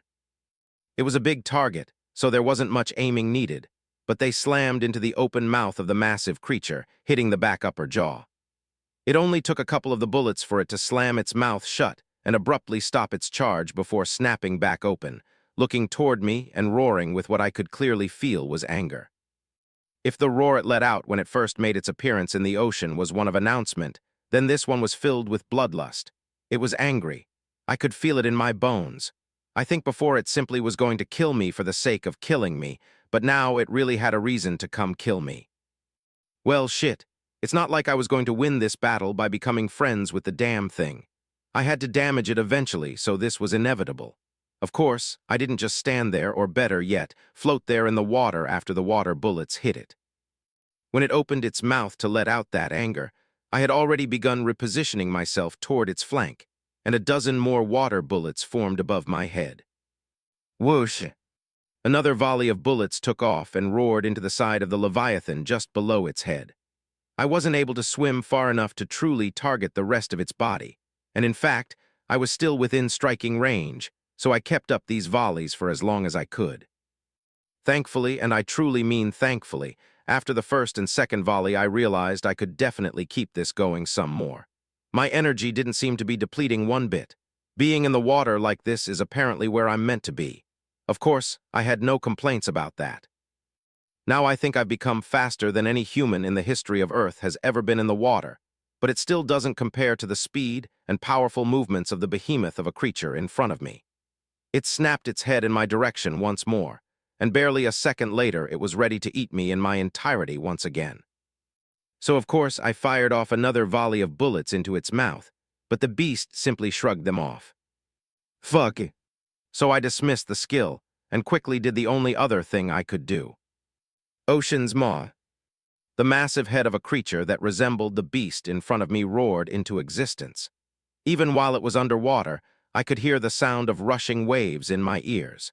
In fact, I think this was the loudest it had ever roared in any previous iteration of me activating the skill. Matter of fact, to double down on that, I think it was the largest it had ever looked in any iteration of me activating the skill. Holy shit. There were two maws of creatures that resembled each other, one of flesh and blood, the other made of water and mana, clashing into each other like two massive lions meeting on the open plains of the African savanna. Or better yet, two natural disasters taking physical form and colliding to see who could rightfully claim the throne of supremacy between them. There could only be one king on the mountain, and the skill and the Leviathan would decide. Boom. Rumbled. The force of the collision was so strong that I was quite literally pushed away through the waves, unable to control what direction I thrashed about in for a couple of moments, while the aftereffects of the collision remained strong in the waters around me. By the time I got myself back under control, the creature was back in front of me, and this time it let out a roar that physically shook the insides of my body, causing me to cough up a mouthful of blood. But I didn't give in. Even as water rushed into my body because I was forced to open my mouth, I let out the skill once more. Ocean's maw. As the skill roared to life, I didn't bother waiting to see what the result of this one would be before I frantically swam to the surface of the ocean. After breaking the surface of the water, I coughed up whatever was in my system as quickly as I possibly could.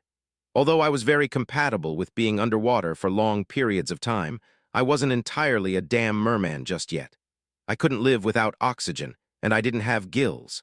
I needed to surface every now and then, and swallowing water definitely didn't help with that.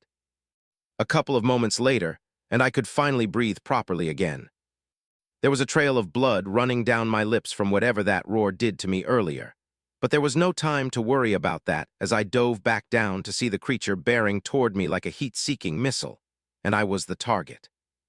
Just my luck, the ebb was here, and I had no time to wait for the flow to attack it, nor could I risk bypassing the ebb for the sake of power now.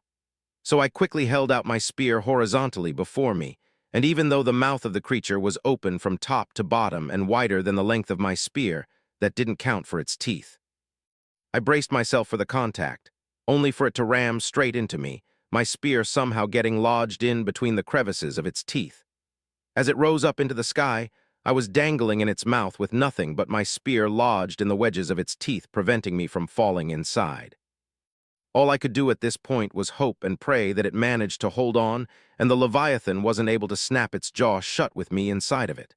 Then I reached the apex of its leap, and I could feel the creature turning back down toward the ocean. I was only dangling there since I was now hanging outside of its mouth, and I could see just how high it had taken me. Motherfucker! I let out an involuntary yell as the feeling of weightlessness took me for just a moment, almost like that feeling you get right before the roller coaster hits the big drop. Except this is no damn ride. This is real life, and I can't just sit here and let this thing slam me into the water. My mind scrambled as I hung helplessly in the air while the Leviathan began driving me down toward the water. What to do, what to do, what to do? In the heat of it, I didn't have many options. Actually, no. Why, I'm sitting here trying to think of what I should do when there's quite literally only one thing I could do. Well, maybe two, but letting go of the spear and falling into the water didn't seem like a good idea either. So the only real logical option I had was to use my most powerful skill, this time from the inside of its mouth. So far, I've only ever used my spear as a conduit for Ocean's Maw, but I don't remember the skill saying anything about having to use a weapon. Why couldn't I use my hand? Why couldn't it be materialized exactly where I willed it to? I took one hand off of the spear, the other gripping tight, and aimed it above my head into the mouth of the Leviathan and muttered two words. Ocean's Maw. 77, Abyss Diver B2. The pressure from using the skill quite literally dislodged the spear, and therefore me, from the teeth of the creature and pushed me back toward the water. As I contoured my body to be in a much more favorable position to enter the water, I took one last look at the Leviathan, and a smile crept on my face as I gripped my spear close to my side. After falling for a few moments, I dove back into the water like a bullet, immediately swimming away from the point of entry, knowing that the Leviathan was right behind me. But of course, that didn't hide the smile that crept on my face. It was bleeding, and not just a small cut or a small wound. Its entire face was mangled. I could even see the white of its skull behind its beautiful scales.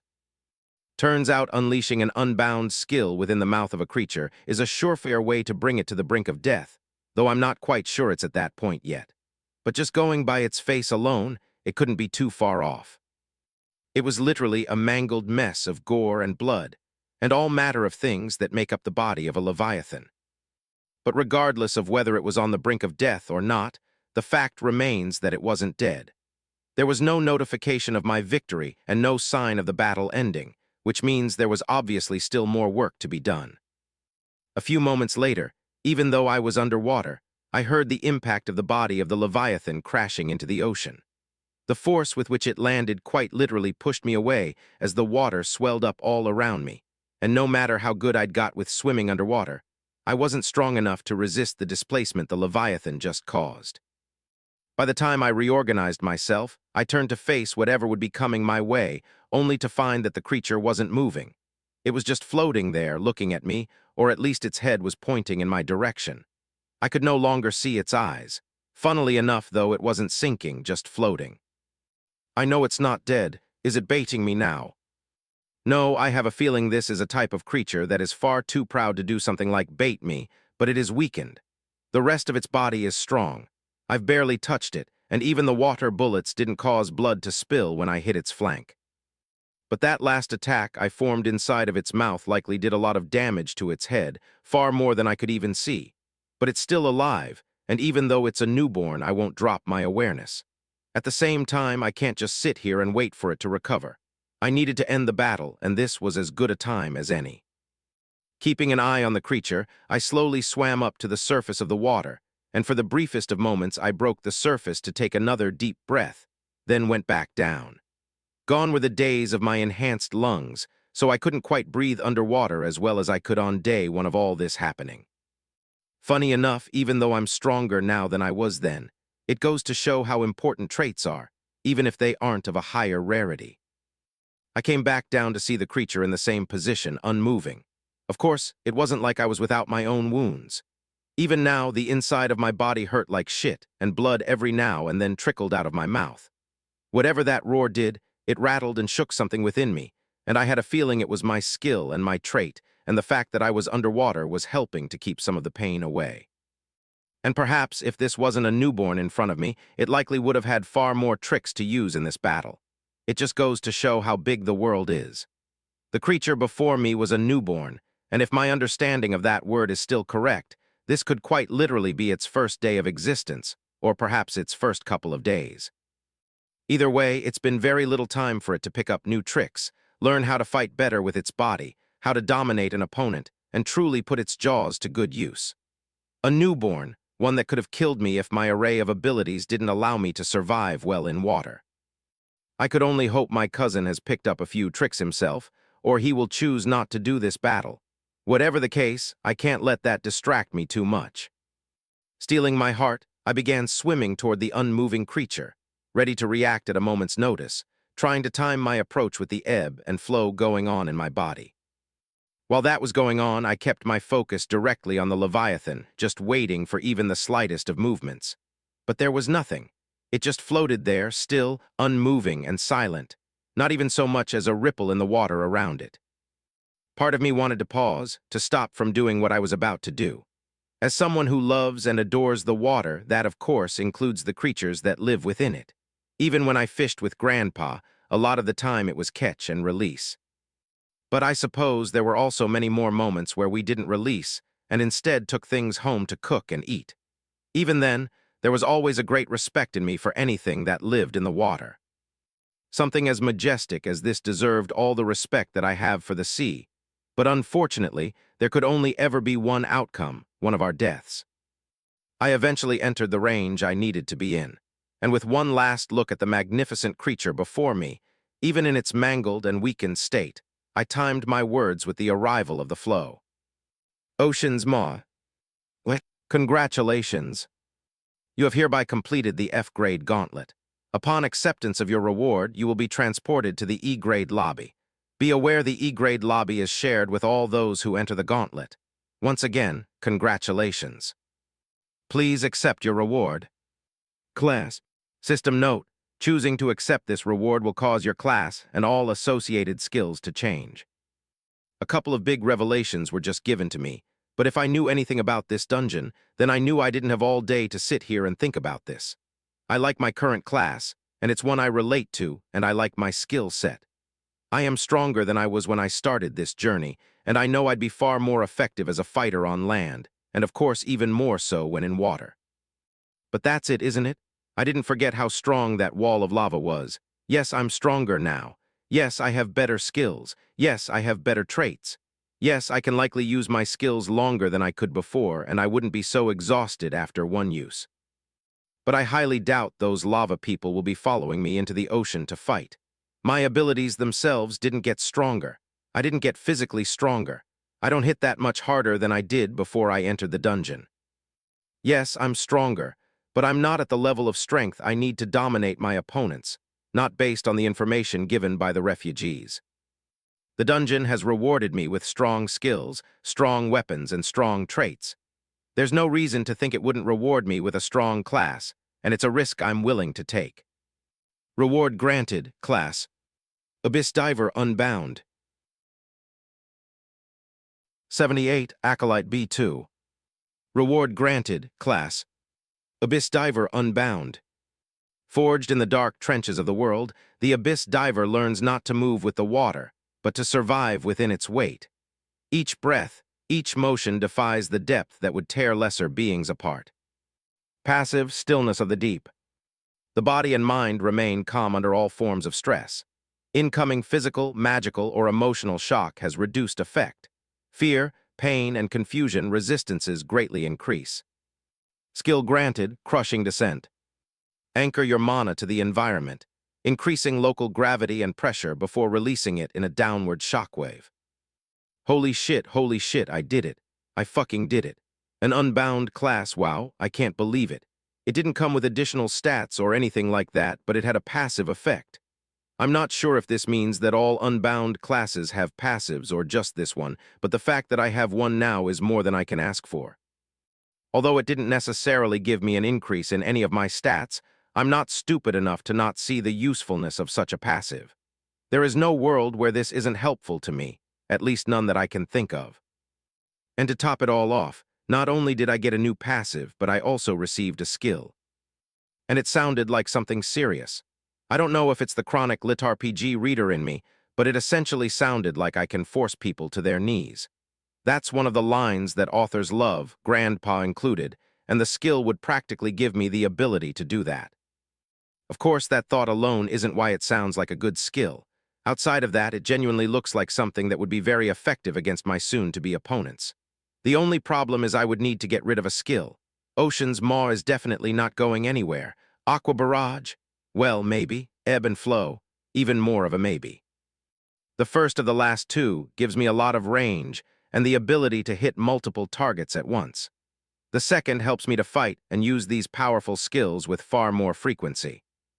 But at the same time, while it was initially a very easy skill to make use of in the midst of battle, I quickly realized that sometimes, and actually more times than not, I'm going to need to do something during the ebb state.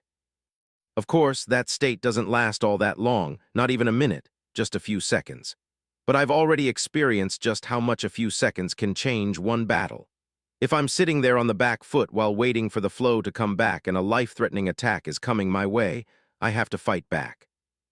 And if me fighting back leaves me feeling like a dry sponge, then what the hell am I going to do when another life-threatening attack comes my way right after that?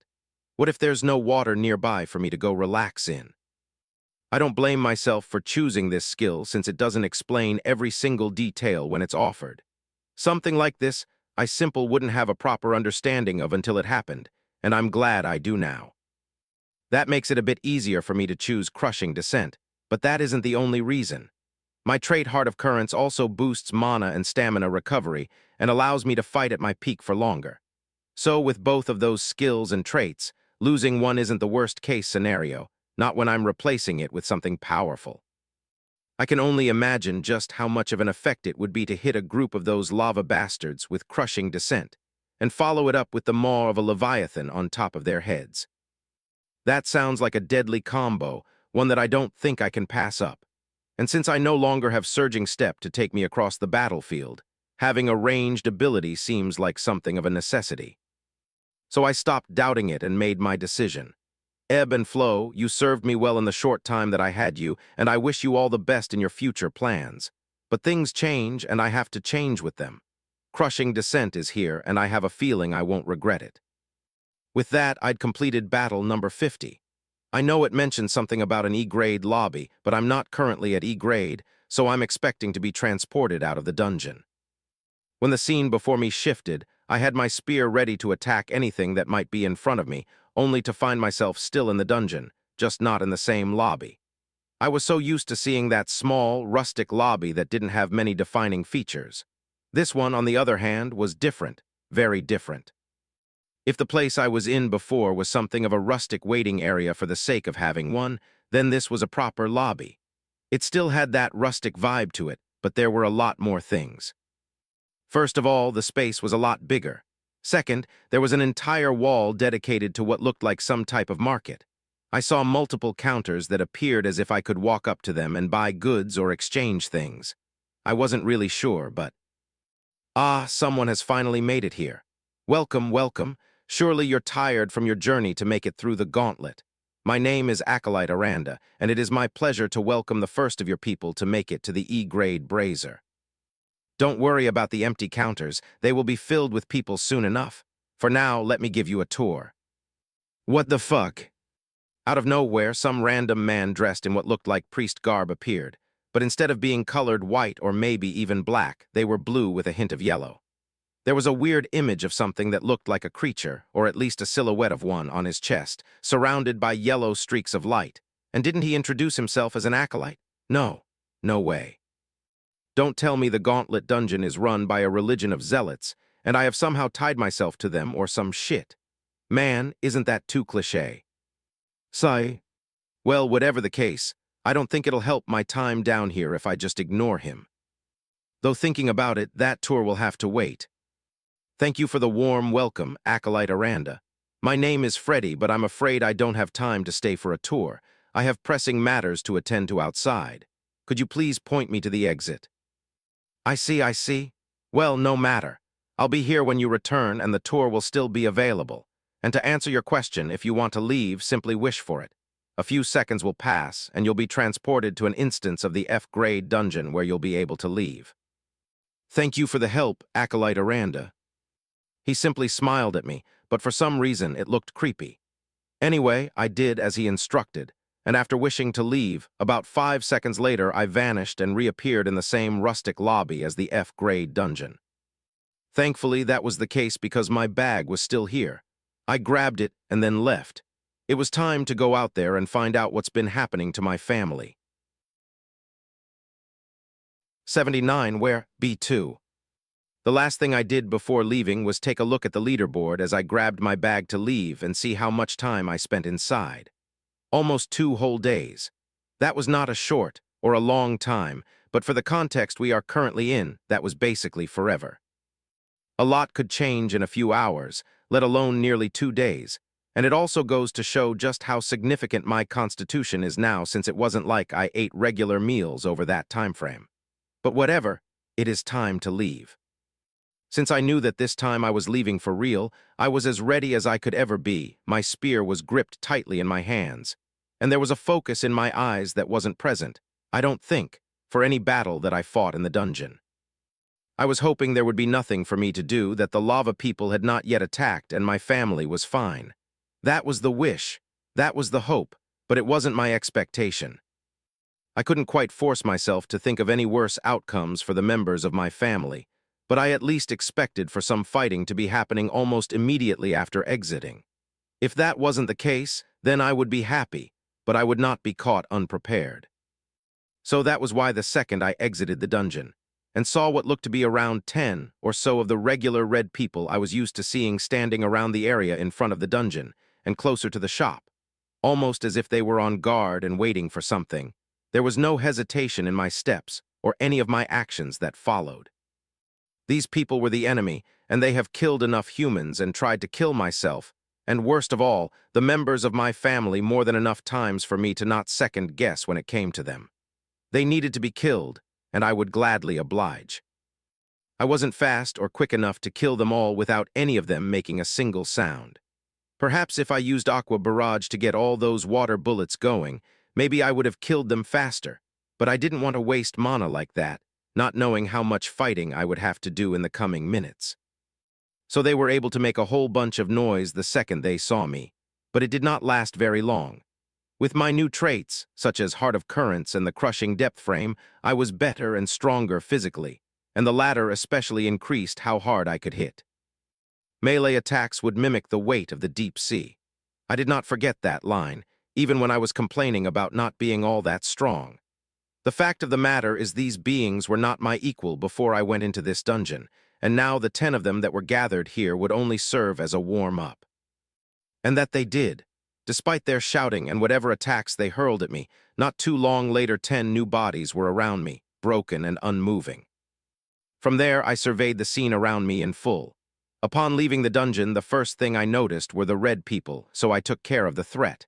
Now what was the situation? Honestly, not good. I did not wait any longer and took off running toward the compound because what I saw was destruction.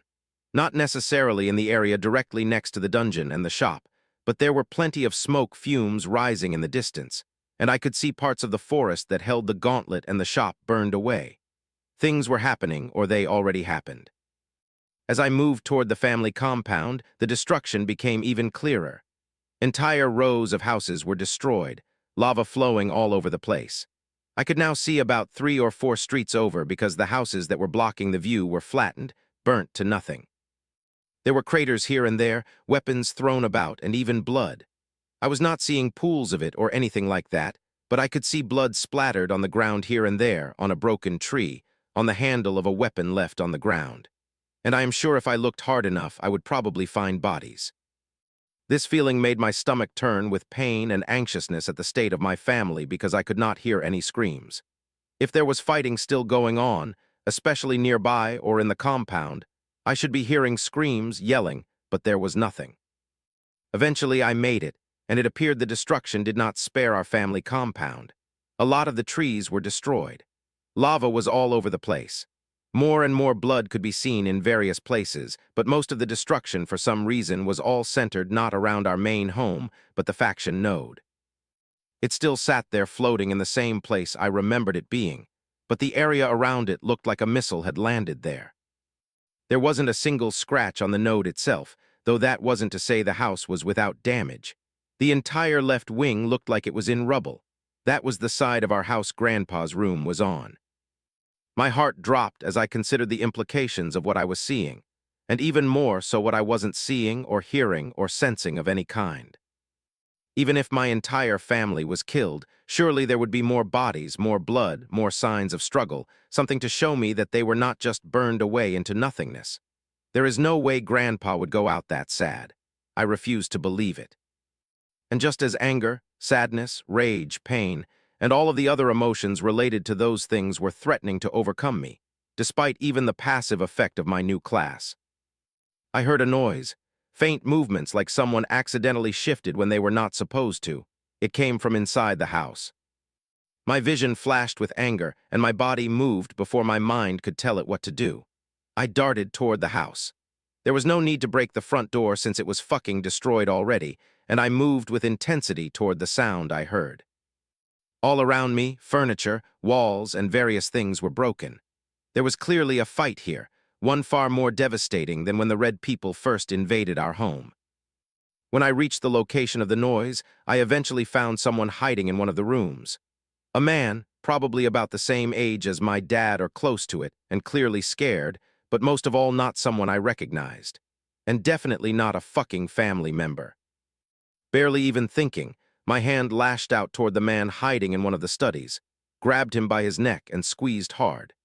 He tried to scream and fight his way out of my grip, punching at my hand with all he had, but whatever meager strength he contained within his body was not enough to dislodge himself from my grip, not when I was this angry.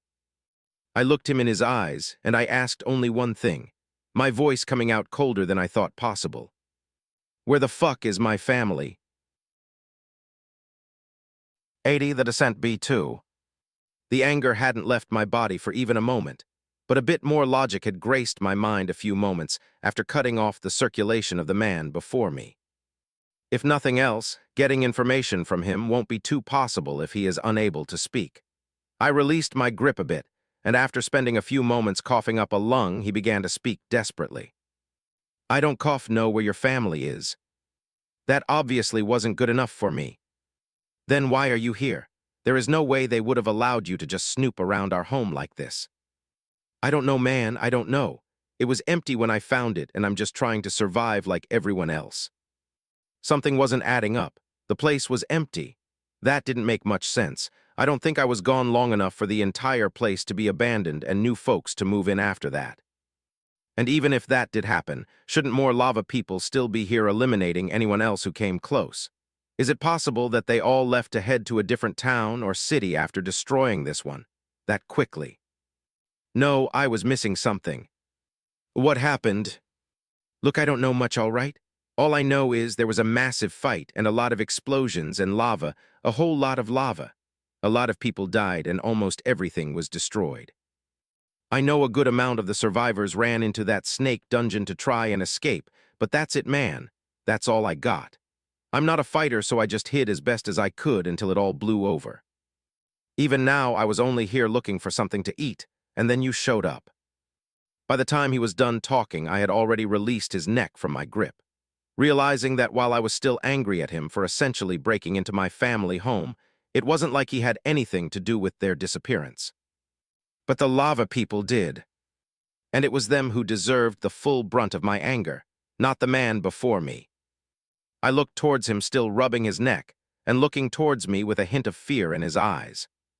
Sigh, I'm not sure if anything survived the damage, but help yourself, and then leave. I watched as he nodded carefully towards me, and I walked away.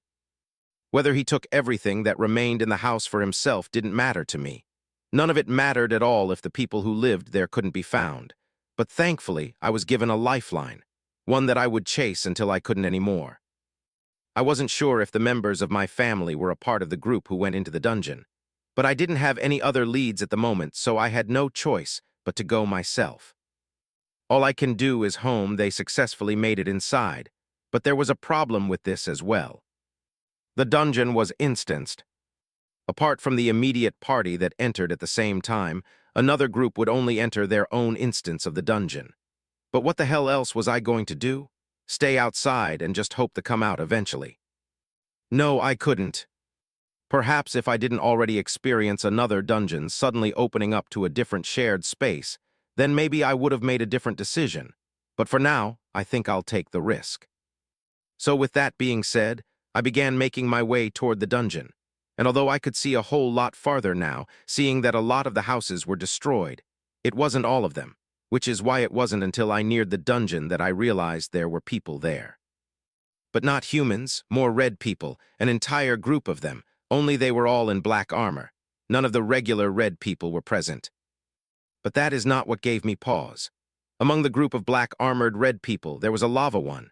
I would not miss that obsidian-scaled armor anywhere, and it appeared as if sneaking up on them would not be an option, because that individual, a woman, not the same man I saw before I entered the dungeon, spotted me and quite literally watched me approach the group. There wasn't necessarily a smirk on her face, but the calm confidence she projected bothered me, as if my approach would not shake the hold they had here. As if there was nothing I could possibly do to cause her any form of worry, let alone fear. And that bothered me. But beyond that, it also helped affirm my decision of entering the dungeon myself. They were waiting here, waiting either for anyone else to try to enter or for those who did to come out. Meaning if, perchance, my family was to exit now, they would simply be walking into the lion's den. This was unacceptable, and honestly part of me was itching for a fight, so I didn't bother trying to converse with them. I didn't bother trying to think of any elaborate plans, nor did I hide my approach in the slightest. They already saw me. Instead, I would give them the fight they were looking for right here, right now. Crushing descent.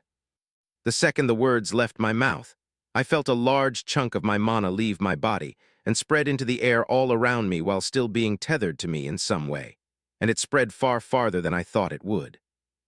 Enough to cover the entire street where the dungeon was situated, and over the entire group of red alien bastards guarding the entrance of the dungeon.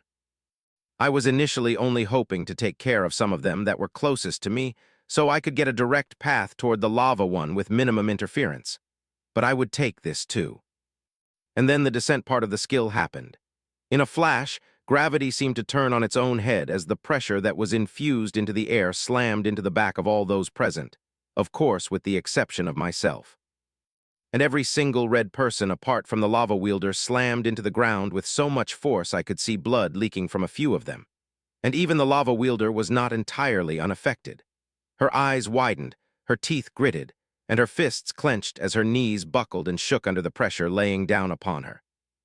I suppose that was enough of a welcome, since I was not some evil villain who would sit here and watch as the main character fought back against my skill, and not pile on the pressure to eliminate them once and for all. I took off from where I stood, spear gripped in my hand.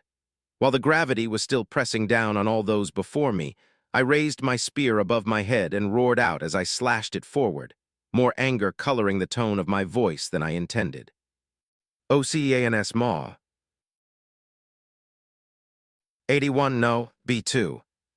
The amount of blood and gore littered around the entrance of the dungeon was enough to make even the strongest of people see what they ate breakfast this morning in a much different state. Yet somewhat worryingly, it didn't faze me in the slightest. Ocean's Maw was a devastating skill, but it wasn't something that completely got rid of the target it was directed towards. There would always be something left of their remains, and this time the result wasn't against that line of thinking. They were all dead.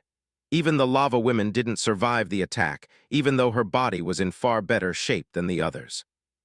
But her neck was bent in the wrong direction. Of course, this wasn't the first time I've taken the lives of others, but the ease and the lack of disgust that should have accompanied this sight was slightly worrisome to say the least. I don't think I was at risk of having an anxiety attack or some type of self-discovery crisis, but the feeling I had right now was just odd. Unfortunately, there was no time ponder about that, or even to lament over the fact that I just missed out on so much XP, as I had other business to attend to. Giving one last glance around the area, I vanished into the dungeon. I knew I made a lot of noise around here, and that there would be more of them approaching, and even though I just took care of one lava person, an entire group of them would be a different story. I wasn't so arrogant to assume I would be able to successfully handle a situation like that. Hopefully I can exit with my family in tow, and we'll take care of them together. All of us together. Before long, I once again found myself on the 4th floor of the dungeon. Only I wasn't the same Freddy that once stepped foot here in the past. And even with the loss of surging step, my base speed was higher than it was before. I simply moved toward the cavern where the giant stone snake thing with enough speed that the lunching stone snakes weren't much of an issue. And even the ones that almost got me were promptly slapped away by my spear. Once I made it to the floor boss, one Ocean's Maw and a little bit of a beating with my new spear was enough to take care of it. It wasn't exactly a one-shot kill type of situation, but it was pretty close to that in reality. Phew. Now for a floor I have no knowledge of. And considering the challenge I faced in the 4th floor, the 5th should be relatively close if not at a peak F-grade equivalent. And even though I did relatively well in the dungeon against something that was demi, that was a scenario in which I was also empowered to the strongest I could get, and the opponent was a baby. I had no delusion about that battle at all. Well, maybe a few, but nothing serious. I knew that if I were to fight something that was demi on land, like a wolf or something, things would have had a chance to go down a far different path. With how varied the floors have been this far, and I expected more of the same here on the 5th floor, thinking I would find myself in some sort of complex environment tailored to my opponent. With the exception of the 1st floor, the previous ones have been exactly like that. But that wasn't the case. At least not entirely. I found myself in a dark circular room with no exit. There was nowhere to run and no journey to take. No weaker minions I needed to take care of or anything of the sort. It was just a dark circular room. Only I wasn't the only occupant of the room. Coiled along the edges of the massive room was a mammoth of a snake, who had one part of its body raised in the air, and was looking down on like a king observing its servants. Or maybe it would be more accurate to call it a predator observing the arrival of its latest meal. And unlike all the other snakes that filled this dungeon on the higher floors, this one had a very normal appearance. In fact, it quite literally resembled an anaconda, just one that was a whole bigger than I'd ever seen. Actually, with the fact that mana now existed on Earth, I didn't doubt that perhaps anacondas could now likely reach this level on their own. That was both an exciting and an alarming thought all at once. Either way, there would be no prelude to the battle here, and perhaps if I hadn't been fighting a bunch of terrifying monsters in the gauntlet dungeon, not to mention a far larger serpentine creature just before this, then maybe I would be a little uncomfortable under its gaze. Even then, the passive of my new skill would have been there to keep me calm, cool, and collected in the face of this danger, just like it was subtly helping with now. Long story short, I would definitely take this fight seriously and not allow arrogance or laziness to cloud my judgment and the use of my skills. But I couldn't help the fact that some of my worry went away upon seeing the creature. It was strong, yes, and not that long ago it would have been a problem for me. But as it stands, I think that piece of shit ass crab was far more dangerous in its own way than the snake standing before me. Perhaps if it had some other ability, like venom or well something else other than physical might, then this would have been a real challenge, but it just was. Unlike the stone snake things on the fourth floor, its skin simply wasn't hard enough to truly resist the might of an unbound skill. It was a powerful creature, and if it managed to successfully grab hold of me using the coils of its body, or even if it managed to chomp me, I wouldn't survive at all.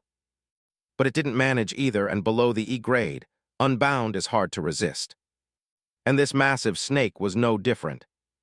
Before long, I was accepting rewards after the battle, but I didn't pay much attention to it, as there was a message on my screen that made me smile and fanned the flames of hope in my chest even harder than before. You have completed the F-grade portion of the Snakebite dungeon. Progress to the next stage or exit dungeon. Note, the next portion of the dungeon is shared. Of course, the choice was easy as ever, and immediately selected the option of progressing to the next stage, hoping that my family actually progressed to this point as well. What I appeared to was not really what I expected, though. Based on what I saw in the shared space of the Gauntlet dungeon, I once again was expecting more of the same here. Structures, and perhaps another religious zealot hoping to convert everyone here. But what stepped into was a depressing atmosphere. A lot of people, almost as many as I remember being in Laja before I entered the Gauntlet dungeon, but the place barren. There were no structures or any strange individuals dressed in robes as far as I can see.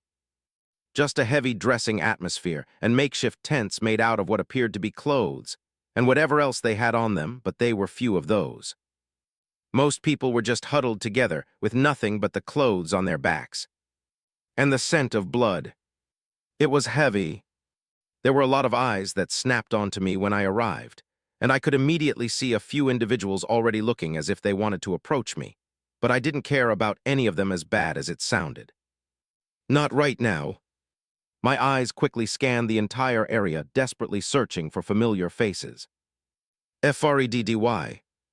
Freddy.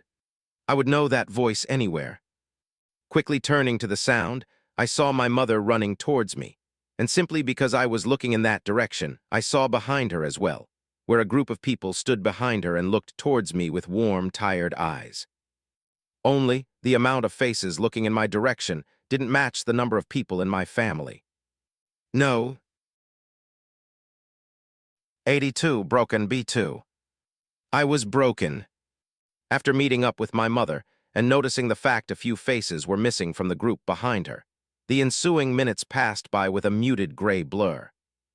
I made my way over to the group, and after greeting what remained of my family, I sat down and listened to their obviously painful retelling of the events that took place shortly after Raycon, and I left for the Gauntlet dungeon. Not even a day. We obviously didn't know how long or how quickly the attack from the lava people would come. But to think it wasn't even a day later that an entire contingent of them descended on Laja. The fact that people survived at all told me that they weren't E-grade existences, and likely not even demi as well. But the fact remains that they possessed advantages their lesser counterparts didn't have, and were definitely stronger. And it was displayed in full when the attack took place. No one in my family knew their exact numbers, only that the people of Laja were far outnumbered and outclassed. The amount of lava that descended on Laja didn't make any kind of sense. Both the heat and the quantity of it were enough to overwhelm any that came across it, especially since it was controlled lava. It wasn't like they just flooded the area with lava and did nothing else. Apparently there were far more skills, and such related to lava that were thrown upon the people of Laja as well. Of course, the people of Laja, and all the credit to them, fought back valiantly. There was a good number of peak F grades among the people of Laja, and all the cowards had long since left the area, so all that was left were people who would rather fight for their place. And they did. Especially the people of my family. They fought hard. Maybe too hard. My gaze drifted towards my grandfather, who was asleep. There was a painful expression on his face, and the reason for that was probably twofold. Firstly, where his left arm should have been was nothing but a burnt stump of flesh starting just above his elbow. The old man who has guided and protected this family for decades was sitting here almost crippled from doing just that. He would no longer have the use of his left arm for likely the rest of his life, unless we could find some type of elixir in this new reality of ours. But he would trade even his other arm, even his fucking legs, to get his family back. Uncle Grant, Uncle Terrence, both of them were dead. Tears flowed down my face as their faces were painted in my mind, and all the interactions I ever had with them replayed constantly. Birthdays, going to the range, sporting events, scoldings when I was little, all the talks, all the stupid little jokes, the births of my younger cousins, grandma's funeral, so many seconds, minutes, hours, days, weeks, months, and years of time together. And I will never experience any of it again. My initial reaction to the news was one of rejection. I couldn't believe what I was hearing, and I didn't want to accept when my parents were telling me.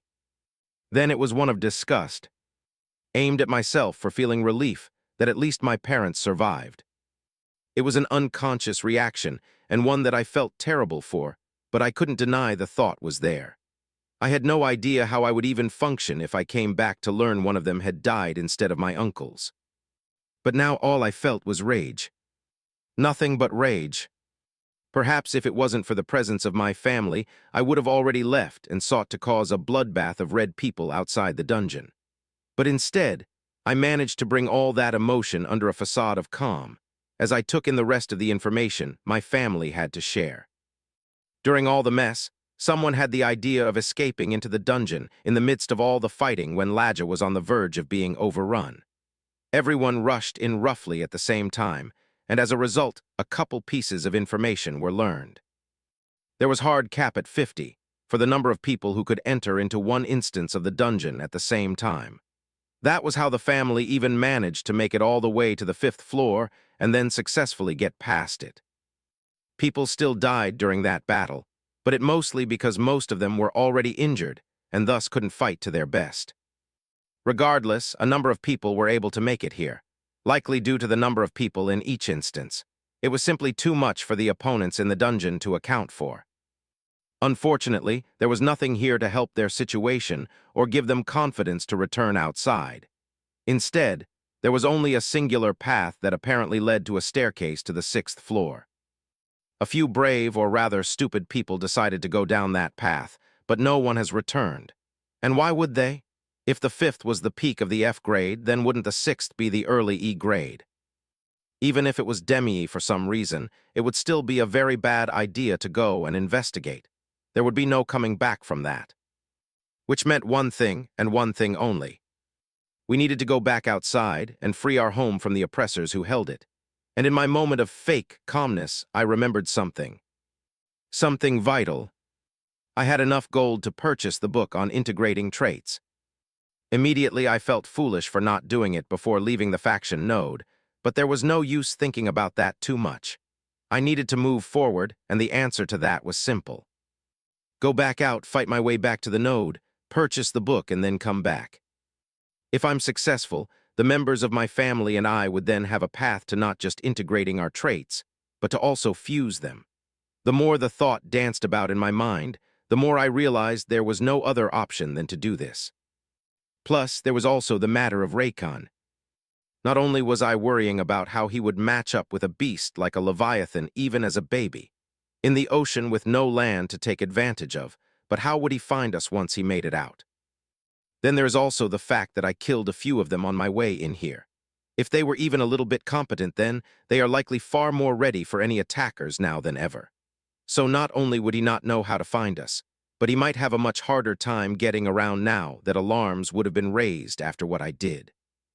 Even if I couldn't get the book, going back out to ensure he was okay would be worse than I could fathom. Especially since it was his father who died. 83 Raycon, B2. POV Raycon. All right, I'm doing good. I don't know about my dear cousin, but all I can do is hope he's doing all right as well. For now, what the fuck am I looking at, and why is it just staring at me? Something about this little shit gives me the creeps, and I have a feeling I'm about to find this battle more annoying than ever before. Well, maybe it would have been, but with my latest unbound skill things are a little bit better. Phantom Shroud allowed me to spread shadows around the arena, and that was basically a godsend for me. But that's not even what made it unbound. It's the fact that within those shadows, everything about me was essentially muted. I gave off no mana. All sounds were rendered mute. Anything and everything that could dictate my presence or my location was muted. And even if you saw me within the shadows, it would be hard to realize it was me, as I would be blending in quite perfectly with the shadows themselves. The only bad part about it was that the mana expenditure for every single second I kept it active was disgustingly high. I don't even think I could keep it going for a full minute without running out of mana. Thankfully, once the shadows spread around the arena, it never took me too long to kill something I wanted to kill, and this weird crab-looking creature wouldn't be any different. Not wasting time, I activated the skill and shadows blossomed from my body all over the arena. As the shadows approached it, it did its best to run away from it, but there was nowhere else to run in the arena, and once the shadows covered everything inside, the pitter-pattering of its feet slowly came to a halt as it realized there was nowhere for it to go. Unfortunately for it, I could still sense it. The dagger I held in my right hand, a beautiful black blade, I gripped it tightly as I cautiously approached the location where I sensed that weird-looking crab thing. I wonder if Freddy would like this creature. He always did have a fondness for anything that lived in the ocean, and since it was kind of crab-like, maybe that meant he would have a fondness for it too. I'll have to ask him when I see him. Anyway, the crab thing never moved even as I neared it. And sure, I could have rushed in to kill it quickly, but it never hurt to be cautious in a time like this. Once I was within striking distance, I quickly drove my blade into its head, and I wasn't met with much resistance. That was easier than I thought, but I wouldn't let arrogance get to my head. My goal is to get stronger so I could go help my family. Freddy is doing the same thing, so I can't dilly-dally too much and risk messing this up. Both of us are going to be needed for the entire family to survive. Though I'm not sure how much longer I wanted to stay in here. It wasn't like we decided on what a good stopping point would be before entering. The goal was just to get strong enough to make a difference, and with 2 unbound skills in my repertoire, a brand new dagger, and hopefully a new unbound trait soon, I highly doubt that I needed to go on for a long time. I was stronger, far stronger than when I entered. There's no need to push it too far. Anyway, let's use this reward on a trait, and this will help me determine how much longer I need to stay in here. Anyway, let's see it. What are you gonna give me this time? Bless me again, gauntlet, bless me again. Reward granted, trait. Coiled tendons unbound. Your tendons twist and compact naturally, storing kinetic energy whenever you move. This energy releases in explosive bursts on command, boosting short-range power without noise. Once again, the gauntlet has blessed me, and for that I am thankful. To the gauntlet, I am forever grateful. No, all jokes aside, this is a good damn trait. My entire build is focused on short area quickness and being accurate with my strikes. I am not as strong as someone like Grandpa who put a good amount of their points into strength, so a trait like this is definitely helpful. Now, although I'm thankful, I won't argue that something about the dungeon is weird. Why is it almost every skill, trait, weapon, or armor tailored to me? Like I have a strong suspicion that this shit wouldn't have been presented to Freddy, for example, who is some type of water freak. That guy loves the ocean and anything water-related, so I have a good feeling he wouldn't see this. Instead, he would have got something that allowed him to use water better maybe. Whatever it is, skills, traits, you name it, they were tailored to the user for the most part. It could also just be a quirk of the dungeon and something I should be thankful for, but for it to give me gifts relating to my build would mean it needs to know my build. That's the part that troubles me, but it wasn't like there was anything I could do about it. Not right now. What? Oh shit, this hurts, goddamn it. It felt like there are ropes ingrained into my body, and some bastard of a person was pulling on them without care for how I felt. The feeling went on for a few more minutes, and then the trait settled in my body in full. Phew. Receiving these traits in one go is no simple task, and I'll have to be careful in the future to not accept something like that when any type of fighting could happen a short time from accepting. Anyway, let us continue, but I think only for gold at this point. I think I have what I need in terms of skills and traits. My build is solid and stronger than I was when I entered, and I'm ready to see my family again. Most of all, who knows what the hell is happening and who knows what the hell Freddy's doing? Someone has to be there to watch out for him. He's liable to do crazy things from time to time. Not thinking about my cousin for a while, I eventually made it back up to where I was, and the next battle was against something called an umbral drake. It was actually dope as hell to look at, but any battle that involved fire, I always felt like I was at my weakest. I really hated being hot, and that was coming from somebody who was born and raised in Florida their entire life.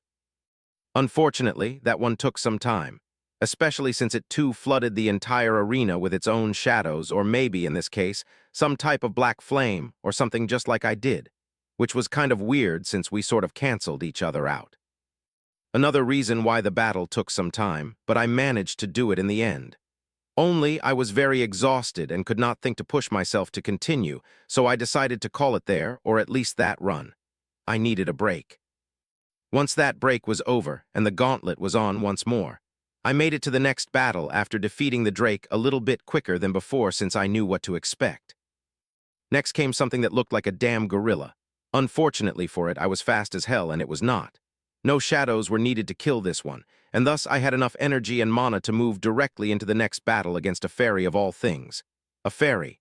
What the hell would a fairy be doing inside this rigorous gauntlet of a dungeon?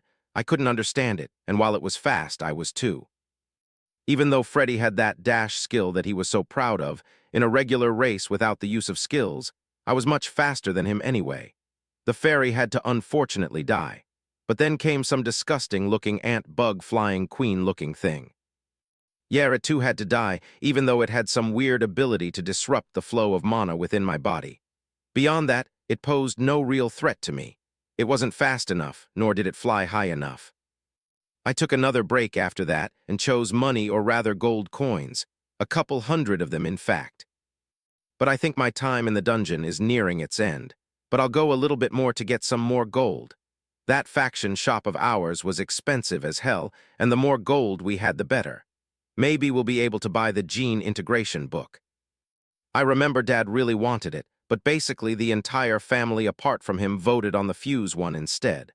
I'm sure he felt vindicated by that when he realized we needed to integrate first anyway, but he wasn't one to brag. He'll get his wish soon. Just a couple more floors to go, I think. Then I will quit and reunite with my family.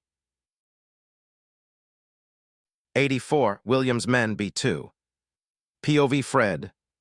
I was really caught up in the happenings of my family, with the fact I had lost two uncles seemingly in a blink, and the loss of Grandpa's left arm, that I missed the fact that Miss Vera was here as well.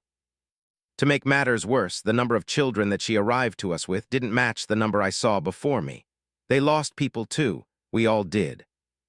Anger still simmered at the deepest parts of my being, but I think I managed to taper them enough to have a conversation now. I wanted to leave to go get the book and to meet my cousin, but doing so without at least having a conversation with my parents isn't a good idea. Even if they might disagree, it still wouldn't be smart to leave without them. I don't ever plan on doing that again, running off without a say or letting them know where I had gone. Looking at my father now, I could tell he was trying to maintain a strong image, at least while he was in front of me. But it was all too obvious how much pain he found himself in, and it wasn't just him. Uncle Robert, Uncle Mac, Aunt Renee, Aunt Risha, and of course their spouses. Whether they had blood ties or not, we were a family, and a damn good one. Sure, there were problems and arguments and many different bouts of friction between us, but what family didn't have them? At the end of the day, we always stayed together, and all the problems we had were only problems in-house. We always portrayed a united front, and never once took our problems outside. And of course, in their eyes, I might still be just a child, so I'm sure there were plenty of conversations that I wasn't privy to, plenty of events I never heard of, but what I do know is that we all loved each other, and we were a damn good family. We were all close, so to lose two of my uncles like that, not to old age, not to a sickness we couldn't avoid, not to an injury, not to a freak accident, but to some red aliens invading our planet and taking our lives. What else could they be except broken? But we had to move. If we wanted revenge, then there were things that needed to be done, and I would have my revenge. I don't think I've ever felt this angry in my life, and there would be a price to pay. I know I sounded and felt like some misunderstood main character of some gloomy book, but damn it, I understood them. The people that dared to take the lives of my family, I would show them just how dangerous a man of the Williams can be. Anyway, what I feared about the conversation with my mother and father didn't actually come to pass. In fact, the conversation made me realize that I forgot who it was that raised me. Dad, I can't stay here. I need to go meet up with Ray Keon, and I have enough money with me to go buy the trait integration book. If I manage to bring that book here, not only can we try to integrate our traits, but we can then try to fuse them, making us all stronger for the battle that's about to come. My mother looked like she had something to say. In fact, my other aunts and uncles all looked like they had things to say. I could see the expressions of pain coloring all of their faces, and I know for a fact that the thought of me going out there and not coming back had already crossed their minds, but nobody opened their mouth to say a single word to me. Even when my mother looked like she couldn't take it anymore and wanted to say something, my father turned his head to her slowly. Words didn't leave his mouth either.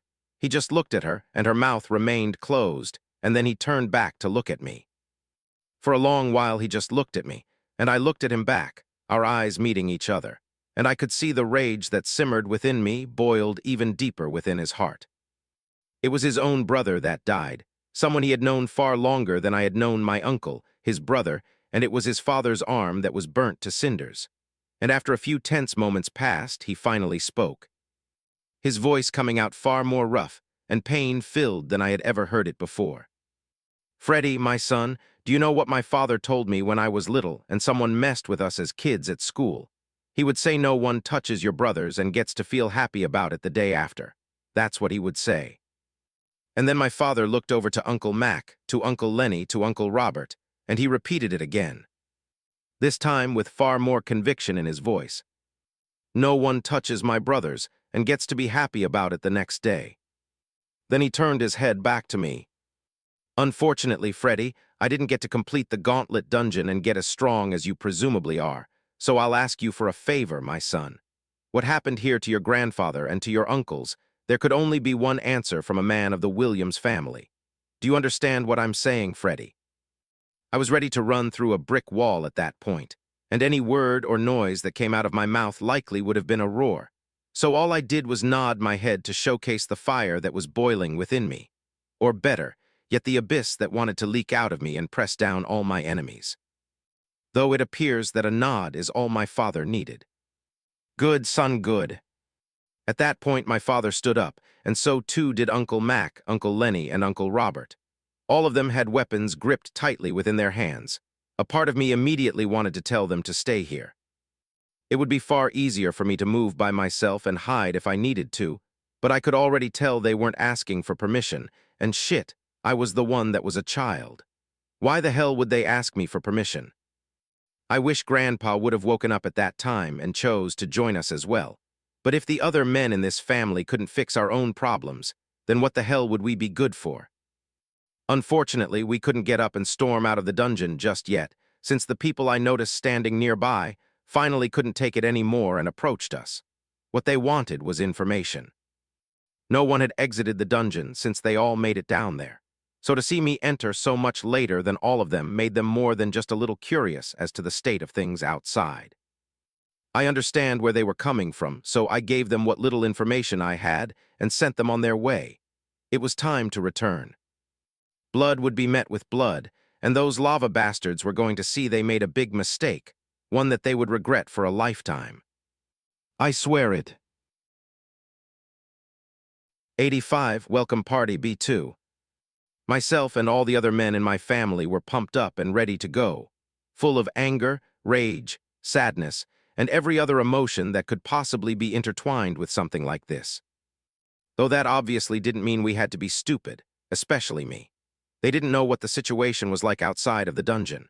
They didn't know that an entire group of red people and one lava person was guarding the entrance of the dungeon.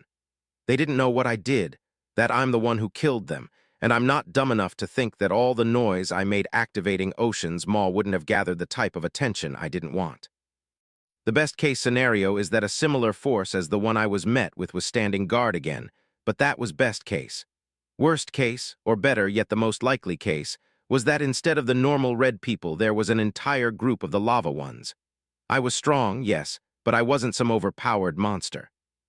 Even though I had a limit, and if too many of them showed up, thousands of them like how it was described by the refugees, then that would be an even bigger problem.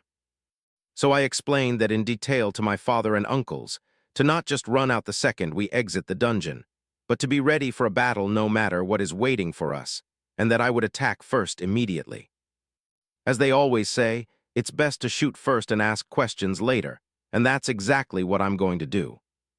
Once we were ready to go, my mother and the others saw us off, thankfully without any tears or fanfare. Grandpa was still unconscious, so there was that, but what we received from them were looks of determination, which was appreciated. Then we left. And I did my best not to think about the sight of the only person who didn't necessarily wish us off. Aunt Renee.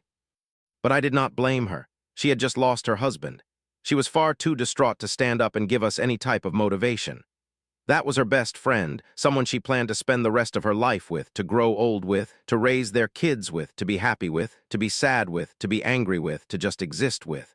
Yet he was gone, and he wasn't coming back. But while I cannot bring him back or Uncle Grant, I can at least make sure the people who did it bleed. And not just them, but just like the oath I swore about those crabs, these red bastards will feel the same thing. Wherever they are, wherever they come from, I will find them, and they will bleed. A few moments later, we reappeared outside the dungeon, and lo and behold, our welcome party awaited us. And unfortunately for us, it wasn't the best-case scenario. About 50, maybe more give or take, of those lava bastards in their beautiful obsidian-scale armor, men and women alike, stood there on guard. A few of them were investigating the bodies I left behind, or at least what remained of them. When I showed up with my father and uncles, every single head snapped in our direction, and unlike the smirk the very first one ever showed me, or the visage of indifference that the lava woman whose body lay not too far from the entrance gave me upon my approach, I didn't see that here. I saw a few different things: anger, rage, seriousness, but no more indifference, no more nonchalant attitudes, no more arrogant smirks, and for some reason that made me upset. How dare they get angry? We did not attack them. We were just living our lives, going about life how we saw it and dealing with our regular earthly problems, yet they forced this integration on us, and I do mean force. I didn't forget those messages that popped up across all our faces on day one of this happening.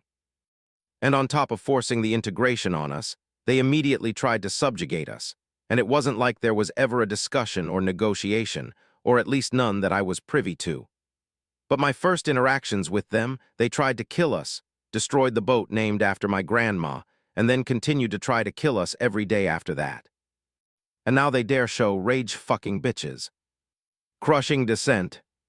Once again, a large chunk of my mana left my body and blended in with the surroundings before becoming gravity itself, and pressing down on all the lava people gathered before me. Only this time I felt a strain that I didn't know existed, as if forcing all of these people to their knees, or at least attempting to, required far more effort than the first time I used the skill. I don't know if that meant the more resistance the skill faced, the more strain I would feel, but there was no time for me to think about that. Not a single one of them was on their knees, even though this greater pressure was upon them. I yelled out to my family, "Run, get back to the compound and buy the book." None of them wanted to leave. I could tell that easily, but this wasn't a place to have an all-out brawl, not like this. Run right fucking now, run. Yelling at my dad and uncles like this would have been a guaranteed death sentence not that long ago, but desperate times call for desperate measures. And hearing the gravity in my voice, they seemed to get the picture and took off running. And just as they did, I could see small bubbles of lava gathering around some of the people here.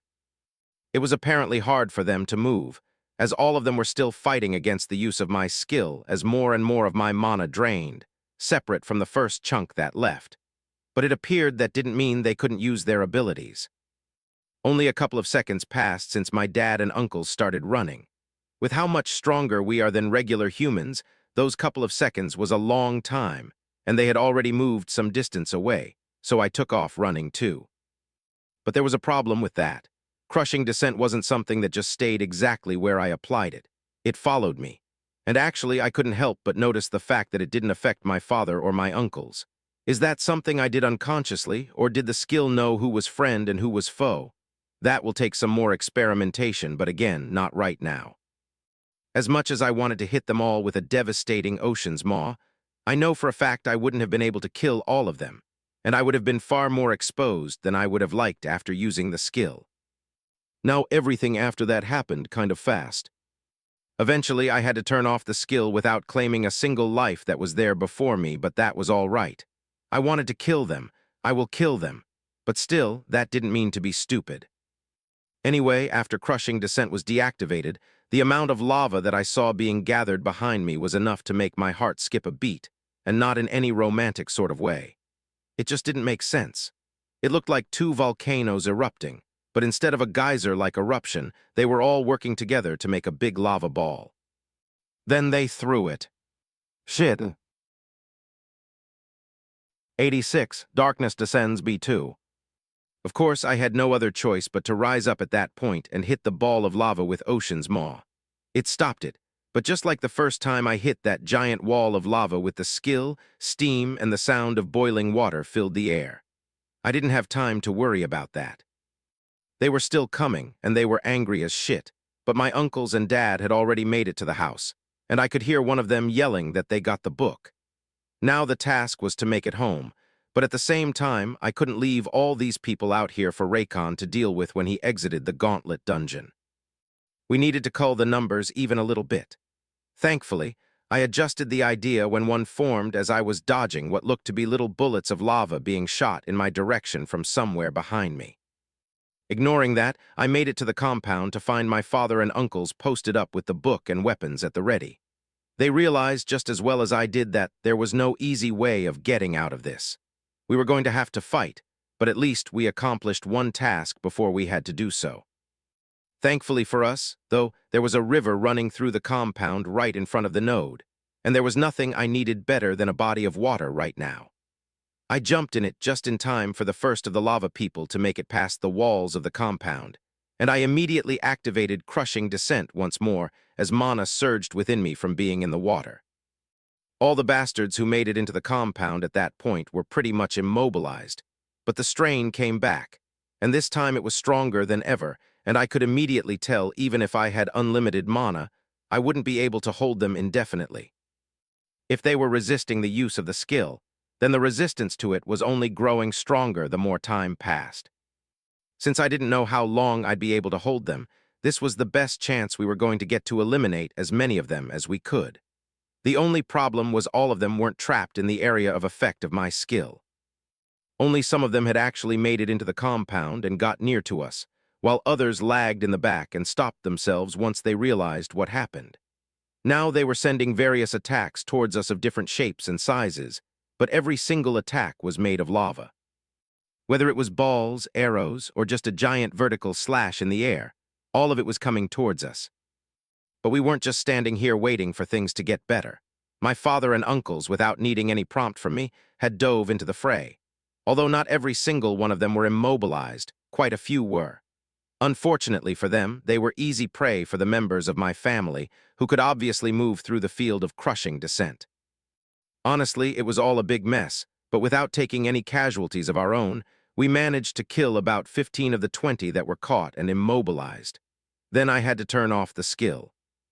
The other 5 had nearly broken free, and the strain I felt finally became too painful to justify using it any longer.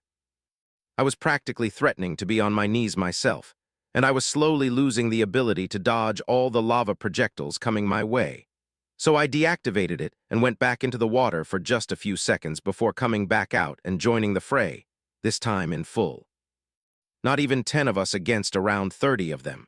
The numbers did not look good, but if they thought they were the only ones with a proper ranged attack, they had another thing coming. Aqua barrage. Water bullets formed around me and quickly shot out at the lava people as I danced around the battlefield, seeking to kill every single one of them I could. And of course, standing still and shooting at a moving target was hard enough. Doing it while moving myself was even harder, so I didn't have a good hit rate against a lot of people. In fact, I think only 2 of the first dozen bullets that formed even connected, but the rest were all aimed in the general direction of the lava people, which forced them to dodge or move or attack differently, and all of that gave me room to swing my spear with conviction and the determination to kill. Things weren't so bad at first, since most of them were kept at range, and we managed to kill a few of them that couldn't necessarily fight back. But once we lost that hold on them and the rest of them joined in the battle, things very quickly began to tip in their favor. On average, they were stronger and faster than us. And to make matters worse, they weren't using regular weapons. It was nothing but lava being thrown around, which made it harder for us to block, and we pretty much had to dodge any and everything that came our way. "Dad, on your left." He turned just in time to see one of the red bastard throwing a punch covered in lava towards his head, and he ducked before bringing his sword around to try and pierce him in his belly, but the man dodged. Unfortunately for him, the dodge was short-lived as a bullet of water shot at the perfect time, sailed right into his head, knocking him off his feet and causing blood to be spilled. Dad didn't miss the chance and drove a sword through his skull. But despite that kill and the best efforts of my family, we were losing. I was causing as much chaos as I could and being as problematic as I could possibly be, but I was failing to deliver any decisive killing blows as there were too many of them. Ocean's Maw would definitely be able to reap a few lives, but not when they were spread out like this. At most, I would spend a lot of mana to kill one or two of them, which wasn't worth it. And just when I was getting ready to activate Crushing Descent once more, even if just to catch them off guard for a moment, the entire battlefield descended into darkness. It was like someone flipped a switch, and now I couldn't see a single thing. My first instinct was to follow through with the activation of the skill, but I stopped myself as I realized where this probably came from. Raycon. And if I wasn't sure of that guess before, then I was sure as hell when I started to hear yelling in a language I couldn't understand. Then very quickly, that yelling of words I couldn't understand turned into screaming of fear that defied any language barrier. It really is Raycon. 87, a rainy floor B2. Amid the shadows, the fighting, and all the noise literally in my family's compound at the moment, the sound of my cousin's voice cut through all of it like a knife through butter. "I can't hold the shadows up for long. There's too many of them. For right now, where the hell is everybody else, and why the hell are we not moving towards them right now?" There were only two goals for this little mission of ours: buy the book and wait around for my cousin to show up however long that would take. Both of those seemed to be accomplished, so now we needed to get back to the dungeon as soon as possible. So I yelled back at my cousin. "They're not here, they're inside the snake dungeon. There's a safe space or something or another in it. More system fuckery." After that, I found him standing next to me, even though I could barely see, but I knew it was him when he placed a hand on my shoulder. "Look, I can't really run around the shadows like you can, but my dad and a few of our uncles are here running around. Grab them and start moving towards the snake dungeon. The second you dispel the shadows, I'm gonna leave them a little surprise to give us a bit of room to run. Get to the dungeon and don't look back." He definitely had way more questions and things he wanted to say, but he simply grunted an acknowledgement, and his hand left my shoulder as he went off to do what I asked. We needed to run. We had the book, and now hopefully it meant that everyone had the chance to gain some immediate strength in the fight ahead.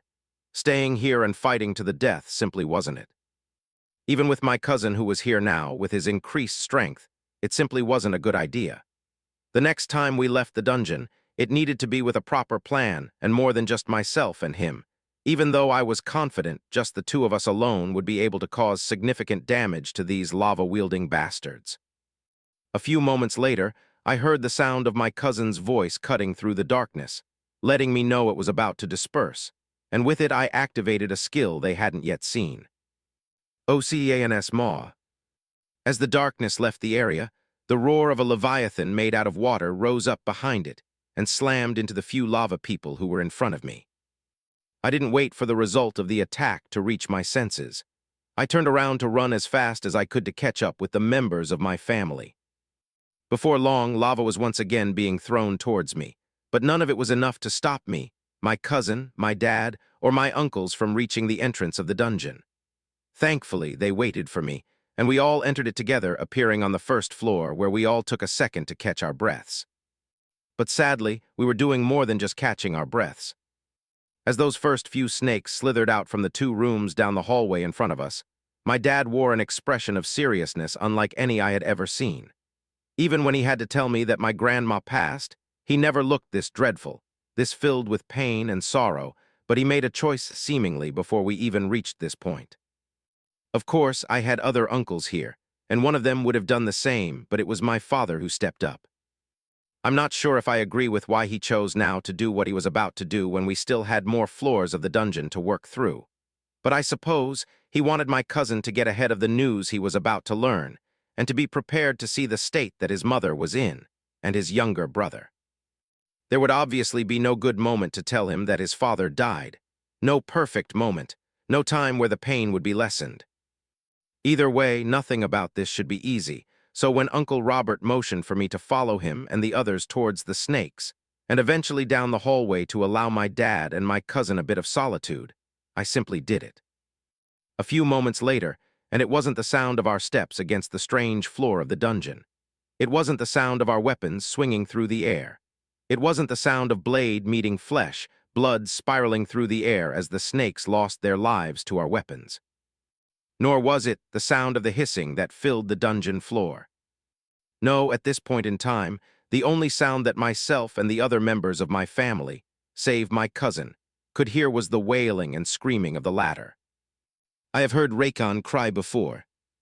Many times, in fact. There were times when his tears were because of me. Whether it was because we got into a fight of some kind, or I hit him too hard, and he cried about it, or watching him get hurt doing something we definitely weren't supposed to be doing. This happened a lot more when we were little, of course, more so as toddlers, and it happened to me as well. He would hit me too hard or push me too hard, and I would cry. When our grandma died, we definitely shed tears then. When his favorite football team got smacked in the biggest game of the year, yeah, he shed some tears then too. And recently, after a night of claiming lives and listening to the death cries of others, I heard him cry that following morning, unable to deal with the guilt that plagued him in the short term. But what I was hearing now wasn't the cries of a young man. It was a broken soul, one that didn't see a way forward, one whose only path now was to remain broken forever. These cries, these sounds, the screams, they came from the depths of everything my cousin was. He yearned for his father. He cried out for his father. He yelled for his father. He raged at his killers. This was not a sound that I was fond of, and even as I mowed down the snakes, who never stopped coming, tears began to fall down my own cheeks. There was silence between my uncles and I, as we listened to the sounds of my cousin. And I could feel it. No, I could hear it. The fact that my uncles were crying too.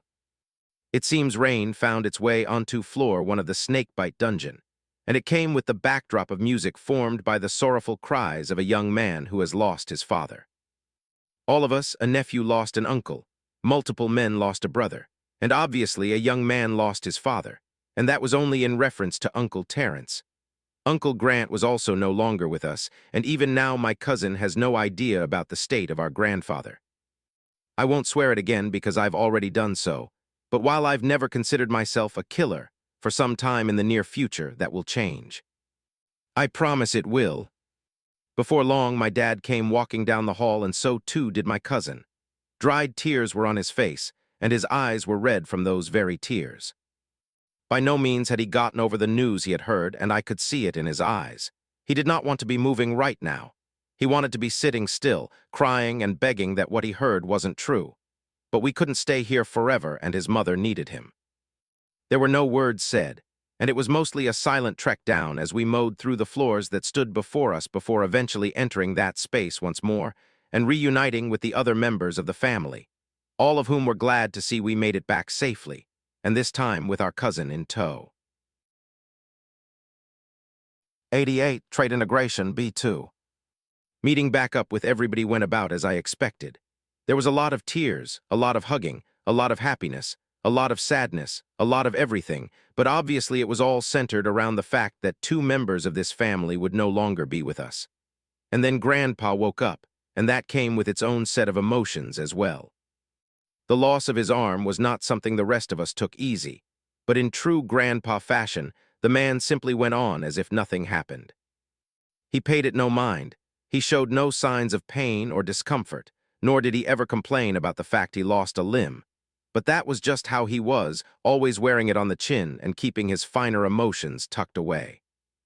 And of course, since we returned into the dungeon, there were once again people approaching, asking about the state outside. and the mood in the dungeon did not improve upon our words that they were out there waiting for us to come out. Some people ignored that warning and left. Others thought we were lying since we managed to leave and come back, but eventually, and under a small threat of violence, we were left alone. Answering a couple of questions to help out others in the same situation was fine, but dealing with a bunch of annoyances wasn't something we were gonna let fly. We weren't really in the mood for that right now. Thankfully, no one came to blows, and we could move on to more important things like reading the book on how to integrate our traits. Looking at it now properly, it was a lot smaller than the book on how to fuse traits, which is a good thing since I'm sure everyone here wanted a chance to read it on their own. And if it was too long, we simply wouldn't have had the time to do that. But eventually, the hours passed, and everyone who wanted to at least get a chance to read the book did, which of course included me. The book really only had 3 sections. It had what integrating traits meant and what it would do, just a basic knowledge section about the concept. Then it had 2 sections on how to accomplish the integration of traits. So first of all, traits. They were physical modifications to the body, born out of evolution or gifted through the system or in some way, shape, or form. Just know at the end of the day it was a physical modification to the body. Now unless you somehow evolved, got a new class, and were born with a trait, for example, anything else that was acquired after the fact would work with your body, but it wouldn't truly be a part of you. It would be like wearing a suit of skin-tight armor. Actually, I don't even know why I thought that. It would be more like wearing a wetsuit. Yeah, a wetsuit while swimming, one that felt like it was your skin. So not only was it very tight and clung to you like your own skin did, but it also looked and felt like your skin. But unlike your skin, it was far more resistant to water, and it had features that helped to keep you warm and insulated while swimming through the depths. Only it still wasn't you. You got all the major effects of it, but it wasn't a part of you. That skin or wetsuit could be removed. It wasn't you. That's a rough example, at least, to understand what traits were. Even if you did something like getting stronger bones, yes, your bones would be stronger. You got the full effect or the major effect of the trait, but it wasn't really you. It was like storing foreign entities in your body. So integrating traits into your body was a fancy way of saying making the trait your own, making your own bones that you were born with truly hard. That membrane that I got at level 25, right now it's a foreign entity in my body. But after integrating it, it would become truly a part of me, just like my finger or my heart or my tongue was a part of me. And obviously there would be benefits after integrating these traits, but that was for later. What mattered now is how to do it, and there lay the problem. According to the book, at least, there were only 2 ways to go about integrating traits. One was simply by doing extraneous physical activity that incorporated the mind and every part of one's being. It described one of the best ways to do this as through fighting intense battles, and by doing so over a large period of time, the traits would naturally integrate themselves into your body. This is the recommended way and the easiest way. There is no set time for how long this should take, as it all depends on which traits you have, how many traits you have, and the rarity and impact of those traits. It could take months or even years before all traits of just F grade are properly integrated. And seeing as I keep getting new traits, then it's not like all the fighting I've done since the start has had any impact on the newer traits in possession. But there was another way. Of course there was another way. One that involved a far more manual process, a process that was even more dangerous than fusing traits because it was going against the natural order of doing things, and it would severely hinder your future prospects. It talked about using the mana within one's body to actively take hold of whatever trait you were in possession of and forcefully integrate it into your body. It could almost be described as destroying the heart you already had and replacing it with a new one. Probably not quite so literal, but the pain wouldn't be far from it. The fact that doing this would mean your traits would never work to their full ability. It would always mean that your counterpart who did it naturally, while maybe taking a longer time than you did, would be stronger for it at the end of the day. Of course, not everything is always so black and white, because if you had 3 unbound traits and they had 3 rooted ones, you were already stronger at the beginning. Going the fast way wouldn't give them that much room to catch up, but if that was the case, you already weren't on the same field as them anyway. There was bound to be someone else also with 3 unbound traits, and if they did it the right way, then they would likely have an edge over you at least in one department. If this is how you continuously progressed up the ranks, then the gap would only get wider. And that was just to speak of if you survived the process at all, as it was very, very dangerous to go down this path.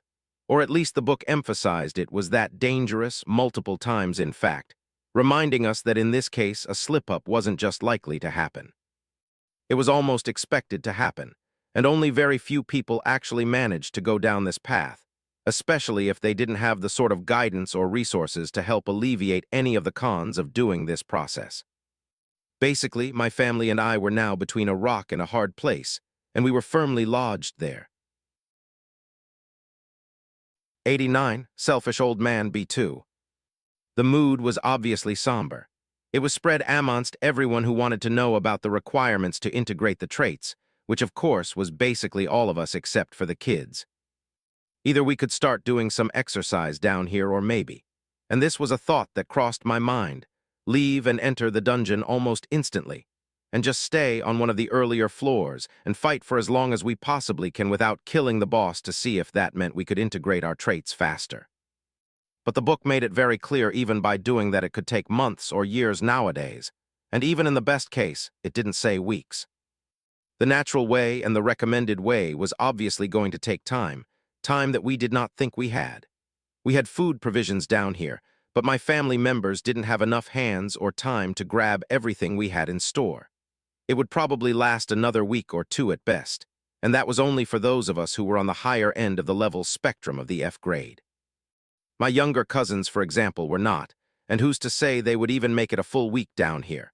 We simply couldn't stay down here that long, hoping and praying that something above ground would change. And the warnings about the second option all gave us pause, but I knew it. All the men in the family were thinking it. It was obvious on every single one of their faces, especially my cousin. Without a shadow of a doubt, we were all likely going to end up moving towards the second option. The decision was already made. The waiting around now was just a build-up to something that was already set in stone. Well, perhaps it was set in stone until my grandfather spoke up, his deep voice entering all of our ears and shattering any delusional plans we had. All right, I know what all of you are thinking, but that's enough, and don't say anything at all because I already know, so please just listen to this old man before you go and do something stupid. These people have taken 2 sons from me. Everything else is fine. The house, it can be rebuilt. Anything that was destroyed in the house, even if it had sentimental value, I got my pictures of your grandmother, that's all right. Or even the fact that they destroyed my boat, that's all right. But they have taken 2 sons from me, too. They will not have another, nor will they have any of my daughters, nor will they touch my grandkids, not anymore. I'll give them my other arm if it means that every single one of you would be safe. So, listen to this old man as I tell you what I'm about to do. That second option that book mentioned, I will do it and I will succeed. And when I come out of it, I'll fuse my traits and I'll succeed in that too, and if that isn't enough, I will evolve and move to the E grade as well. Do you understand me, all of you? I will do it. If it is the last thing I do for this family, I will do it. They have taken 2 sons from me, and there is no way while I breathe that you touch a Williams and get to be happy about it the next day. Now this is a burden I will hold and carry as the elder in this family. Who knows how much longer I've got on this earth? These skills and these levels and all this XP and all of that, maybe it only gave me an extra year or 2, but the fact remains I am an old man, and if it is my life that needs to be given so you all can live, so that the 2 sons they took away from me can rest in peace, then give it I shall, God damn it. So listen to me and listen well. None of you are to go down the second path. All of you have read enough of my books to have a good understanding of what this world is, and likely just how big, strong, and powerful we could all get if we survive this mess. So, while I still breathe, while I can still hold a spear, none of you are to cripple your futures while I have something to say about it. So, hear this old man one last time. I will integrate my traits, and I will fuse them with the same success rate, and once again, if that isn't enough, I will evolve to the E grade as well. Whatever it is I have to do, you best believe Lance Williams will get it done. They took 2 sons from me, so it's only right that I take something dear from them. Now I'm gonna be selfish here and ask as your grandfather, father-in-law, or father to not fight back against this plan. Let me carry this weight. I would rather die than watch one of you throw your future away while I can still breathe. Don't stress an old man out. They already took my arm. One of you doing something like that is gonna break my heart, so let me be selfish. And that last bit of what he said was essentially the final nail in the coffin. All of us, my dad and my cousin and my other uncles, couldn't say a goddamn thing to my grandpa. I mean, what the hell were we gonna say? No, you can't do that, we'll join you. Or go behind his back and try to do it anyway. There's no way in hell we could do that, especially not after he finished his little monologue. You win this round, Grandpa, you win this round. After that, it was time to come up with a plan, and all the members of the family put our minds together to think about the best way to go about doing this. And obviously it couldn't be done out here. There were too many eyes and too many variables that could come into play, especially when we assumed that Grandpa would need to be extremely focused during this process. Maybe if we had partitions we could put up or curtains or something, it would have been easier to do, but that wasn't the case. And going outside and finding somewhere remote to do it also likely wouldn't be too possible. So, we were then left with only one option, to do it on a higher floor, and considering the setup of floor number 1, that would likely be the easiest floor to do this on.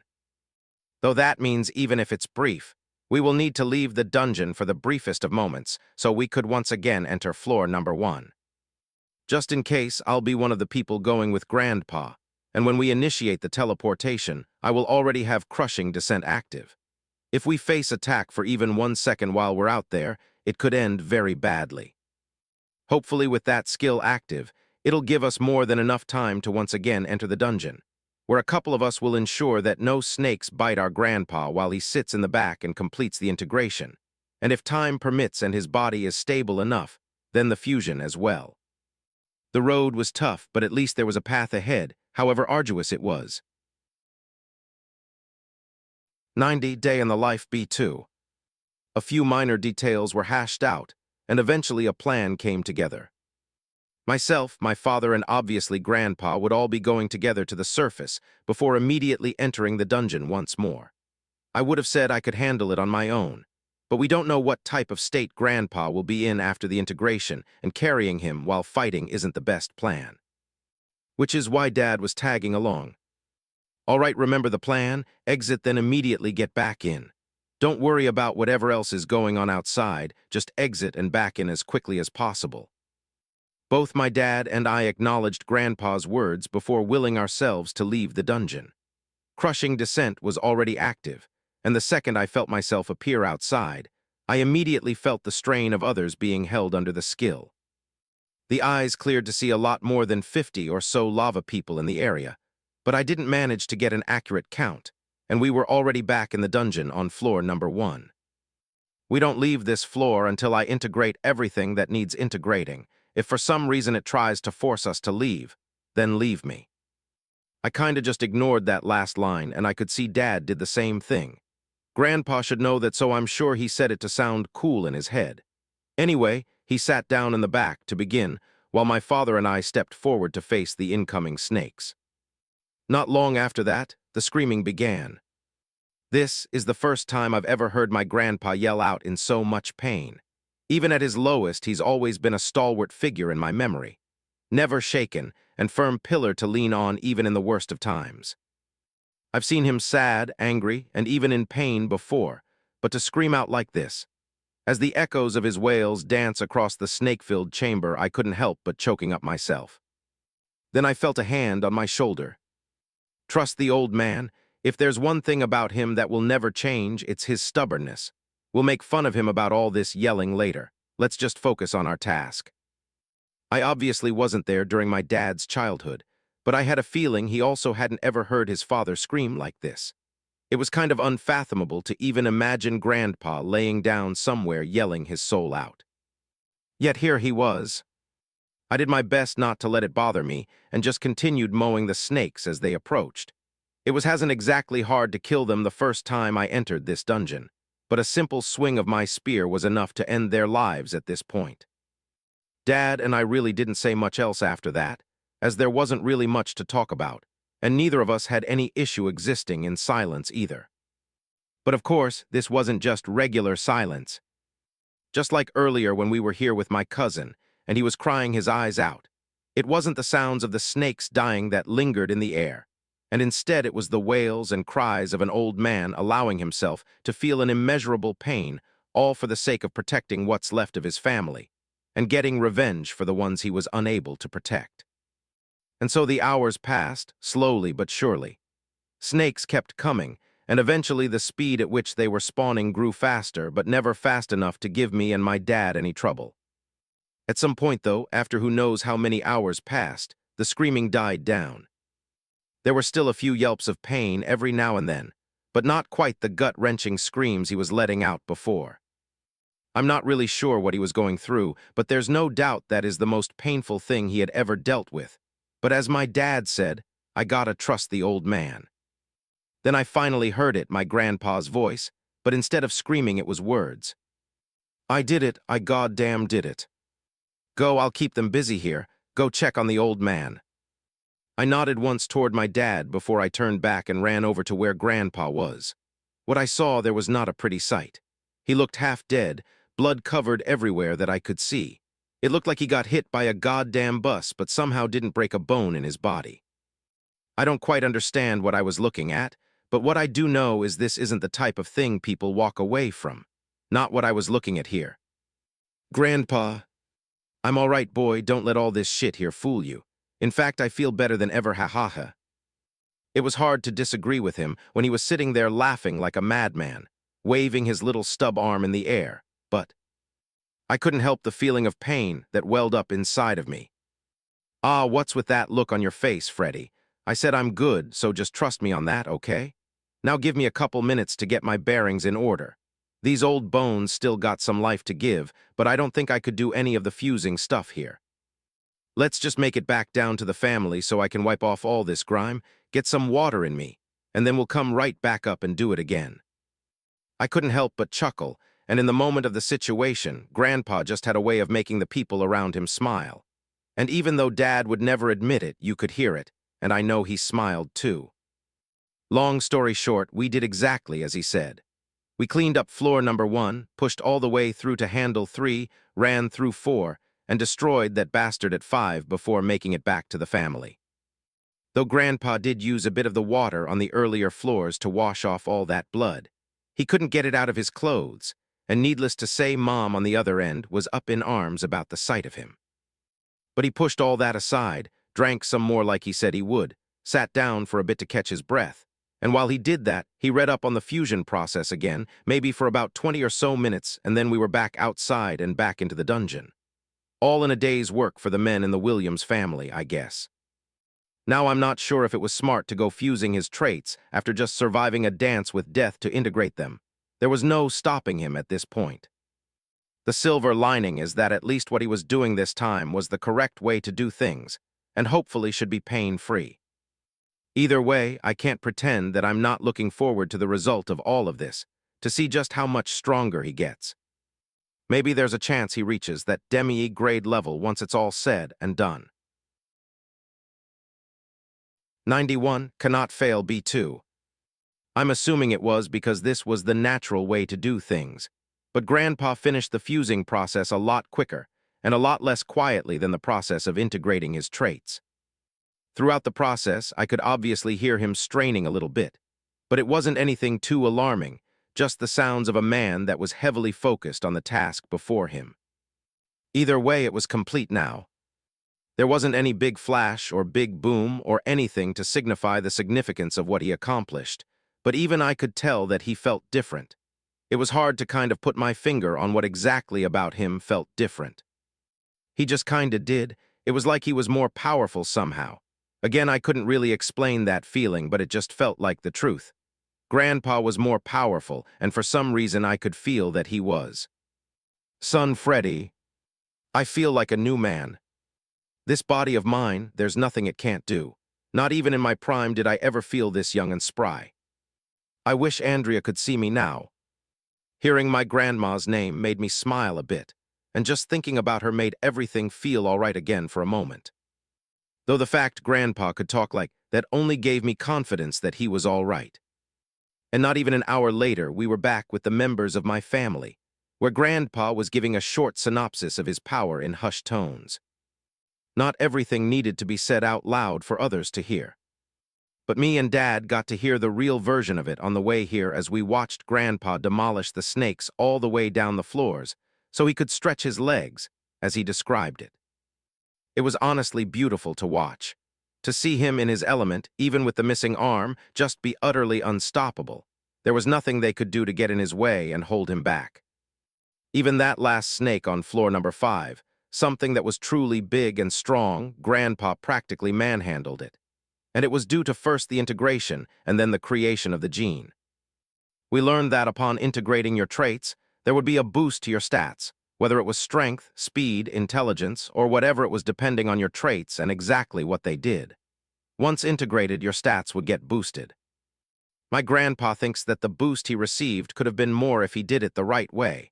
But we would have no way of knowing, at least not yet, not until someone else goes through the integration. But the fusing, that was an entirely different ball game altogether.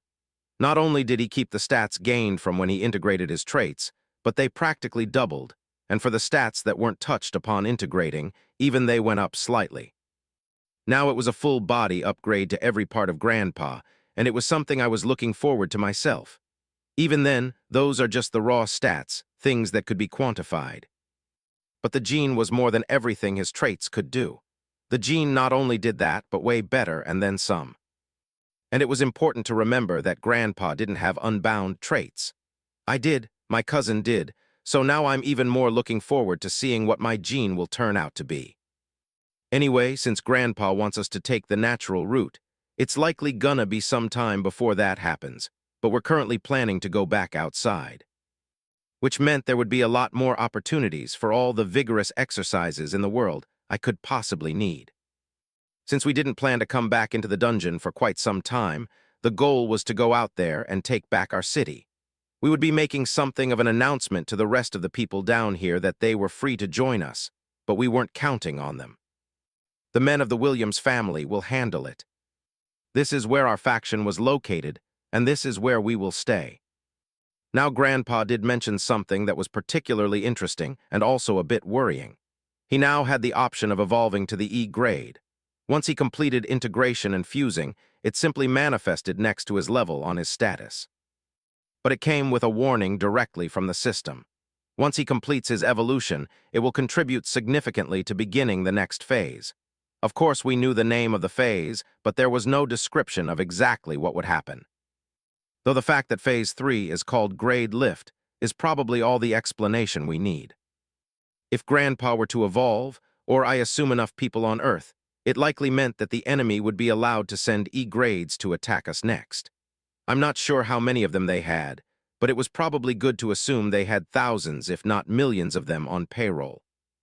So Grandpa decided to hold off on the evolution, and all we could do was hope anyone else with the option to evolve would also hold off, at least until more and more people on Earth also have that option, despite how long it would apparently take to get there. Anyway, there's some killing to be done, and it was about time to do it. All the men of the Williams family would be going out for this one, and since there were still children to watch and take care of, my mom and aunts all agreed to stay back and keep watch. Hopefully the next time we made it down here it was to tell them they were safe to come up, and that we could all go back to the compound. For now, it's finally time for business. Meanwhile on Vika, POV High Elder Evok. Report. High Elder, the Crimson have had resounding success in a majority of the locations they've reached thus far.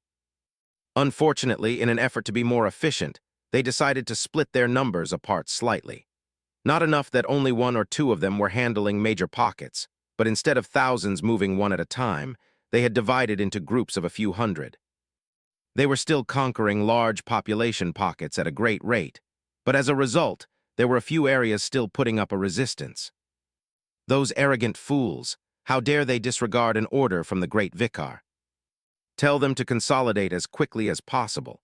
Their job isn't to wipe out the population, but only to destroy as much as they can until the grade lift. At once, High Elder, I cannot accept another failure. If that boy ignores another command, I will take his head myself. I don't give a damn who his mother is. Do they not understand the importance this subjugation holds? The price we had to pay to find and subjugate a preant world. If we fail here, only hell awaits us. We must not. We cannot. A world of a few vigorous weaklings will not stand in the way of the Vicar and his ascendancy to the C grade. Especially not when, They will soon come to collect. We must not fail. 92, only the start B2. By now we had appeared outside briefly twice, so Grandpa could integrate and then fuse. Neither occasion provided enough time for us to get a proper outlook of what we were about to face, but we had caught enough glimpses to know we were about to be in some shit. Some really deep shit. Once again, I made sure to have no delusions about my power, nor did I allow myself to get overconfident. My first interaction with that one lava woman, I caught her completely off guard after she basically wrote me off before any sort of battle began. Then there was that second group. It was quite a few of them, but crushing descent gave me a leg up that couldn't be easily overcome. The difference between each interaction is that I left survivors. That second group took me a bit more seriously, but they were not prepared for my entire skill set. Well, now that element of surprise is gone, and to make matters worse, they also got to see some abilities from Raycon. Thankfully, Grandpa should be strong enough to help tilt the balance in our favor, and the plan we came up with would hopefully highlight that. Of course, I would be opening with crushing descent once more, but I won't be keeping it active for a long time. All it would do is give us time to clear the area and find cover. No matter how much stronger we got as a group, fighting a prolonged battle in the middle of the street likely wouldn't end in our favor. So we would quickly reposition and began fighting with the what's left of the neighborhood as our shield. Of course, there's a good chance the rest of it will get destroyed as a result of the battle, but if hiding behind some rubble buys us even 1 second extra of safety, then it was worth it. But that was as far as the planning even went. Even if we didn't want to do it, as long as we stayed out there, something almost akin to a battle royale is going to begin whether we like it or not. We weren't fighting idiots and doing hit-and-run tactics when they knew our location wouldn't really take us where we needed to go. And that was to remove the enemy from Laja. Anyway, Grandpa himself made the announcement to the rest of people wasting away down here that we'll be going back out, this time to fight for our home. If anyone wanted to join, this was their chance. He made no delusions about the uphill battle we were about to face and sought to fool no one. They could all come up there and die. Shit, we could all go up there and die. This wasn't going to be some triumphant return to the top like with nothing to worry about. Grandpa made that clear. Perhaps too clear since not a single soul left the spot of the ground to join us. We weren't counting on their help in the first place, but this will be remembered. Even if I wasn't going to, I know damn well Grandpa would. Regardless, it was time. I activated crushing descent, and we left the dungeon this time instead of re-entering quickly. We stayed outside and immediately began running to the right before our eyes even cleared. By the time they did, the sight I believed I saw on our last 2 appearances here was not only confirmed, but made to be worse. There was about 100 of them here. Even considering the few that we killed when we went to pick up our cousin, there's still a little over 100 of them. I don't know how or if we were going to defeat all of them, but I know damn well we were going to try. The problem was my skill wasn't covering far enough to reach the ones that weren't so close to the entrance of the dungeon. So although the ones close by were essentially frozen, and the strain alone that they were putting on me was intense, there were still goddamn spears of lava flying towards us like bullets out of the sky. Go with Plan B. No one had time to yell back at Grandpa with any sort of confirmation, but we all moved as directed anyway. While we really didn't have any complicated plans, there were a few tweaks we could make depending on the situation and how it unfolded. Plan B was quite simple. My dad and uncles would stay together, while Raycon, Grandpa, and myself would roam and wreak as much havoc as possible. Especially Grandpa. He was the crux of the plan. It was he who now had the physical strength capable of really destroying any sort of formation or blockade they could have prepared for us. The man was truly strong now.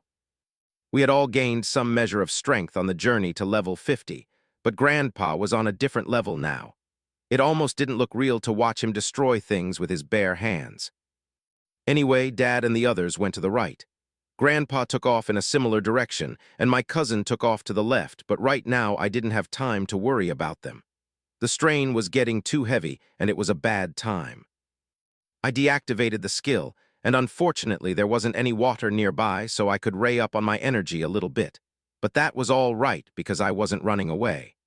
I was going to run straight into the middle of these fuckers and give them something to really remember.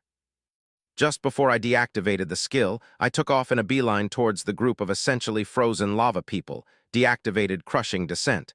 And as I did so, they immediately began moving to eliminate me, but I too was moving to eliminate them.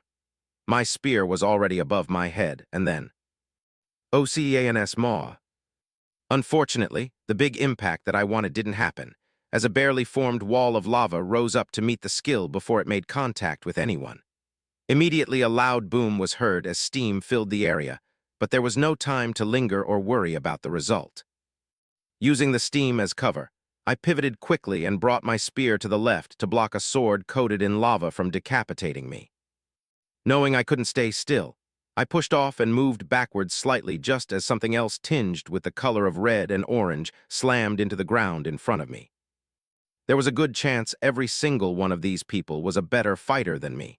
So staying still or letting this get drawn out for too long wasn't to my benefit. I would have to get creative. I activated crushing descent for the briefest of seconds, which barely caused the ones around me to freeze for a moment, but that was all I needed. I took a strong step forward and drove my spear into the neck of the one in front of me before dislodging it and swinging it hard to the left, as the tip of the blade just barely pierced into another, as she managed to lean back just in the nick of time. Unfortunately for her, she stopped herself from being decapitated, but it appeared I hit an artery or something, and blood began spraying everywhere. But I was already moving again. The battle had only just begun. 93, it's Grandpa B2. I needed a source of water, and I needed one soon. I've been fighting for a while now, and I've only managed to claim 3 lives. But as time passes, it is only getting harder and harder for me to stay relatively injury-free while still being effective. I've already received a few burn marks from lava, simply splashing onto me from whatever attack they threw my way, even if I dodged or blocked it. I simply wasn't the adept enough to dodge every single drop of lava. But more than that, the gap between our fighting prowess was showing more and more as things stretched on. Individually, they were all better fighters than me. There weren't any doubts about that fact. They have been trained likely over the course of years, whilst I've not even been fighting for 6 months yet. It's only through careful use of my skills, particularly crushing descent, that's giving me somewhat of a leg up, as even if it's only for a singular second. That gives me plenty of time to either dodge or attack depending on the situation. Especially since they have no idea when it's coming. But there was something else. Something I found quite interesting. They only ever attacked with lava and weapons. Of course, their weapons were different, and some didn't use them at all, but that was it. Weapons and lava. Here I was going down a path of water. Grandpa was all about polearms. Raycon had some sort of shadow thing going on. Basically, everyone was doing their own thing. Yet here these people were, only using lava and weapons to attack. Now obviously the lava was dangerous, and they've already claimed plenty of lives just like that. But they all had the same build. There wasn't any individuality apart from how they chose to use said lava. And then there were the ones before them who couldn't use it. No skills or abilities of any kind. Perhaps they had traits, but I didn't know enough about their bodies to confirm or deny that. Either way, fact of the matter is, these people are apparently very restricted in how they could grow. More importantly, in how they could fight. Knowing that, or at least assuming that, helped me to shift how I approached the battle a little bit better. All they could do was throw lava at me in different ways. I didn't have to worry about some wondrous ability really coming out of left field. All of this was to say I could change how aggressive I was and how I moved forward from here, but there was a problem. My mana wasn't infinite. I was able to recover both stamina and mana fairly quickly thanks to my current kit, but this was extended use of a mana-heavy skill, and eventually, the rate at which I generated mana wouldn't be able to keep up with how much I used. Something had to give, and it had to happen soon. Forget fighting back. Just staying alive would become nearly impossible in this situation without the use of my skills. I needed to do something. Quickly. But what? Whoosh. Boom. As my mind was scrambling trying to come up with a solution to my problems, one that would have likely ended up with me taking some sort of risk. The sound of something whizzing by where I stood could be heard before a loud bang sounded behind me. It was Grandpa. A spear came flying from the right and quite literally pierced the skull of the lava person in front of me, and the force of it uprooted the body from where it stood and took it crashing into the debris nearby. The fighting around me paused for a second, as all of us, me included, were caught off guard by what we just witnessed. Whoosh! Then another spear came flying. This time it was quite literally still coated in lava, which tells me Grandpa took it off a body. I took one glance in his direction to see a few bodies laying at his feet. My gaze didn't linger for long, and thankfully for me, Grandpa's actions seemed to have rattled the people around me slightly as they were a little slow, just by a few moments in getting their attentions back on me. I couldn't allow this moment to miss me. Aqua barrage. A dozen balls of water formed around me, and I shot every last one of them towards the few on the left, and in that same breath, I muttered something else. Ocean's Maw. Only this time I didn't use my spear as the conduit for the skill, and simply pointed my arm to the right. Doing both at the same time took a massive chunk of out my mana, but it also managed to do plenty of damage, allowing me to break free for a moment so I could reposition. A few more notifications about kills came in, and I used this small period to open up my sights to the rest of the area. There was a cloud of shadows off to the left. I couldn't see my dad and uncles right now, but I could hear fighting and yelling off to the right. But Grandpa, how was this possible? You would think me having the ability to shoot water bullets all over the place, invoking the goddamn maw of a leviathan, and so many other things would stop being from surprised at the level of strength a human could display in this new reality of ours. Shit, even all the books I've read should have prepared me for this. But Grandpa, I just watched him grab one of them by the neck and literally beamed their body at another, and I could hear the sound of their bodies crunching from here. Before the bodies even landed on the floor, he moved like a damn mutant to dodge a lava-coated sword swinging from behind him. Then he used his stub of a left arm and swung it at the chest of the dude with the sword, and he quite literally went flying backwards. Grandpa was on him in a flash, and with an open palm he slapped him in the face, and his neck moved in a direction it wasn't meant to. Holy shit. Unfortunately, I couldn't watch any more than that, and I took off towards the sounds I could hear from the direction my dad and my uncles. I think Raycon would be better off by himself considering no one else could see shit in that little shadow cloud thing of his, and if worst came to worst, I'm pretty sure Grandpa would make sure he was all right. And Grandpa, well, nothing else needed to be said there. Now it appeared Dad and the others ended up running all way back to compound. While I was a bit worried about them, I knew most of the lava people were concentrated in front of the dungeon, as Grandpa was being something of a menace right now. Anyway, I reached them, and what I found was essentially a D&D party of nothing but melee fighters covering each other's back as about double their number had converged upon them.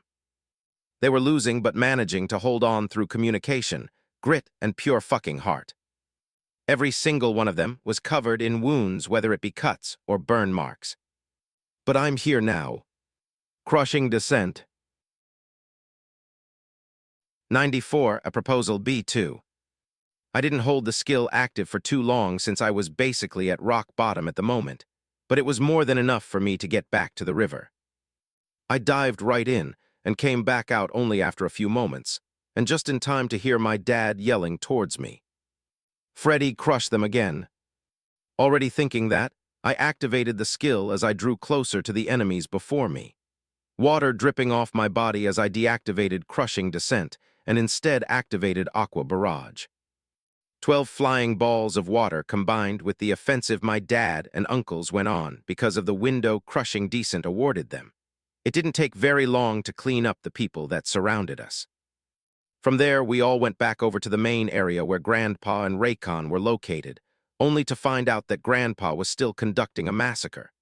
His body was now covered in a lot more wounds than when I left him here, but he had maddened expression on his face as he continued to be a menace in the eyes of the enemy. Not wasting any time, we jumped in the fray with him, everyone fighting with a zeal rooted in revenge. I know for a fact without Grandpa here, I would be able to do significant damage to the group, but likely would have ran out of steam long before I whittled all their numbers down to 0. But with Grandpa taking so much attention and simultaneously dealing just as much, if not more damage, we were able to accomplish our goals. It took maybe an hour or two, but eventually we cleaned up all of Laja. There were no more red people or lava people to be found, though I am sure they are not far, and there's a good chance this isn't the end of them, not for quite some time. Regardless, we now have some room to breathe and hopefully time to get back on our feet and plan how to move forward. In fact, right after we finished checking all over the city, instead of rushing back into the dungeon to let everybody know the city was clear, Grandpa had a meeting with us. Good job, boys. We all fought well and we won. I don't know exactly which one of those bastards took the lives of our family members, but whoever it was, we took a piece back today. It is nowhere near enough to fill the void of pain in my heart, but I'm sure there'll be more chances to make an attempt to fill it. In the meantime, things need to change around here, as you all can see. No one else left the confines of the dungeon to come and help us. Of course, they had no mandatory obligation to do so, but it was us who defended our little part of the world. It was us who fought back against the enemy, and it was us who secured this area. It was also us who have found a faction here, and that faction isn't leaving. So I want to make something clear about where I stand with our future in this city. We are not giving it up unless it's a doomsday scenario, and we have no choice. Until that time comes, we will fight for every inch of this city. And with that being said, things around here need to change. And I don't mean a little change. I mean a character-defining moment of any story you've ever read of mine type of change. Before all this happened, we all know those idiots who were pushing the line, trying to see just what they could get away with. Trying to take control of the dungeon, both dungeons. Trying to control the shop. Trying to control the size of groups in the city. Trying to control so many things. And obviously there was a lot of pushback. Most members of the city, and especially those of this family, did not agree with those practices. Initially, the whole thing was just to make sure our family was all right. If our family was good, everything was good. Apparently, that's the wrong way to go about things if the people around us, who we share a community with, aren't good too. Probably more than I realized, and that's my fault. I should have prepared better for this. But that ends now. We have the only faction in this city, and with that being said, from this point forward, Laja will be controlled by the Williams family. And when I say controlled, I really do mean control. We will not be dictators, nor will we rule with an iron fist, but it will be clear who is in control of this city. And I mean extremely clear. Clear as day, since I plan to have controlled access to the dungeons. Anyone will still be able to go in, but there will be a small tax. But like I said, we won't be dictators. If we're going to take charge of the city, then we must continue to defend it. Not just our family, but the entire city. And that includes refugees showing up from other places. Whatever the city gives us, we'll put back into it. Now, I'm sure there will be some pushback if we implement this plan of mine, so the initial period will be a little rough, but that's all right. Now I want to make it clear, this is just an idea and a feeling of mine. It is not written in stone in some formal fashion. I consider all of you my boys, whether you married into the family or you came from my loins this generation or the one after it. You're one of my boys. I respect your opinions. If you think what I'm doing is the wrong decision, speak now. That was a lot. Honestly, there wasn't any other way to put it. That was a lot. I'm not sure where I thought Grandpa was going with his speech, but to hear him say he wants to put this whole city under the control of our family, have controlled access to the dungeons, but at the same time protect it, that's a lot. And what wasn't being said is the amount of risk that comes with that. Even if everything went perfect, and the people of the city allowed us to be their leaders, to keep it blunt, that's a massive risk when it comes to basic threats. Because the city will depend on us. His grandsons, his sons and sons-in-law, his daughters and daughters-in-law, granddaughters eventually. That's who he's putting at risk, and I know he thought about that. I know for a fact he weighed all of these options, and yet he still came to the solution he just told us about. Having the Williams family control the city, that is heavy, and I really need to consider if my shoulders are broad enough for such a burden. Again, even if it was, that was just me to consider. If someone was causing problems in the city, not even the lava people, but humans who let the power get to their heads and wanted more than what they earned or were given. Would we be responsible for policing them?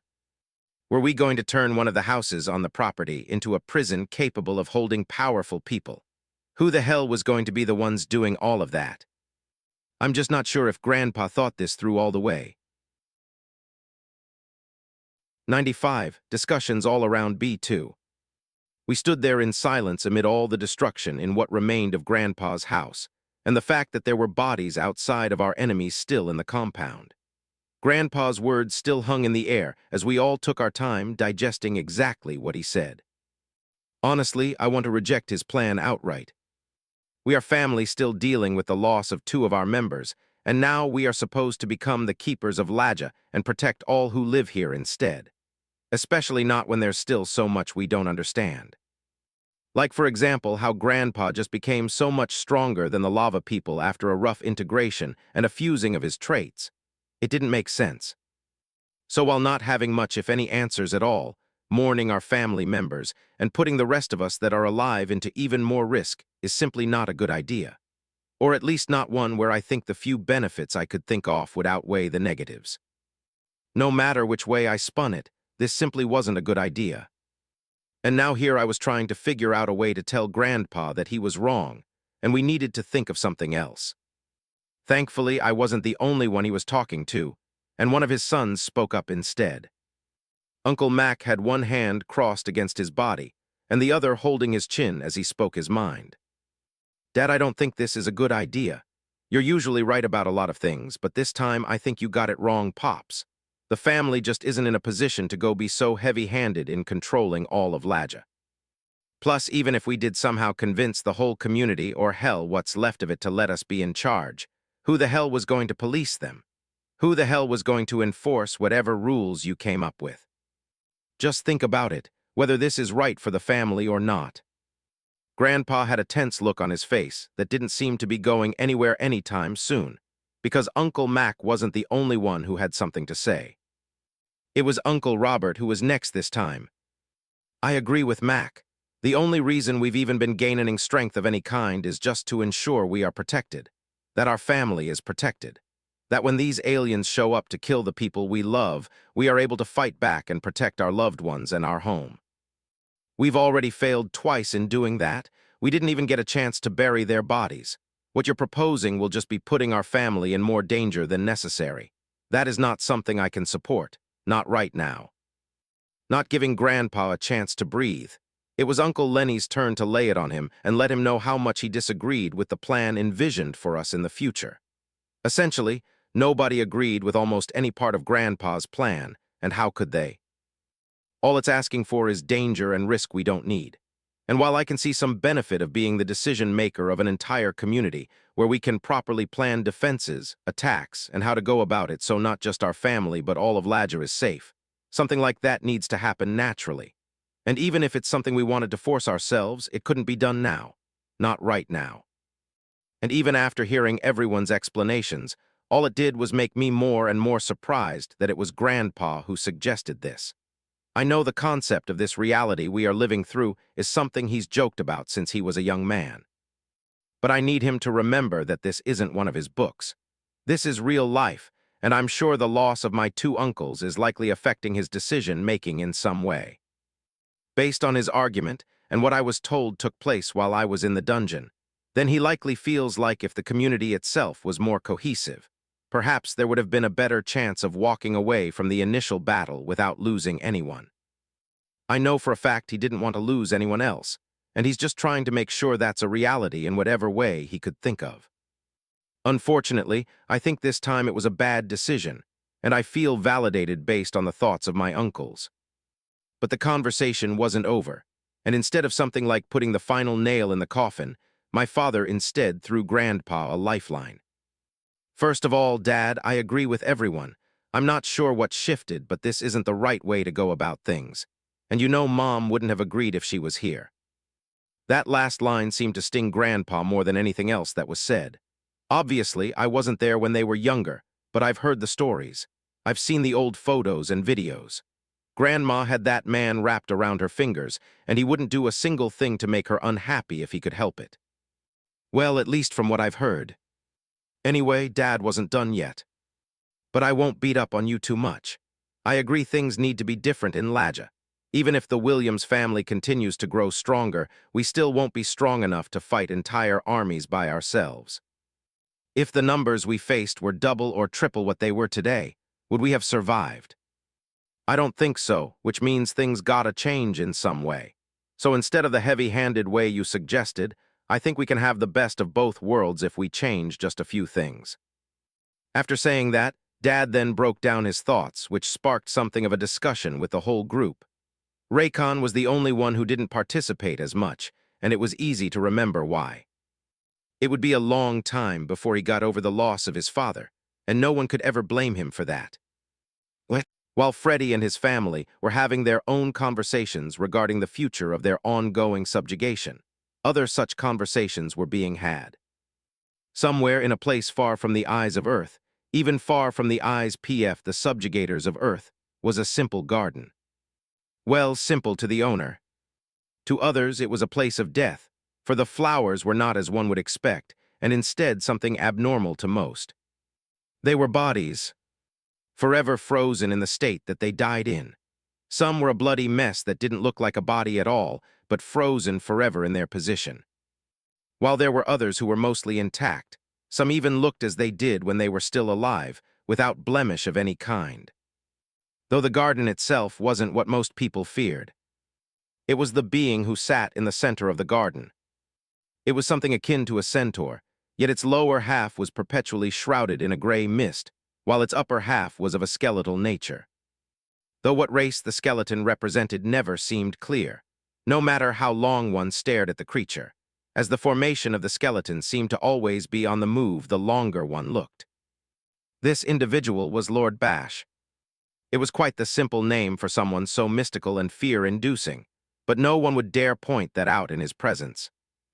Lord Bash could be seen meditating quietly at the center of the garden, as he typically did for a few decades at a time, when another figure appeared. One completely shrouded in that same gray mist. My lord. 96, Lord Bash B2. Silence for a moment. Lord Bash's words were met with silence. The being shrouded in gray mist stopped every form of sound from leaking from itself. Whether it was breathing or the sounds of its organs operating within its body, all of it ceased. It didn't stop there. For the entirety of the garden, even the wind dared not make noise. A few minutes passed in that manner before Lord Bash opened his mouth again. Speak, child. Yes, my lord, I come with news of your most recent investment. My most recent, the Preant subjugation, is it? How long has it been since that plan was put into motion? The first beginnings of the plan began exactly 57 years ago, my lord. Ah, so the human world was invaded, yes. Yes, my lord. I see, and how has that gone for the descendants of Volcana? They have had both success and failure, my lord. Initial attacks were successful all over the human planet, but there have been more than just a few areas of significant resistance. The humans, as you've predicted, fought back with a murderous zeal befitting their kind. I see, and then the descendants of Volcana changed their tactics and sent in a few F-grade elites of their race. They too received a measured share of success, but the humans once again fought back, with no less murder in their eyes than before. As it stands, things are progressing, as you've predicted, my lord, and the descendants of Volcana will have a price to pay. Yes, it appears so, though I don't take credit for this prediction, you know why, right? Yes, my lord. Humans are one of the strongest and most dangerous races in all of the multiverse. Even with one of the weakest starts, there aren't many races who can truly claim to have more potential for not just growth, but rapid growth. Their ability to gain immense strength when cornered has helped to give them remarkable renown across the multiverse, yet even that isn't their best ability. Tell me more. Of course, my lord.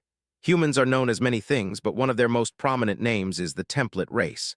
Earned from their ability to walk down any path, climb any mountain, swim in any ocean, and fly in any sky. It is that ability to grow as they please that helped to make them as fearsome as they are. Where other races have to work around the limitations they've been born with, humans instead adapt to almost anything thrown at them. A race that is said to be hated by the universe in the morning due to how weak in personal strength they are born with, but loved in the night, due to how varied and storied their ability to gain strength is. It is a gift that earned them their second most prominent title as the universe's scourge. With agreed to match their potential for growth, many have been felled by their blades.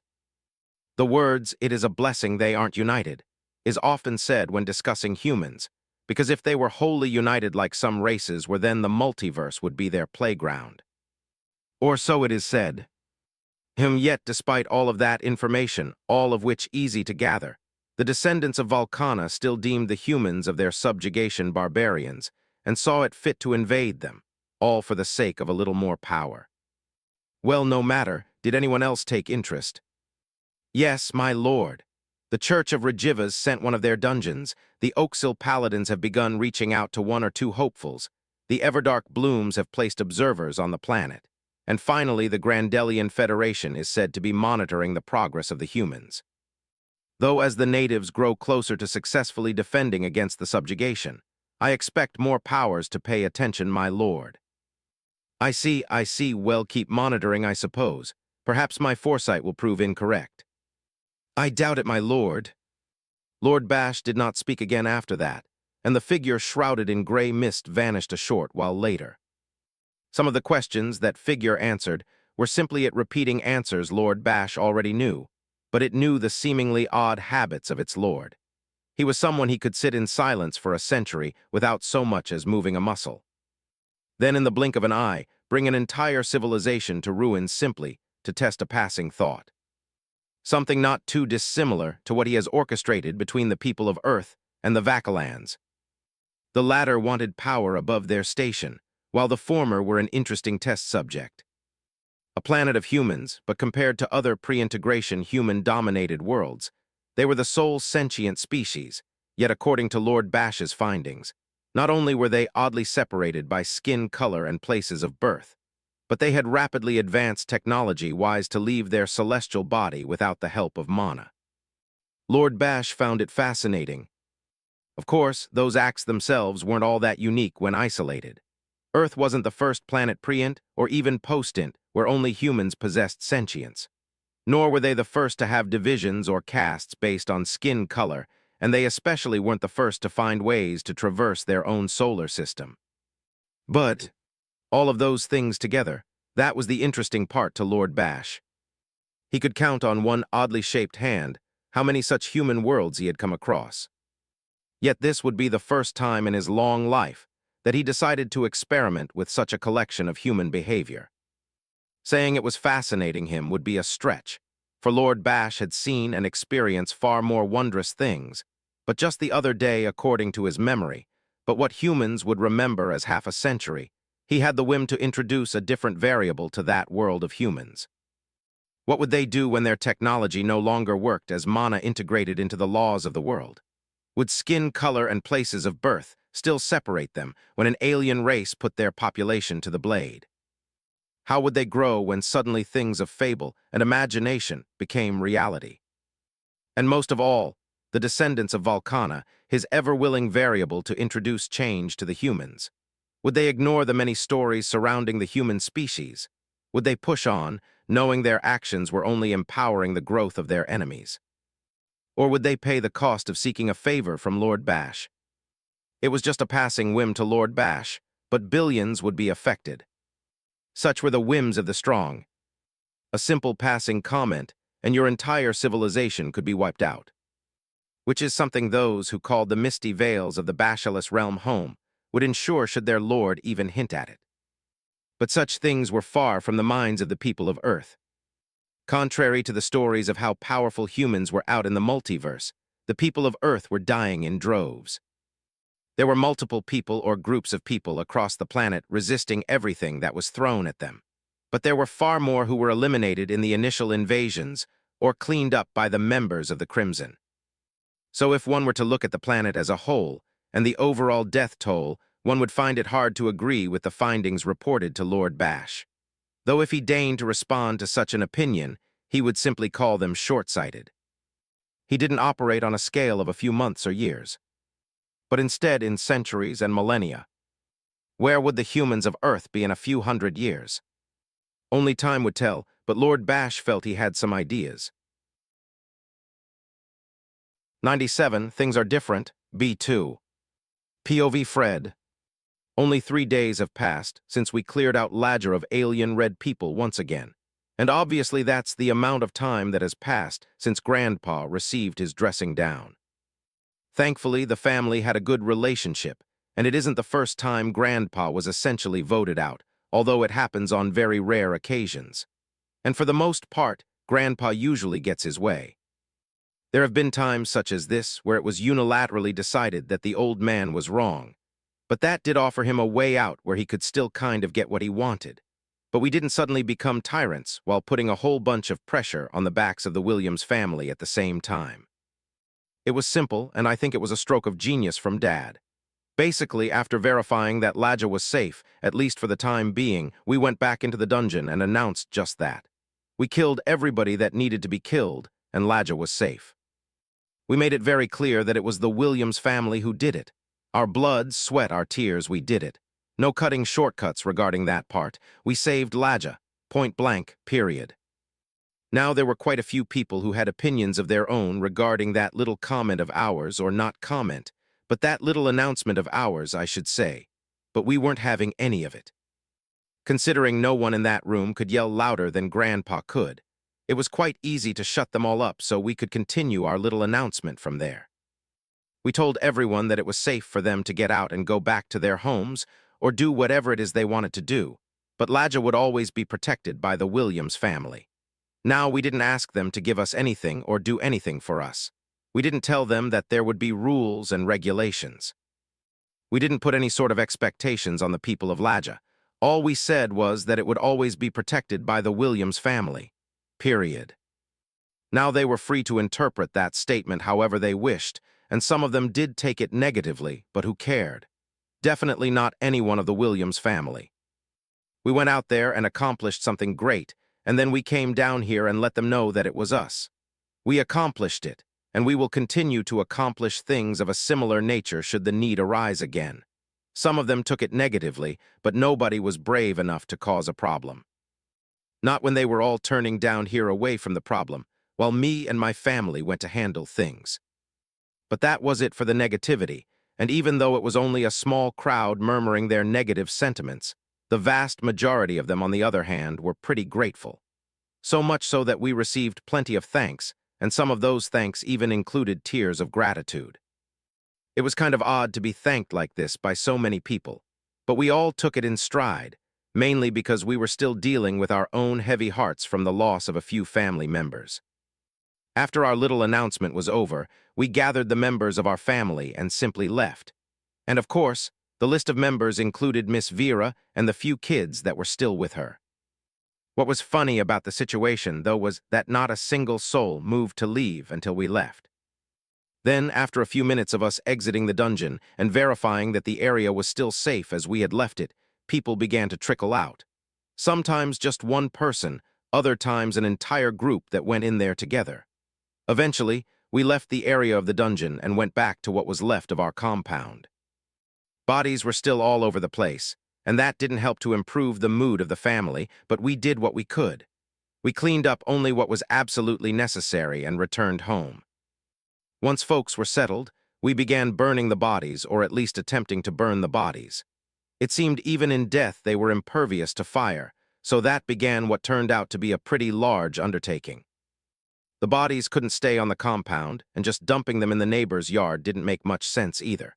So we decided as a family to take them all back to the dungeon. We could bring stuff in there or not bring these bodies in and leave them. From my understanding, once we leave the floor, things get reset in a way, so when we came back through, the bodies we left there would be gone. Eventually, what we were doing was noticed by the remaining citizens of Ladja, and the large undertaking became citywide as everyone began working together without any plans, without any shouting, without anyone propping themselves up as a leader, and just working as a community to gather all the bodies, whether it was human or alien, and bring them to the dungeon. It took a while. We eventually, through multiple trips, got everything in, and while the city was still full of rubble and destruction, it was at least free of the bodies of both friend and foe, which is a win we'll all take. The thing is, the community togetherness didn't really end there. Even after that task was finished and we all returned to wherever it was we were returning to, for us it was the compound, where we wanted to plan our next steps. The rest of the community wasn't done with us. Slowly but surely, people came over asking for things. Perhaps it would be easily understood if they were just asking for help, whether it be money, supplies, or something else that is easily quantifiable. But no, while there was some of that, what really surprised us as a whole was the fact that people were asking how best they could help protect the community. Where should they be placed to help keep the community safe, and whatever else they could do to help. We were genuinely shocked by these types of questions. Even Dad, who kickstarted all of this, didn't really expect this follow-up. All he was going for was just to have the rest of the community respect the Williams family a little bit more, so that whenever they thought about good things happening in the community, they would think about the Williams family. This would lay the foundation for us to eventually become officially in charge of the community when we were in a better position to handle it in the future. Not this, whatever this was. Anyway, I made the personal decision to stay clear of all that was happening. I let Grandpa and the rest of the adults take care of again whatever this was. Me, I'll take this opportunity to do what they used to say when I was younger. Yeah, stay in a child's place. Grandpa is the one who craved this sort of leadership, and based on all we know about the man, he's been bred for it. So I'm sure he's reveling in this role where he's somewhat of a soft leader for the entire community. Not really going around and dictating what people should do, but at least pointing the people who came to us in directions he thought best. Thankfully, even with the little hiccup he had the other day, I was confident he had a good head on his shoulders and he wouldn't steer the family in the wrong direction. And let's say he was about to steer the family in the wrong direction, Mom, Dad, and the rest of my aunts and uncles wouldn't hesitate to put him back on the right path. We'll be fine, I think. 98 always, together B2. I was currently just chilling with my cousin, not really sure how to start the conversation. So, how are you holding up? My cousin didn't even bother looking at me as he answered. Same shit, different day, Freddy. Same shit, different day. Fair enough. I'm not sure why I asked him that specifically, but I needed a way to start the conversation, but I should probably move on to different things just to be safe. How did you get past the Leviathan, and what did you think about the acolyte man? He looked up at me. Then the usual color of depression that stood in his eyes faded away for a moment as confusion set itself in. Leviathan, acolyte, what the hell are you talking about, Freddy? Does the demi-E opponent change every time or something? Wait, maybe he didn't even go that far. Did you not do battle number 50? Hell no, I made it all the way to 49, and the second I saw the warning, I got the hell out of there. I didn't see a reason to try to push past that considering what I'd already received from the dungeon. Don't tell me you actually went there and you fought something called a Leviathan. I smiled awkwardly, then proceeded to explain everything that happened between me and the Leviathan, and then meeting the acolyte immediately after. My cousin looked at me like he was looking at a crazy person, but not because he thought I was lying. Just the reality of it all caught him off guard. A few seconds passed in silence as he digested all the information. Well, Freddy, I honestly think you're the only one in this whole family who could actually clear that stage. Even Grandpa, with all his new tricks and abilities, I think would struggle. None of us would be empowered in water. In fact, I think the opposite would be true. We wouldn't necessarily receive a bunch of debuffs, but it would definitely be harder to make use of all our abilities with no clear footholds and no way to hold our breaths for a significant period of time. Honestly, I think it's going to be a long time before I actually try to clear that battle, which means you're going to have to deal with that religious zealot all on your own. Especially since that man is clearly not from Earth, which means he should probably have plenty of information. Information we so desperately need, because none of this alien stuff makes any sense to me anymore. Like how the hell Grandpa got so strong that he's basically playing with them, when they ran through our family like a knife through butter not that long ago. Yeah, I wondered the same thing. I get that fusing traits and integrating them was a big deal since it allows you to reach the next grade, but wouldn't those aliens attacking us know that already?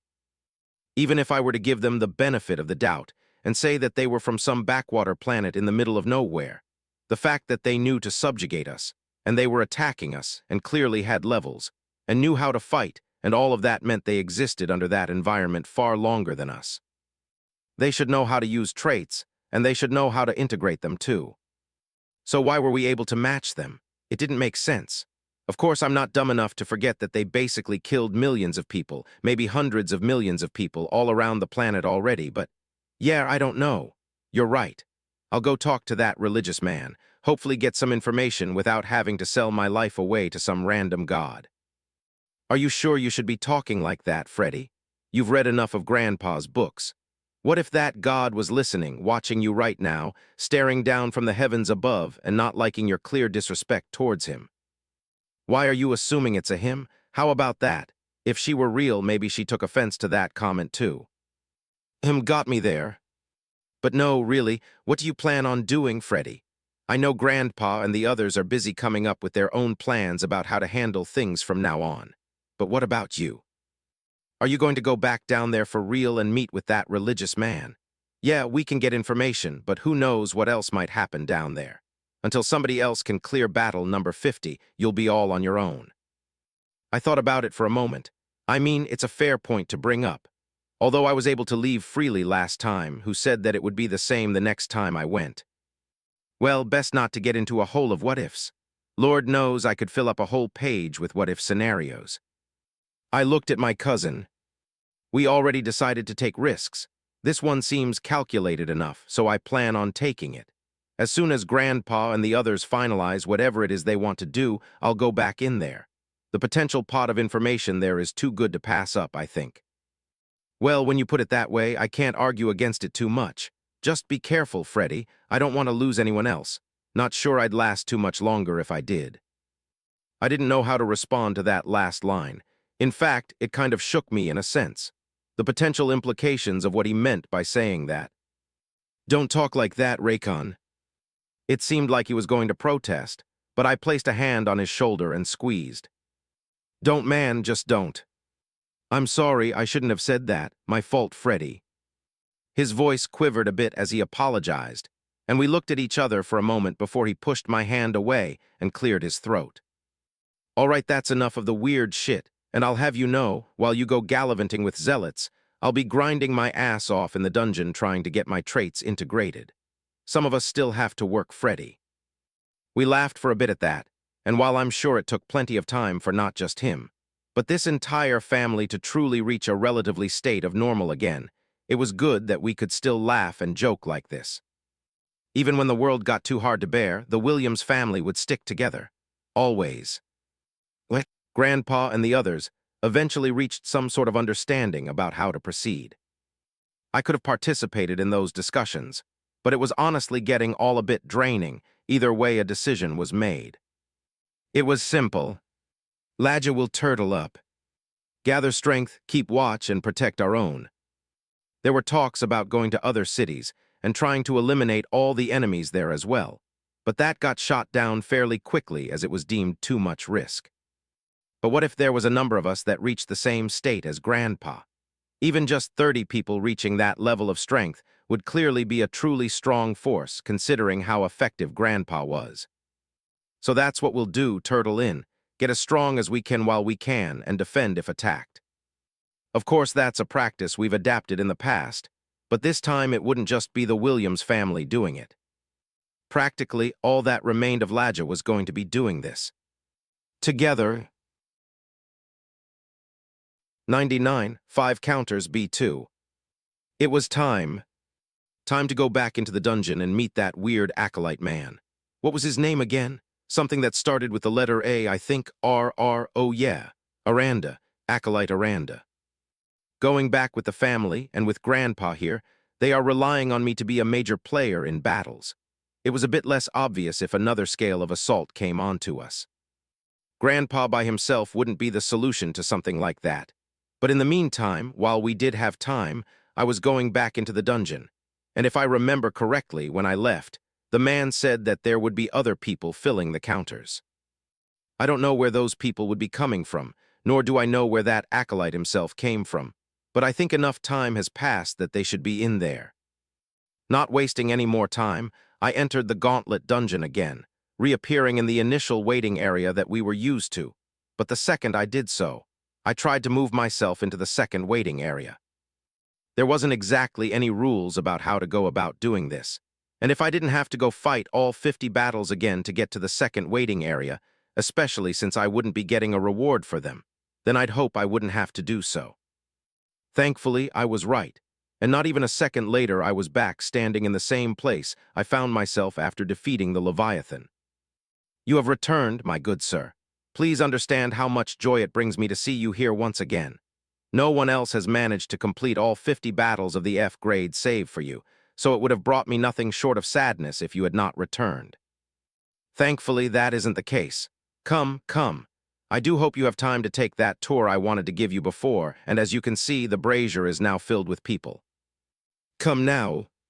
And just as I remembered last time, Acolyte Aranda appeared out of nowhere, seemingly just teleporting there.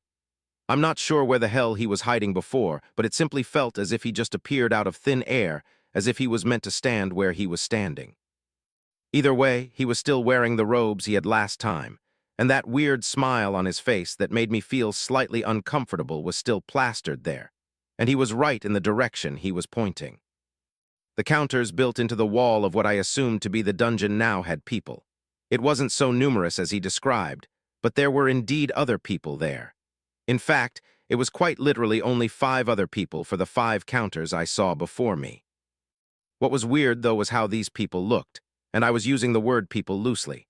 I didn't see any hands, feet, or any other features that would have depicted them as people.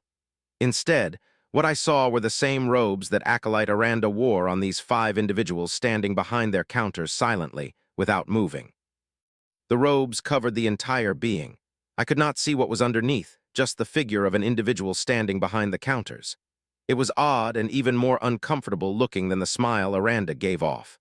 Either way, I came here for information, so I better not complain about who's providing it, at least not yet.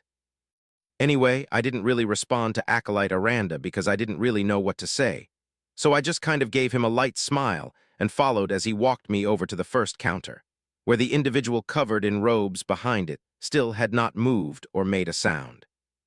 Try not to let that weird me out too much. I looked around the counter and around the area the individual stood behind, but I didn't see any goods. I assumed this would be a place where they sold things, but there was nothing on display. Perhaps I'd have to ask.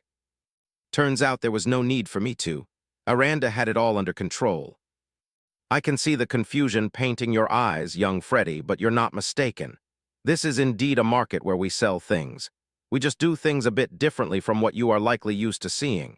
Here at this counter, we have Havish, and their products are weapons. Only 2 weapons and 1 defensive item will ever be sold here. A scythe, a mace, and a thick-plated shield that was also as light as a feather. You may question the selection, but it is imperative you understand you will never find finer weapons of these variants on this planet. Well, that was weird. What type of weapon store only sold 3 types of weapons, yet just as well boasted that they would be the finest I would find on this entire planet? It wasn't like I'd been to many weapon stores in my life, but this felt like common sense. Yet clearly it was. A scythe, a mace, and a shield, I looked at the acolyte and finally asked a question. How do I purchase these things, and how much do they cost? He gave me an odd smile in return. I will tell you now, young Freddy, you do not purchase these items with simple gold, but you will get to that a bit later. For now, let's continue on our tour. He had all the information. I didn't really know what else to say but to just accept what he said. The only other thing I could think of would be the system credit things that were in the faction shop, but how would he know that we had access to that? Either way, like he said, I'd learn eventually. For now, we continued on his tour. There were 4 more counters.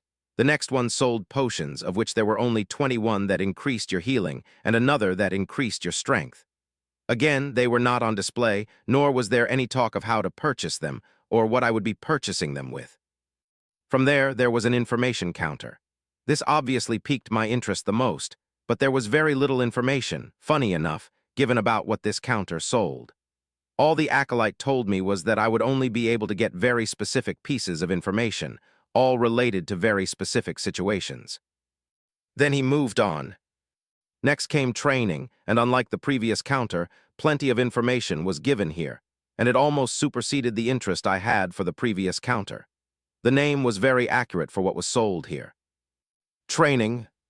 You could quite literally get trained in a few different things at this counter. Those things were fighting, making potions, and something called the devotional rites. I didn't like the sound of that last one, but the previous two were definitely extremely valuable. Last but not least, my current least favorite counter. It was simply called devotion. The description I got about that one was that it was where one could learn far more about the Church of Revigas.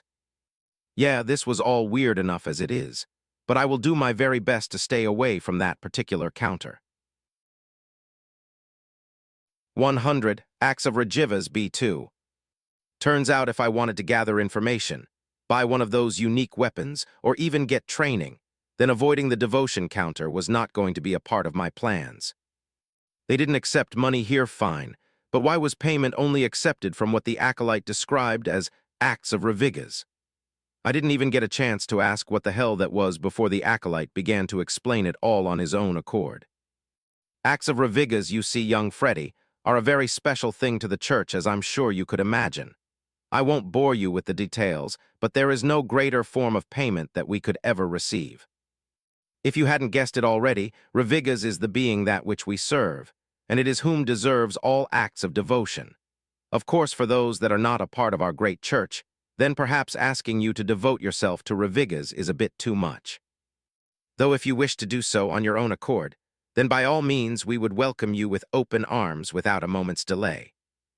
I just looked at him as he went silent for a few seconds, probably trying to see if I would suddenly start devoting myself to that person.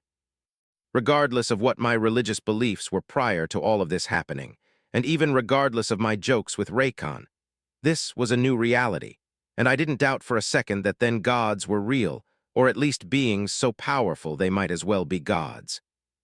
Who knows if saying their name would make them look at me or something. I'd rather not have that kind of attention, at least not in the same breath, or thought that I was refusing to devote myself to them. Anyway, Acolyte Aranda continued without missing a beat, almost as if he expected my silence. But again, we realize that is unreasonable, hence something called Acts of Revigas. The Church of Revigas values quite a few different things, but at the very precipice of those values lies the value of grind. After saying that he and all 5 hooded figures behind the counters slammed a palm to their chest while making a very short but deep humming sound, I almost fucking jumped. Honestly, I don't even know if the ones behind the counters used arms or not, cause I couldn't see, but that's what Acolyte Aranda did.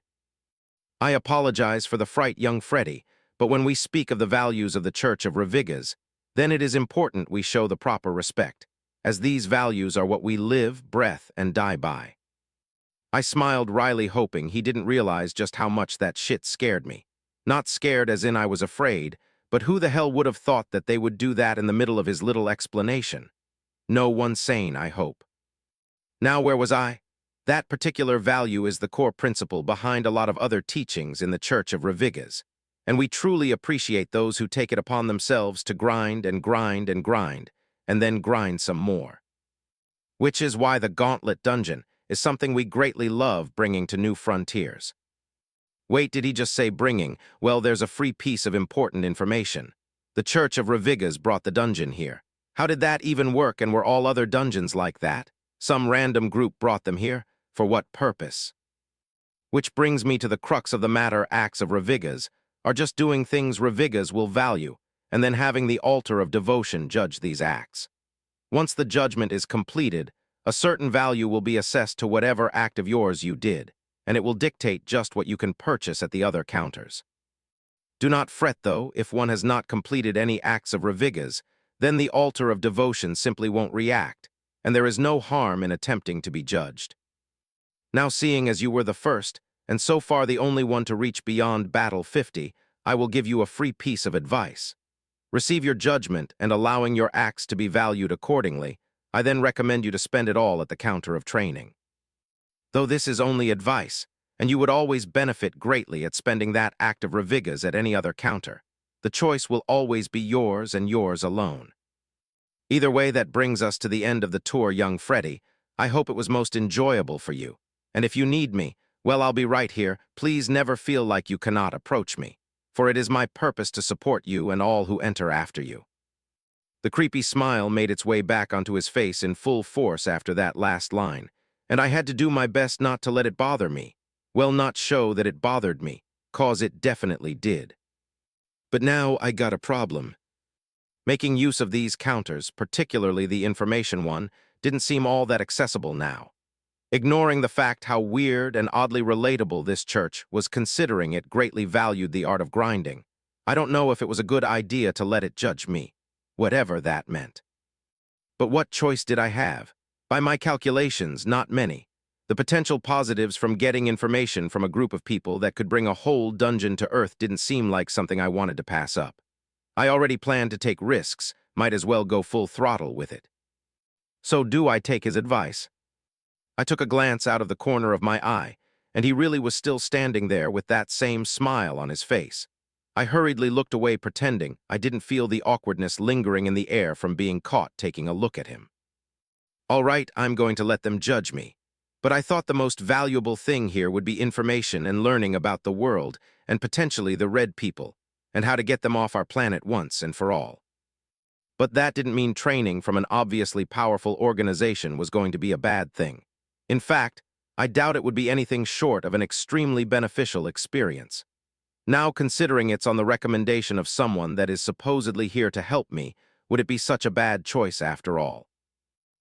Let's not think about this any further. I don't want to accidentally raise any crazy flags. Let's get judged. I looked over at Acolyte Aranda proper this time, and he seemed to perk up slightly. I'd like to get judged, please. Ah, excellent choice, young Freddy.